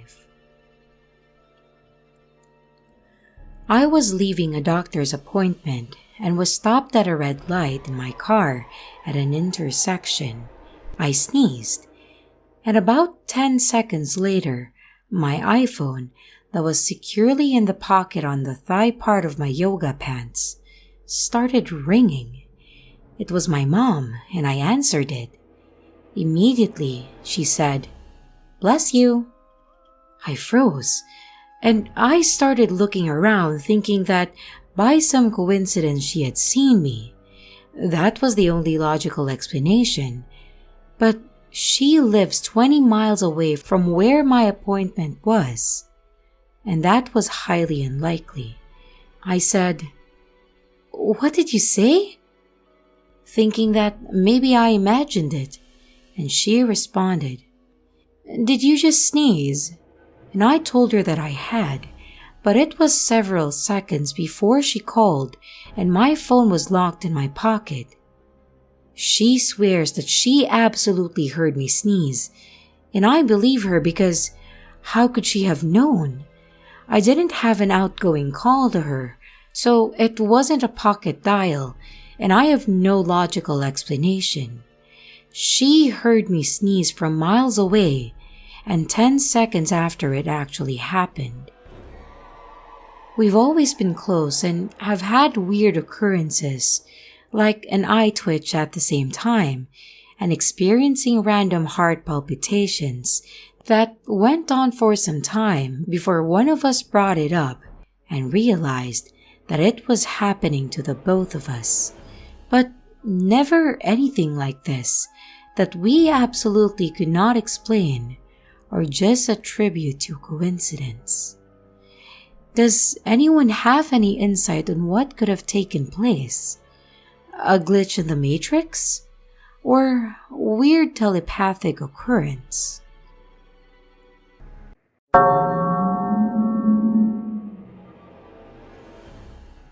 Brother John by u/dayspring989.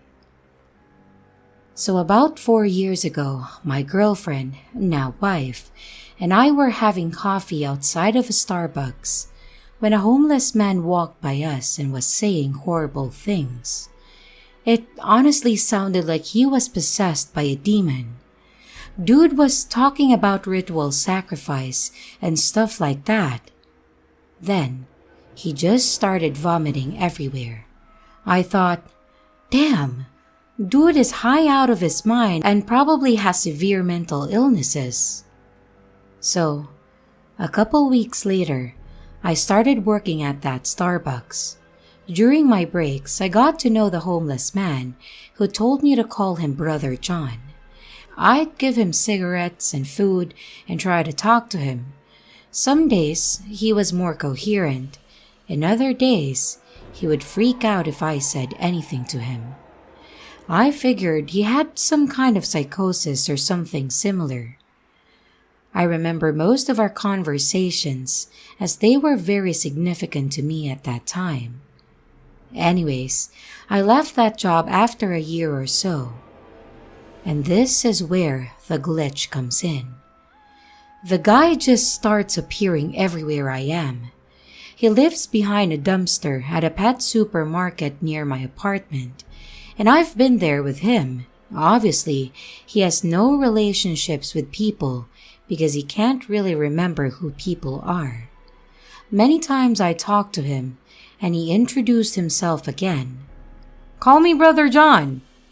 Even when I would start the conversation off with, "Hey, Brother John." So, I left the job at Starbucks and figured that I wouldn't see John much anymore. Imagine my surprise when I am an hour away from my apartment at a park and boom, John is sitting on a bench babbling. For some reason, it felt completely normal. He probably took the bus down here for whatever reason, and I tried to say hello but got no response. A month later, I'm driving to my mom's house. My mom lives 45 minutes in the opposite direction of this park. Once I'm a couple minutes away from my mom's house, I see Brother John sitting on the curb in front of a used tire shop. Again, this seems completely normal to me for some reason. Another month or so passes, and I'm at church. My church is about 30 minutes in a different direction than both of the previous locations. And Brother John is having coffee at church, his clothes covered in bodily fluids. And again, I thought it was normal. Someone that goes to the same church decided to help him out a bit and bring him here. My church is tiny and has about 130 members. Maybe he took the bus, and either way, it's normal to me. This happened about 9 more times over the years. He was outside Barnes & Nobles, at the beach, at my college, outside of a soccer field I drove by, outside a Chinese restaurant, and many more. The thing that's got me fucked up is I never questioned it, even though these locations are massively far apart from each other. Some are around 90 minutes and in different countries. Most recently, he showed up at my job past the gated entrance. The gate is unlocked and anyone can open it, but it's out of the way. He talked to me like he remembered me and kept saying, "I belong here." And I replied in a calm way, but have to have him leave as it's private property. He stomped off angrily, saying, "I belong here." I haven't seen him since. The most reasonable explanation is that he just rides the bus everywhere. However, I've seen him at late hours of the night, far away from his dumpster camp. More than that, the chances of me running into him this many times is ridiculously low. I have many friends that live in my neighborhood, and I've only run into them in daily life once, if at all. The whole time writing this, I've been getting chills. It may sound like nothing, but I'm genuinely freaked out. Update. I just saw him again 4 hours after making this post.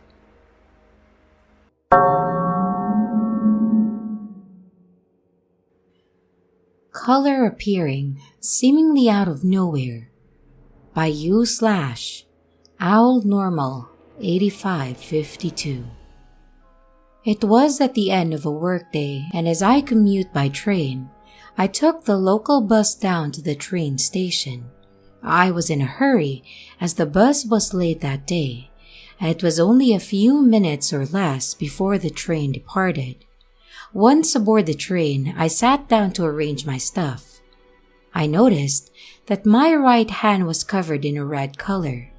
My immediate thought was that I had cut myself and that the red color was blood. However, I did not feel any pain and was unable to find any wound on the hand. In addition, it did not really resemble blood, but was more like a chemical red dye.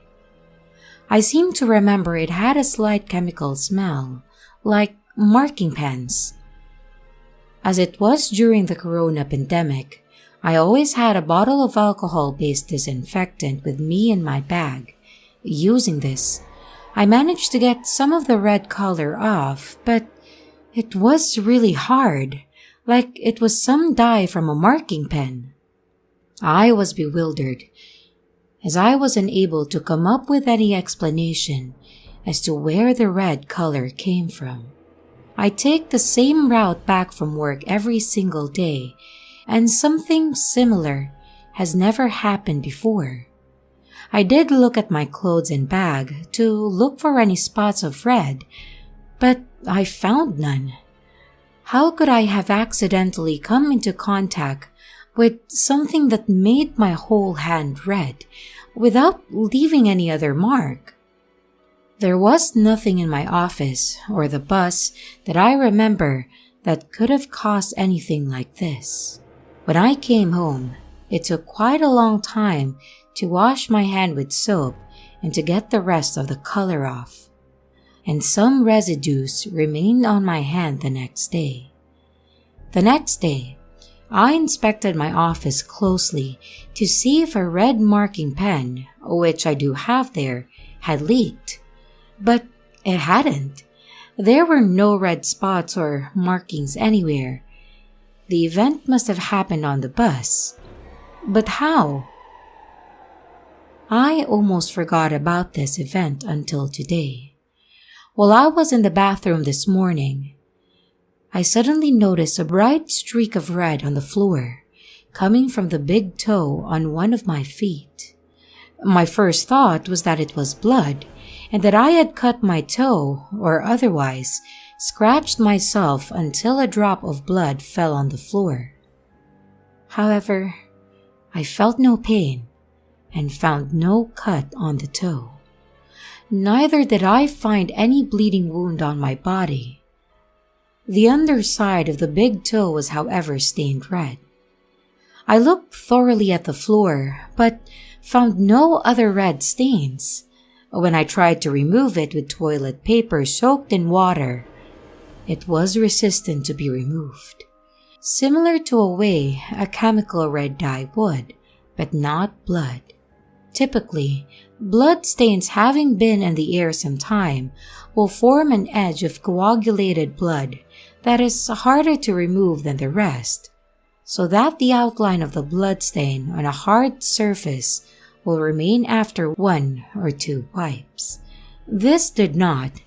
It eventually left on a larger spot a very faint red color, similar to how a dye spot would do if one tries to remove it. There is nothing in the bathroom or vicinity that is a red-colored liquid. In both cases, the red dye, if that's what it is, seems to have come from nowhere. While there may be a trivial explanation, I am utterly unable to see any.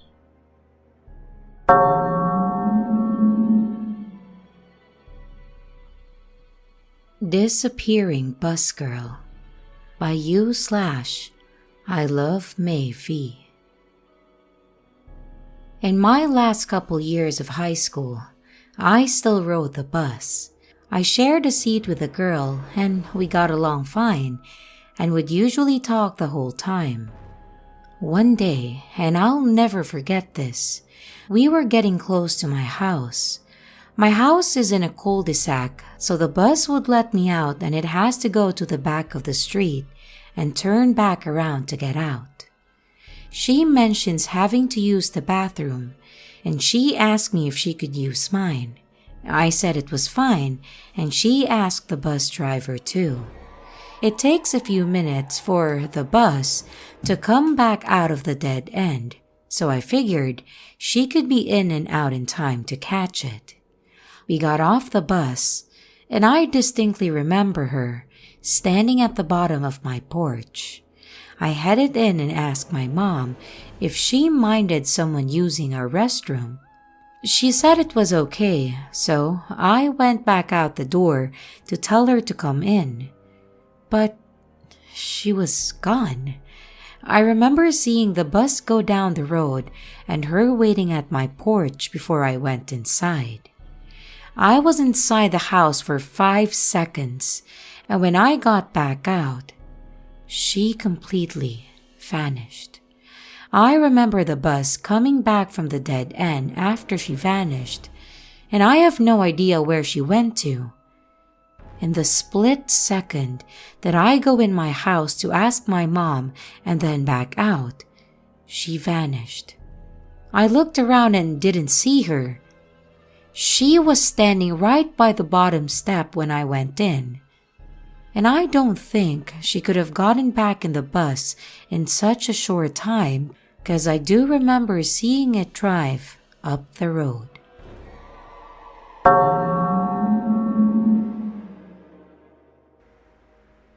Has anyone seen the grid in the sky? By Adalea. Okay, so this was about 2 years ago, not last summer, but the one before that. Me and my boyfriend, 24 to 25 at that time, went to visit his grandma in the countryside for a few days.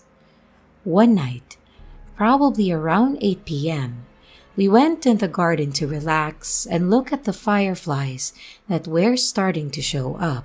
The sun had set, but the sky was still a pale blue, not really dark yet.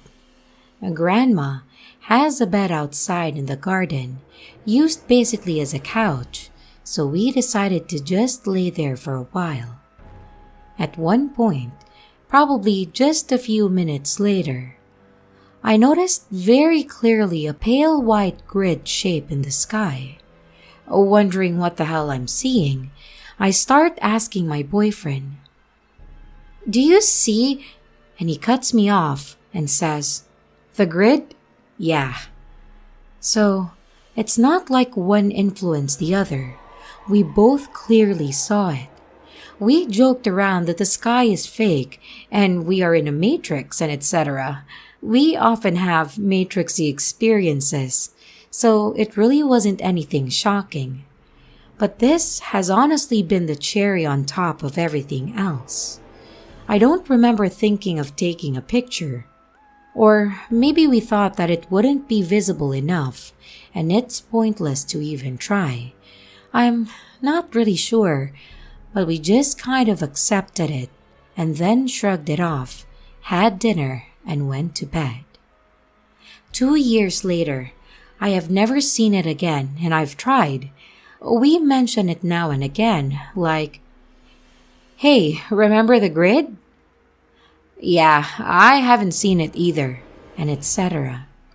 I love looking at the sky in general, clouds, shapes, colors, stars, whatever it may be, and yet I still never saw it again, not even a glimpse. I tried to find similar cases online, but for some reason, I only found people on drugs like psychedelics seeing grids and honeycomb shapes in the sky. But as said before, we were very much sober. Every time I remember it, I really don't know what to even think or how to feel. Why haven't I been able to see it again? What could it be? I've been theorizing if it's a force field, or maybe a projection of sorts, and the sky really isn't real, and that was just a glitch. I really don't know, but I hope someone sober has seen it as well, and can maybe shed some light.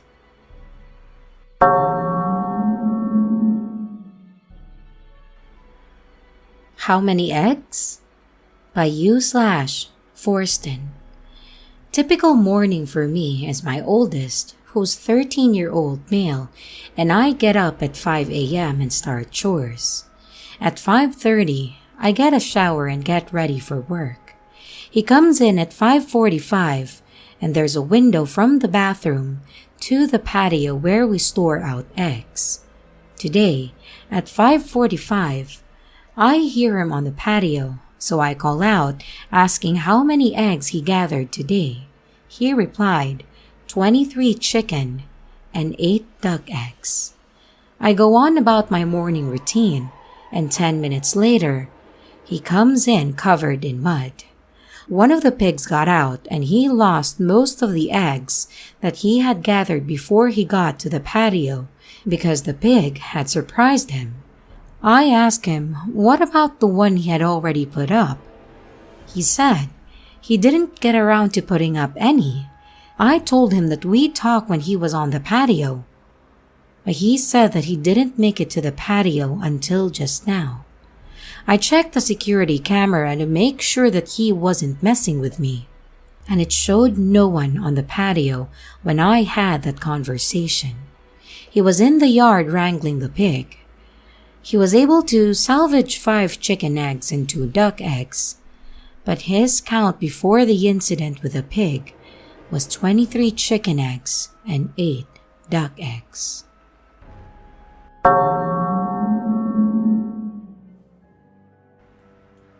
I Don't Have a Child by u/Drin21. This story happened last year.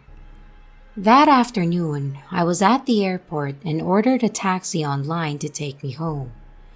The taxi driver called me, and because the airport was so noisy, I walked to a quiet place so that I could hear his voice well. He picked me up in a car that had 3 rows of seats. I put my suitcase in the second row and sat beside the suitcase, and we chatted the whole drive. In the middle of the chat, he suddenly asked if my son was asleep because his voice was no longer heard. I thought I heard it wrong, so I didn't answer and we talked about other things.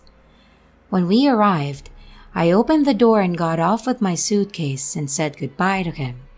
He asked me, "Where's your child?" I said that I have no children, and his face went pale. He immediately got down and checked the back seat, and indeed, there was no child there. He panicked and said when he called me that he heard a child's voice chattering faintly.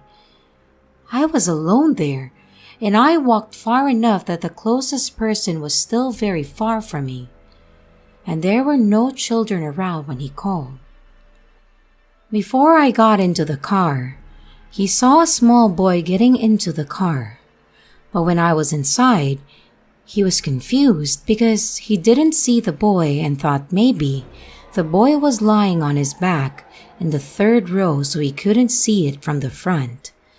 Then, when he asked me why the boy didn't speak anymore, because for the first few minutes he sometimes still heard laughter, and because I didn't answer, he thought the boy was asleep. I don't know if he was playing a prank on me or not, but he looked really scared. His hands were cold and shaking.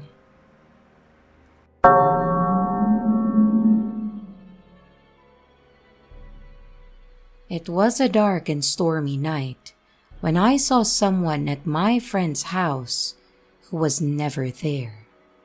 By u/King Nightingale. This happened 2 nights ago. I went over to a friend's house, and I live in Wisconsin, and for the past few days, we've had a lot of crazy thunderstorms and rain rolling through. And this night was the craziest it got.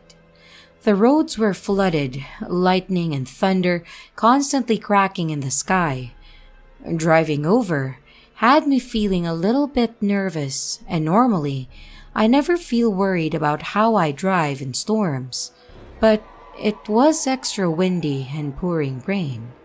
Anyway, I make it to my friend's apartment. Let's call him John. And as I get out of my car, there is a deafeningly loud thunder overhead, as if Thor had just landed in the backyard. I approach the door to the apartment, to which my buddy is already standing at the foot of the dark stairwell leading to his apartment. "Our power's out," he tells me. I walk in and go upstairs with him into their apartment. And as I enter the room, it's obviously pretty dark, but not pitch black. It was still 8 p.m. around this time, and some light was creeping in from their balcony sliding door. I made note that Patrick, another coworker who lives with my buddy, was sitting on the couch by this window, along with another silhouette of a person who I assumed was his brother, who had been staying with them for a little while. Both of them turned their heads toward me when I entered, but didn't say anything. I began feeling a nervous panic as I turned to put the beer that I had brought over in the fridge. I, for some reason, felt weird energy in the living room around the corner where Patrick and his brother were sitting. John said something like, "You can go into the living room. You don't have to hang back here." and I turned the corner, greeted Patrick, and was going to greet his brother, until I noticed that the other silhouette I saw was gone. Now, it was just Patrick on the couch. I don't let this freak me out, and I wait a good 15 to 30 minutes before saying, "Weren't there 4 of us in here?" To which John and Patrick both said, "No." I then mentioned that I saw Patrick's brother sitting on the couch next to him, to which Patrick explains that his brother left 2 days ago. So, what the hell did I see turn its head to look at me enter? Why was it sitting next to Patrick?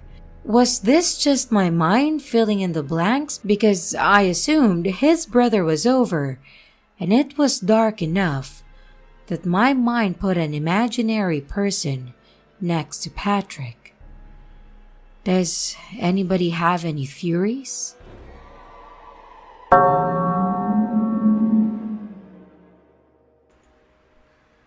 Missing piece to a special Kachina doll suddenly reappears in plain sight. By u/scrolling my life away. My boyfriend and I moved into a new home at the beginning of the pandemic, around April 2020. Upon moving in, all the boxes were placed in the garage, and the only things in the house were the large pieces of furniture, like the sofa, coffee tables, beds, and a piano. The house had a wonderfully lit display case, and I decided to unpack the precious items box so that I could spend the evening placing each delicate item in the display case, then sit and enjoy it with my boyfriend. When I opened the box, I was devastated to see that my mother crow Kachina doll had lost half of her crow feathers. They were made of wood, and she had huge feather pieces that enveloped each side of her head, a right side and a left side. Worse yet, the missing crow feathers from the right side of her head weren't with the packaging, even though I had packed her as a whole piece. I found this supremely odd as I had packed the piece myself, and even if it had broken off during packing and the move, I would have expected to find the broken pieces with the packaging. But I couldn't find it anywhere.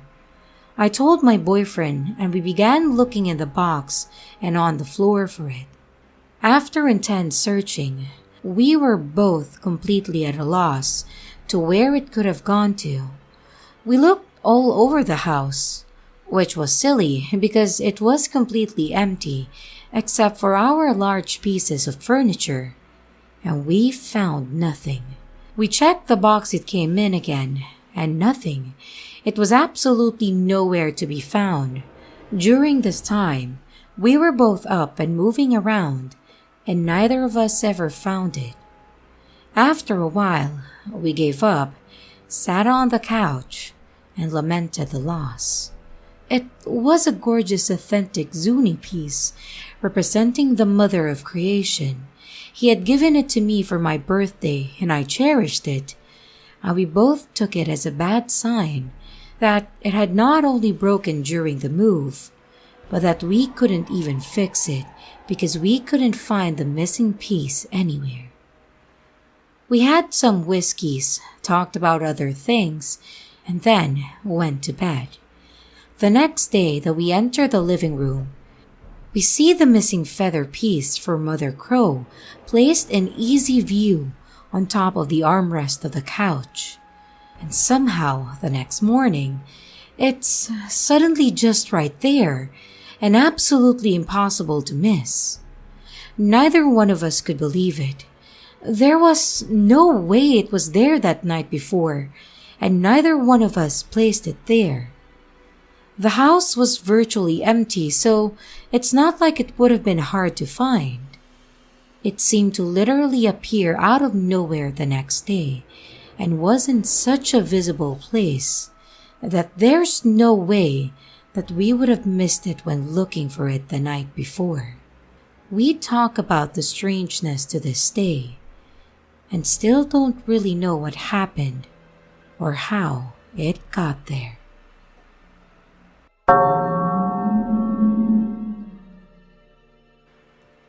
Strange Encounter by the River by u/Affectionate Kitchen 8. I live in a small city that's mostly covered in concrete, apart from a couple of patches of nature here and there. In summer of 2015, I've decided to have a picnic by myself. I found a perfect place nearby, and it's a big square of grass by a riverbank that also has a pond with frogs and fish.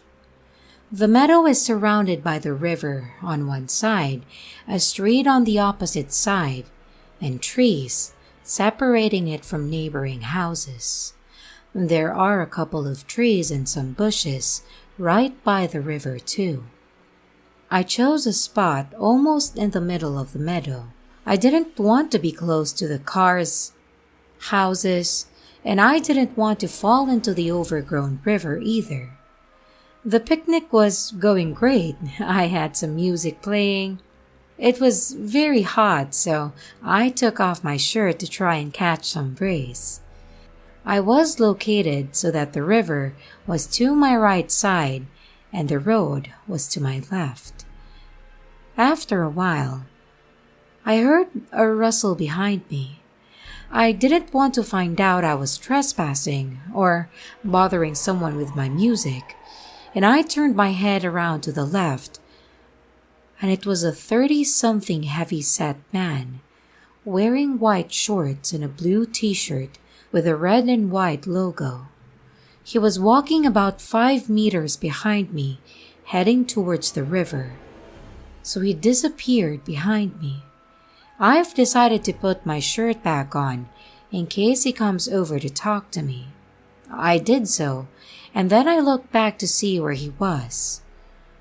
But there was nobody there, other than a yellowish dog heading towards the river.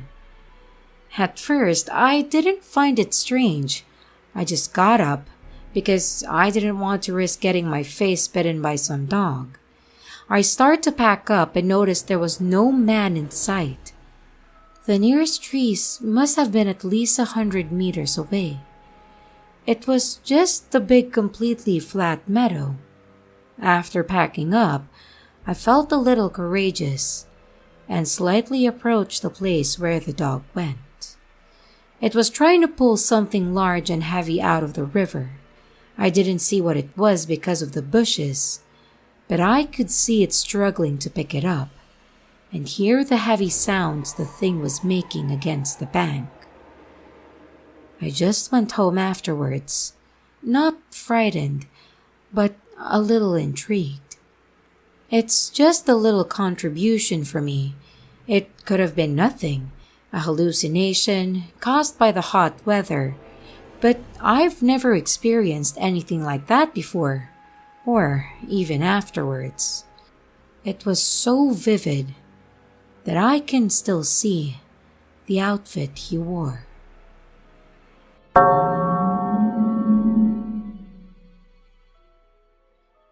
The Candle and the Box by u/coffee_break37. So, this happened, and I don't know what to make of it.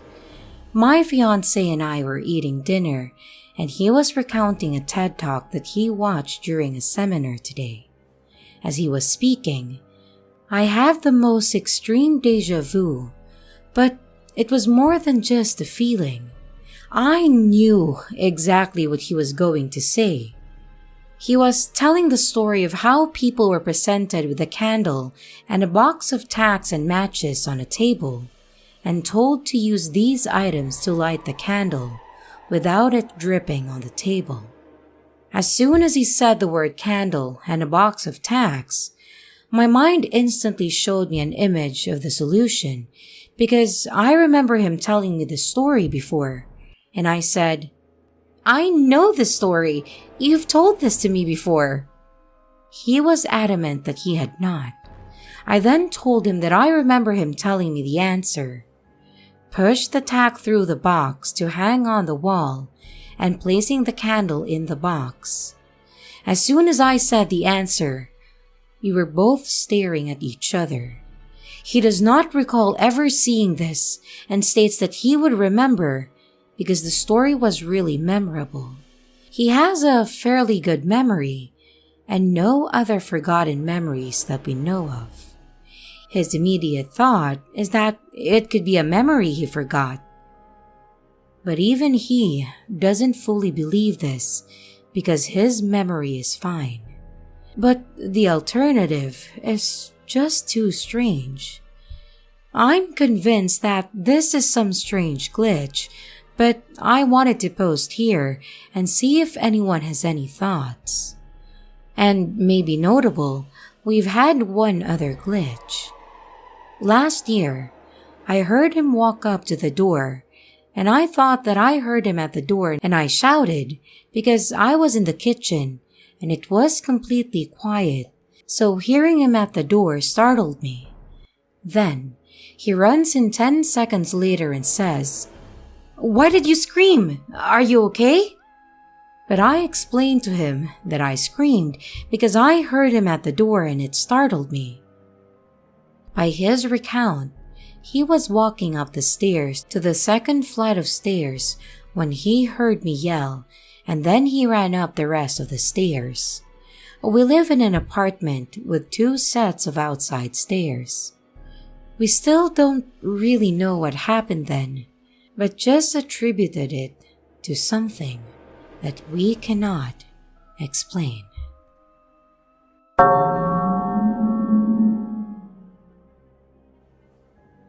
Two outlets in the wall changed on their own by u/Rock is Rad.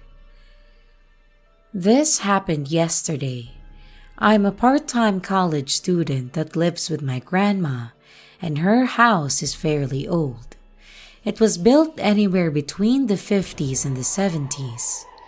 Most of the outlets in the front section of the house are only 2-prong outlets, a neutral and hot opening with no third opening.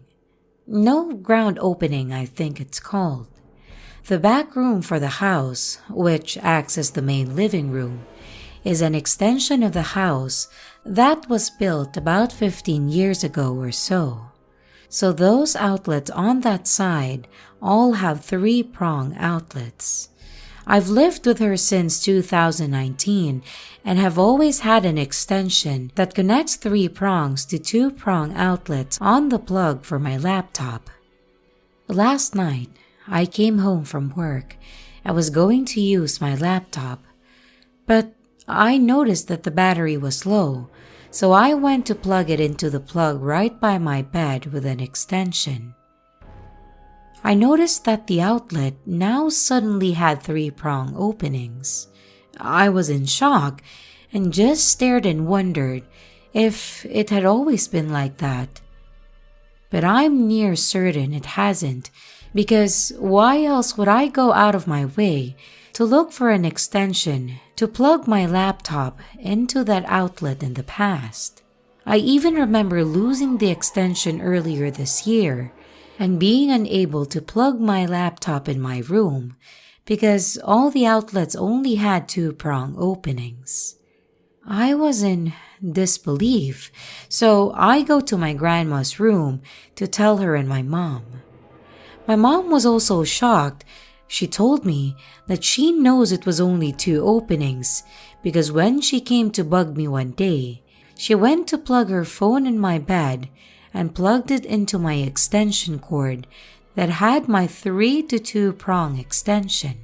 It's chunky, so you can't miss it. We were talking about it for a little bit, but then went to the kitchen to eat. I wondered if the other outlet under the breakfast nook was still the same, so I went to check. I pulled the chair out and was frozen. The outlet that I knew for a fact had only 2-prong openings had changed too. I felt like I was hyperventilating. I didn't know what was going on. I was freaking out and I told my mom to come look at it. And she was equally shocked. She said she tried to plug a big fan in there about 2 months ago, but couldn't because it only has 2 prong openings. So she had to move a couch to plug the fan in. For the past 2 years, I have sat in the same chair at the breakfast nook and plugged my laptop in using the prong extension. I remember first moving in here and asking my aunt if she had one of the extensions that I could borrow, since I was unable to plug my laptop in. I asked my grandma if anyone had come by to change just 2 outlets. And no one has, of course. Like, for what purpose? I could barely sleep last night because I kept staring at the outlet by my bed, wondering what the hell had happened to both of them.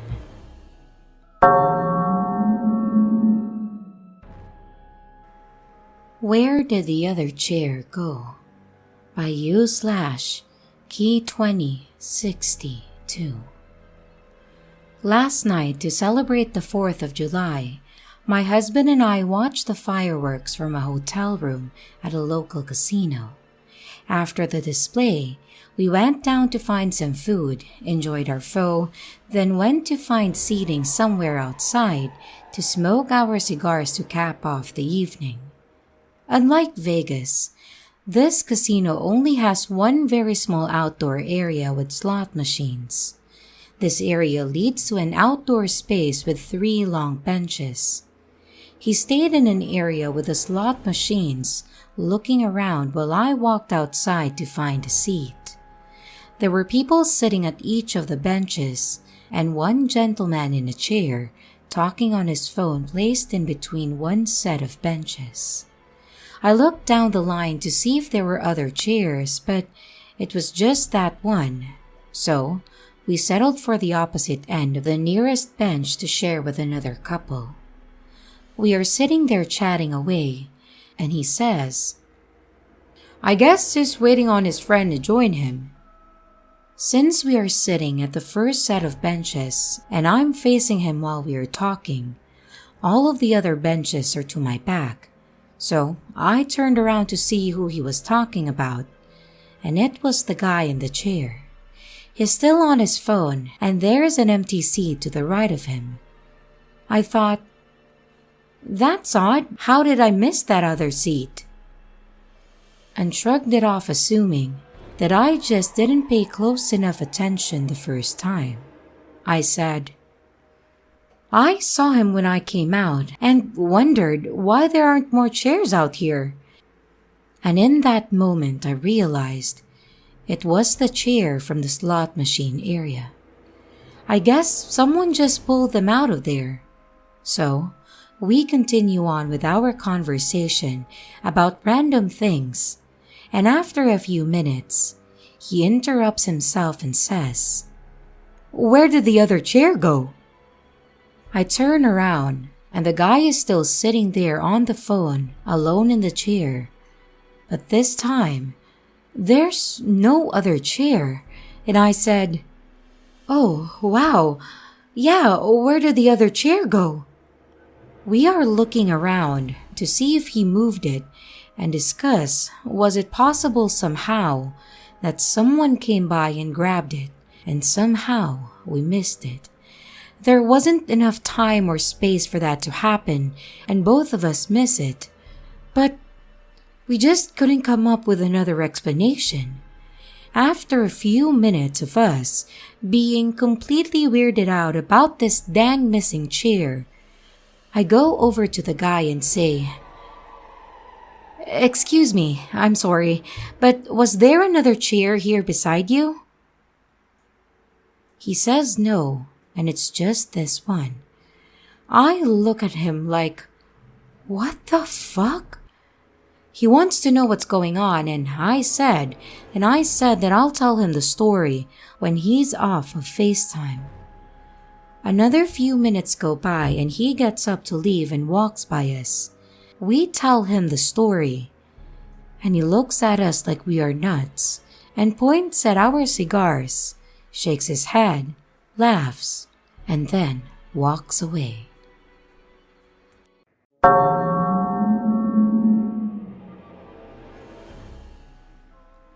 Car's visors no longer there, by u/Radic18. I want to preface this by stating that while I enjoy reading spooky stories or watching unexplained videos, I firmly consider myself a skeptic that will occasionally indulge in the paranormal side of things purely out of fun. With that being said, my skepticism is the reason why I'm also making this post. It's a bit of a rant/venting because I cannot reasonably explain this experience. Last year, in the middle of summer, my girlfriend and I bought ourselves a new car.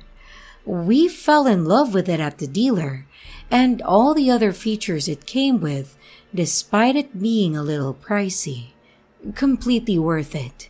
Months in, and we would still find ourselves gasping in excitement whenever we'd come across a feature or quirk that made us appreciate the car even more.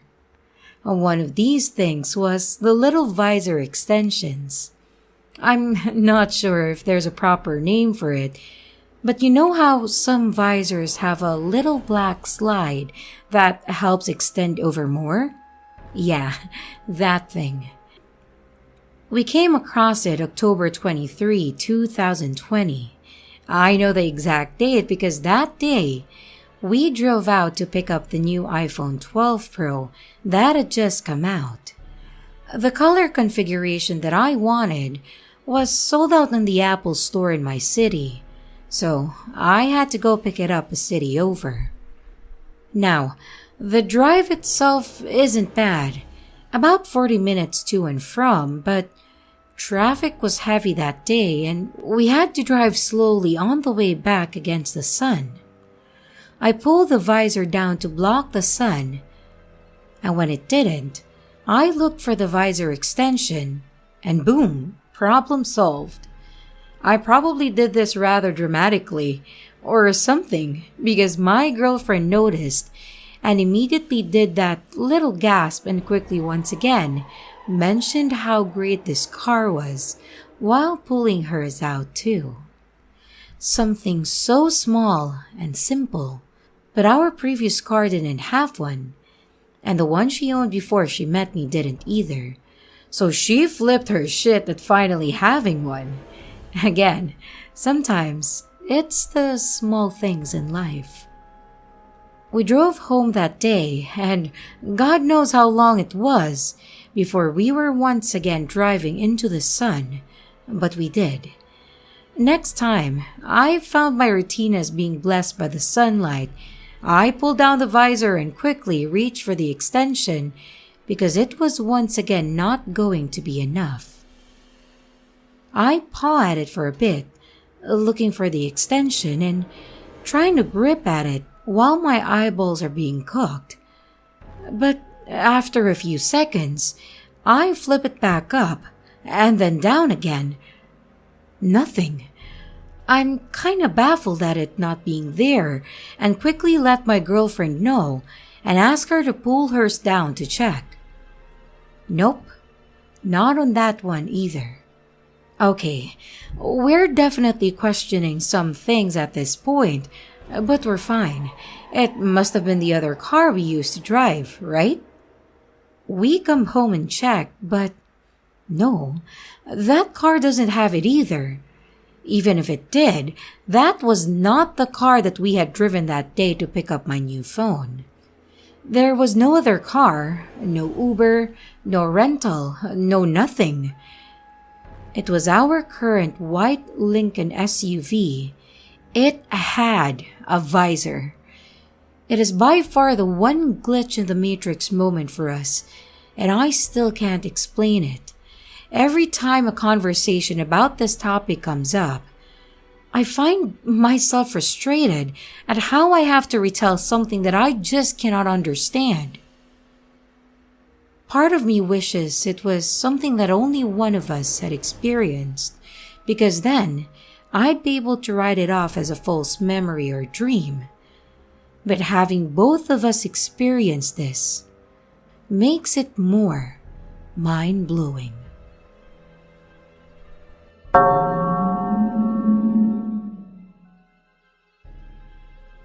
Did my girlfriend and I walk into a parallel dimension watch boutique? By u/Goofball John McGee. This happened a year ago. My girlfriend and I were in the local mall for a quick errand, and we passed by this famous watch boutique here. They had a poster of the newest Seiko dive watch. This piqued my interest because not many stores stock Seiko here. So naturally, I asked my girlfriend if we could go in for 5 minutes, and we did. I tried a couple of watches on, but didn't like the collection so much, and the sales representative told me to check next week because they were adding new ranges as and when they get cleared by customs. She cited Corona and all of that. I agreed, and we walked out of the store. And that's not very uncommon because there were several social distancing guidelines for that mall, as well as the boutique itself has mid-high-end brands. Now, here's the kicker. We were near the mall 8 to 10 days later, and we decided to check if they had other models. But they vehemently denied that they ever carried Seiko. I felt like I was crazy. I said that there was a poster outside and everything. And the manager said that there may be a chance that it was another branch, but to his knowledge, the boutique itself did not stock Seiko, no matter the branch. Dumbfounded, I emailed their head office, and even they told me the same thing. My girlfriend and I spoke about it and we just couldn't explain it. What the hell did I try on? And where?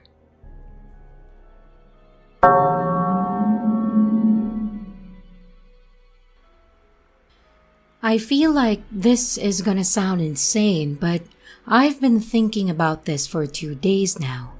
And I feel like I have to post this to see if anyone has any possible explanation.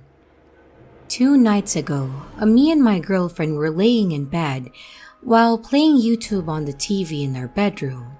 I watch it while she sits on her phone or reads. I have the YouTube autoplay feature on, so when one video ends, it just immediately plays the next one. I was watching a ton of Nick Merck's videos that night.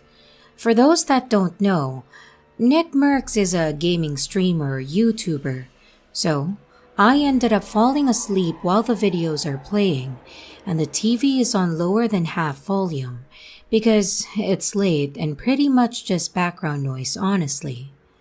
I don't know how long exactly I was asleep, but it couldn't have been long because my girlfriend was still awake reading when this happened. But as I'm asleep, I hear clear as day and extremely loud Nick Merckx himself go, "Wake up!" in the most stern, bone-chilling tone. The only way I've ever heard someone else say this in this way is in Spider-Man Far From Home when Mysterio and Spider-Man are fighting, and Mysterio goes, "It's time to wake up," to him, and that's the only thing I can compare it to. I jerk awake and was facing the TV, and I swear to God that for a split second, I saw Nick Merck's face in full screen, staring straight into the camera, and then it immediately went back into gameplay with him talking to his teammates, and stuff like nothing was happening. I looked over to my girlfriend and she was staring at the TV with a shocked look on her face. I asked her, "Did you hear that?" And she said, "Yeah." and sounded scared. I picked up the remote and rewinded a full minute in the video, and we both sat and watched it through, and it didn't happen in the video. He never once screams wake up, nor does he go full face cam in the video. He only ever does full face cam in the intros, and he hasn't even been doing intros lately, so there's literally no full face cam at all in this video. I have no idea what happened. Can someone please explain this? I would also like to address a couple of things here. Number 1, did I get confirmation the next day from my girlfriend or just when I woke up? Well, after this happened, I didn't fall asleep for a while and we stayed up together freaked out for about an hour and a half, talking about what the hell just happened. As well as the next night, we both said we should just keep the TV off and going to bed. So yes, she definitely experienced it, and it was confirmed a lot that night, as well as the next day. Number 2, is it possible it was an ad? No, I have YouTube Red, specifically because I watch YouTube on my TV every night, and the ads, especially the mid-rolls, are extremely annoying. So, I never get ads on YouTube. Number 3, could someone have cast onto the TV with their phone and etc.? If it's possible to cast onto an Amazon Fire Stick, then possibly. But I have now talked to everyone that lives in my house since this happened about this experience, and all of them said that they don't cast to TVs ever. So, if it did happen, it would have had been a random person like a neighbor. Although, my neighbors are far away as we live in the wooded area where the houses are really spread out. I'm not saying it's 100% impossible, but given all the variables I have listed and the fact that it was Nick Merckx himself yelling from the TV, I feel like the chances of this are just extremely slim. Number 4, did my girlfriend see it? I have asked her if she saw it, and she says she didn't. But I feel like I need to emphasize some details here because I wrote this post very poorly before because I was on mobile, and like I said, I didn't think it would blow up at all, so I didn't put much effort in. When I said it was loud when he yelled, I mean it was loud, as if my soundbar had gone up to the max volume and then immediately back down to below half volume. Also, no, it was not me who yelled it in my sleep. Me and my girlfriend have talked about this a lot, as I said previously, and she knows it was the TV. She knows what Nick Merckx sounds like, and she said when it happened, she instantly thought it was the TV as well, and that there was no way that it was me. And number 5, do I have any other weird stuff happen around my house? Not a lot, honestly.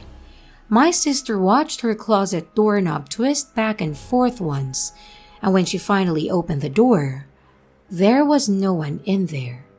I feel like sometimes I hear someone whisper in my ear, but I never really care because I feel like everyone has stories about, I swear, someone just said my name. So I kind of blow it off. And the only big thing really is I was eating dinner with my family at the kitchen table. And from where my chair is, I can see straight ahead of me through a giant window that looks out to our backyard that is pretty big. And I swear that I saw a white man in a white shirt and blue jeans walk through our backyard, walk behind a tree, and then was just gone.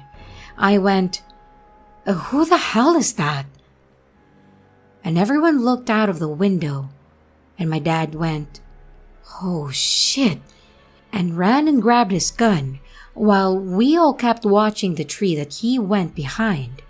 When he went outside and looked, there was no one there. when he came back in, I asked him why he reacted like that because he was a very chill person who never reacts about stuff. And he responded with, "I saw him too.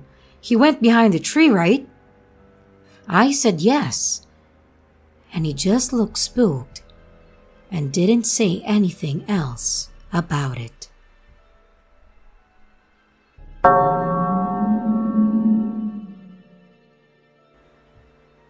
I believe I just jumped into something, or out of something, by u/Anda_Gonda.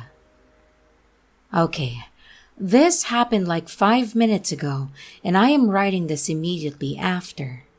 I live in a 3-story house, and it's Diwali time here in India, and we have decorated our house with lights and lanterns. It's almost quarter to midnight, so I went downstairs to shut down all the lights in the parking area.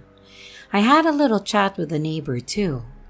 Then I put up my headphones while having a quiet walk.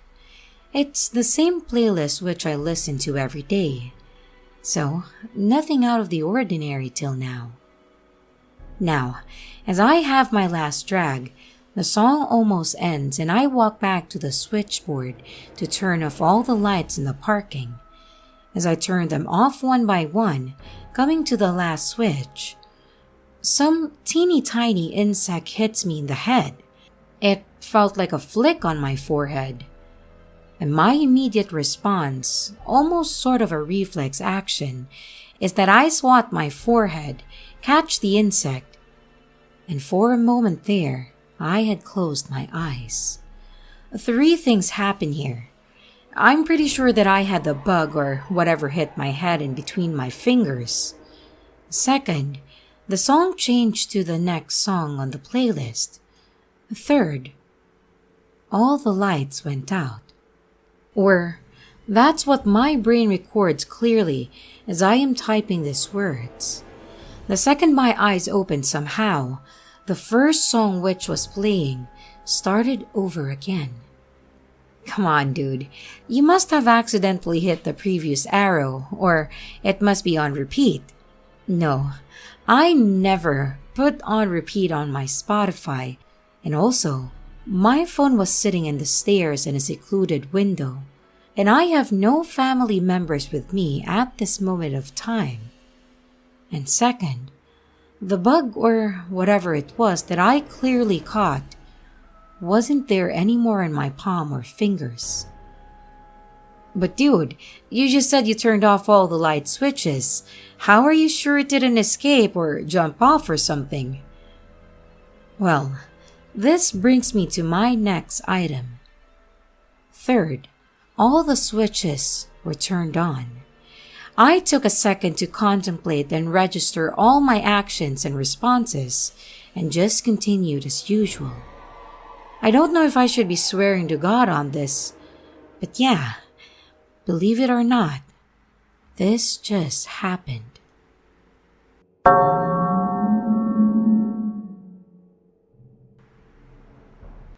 My neighborhood is really weird. By u/Scattle92. So, I moved here around 7 months ago, and my house is in a square with 8 other houses, all facing towards a small patch of grass at the front. The first day we got the keys, we met our next door neighbor Janet. She was standing outside her front door when we walked up to the house, almost like she was waiting for us. I see Janet a lot and speak with her often, and I'm sure that she's a real person. And I have even met her adult daughter, and I have seen Janet around the local area. A few days after moving in, a courier knocked and asked if I would take in a parcel for the people on the other side of the square. I thought it was strange that he had knocked on my door rather than someone closer, but I obliged. A man came a few hours later and asked if I had a package for their house. And I gave him the package, and the man introduced himself as Mark. and I haven't seen him since that day. Other than those already discussed, I have never seen another person on this square, even my next door neighbor on the other side. I have heard noises from them, but I have never physically seen them. I'm at home 6 days per week, and my husband is home the other day, and neither of us has ever seen anyone. I can see all their front doors from my house, and a week ago, I was chatting with Janet. I asked her how long she lived here, and she said 24 years. This is definitely true because I have at least one mutual acquaintance with her, and they have verified this. I asked her if she knew any of her neighbors, and she said that she didn't know any of the neighbors at all.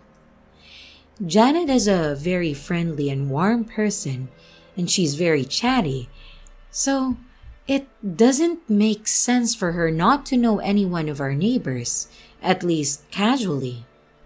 You might be thinking that all the other houses are empty, but this is not the case.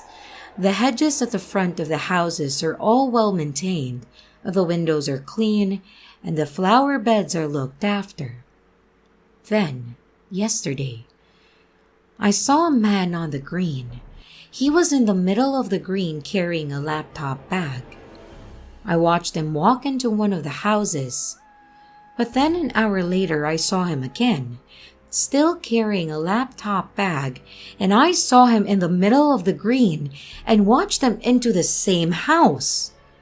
It really felt like a glitch. It was the same exact thing twice. Tonight will be Halloween. I was hoping to take my kids around the square trick-or-treating and also use this way to see if any of my neighbors exist. Not one house has a pumpkin or any decorations, which means that it would be rude to knock on the doors tonight. And I'm honestly starting to feel crazy.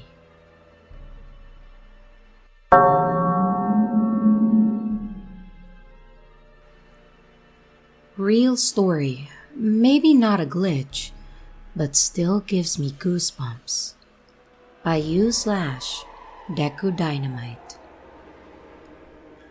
I walked into my best friend's house in 2001, 8th grade. She was getting ready in the bathroom, and I was chatting her up. I took a few steps into the hallway to look into the living room, because I thought that I heard her mom or something.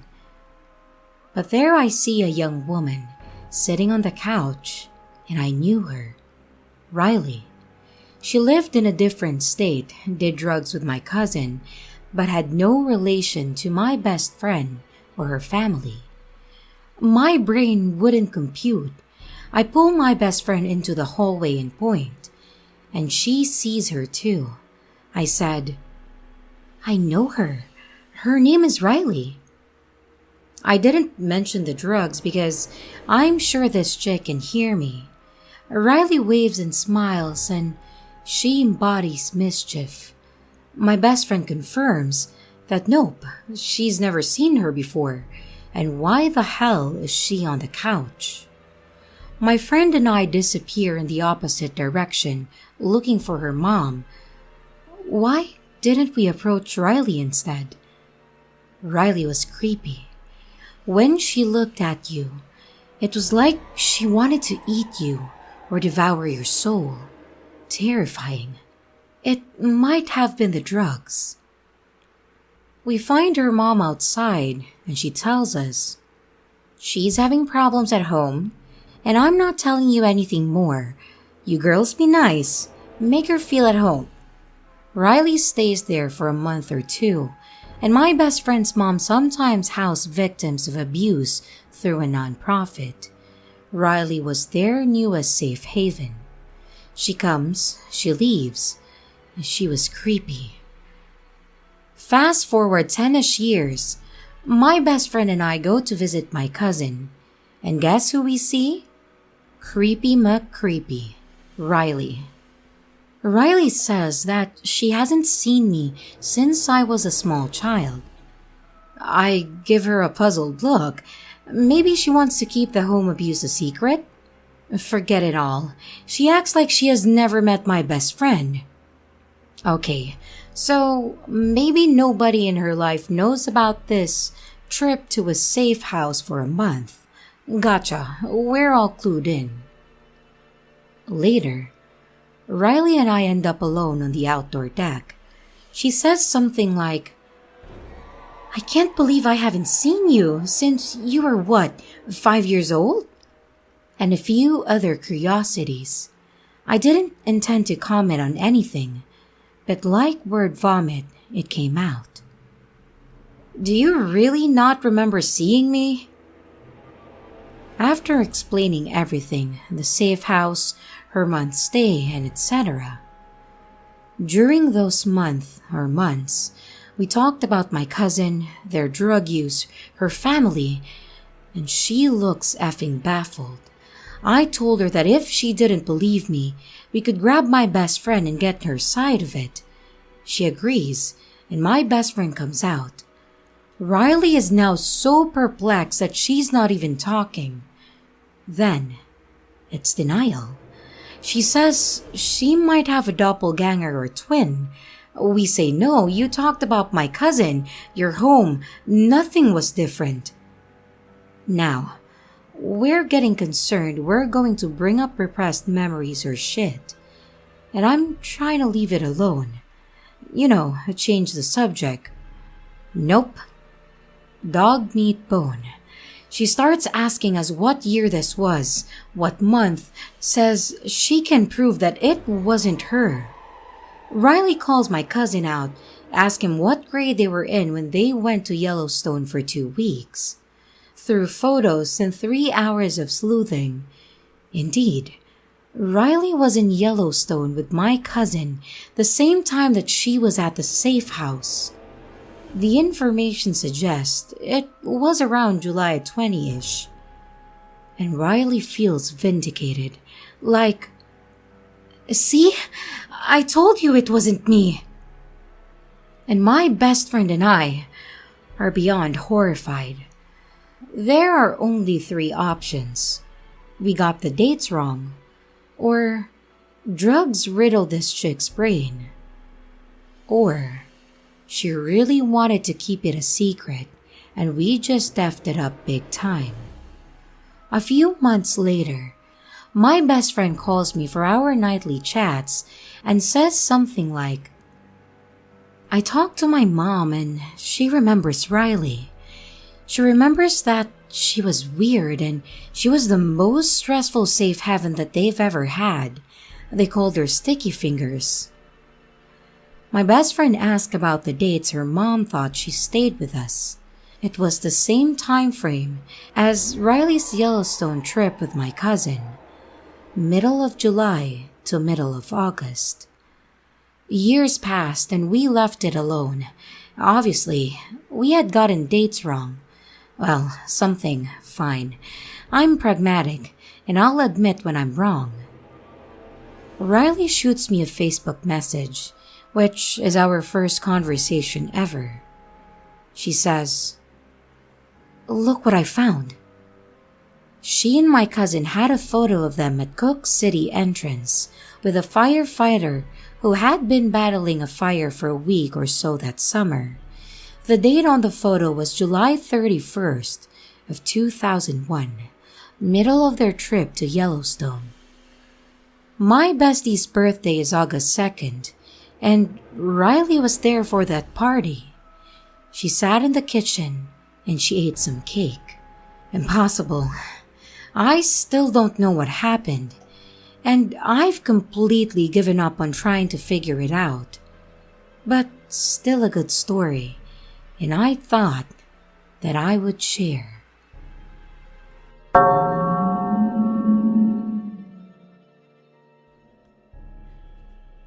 A handful and a sprinkle of weeks ago, I was cutting bell peppers for dinner. My 12-year-old asked if he could plant the seeds because the gardens were empty awaiting fall planting. I gave permission for him to use the bed on the right and watched him plant them right away. I thought about how bell peppers weren't part of my plan, but it's okay. I'm tardy on planting anyway. So the weeks pass by and the seeds grow. Cool. Last week, I finally get around to ordering the seeds for the fall planting. But it's weird. I didn't think bell peppers were growing on a vine. A vine is slowly taking over the right and left beds. It has curly tendrils that reach to grab onto things. It has yellow flowers, and I'm very confused.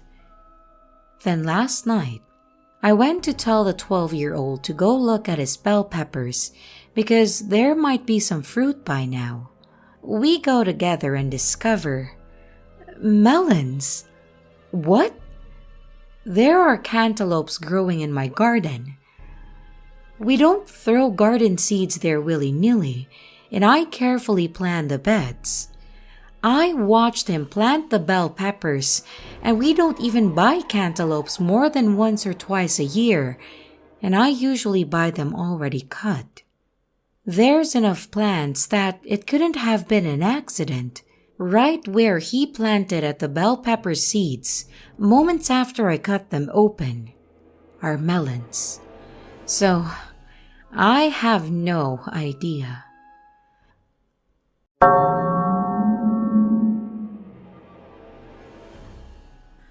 Phone calls from my mom, but my mom isn't calling me.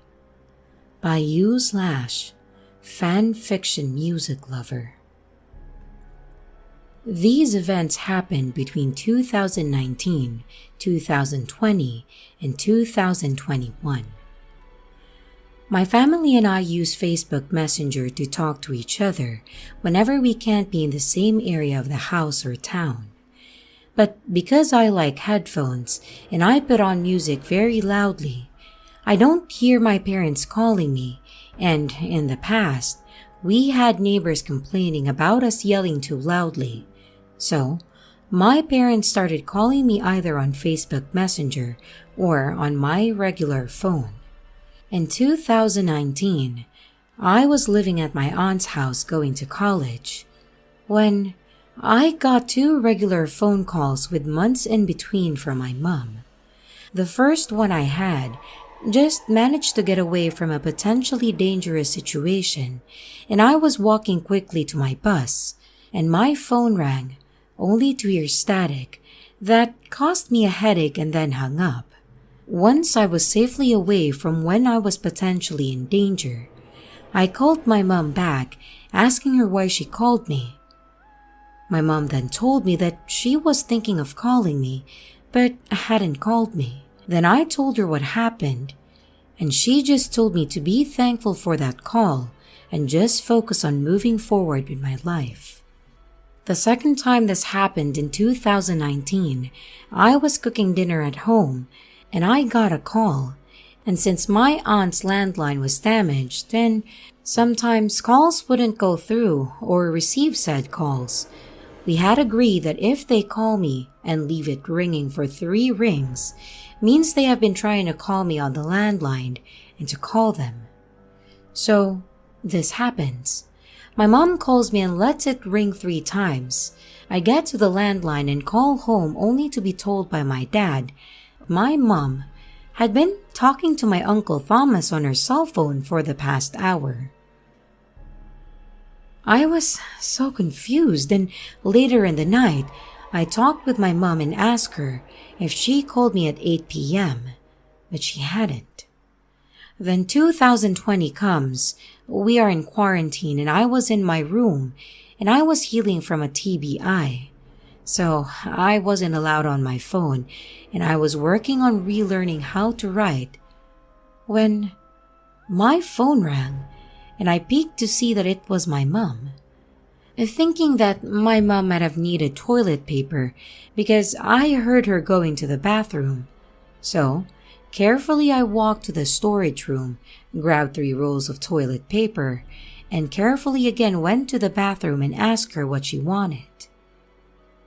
Confused, Mom said she was thinking of calling me because she ran out of toilet paper, which I instantly handed it to her. Mom joked about our mother-daughter bond. A few months later, again in 2020, I'm fully healed from my TBI, and I'm cleaning the house, vacuuming, when I feel my phone vibrating, and I look to see my mom calling me. And I put the vacuum aside, thinking because it was close to 3 p.m., which is my country's mandatory quiet time up to 6 p.m., she was trying to tell me to give up trying to finish the house before 3 p.m., or maybe she just wanted something. So I look around the house and ask my sister, only to find my mom putting out the laundry, and I had seen her phone on the radio in the kitchen while looking for my mom. And once again, she never called me. And now, we are reaching 2021. I'm in my room doing some chores and I hear my computer and phone chime with a Facebook Messenger video call, and I look to see that my mom is calling me. I got up and went to look for my mom, only to be told by my dad that Mom was out with her friend for coffee. So I called her and asked her, and she told me she had no Wi-Fi to call me on Facebook. Another time, I'm again in my room, and again, Mom called me on my regular phone, and I ran with my phone to my mom in the bathroom and showed her my device, and she showed me hers. She wasn't calling me. I picked up and put it on speaker, only to hear this wheezing sound you hear when two microphones are close together, and it hurt our ears. And then Mom had a nosebleed. She gets semi-frequent nosebleeds, but there was no prior indication, such as a headache or her sneezing like it normally is. It was during Easter, and Mom and I were playing cards in the kitchen with our phones next to us, when my phone vibrates again, with a phone call from my mom again. Confused, I try to pick it up, but my phone is stuck, and then it shuts down, and it's really hot. The last time this happened was when I was in my room, and I'm getting another call from my mom, and annoyed, I get up to go to my mom and ask her what she wants, and confused told me that she hadn't called me again. I don't know what is happening to my phone, but this only happens with my mom's phone number and mine, and only on my phone and not my mom's. Does anybody have any ideas on how this is possible to happen so many times?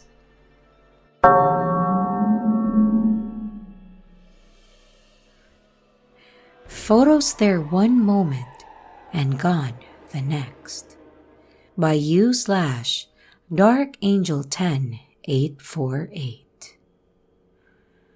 I was doing some fall cleaning and came across a cache of old photos and took a moment to reminisce. They were of me and an old friend when we were in our young teens. I remember the trip, but I only partially remembered what's going on in half of the photos.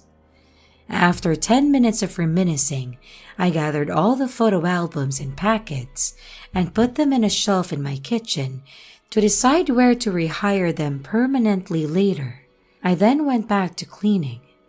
There were 3 photo albums, a large photo in a fold-over cardboard holder, and 2 packets from 1 hour development of photos from almost 15 years ago.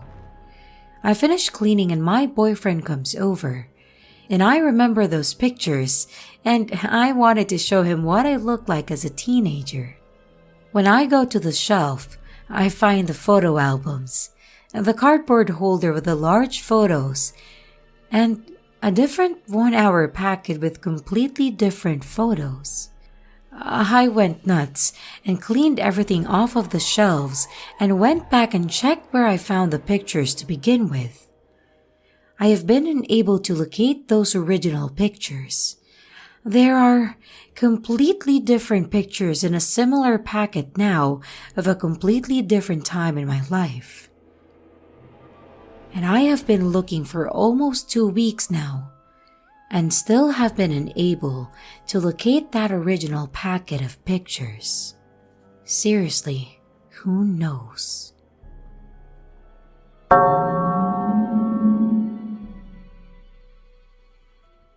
My co-worker and I experienced the glitch at the same time by u/KNDen. Last weekend, my co-worker and I were setting up for a big event. We were setting up a photo booth area with a green screen. I was reading the labels and connecting the poles for the green screen stand. There were 2 middle poles that connected and 2 outside poles that connect to either side of the middle poles.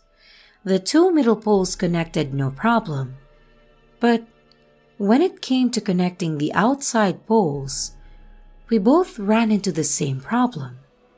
The ends didn't match. I tried to connect the pole to side A, but it didn't fit, so I flipped the pole and then tried to connect side B with no luck. I watched my coworker attempt the same thing, trying one side, then the other, with the same exact results. I told her to check the bag for more poles while I held on the pole and the middle pole. There were no more in the bag, so I tried again with almost 100% confidence that it wasn't going to work. But that's when the end of my pole slides and clicks into place. I watched my coworker do the same thing. Just a few seconds before, the poles did not match and the ends had looked completely different. But suddenly, they matched perfectly. I looked at my coworker and she looked at me and said, "That just happened, right?" I was seriously shaken after that. I think if I had been alone, I would have shaken it off as not paying attention, but the fact that my coworker and I saw it happen at the same time freaked me out a bit. Luckily, I haven't experienced any more glitches since, and my coworker, on the other hand, said that she had a few more weird experiences since then.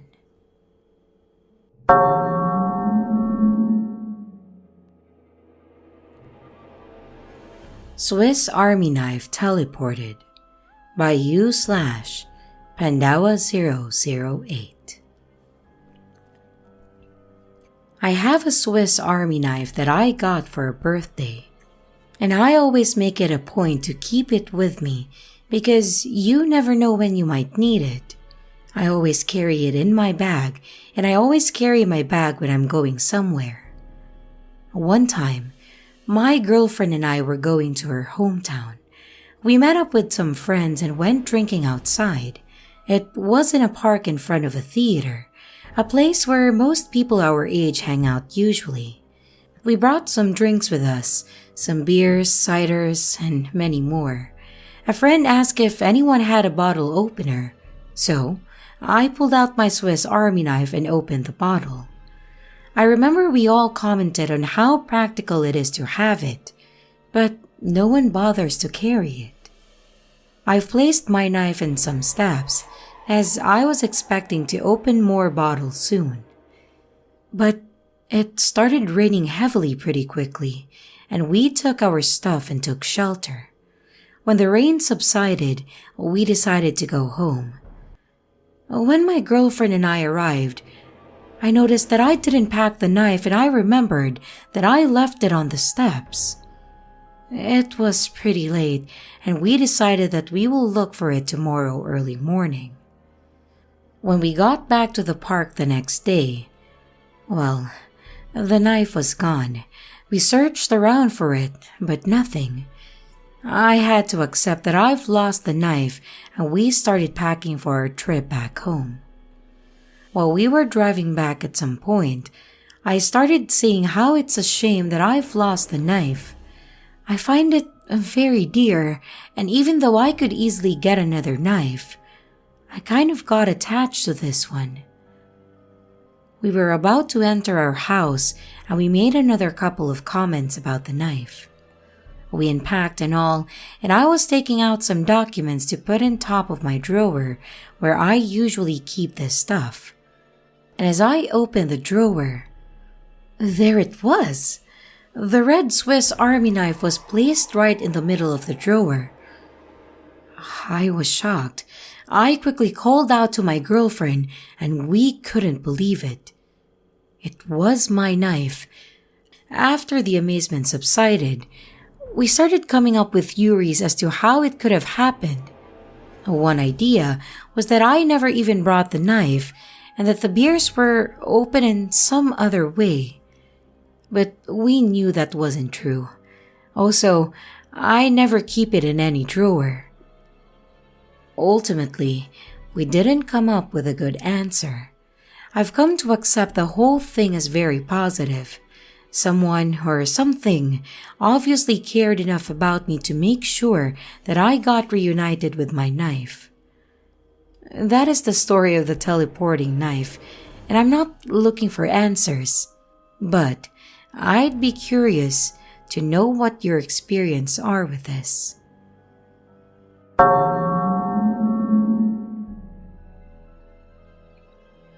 Thrift shop book section never existed by u/Rusknaff.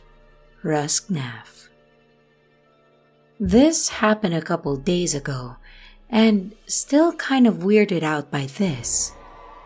So I go to a local thrift store at least once a week or so to look for new reading material, and getting a good deal on them is always a plus since I read so much. I've gone to this specific store for around a year or so, and while they never had a great selection, I picked up around 7 books in total. I went there a few days ago to peruse, and to my disappointment, the book section was gone completely and replaced by a clothing section. I was sad, of course, since this location is a stone's throw away, but I get that paper books aren't as popular anymore and probably don't turn a huge profit with low volume. There was an associate nearby stocking the shelves, and I asked them about the books. Their response? We've never had a book section at this location. I thought that was an odd response since I know I purchased books there before, but I didn't recognize the worker, so I thought they might just be new. After that, I found a few items that I liked and went to the register. While I was checking out, I asked the cashier about the book section, and I got basically the same response. I don't remember having a book section here. You must be thinking of somewhere else. I then asked how long they worked there, and they've been working there for 3 years. I have gone there in the past year and know that I bought books there, so logically, I was flabbergasted. I brushed it then, checked out, and left. And after this, I checked on Google for that store, and none of the customer pictures have a book section in them. Pictures from a thrift store itself show the outside and the main entrance. The books were usually kept in the far corner, and from what I can tell from their pixelated pictures, it does not seem like the taller bookshelves were there, but I'm not 100% sure on it. I don't keep any receipts for small stuff like this, but I still have the books. And I specifically remember being in that store buying those books, which is why I'm still confused about it.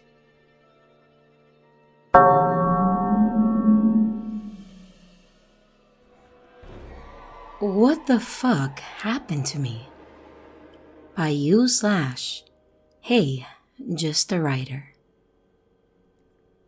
Okay, so It's around 2 a.m. and I wake up with a disgusting bitterness in my mouth, almost as if I was going to throw up. I ran to the toilet, but I didn't throw up. Instead, I felt a strange lump between my left cheek and my lower teeth. I tried to figure out what it was with my tongue, and I was immediately hit with another wave of bitterness coming from it.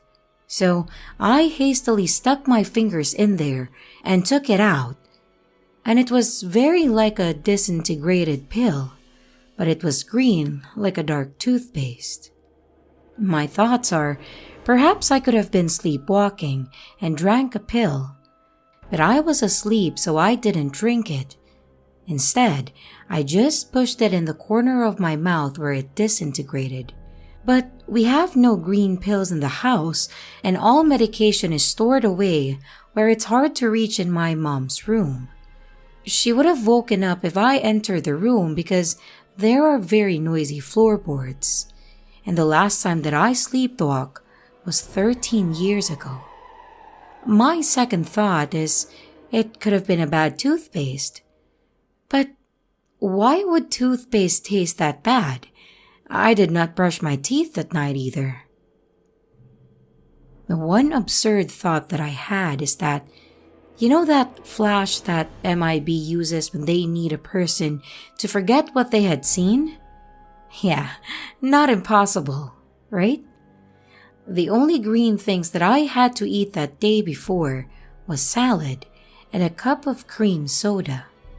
Honestly, I am baffled, but it was still stuck in a tissue this morning and has the exact same texture as a disintegrated pill. When I hold a piece up to the light, it also seems to have crystallized. Does anybody have any thoughts about this?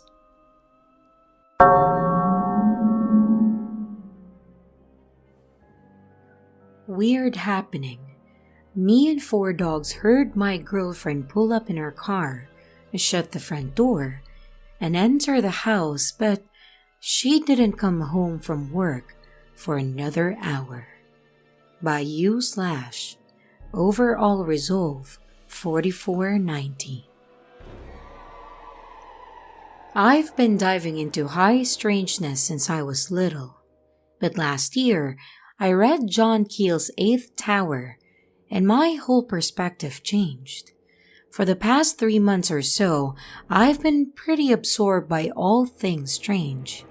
In the past, I was more focused on UFOs, alt history, consciousness, and I've never been one to look into hauntings.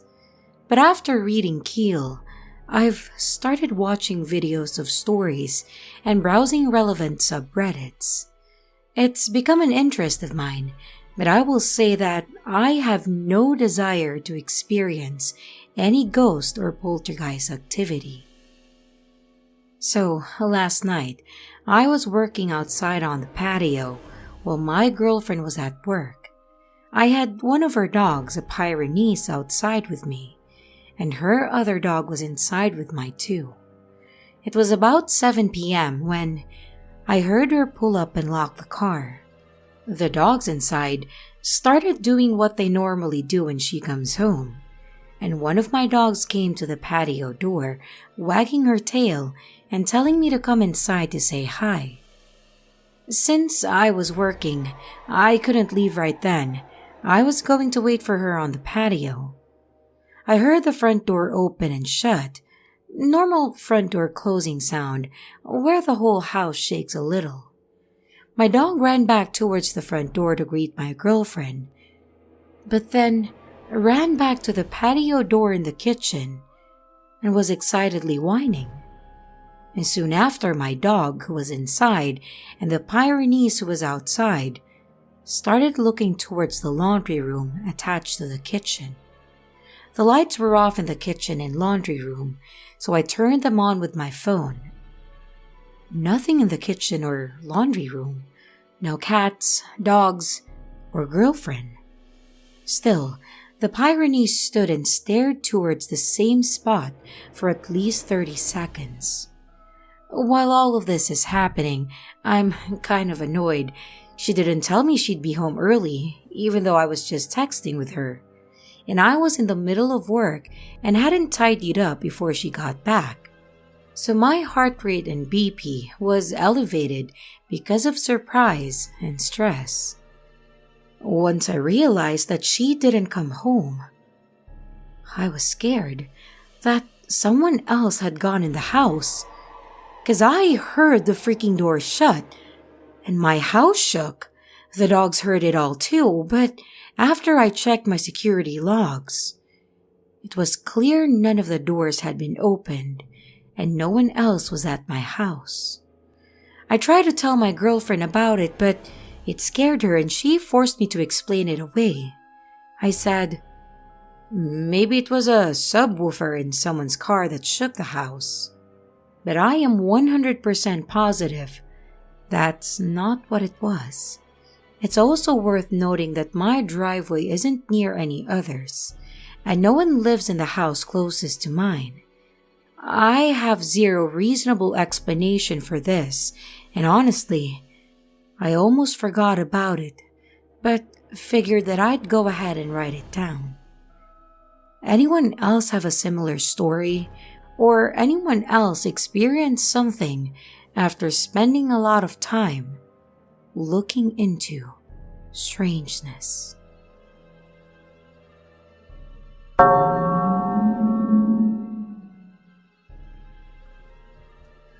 Multiplying underwear and a Walmart trip that never happened, by Scott and Shady Side. I went to visit some friends who lived about 3 hours away last weekend. I realized as I was last-minute packing that I had no clean underwear. I arrived Friday night, and my buddy and I ran to Walmart early Saturday morning. I got a 3-pack of undies, milk, and cinnamon toast crunch. I went through the self-checkout lines, enjoyed the cereal, wore the underwear all weekend. End of story, right? That was until Tuesday, when I grabbed my weekend bag to unpack and do laundry. I pulled out the used undies, but dug deeper and found brand new, still rolled up and taped. Another pair, and another pair, and another pair? Well, that's impossible because I only got one 3-pack of undies. Where are these coming from? I was stumped, so I messaged my buddy and asked if he could find the packaging or receipt in his trash. He also remembers me getting a 3-pack because we got a laugh when I flipped the pack and asked him if I'm still an XL or if my pandemic weight put me in a higher size bracket. Then I thought, let me look at my account and see if I accidentally grabbed a bigger pack, which I'm already sure that I didn't. The price of the cereal and milk is pretty predictable, so let's see what the total was. I looked at my account and there's nothing from Walmart. I'm like, huh? So it's been well over a week now and still no back record of the underwear, cereal, and milk purchase, and I'm still baffled at the multiplying underwear. But I'm not complaining about it either.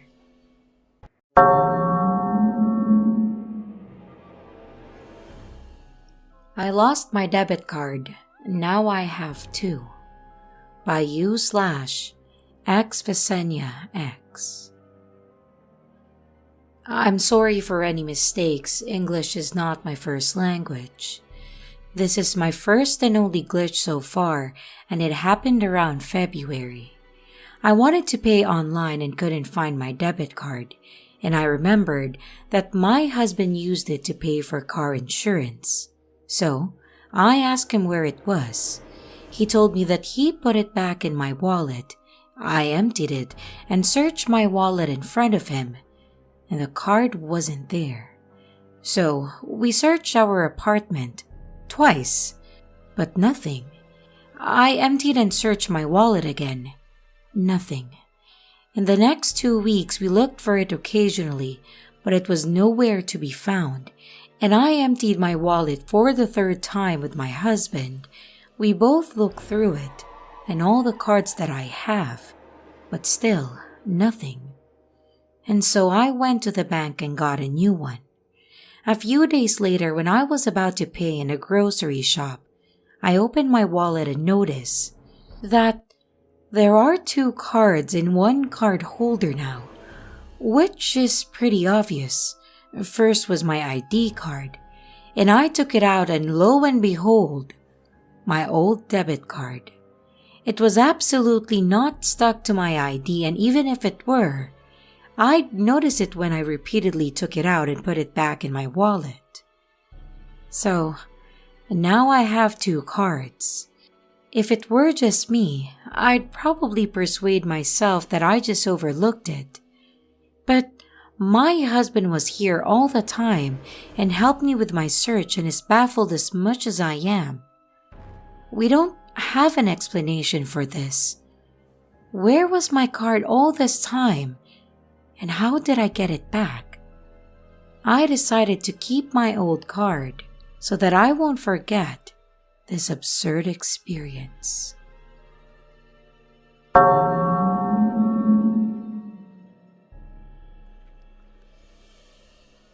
Is this a glitch or something paranormal? By u/Princess Dead. This might not be weird and creepy as some of the stories here, but I'm actually really confused. Also, please excuse my English since it's not my first language. Last summer, I went on a short road trip to Mostar, Bosnia and Herzegovina with my boyfriend. One night, we had a dinner in a traditional Bosnian restaurant, and we got a photograph of the staff posing and dressed up in traditional Bosnian clothes as a gift. I guess other guests got this gift too. I took this photo with me and brought it home because I wanted to keep it as a memory of our trip. When I got home, I put the photo in a drawer in my bedroom desk, and that's it. Fast forward 3 to 4 months, I was getting ready for something, walked in my room, and saw this restaurant picture sitting on my desk vertically. It wasn't just sitting there randomly. It was leaning against some object that I had on my desk, so it was full on display. Literally, like it wanted to be seen and exhibited there for everyone else to see. Of course, I was confused, but thought that maybe my mom was looking for something in my drawer and put the photo up there. I asked her, and she was like, "What the fuck? No." And said that she saw the picture and wanted to ask me why I would display a random restaurant photo on the desk for no reason. We both thought it was weird but dismissed it because we thought that one of us must have done it unknowingly. And it's literally just the 2 of us living in the house. Nobody else has access to my room at that moment. I put the photo back in a drawer and continued living life. That happened a few weeks ago, but now I am absolutely creeped out. Literally an hour ago, I was just sitting in my room, chilling and watching a movie, and I heard something fell on the floor near the desk. I went to see what it was, and there's this damn restaurant photo just laying there.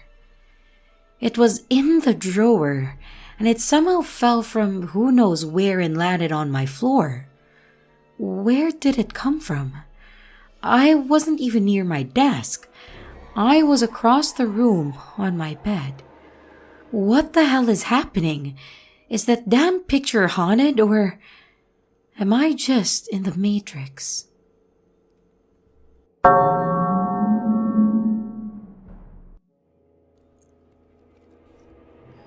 Met a strange man in the city. By u/Fuck-eyed-for-less. 4 less. This happened about 2 years ago, and I constantly think about it still. I wish I could recall every single detail, but I'll try the best that I can. I had a job fundraising in the city, so I was approaching and talking to many different people every single day.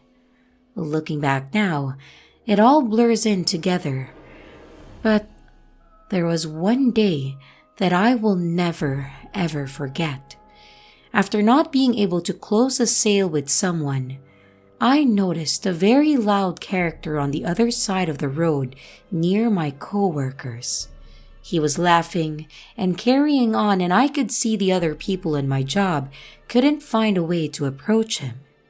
The best I can describe his character is flamboyant.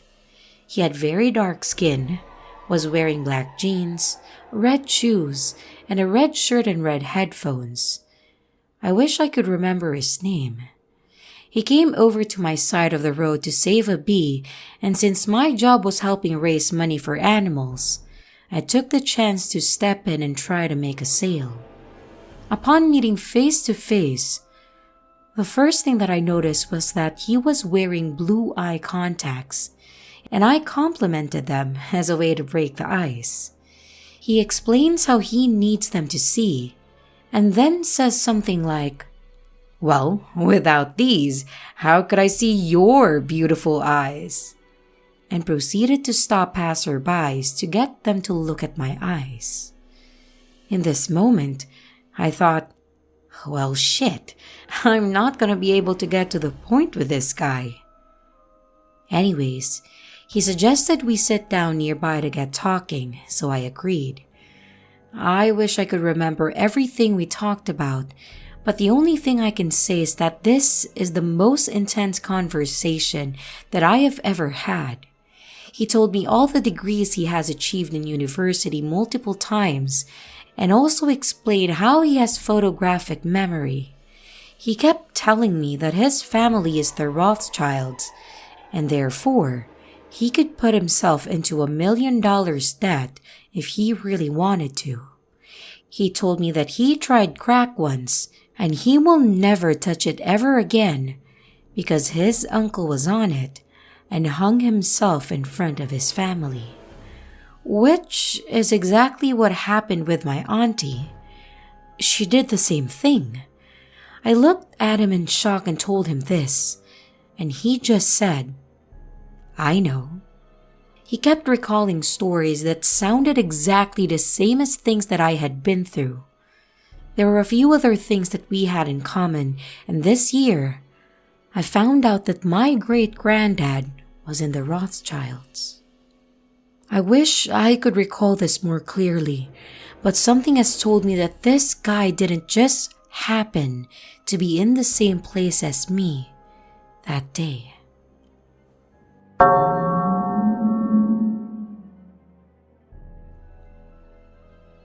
My Sister Made It Real by u/Urix. I was living at home a few years back. My mother's house is one of those miniature lower middle class houses where all the rooms are tiny. So there isn't a lot of room in my bedroom. If 2 people are in my room at the same time, you have to move around them. I'm standing at one end of the room on my phone when my sister walked in and started talking to me about something. So, I sat my phone down on the glass-top vanity, which is a little table with a mirror for makeup and stuff, with a distinct clack of the phone against thick glass, and I stand there talking to my sister for a minute or so. When the conversation is over and she's about to turn around, I leave and I reach for my phone, but it isn't there. Confusion, still standing in the same spot, I glance around the room and spot my phone lying on the dresser by my sister, which is on the opposite side of the room, right next to her. My mind was 100% ready to write this off, just to think, oh, that's weird, and then move along with my day. But then I noticed the look of abject horror on my sister's face. She said, "You set your phone down on the vanity." She was right. I had set it down on the vanity when she walked in. I heard the clack, and I hadn't moved. It would have been pretty awkward in my small room for me to have maneuvered around my bed, and my sister to place the phone on the dresser next to her. It definitely made no sense, but it got me thinking. How often do I write off experiences like this because no one else is around? I was so ready to just not think about it, and we still talk about this to this day.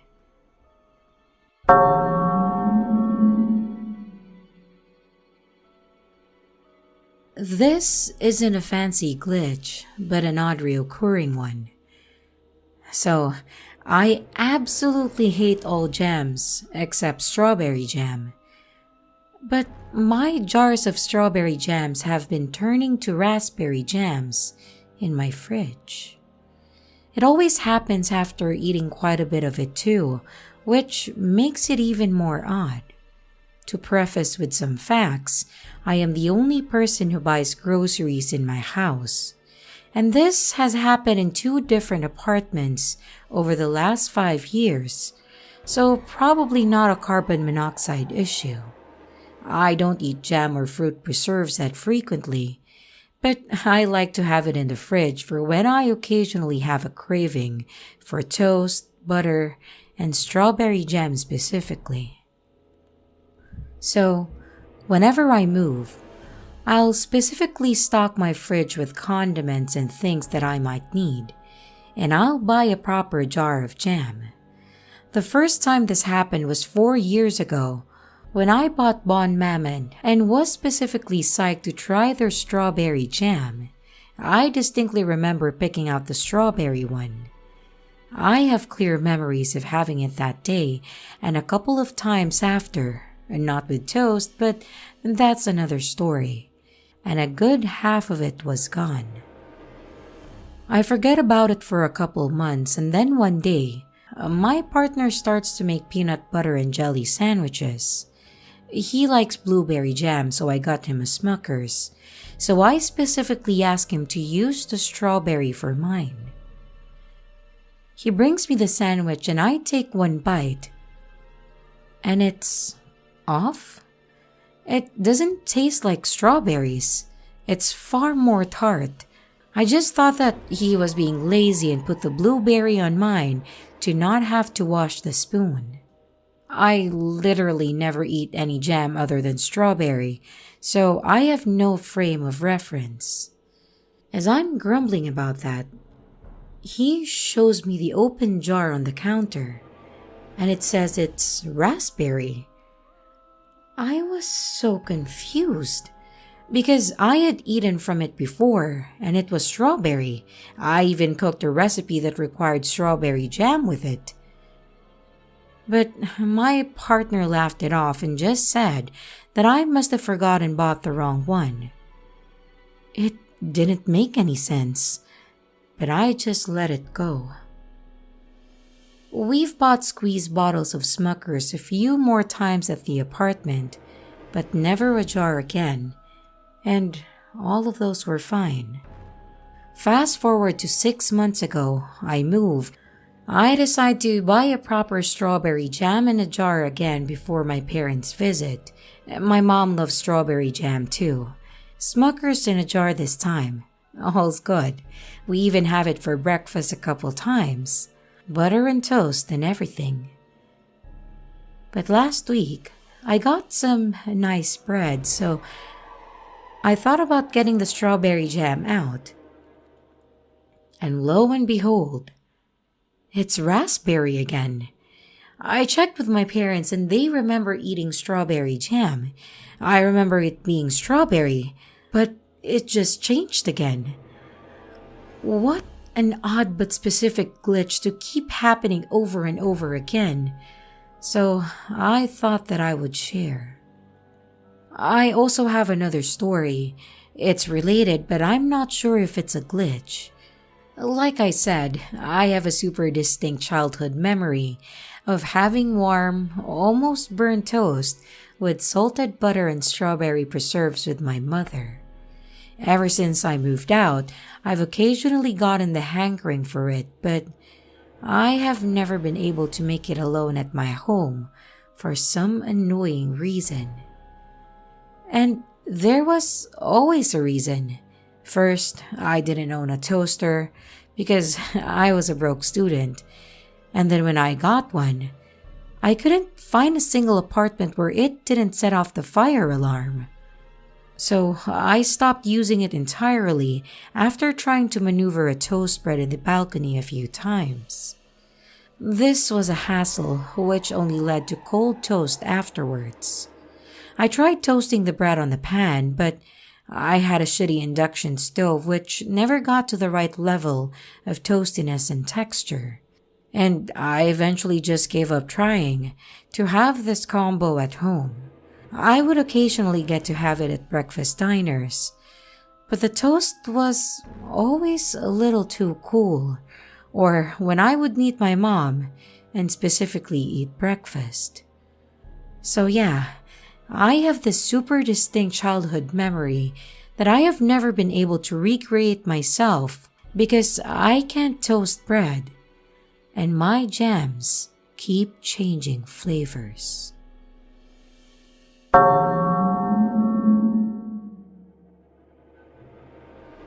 When I was a hostess at a restaurant, I sat 2 people before they even got there. Bayou/abandoned truck stop. When I was in college, I worked at a sports bar/restaurant in Colorado. Before I was able to become a waitress, I had to be a hostess for a month. On Saturday, we got pretty busy because there was a local baseball game happening.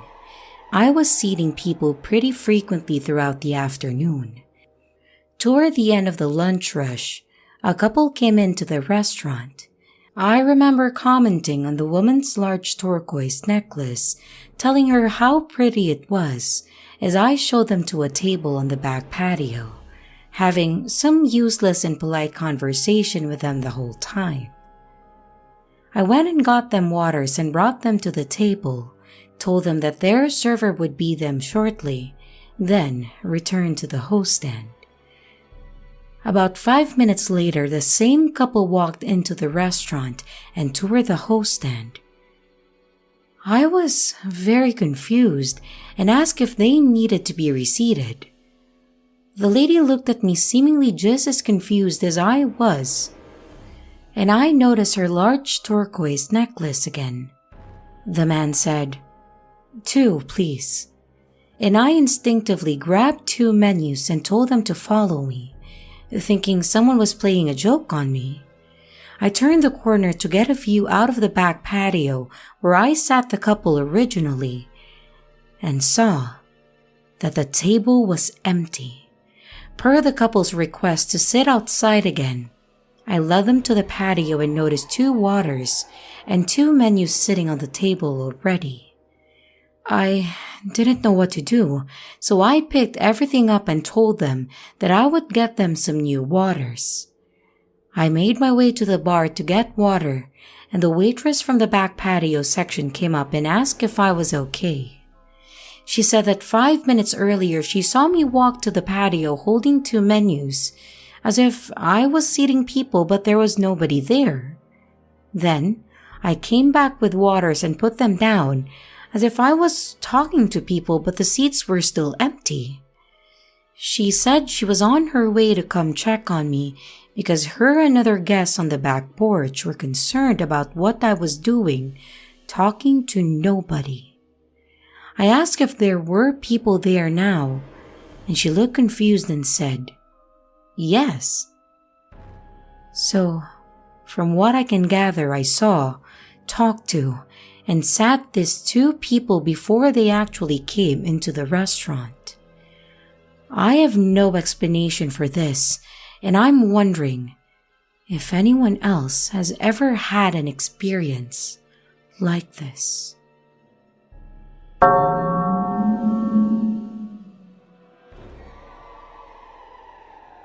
Something very weird happened yesterday. By u/Mr. Shenane 98. Well, two strange things happened that we can't explain. My buddy and I took a day trip to pick up a motorcycle yesterday, and for the most part, everything was completely normal. Aside from insanely stupid drivers, but that's the city for you. The whole trip took about 10 hours, as we live in a small town that's pretty far away from the city that we had to go to. On our way back, we were on a pretty empty stretch of highway, and the only other vehicle was a blue Tundra SR5 going the same direction as us that he decided to pass. Well, here's where the strange things start to happen. A few minutes before we passed the Tundra, I noticed a decent-sized chip in the windshield of my buddy's truck, which was weird because we hadn't seen it the entire trip and didn't notice anything hitting his windshield that would have caused it. But whatever, it happens, right?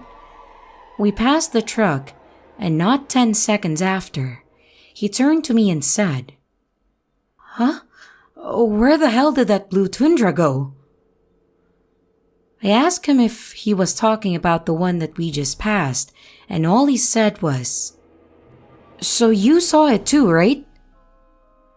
I turned around and there was nothing behind us but an empty highway. Mind you, this is Texas on a flat stretch of highway. There were no exits, turn-offs, or turnarounds where we were, and even if they were, the truck was going about 70, so they wouldn't have been able to stop fast enough to turn. If they did manage that, we would still have seen it. And the last weird part happened today. I went over to my buddy's house to help move some stuff around. He went to his truck, and after a little bit, he called me over to take a look at his windshield. There was no chip in it or whatsoever. We searched for it for probably 10 minutes, but there was nothing, just smooth glass. Even though it's mundane compared to some of the stories here, we are both completely dumbfounded by what all happened.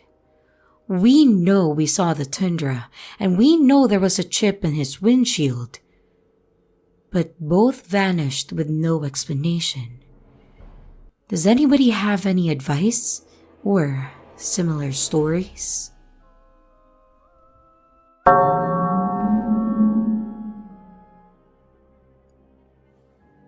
Fudgesicle took a weird bounce into another dimension. By u/Not Your Mama. Okay, this has bothered me for years. My family was moving out of our home. My middle son was starting college, and my husband had to start a new job. I stayed at our home with my 12-year-old daughter, and I was just waiting for the movers, and then we were getting on the road ourselves. On the first day the mover came, I asked him to leave one mattress, and I said that I would pack the small TV in my car. So, they packed up 85% of the house, and all that is left in my bedroom is the mattress that they're going to get the next day, a blanket, and the TV. I needed to clean out the fridge, so I asked my daughter if she wants the last fudgesicle. She is sitting on the mattress near the wall, and I toss it to her. So, it bounces off of her hands and then hits the wall. We both see this and look at the floor. We logically know that it must be on the floor. Except, it isn't.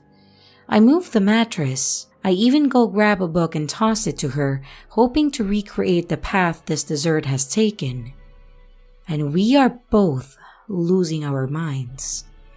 The furniture is gone, so it can't be hiding. Also, it's a frozen chocolate fudgesicle and I have light carpet. But we never found it. Movers came and I cleaned all the carpets, did a walkthrough with the agency that was going to rent out this house for us. But still, no dessert. No stain to clean up, no wrapper, no stick, no nothing. My daughter is now 20 and recalls this very clearly and has brought it up as the weirdest thing to ever happen to her. We still have no idea how or why. And I'm pretty sure that my daughter, in an alternate dimension, has a story about how I had nothing in my hand and a fudgesicle landed on her.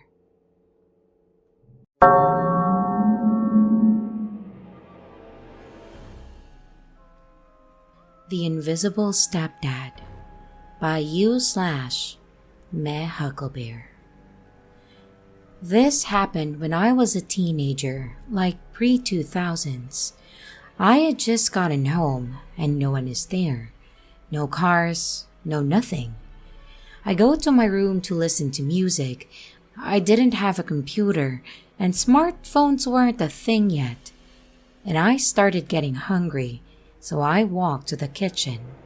I look out of the hallway window and there are still no cars in the driveway. I walk through the living room and I look directly at the couch. No one is there.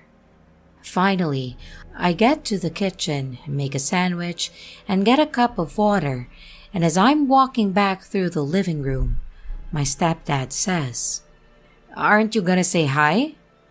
I drop everything and scream like a 10-year-old at their first haunted house. I ask him when he got home, and he hits me with some glitch. He says he's been home since before I was, and he was wondering why I hadn't said hi when I got home. I said, "No way, your truck isn't outside. And you were not on the couch when I came in or when I went to the kitchen." Then he says, "Dude, you walked in, looked me dead in the eye, and didn't say anything. You then walked to your room and started listening to your music way too loud.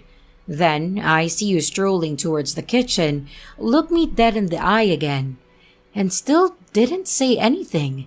Now you come out of the kitchen, spill shit everywhere, and blame me like I'm a fucking ghost or something. I've been here the entire time and my truck's been there too." Immediately, I opened the door to find his truck was there, and then cleaned up my mess while he grumbled about me being ungrateful among a few other choice of words. To this day, I have no idea how that happened, but I swear on everything that's holy that he was not there when I got home, and his truck sure as heck wasn't there either. I know because the way I walked up the porch would have meant that I walked through his truck. His truck was also loud, very loud, and had he got home while I was in the kitchen, I would have seen him, or at least heard him. Plus, even if he was trying to mess with me, how did he know exactly what I did when I came home? And why was he so pissed when he accomplished his goal of freaking me out? I think I may be an NPC.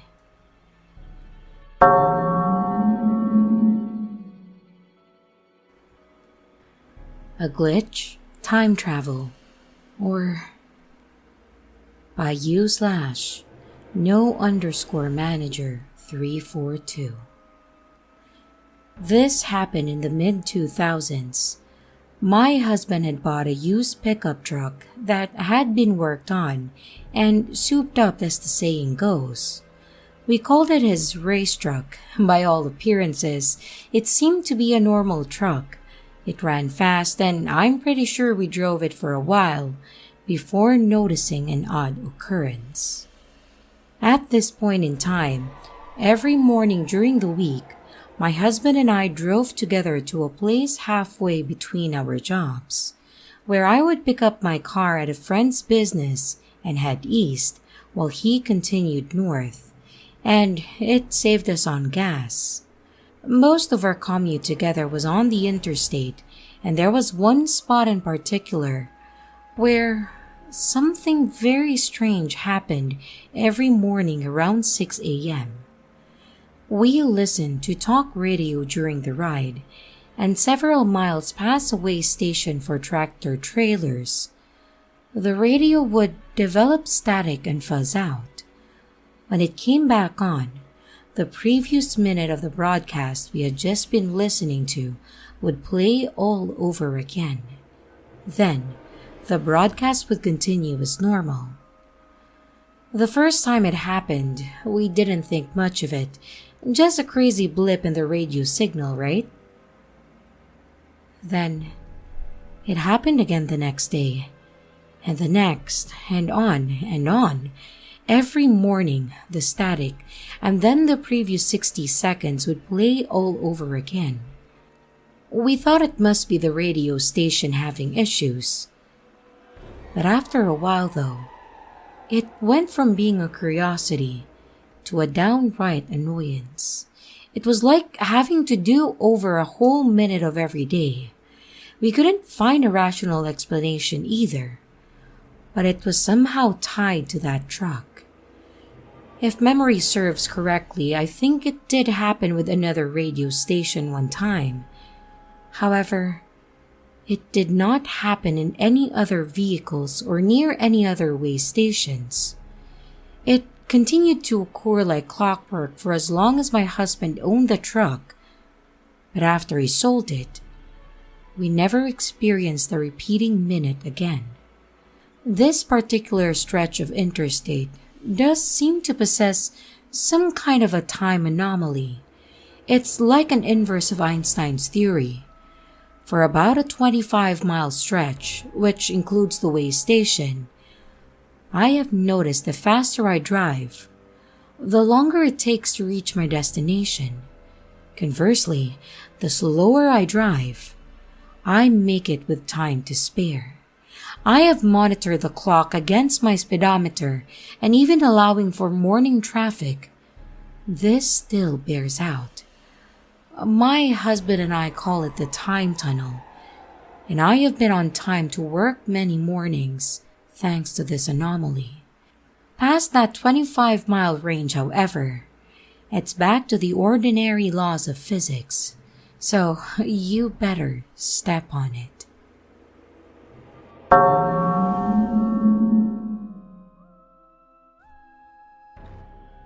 Bizarre traffic incident experience. Was I sideswiped by an invisible car? I can't explain this. By you/Uncanny Valley Girl. I was 23 and had to drive to the city for a doctor's appointment. It was fairly early, maybe around 7 or 7:30 a.m., but there wasn't much traffic out. Kind of weird for the area, to be honest. I made a wrong turn, so at a red light, I got into a U-turn lane. I knew this area fairly well, but I'd never seen it so quiet. Usually, it was a busy area for commuters. There were no cars around, no one ahead, behind, or coming the other way. No people, no animals. It was a suburban area with dotted strip malls, but it was oddly quiet. The street was completely empty and was completely clean. No stuff in the road. And please remember that detail. It's important. When I went to make my turn, something hit the passenger side of my car. It almost felt like another car sideswiped me, but I saw no other cars. There was a huge popping and cracking sound, and I heard glass shattering. It was enough force to where I lost control of the wheel for just a moment. I corrected it, and it completed the turn, all the while looking around to try to figure out what the heck hit me. Again, I saw nothing and no one. I pulled over across the street and got out of my car to take a look. There was plastic and glass scattered all over the street, like the one you'd see in a car accident. It wasn't there before. It almost looked like bits of a mangled side mirror. But my car was completely fine. Not a dent, not a scratch, and there was no one there. No cars, no people, no one. My side mirrors? Totally intact.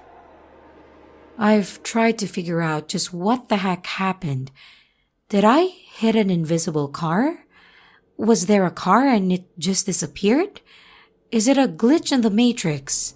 Or some miscellaneous bits of plastic and glass materializing out of the ether? It bothered me for 20 years, and I still don't know what to make of it. My car was brand new at that time and not a dent or scratch. Whatever it was, it hit pretty hard. My boyfriend at the time looked my car over and there was no damage. If I hit an animal, wouldn't my car have some damage? Where did the plastic and glass come from? It wasn't there before I made the turn. The pieces were 3 to 4 of black plastic, big enough to see from a distance if they were already in the road from a previous accident. And once I got back on the right street, the flow of traffic seemed to be normal for the area. No drugs involved, and my eyesight was fine. This is the weirdest thing that I have ever experienced. Does anybody have a plausible explanation?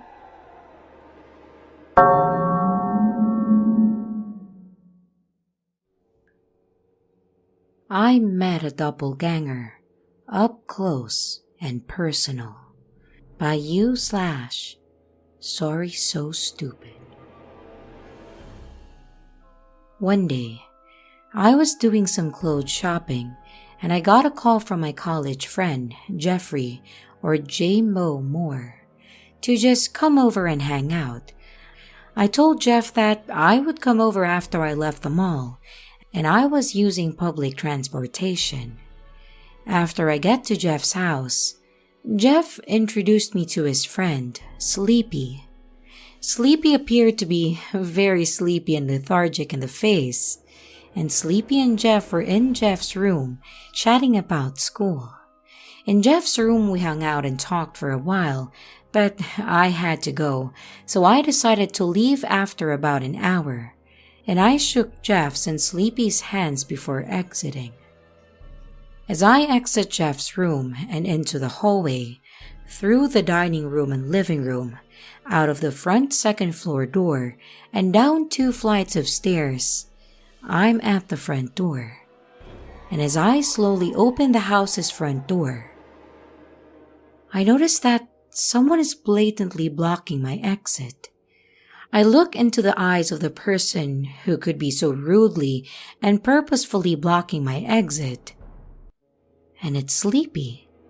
Now, I just left Sleepy upstairs seconds ago, so it would have been impossible for him to be at the front door trying to get in.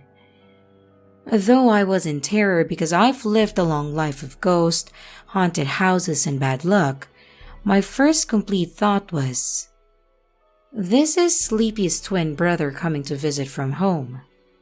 Because I assumed with all of my heart that this was Sleepy's brother, I extended my hand and then welcomed him in. I shook his hand and it shook mine perfectly. He then closed the door behind us. He followed me up the stairs into the second-story apartment, through the living and dining room, and into Jeff's bedroom, where Jeff and his friend Sleepy were. Upon entering the room, I was so scared that I was trembling.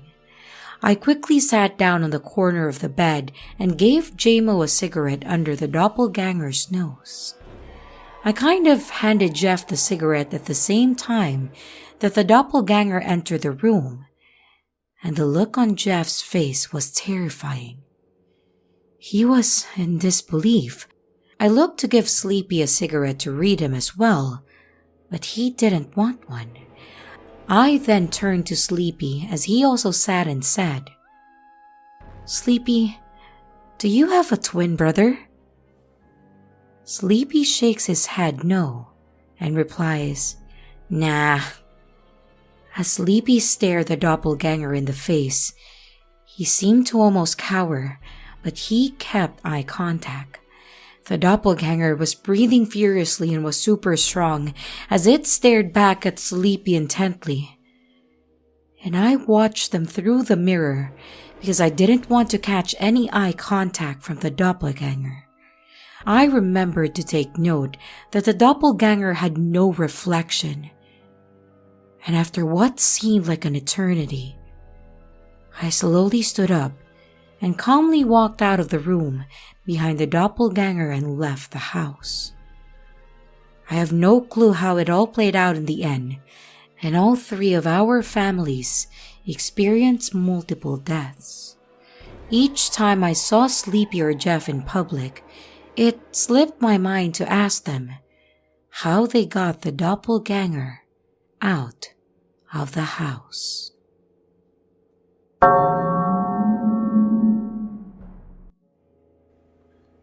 Old phone went missing December 1st, 2020, and I just found it where there was no way it could have been this whole time.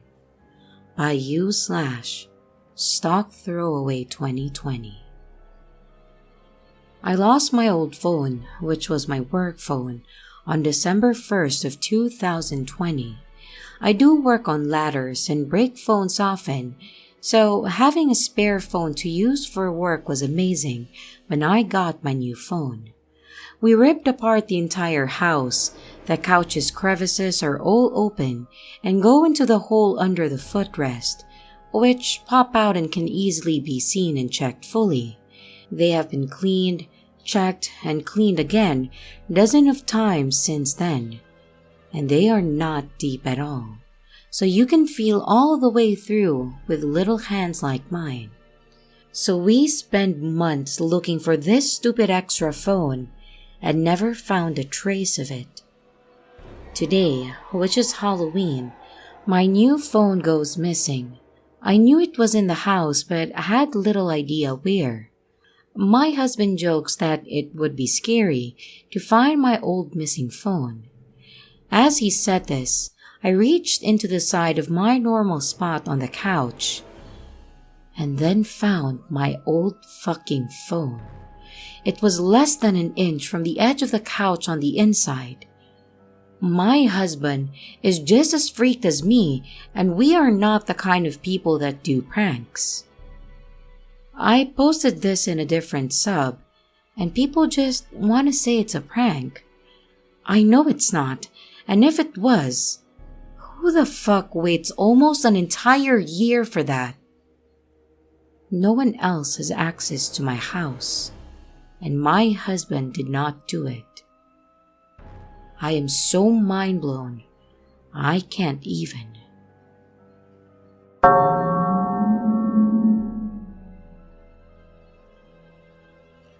My ring keeps coming back. By you/Reddit user. This isn't a super spooky glitch. It's just something weird that happened to me years ago that I was recently reminded of. When I was a teenager, I got a set of inexpensive stacking rings from a high street shop. They were 3 geometrically shaped rings, a square, a circle, and a lozenge shape. I liked the lozenge the best, so I wore it all the time to school and to other things. I was on a short trip away about a year after buying this ring, and of course, I brought it with me, as it was still my favorite piece of jewelry at that time. I was in a department store and went to the bathroom, taking off my ring to wash my hands and leaving it by the sink. Big mistake. I forgot about the ring and only realized that I had lost it by that evening. I knew it would be long gone, and there was no point in even looking for it, because it was in the bathroom of a major department store on a famous touristy street in the city that I was visiting. But then, bizarrely, a couple of weeks later, once I was back home, I put my hand in the pocket of my coat, and there it was. I hadn't even been wearing that coat that day, and I obviously checked my pockets and bag when I realized that it wasn't on my finger that day anyway.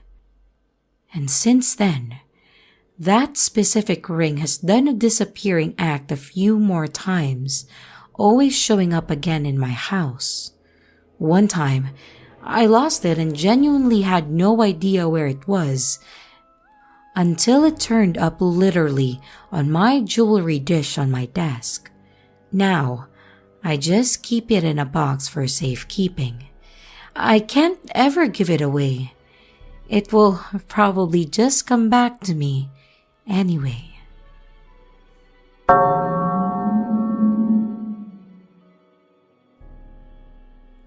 Simulation Theory, Poor Rendering by U/Top Frag. Unsure how to address this or what to call it, but I was coming home from vacation last week, from Cancun, Mexico to Chicago, where I'd ultimately connect to go home. We were still fairly high in the air, starting our descent, and I was looking out the window. I love seeing the wing throughout the descent. The flaps and the movement is just kind of cool to me. Anyways, while looking out the window, I realized there was a fairly large windmill farm below and could see a very obvious rotation in the mills, probably 20 or more of them, all spinning normally. But one that wasn't. Now, I don't mean it was still. It was spinning, but not going the full rotation. Then suddenly, stopping and starting the rotation again. I am struggling to put it into words because it was rapid. The blades were moving the same speed as its windmill counterparts, but rather than it completing a full circle and just continuing like a wheel should, it would lag and go back to a different position where it would ultimately spin again until lagging once more. None of the other windmills did this or appeared to be acting this way. I understand my eyes could have been playing tricks on me, but every other mill was fine and looked to be spinning as intended. Except this one that was bugged. I guess I wanted to share my experience and see what others may think about it.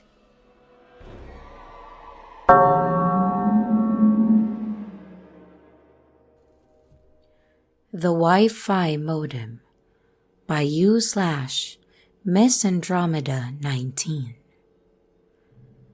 I woke up at 2 in the morning to send documents via email. I took the Wi-Fi modem from the bedside table and put it outside the window ledge because the internet signal here sucks.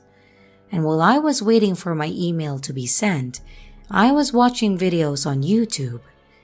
After 15 minutes, the Wi-Fi connection of the modem suddenly blinked red. So, I pulled out the outlet and put it back on to restart the modem, but the connection was still red. Since I hadn't finished sending the email, I went back to the bedroom to wake up my boyfriend to fix the Wi-Fi. But before I entered the bedroom, I made a last glance on the Wi-Fi just to see if it was still blinking red. I woke him up and explained what happened, and he got up and accompanied me to the living room to fix the connection. Well, lo and behold, the window is closed and the Wi-Fi modem is not there. I only took 3 minutes when I entered the bedroom to wake my boyfriend, and I was surprised because I made a last glance on it just to make sure that it is properly plugged and all. My boyfriend went back to the bedroom, and there was the Wi-Fi on my bedside table and plugged. I know. My mind was awake when this was happening because I had watched about 3 YouTube videos. Also, my mobile data was off and my phone's Wi-Fi connection is on. And most of all, I needed to take a giant step on my boyfriend first before getting to the side of my bed and my bedside table. So that wasn't possible at all. I don't believe in ghosts, but man, am I starting to question myself.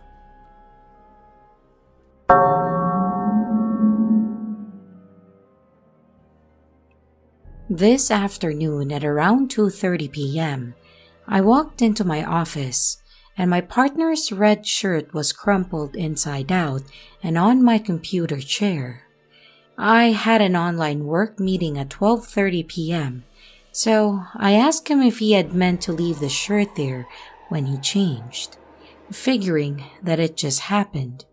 He walked into my office, which is also home to his wardrobes, to see what I was referring to and said, "Oh, sorry, I left that there Monday when I changed for practice." I did remember him wearing that shirt 2 days ago, and he did change out of it there before practice Monday night. However, I have had 2 work days since then in that office, and that shirt flat out was not there for Tuesday and Wednesday. It just wasn't. I am a little bit compulsive about my work area, and I always check my chair before sitting down because my geriatric cat recently decided that she likes to puke up hairballs in that room. Red shirt, beige chair, so it would have stood out. Plus, the shirt was crumpled like it had just been dropped in the chair and not flattened like it would have been if I had sat on it for hours for 2 days in a row. No other people live here or have been in the house, and the dogs are blocked from getting into that room, and the cat is too elderly and uninterested to have done this. She mostly just sits anymore. We both get quite heated about how right we are when I try to bring it up, so I'm just going to chalk this up as a glitch because I can't find any other explanation.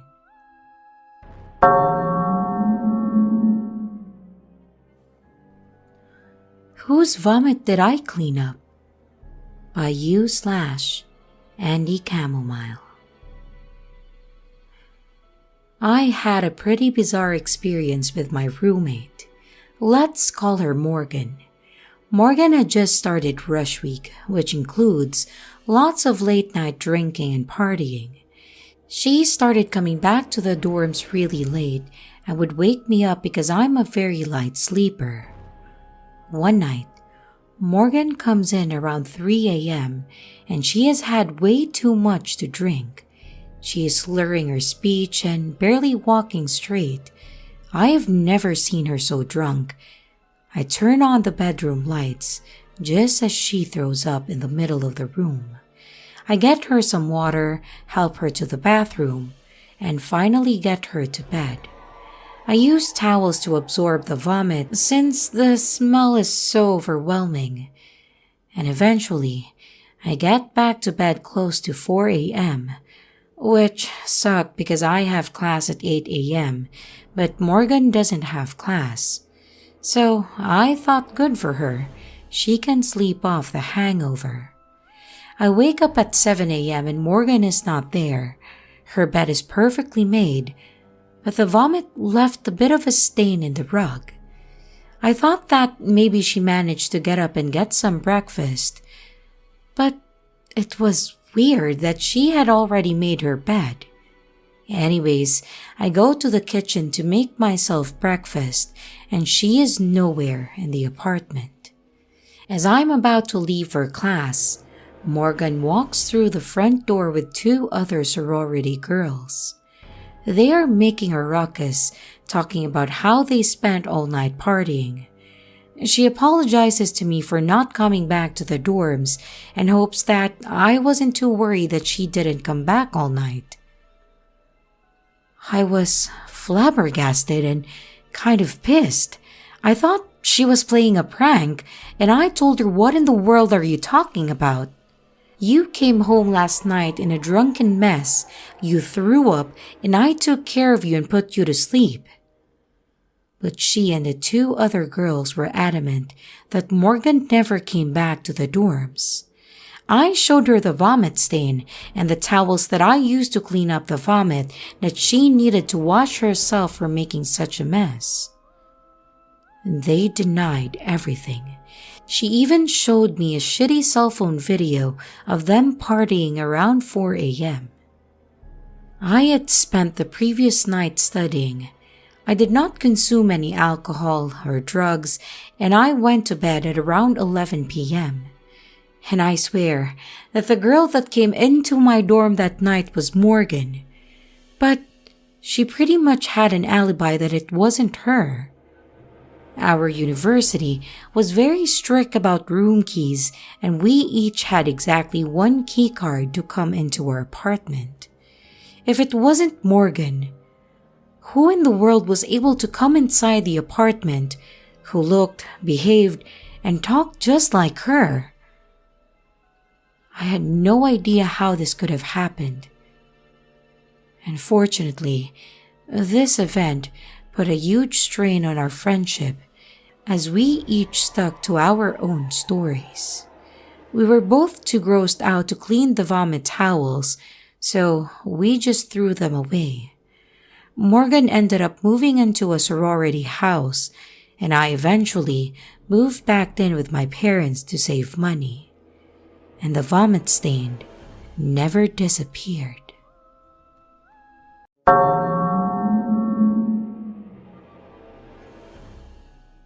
A Bit of a Head Scratcher by U/Zesty Cheese.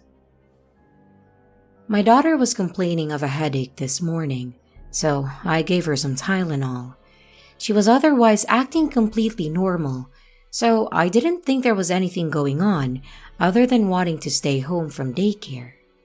I ended up getting a call at around 12:30 saying that she wasn't feeling well, and so I left work early and brought her home. She went straight to bed when we got here and slept for a couple of hours. When she woke up from her nap, she felt really warm, and so I wanted to check her temperature. I hadn't used the thermometer in a couple of weeks, and I wasn't sure where I actually saw it last. I went to her bathroom, and there it was on the edge of the counter. I know it wasn't there this morning, as I had gone in there to get her Tylenol just before we left for the day. Also, I gave both kids a shower before bed last night, and would have moved it into the drawer if it was on the counter so it wouldn't get knocked off and broken. What was there last night was my son's toy watch stuck to the counter by soap. It left a rusty colored mark, and the thermometer was literally on top of the stain. Nobody would have moved it while I was at work because my husband leaves about half an hour before me, and I was home by 1, and he didn't get home until after 4.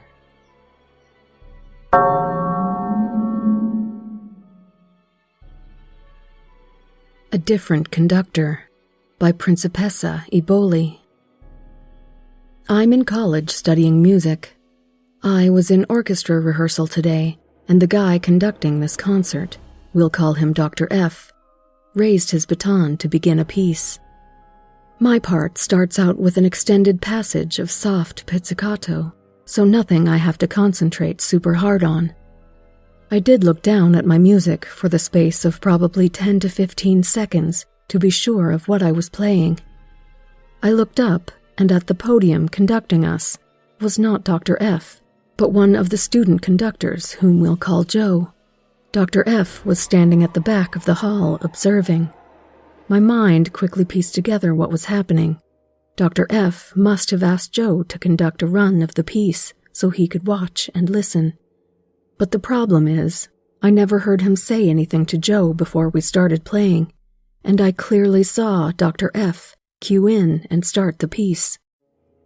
Now, the room we rehearse in is a smallish concert hall, with a stage in front, and then rows of theater-style seats all the way up and back. To get to the podium from where Joe was sitting before, one would either have to climb over several rows of seats, or walk to the end of the row, down some stairs, and back across to the center of the room. Dr. F was all the way in the back, so he would have had to walk to the edge of the room, all the way up the stairs, and back towards the center. Now, I'm not saying this was impossible. Dr. F could have silently communicated to Joe to take over. Joe climbed over the seats and grabbed the baton, and Dr. F made it to the back during the few seconds I was looking down.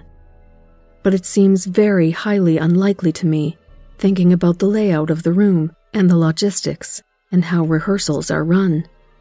Nothing really freaky, just a weird moment in time for me.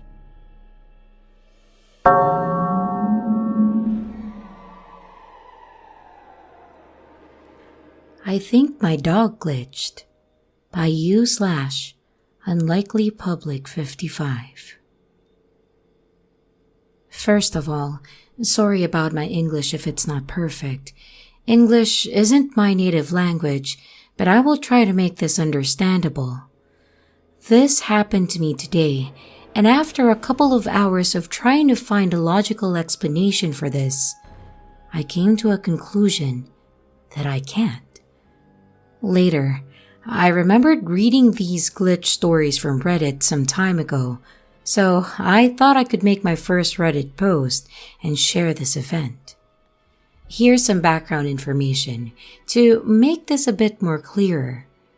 I'm a 20-year-old guy still living with my family, mom, dad, little sister, and our dog, which I will call Molly. Molly is a Newfoundland dog that loves winter and spends most of the days, and even nights, in our backyard sleeping and chilling in the thick snow. Today afternoon, I was home alone and Molly was sleeping in the snowy backyard like always. Suddenly I remembered that in the morning, I promised my dad to pick up groceries before he comes home from work. It was already 4 p.m., about half an hour before my dad usually comes home. I grabbed my keys and looked outside of our living room window to see Molly still peacefully sleeping in the snow. I thought about letting her sleep there, since I would be away only for half an hour. But then I decided to take her inside to get some water and food. I opened the door and called her to come in, only to see the most disappointed dog face ever. Newfies really love the freezing cold air. I finally managed to lure her in with some snacks and then locked the door. I was about to leave and walk through the hallway to the front door, and Molly followed me all the way looking extremely sad to be left alone. I told her that I would be back in a minute and slowly closed the door, still talking to Molly as the gap fully closed. Last sight of Molly's snowy paws stick to my mind, and I remember being irritated, thinking that I have to dry the whole house with a towel after all that snow has melted to the floor. I started walking towards the car and immediately saw my dad driving into the yard. I waited outside my car as he parked and got out of his car. He told me he had a bit of a shorter day at work and seemed to be frustrated of me leaving at the last minute. I told him that I just took Molly inside and she will be waiting for him behind the door. She usually hears the car coming and going and then waits behind the door. I saw my dad opening the door as I was slowly driving away from our yard, expecting to see happy Molly welcoming him. Molly wasn't there, which was a bit weird to see, but I didn't think much of it. Dad stepped in and closed the door after giving me a seemingly surprised look, from not meeting Molly right away. I left and thought to myself that Molly probably went to the kitchen to eat something or drink water and ran to my dad right after the door was closed. I was away for about half an hour, and when I got back inside, I saw Dad brushing Molly's fur in the living room. As I was putting groceries to the fridge, Dad asked me why I told him that Molly was inside. I quickly answered, saying that I took her inside right before I left, like I said before. And I didn't really understand what Dad was trying to ask me. He said that when he came in, he saw Molly barking behind the backyard door, waiting to be let in. We argued for quite some time, me telling him that I clearly remember Molly sitting behind the door with her snowy paws and sad face a minute before he got in, and him telling me that she was barking behind the closed door in our backyard. I then asked about the snow or water on the floor, and Dad said there was nothing on the floor, not even the smallest puddle. Some of you may know how badly wet snow can stick to long fur of a dog that's been rolling in it. Considering the size of an adult Newfoundland dog, the amount of snow melted into water looks like it's been poured from a bucket. I have no idea what happened. I wasn't intoxicated or significantly tired, and there's no mental illnesses in our family. Also, my dad never lies, and even if he did, what would have been the point in it? Was this a glitch in the Matrix?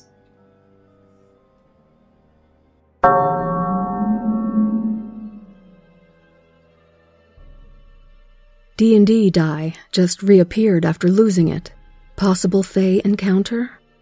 By Squishy Waifu 26. So every Saturday, me and a group of friends get together to play some Dungeons and Dragons. While we were playing, I was getting really bad rolls and decided I would try to switch up my sets of dice.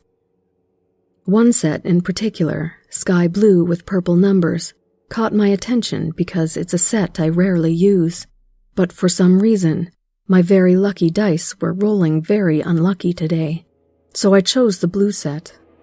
I remember testing my D20 die, and I rolled a 14, which was pretty good, so I stuck with that set. I got up for a couple seconds in the middle of a combat encounter to get some water.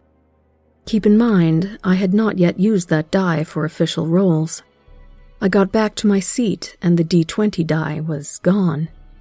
I checked everywhere. I double-checked with my friends and boyfriend to see if anyone was messing with me, but they all seemed like they genuinely had no idea where the die went.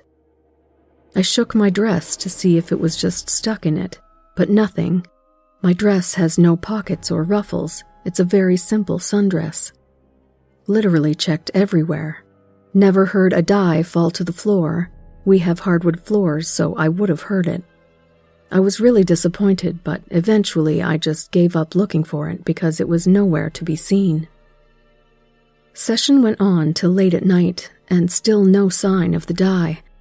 I helped my boyfriend clean up the gaming table, put all of my dice away, went to the bathroom, double-checked the floors again, and then decided to leave. My boyfriend drove me home, and I had leaned the passenger seat back to rest a little on the way back to my house. We arrived, I put my seat back up, and as I was getting out of the car, I instinctively looked at my seat, and there it was. The sky blue D20 die sitting perfectly in the middle of the passenger seat. I was absolutely dumbfounded. Me and my boyfriend could not think of any explanation as to how it got there, because, as I said before, there was no way it was stuck in my dress. I don't know how my boyfriend would have gotten it to sit under me the entire ride home and have it survive me leaning the seat back without it falling through the seat crevice in the car. I honestly have no explanation. My logical side keeps telling me that maybe he's messing with me because I can't find a way to explain it. But he seems genuinely surprised too. I've very recently been reading a lot about witchcraft and fae lately, and this has by far been one of the craziest things to happen to me that I just have no explanation for. I've been trying to be more in touch with nature and trying to understand the ways of the fae. Could this be a fae encounter? I know they like to mess around with us, but I'm just completely dumbfounded right now.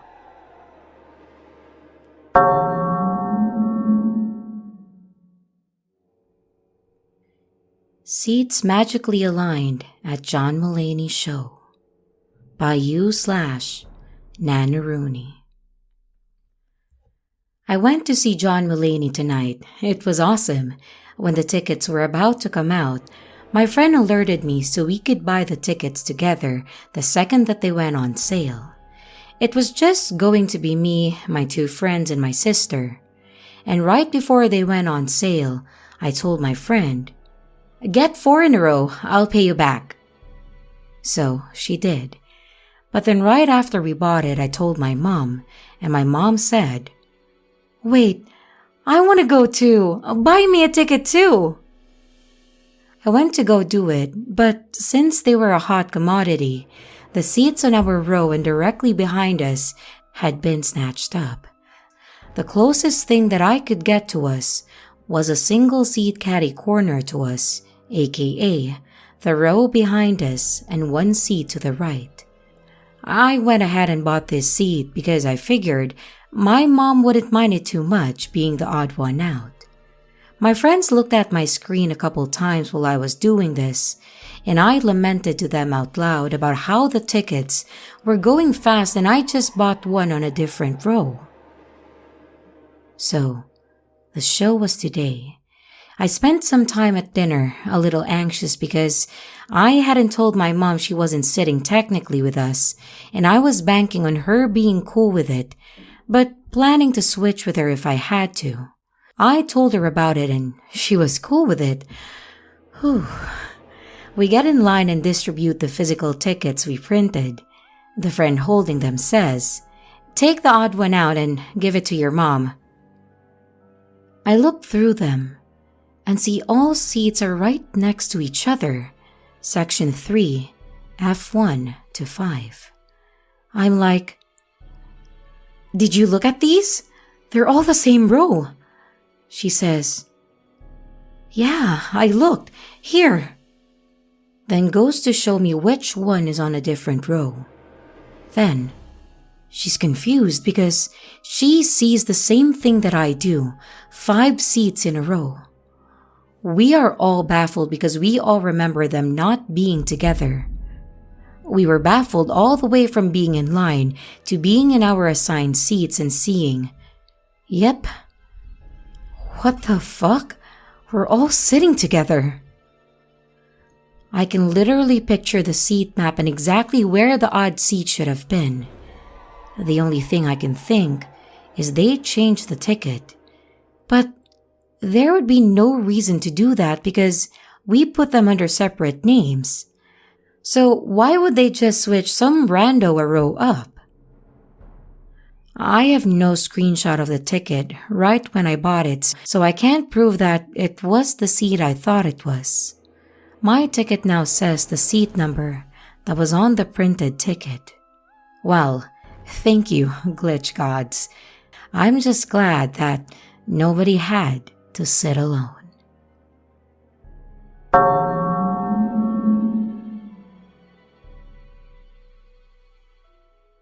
The Lost Return Trip by Prometheus is a Titan God. This happened about 25 years ago. Me and my friend, we'll call him Tom, we regularly went to a festival in the mountains of Pennsylvania every year. We camped out and had a small bonfire, etc. We enjoyed our favorite music from our favorite bands. We had a great time. We have been doing this for almost 10 years at this time. So, we were experts in prepping for driving 5 to 6 hours, setting up the campsite, doing the breaking down and leaving, etc. We stayed up late every night playing music and doing our nightly ritual of burning all paper trash and anything trash-wise that was non-toxic in the campfire so that there was less trash to clean up when we left. We jokingly called it combustibles and would yell or chant it as we would throw some on. Yeah, I know, we were young and dumb. This is important for later, by the way. At one point, one of us threw a buck or something on the fire, and it stunk. It burned an odd color and put off a lot of smoke. So much for non-toxic, I thought. Well, we both got a lungful and coughed, but we were fine. We didn't realize the time. It was almost 3, so I thought I was wound up to sleep. We planned to leave for home at like 5 a.m. to beat the traffic leaving. It was a very popular festival and was packed. So I said, why not pack up everything now and we can sleep in the car for an hour or so, then we can go. We packed up quickly, then, since I was driving, I said, let's leave now and get to a rest stop on the parkway, then sleep in the car if we are tired, avoiding traffic totally. For Tom, it was a no-brainer. He wasn't driving. He could just sleep on the way back till I was too tired, then we could switch. We got like 35 to 40 minutes on the parkway when I started to doze off at the wheel, swerving, almost killing us several times while Tom passed out sleeping in the passenger seat. So I woke him, say we need to switch or something. We came to a rest stop, decided to park, get cool drinks, and sleep in the car for a while. This is when it happens. Tom goes inside to get drinks and piss or something. The next thing I know, I am driving in 5-lane traffic an hour and a half away from home. I didn't wake up, as in open my eyes. My eyes were wide open, dry, like they weren't blinking. I didn't know where we were at first or what the fuck happened. I looked over at Tom. His eyes were wide open. I mean, like wide open, staring straight ahead. I yelled, Tom, what happened? Where are we? I got no response. I yelled Tom and hit him. He then slowly looked over at me, said what, in a slow way. He said, why are you waking me up? I said, you weren't sleeping. It took us the rest of the drive home to grasp what happened. We traveled a 4-hour span of road in less than 2 hours. We, at that time, had no memory of leaving the rest stop. I only faintly remember him coming back to the car. He, too, only vaguely recalls coming back to the car, so it wasn't because I was sleeping. He was awake in the rest stop, and he couldn't remember. Several other things were off. The CD player was on, and had played through all of the songs and was stopped, meaning a CD was put in, and was played right through the album and reached the end. We have no memory of that as well. We should have needed to stop for gas before that point, because when we left, I was low. We apparently either put gas in or traveled that entire way without hardly using any gas. And my brakes before were fine. Now they were grinding like metal on metal. We talked about it for years after. He is a hardcore skeptic of anything beyond his religion. He concluded we must have inhaled too much toxic smoke at the campsite, and I went into autopilot, driving while he slept. But I kept telling him he wasn't sleeping. He was in a trance, staring straight ahead with a frozen look on his face. I don't think it was aliens because it was a bright, sunny, clear day with lots of people around. A few years ago, we talked about it some more. He admitted to the fact that he wasn't sleeping. He was staring straight ahead when he came around. We started to remember more. I started to remember him getting back to the car and me insisting I was okay to drive because I had a cold drink, so we drove out of the rest stop. After that, it was fuzzy then. For him, that was all he would admit to remembering. But myself, I started to remember something that gives me goosebumps as I write this still. I remember nodding off, then being awakened by the sound of branches hitting the car, then the feeling of falling in the car. Then a hard splash, and seeing my friend convulsing from lack of air while waking up from being unconscious. Now, I need to say that at the time of this, I had no clue about quantum immortality, glitches in the Matrix, or the Mandela effect. It was the late 90s of my remembering, and the early middle 90s was when it actually occurred. I wanted to believe it was a false memory.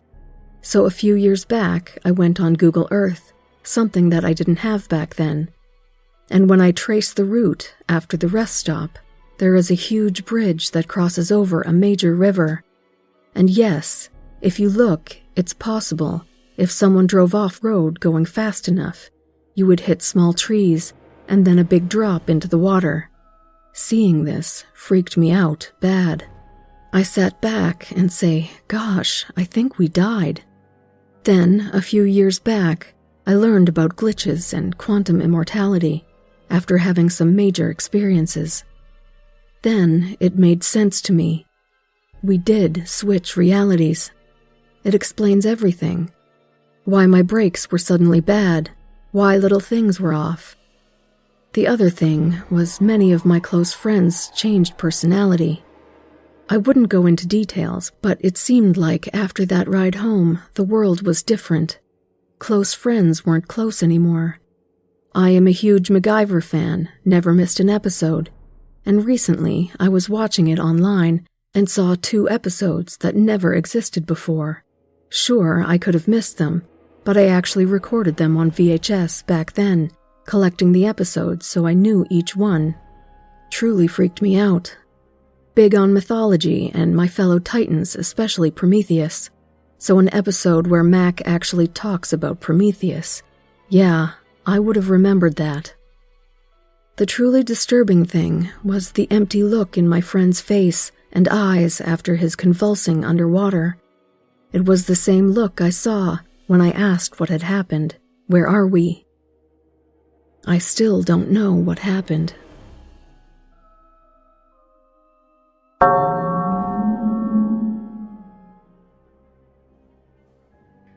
The Skyway by u/Skeets Data Droid. I don't go that much these days. However, when I was a kid, every Saturday in the summer months, my father and I would gather up our rods and tackle box, stop off to buy some night crawlers, and head down to the river and fish. The fish were always plentiful in the river, from bluegill, catfish, and the occasional black bass. We'd sit on this old fallen tree trunk, drink sodas, and munch on junk food for a few hours before packing it in. We return home and proceed to clean, pack, and freeze our catch for future meals. On one particular Saturday morning, however, things were a little bit off. A morning cloud cover promised to move on by mid-morning for a sunny afternoon, so we packed sunscreen to apply later once the sun came out. We got our worms as always and headed to the river. Thanks to the cloudy sky, the fish were more active than usual, and we had no trouble reeling them in, so much so that our bucket was filling up faster than usual. When, as predicted, the clouds began to disperse, and by noon, the sun was shining. As we readied to pack, a shadow overhead caught my attention. A bald eagle had taken up a roost in a tree by the river and was keeping his keen eye on us, and I happened to glance up and catch his vision.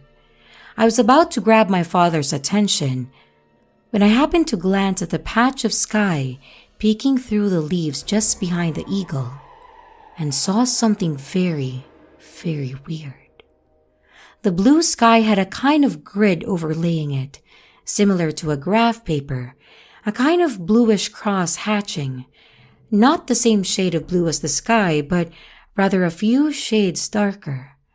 I stepped a few feet to my left to look at an unobstructed view of the sky, and it was clear blue, but stepping back under the canopy of trees. Grid. I pointed out to my father and he was positively gobsmacked, thinking that it might have been a spider's web perhaps, strung up between branches, and he moved closer and couldn't see anything there. Feeling very weirded out by this anomaly, we decided to go get some lunch at Burger King and then headed home. This event happened in the 90s, long before talks of glitches. However, that event has stuck with me, and I now believe that it was what experienced that day. Some kind of glitch that allowed us to see behind the veil of our reality for just that one section of the sky. What do y'all think?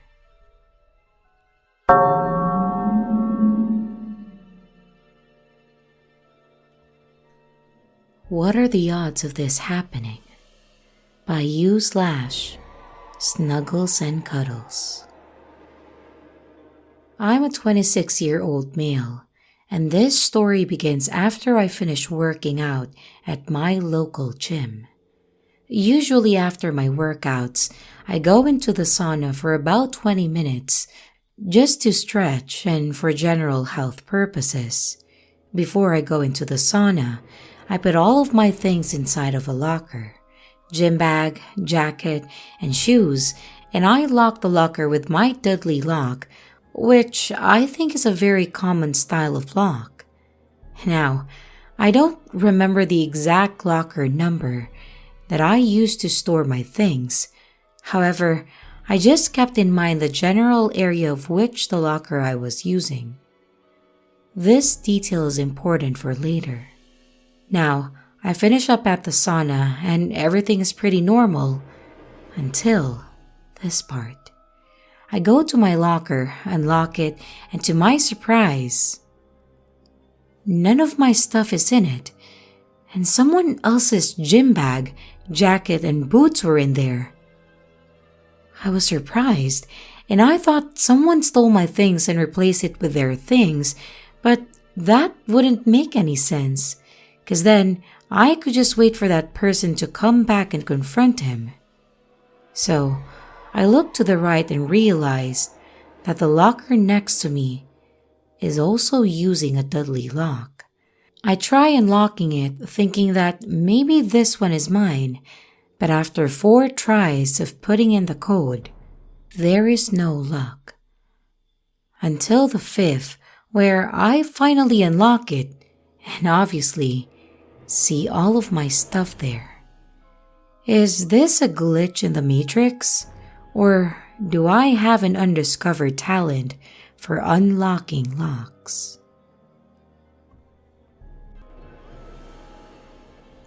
Hello everyone, it's your creepy sister here.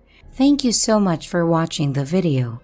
I really appreciate each and every one of you. But I would also like to thank my amazing patrons, my top tippers, and my dearest channel members. Thank you very, very much. I really appreciate it with all of my heart. If you want to support the channel further, you could also choose to become a patron, a tipper, or a channel member. But remember, it's appreciated, but never a requirement. I would also like to announce that we have merch now. The link is in the description of the video, along with all my other social media links, like my Discord server, Twitter, Instagram, and others. You can connect with me and send your stories there. And don't forget to like and subscribe if you haven't yet, and comments are highly appreciated. And remember, your fear feeds me.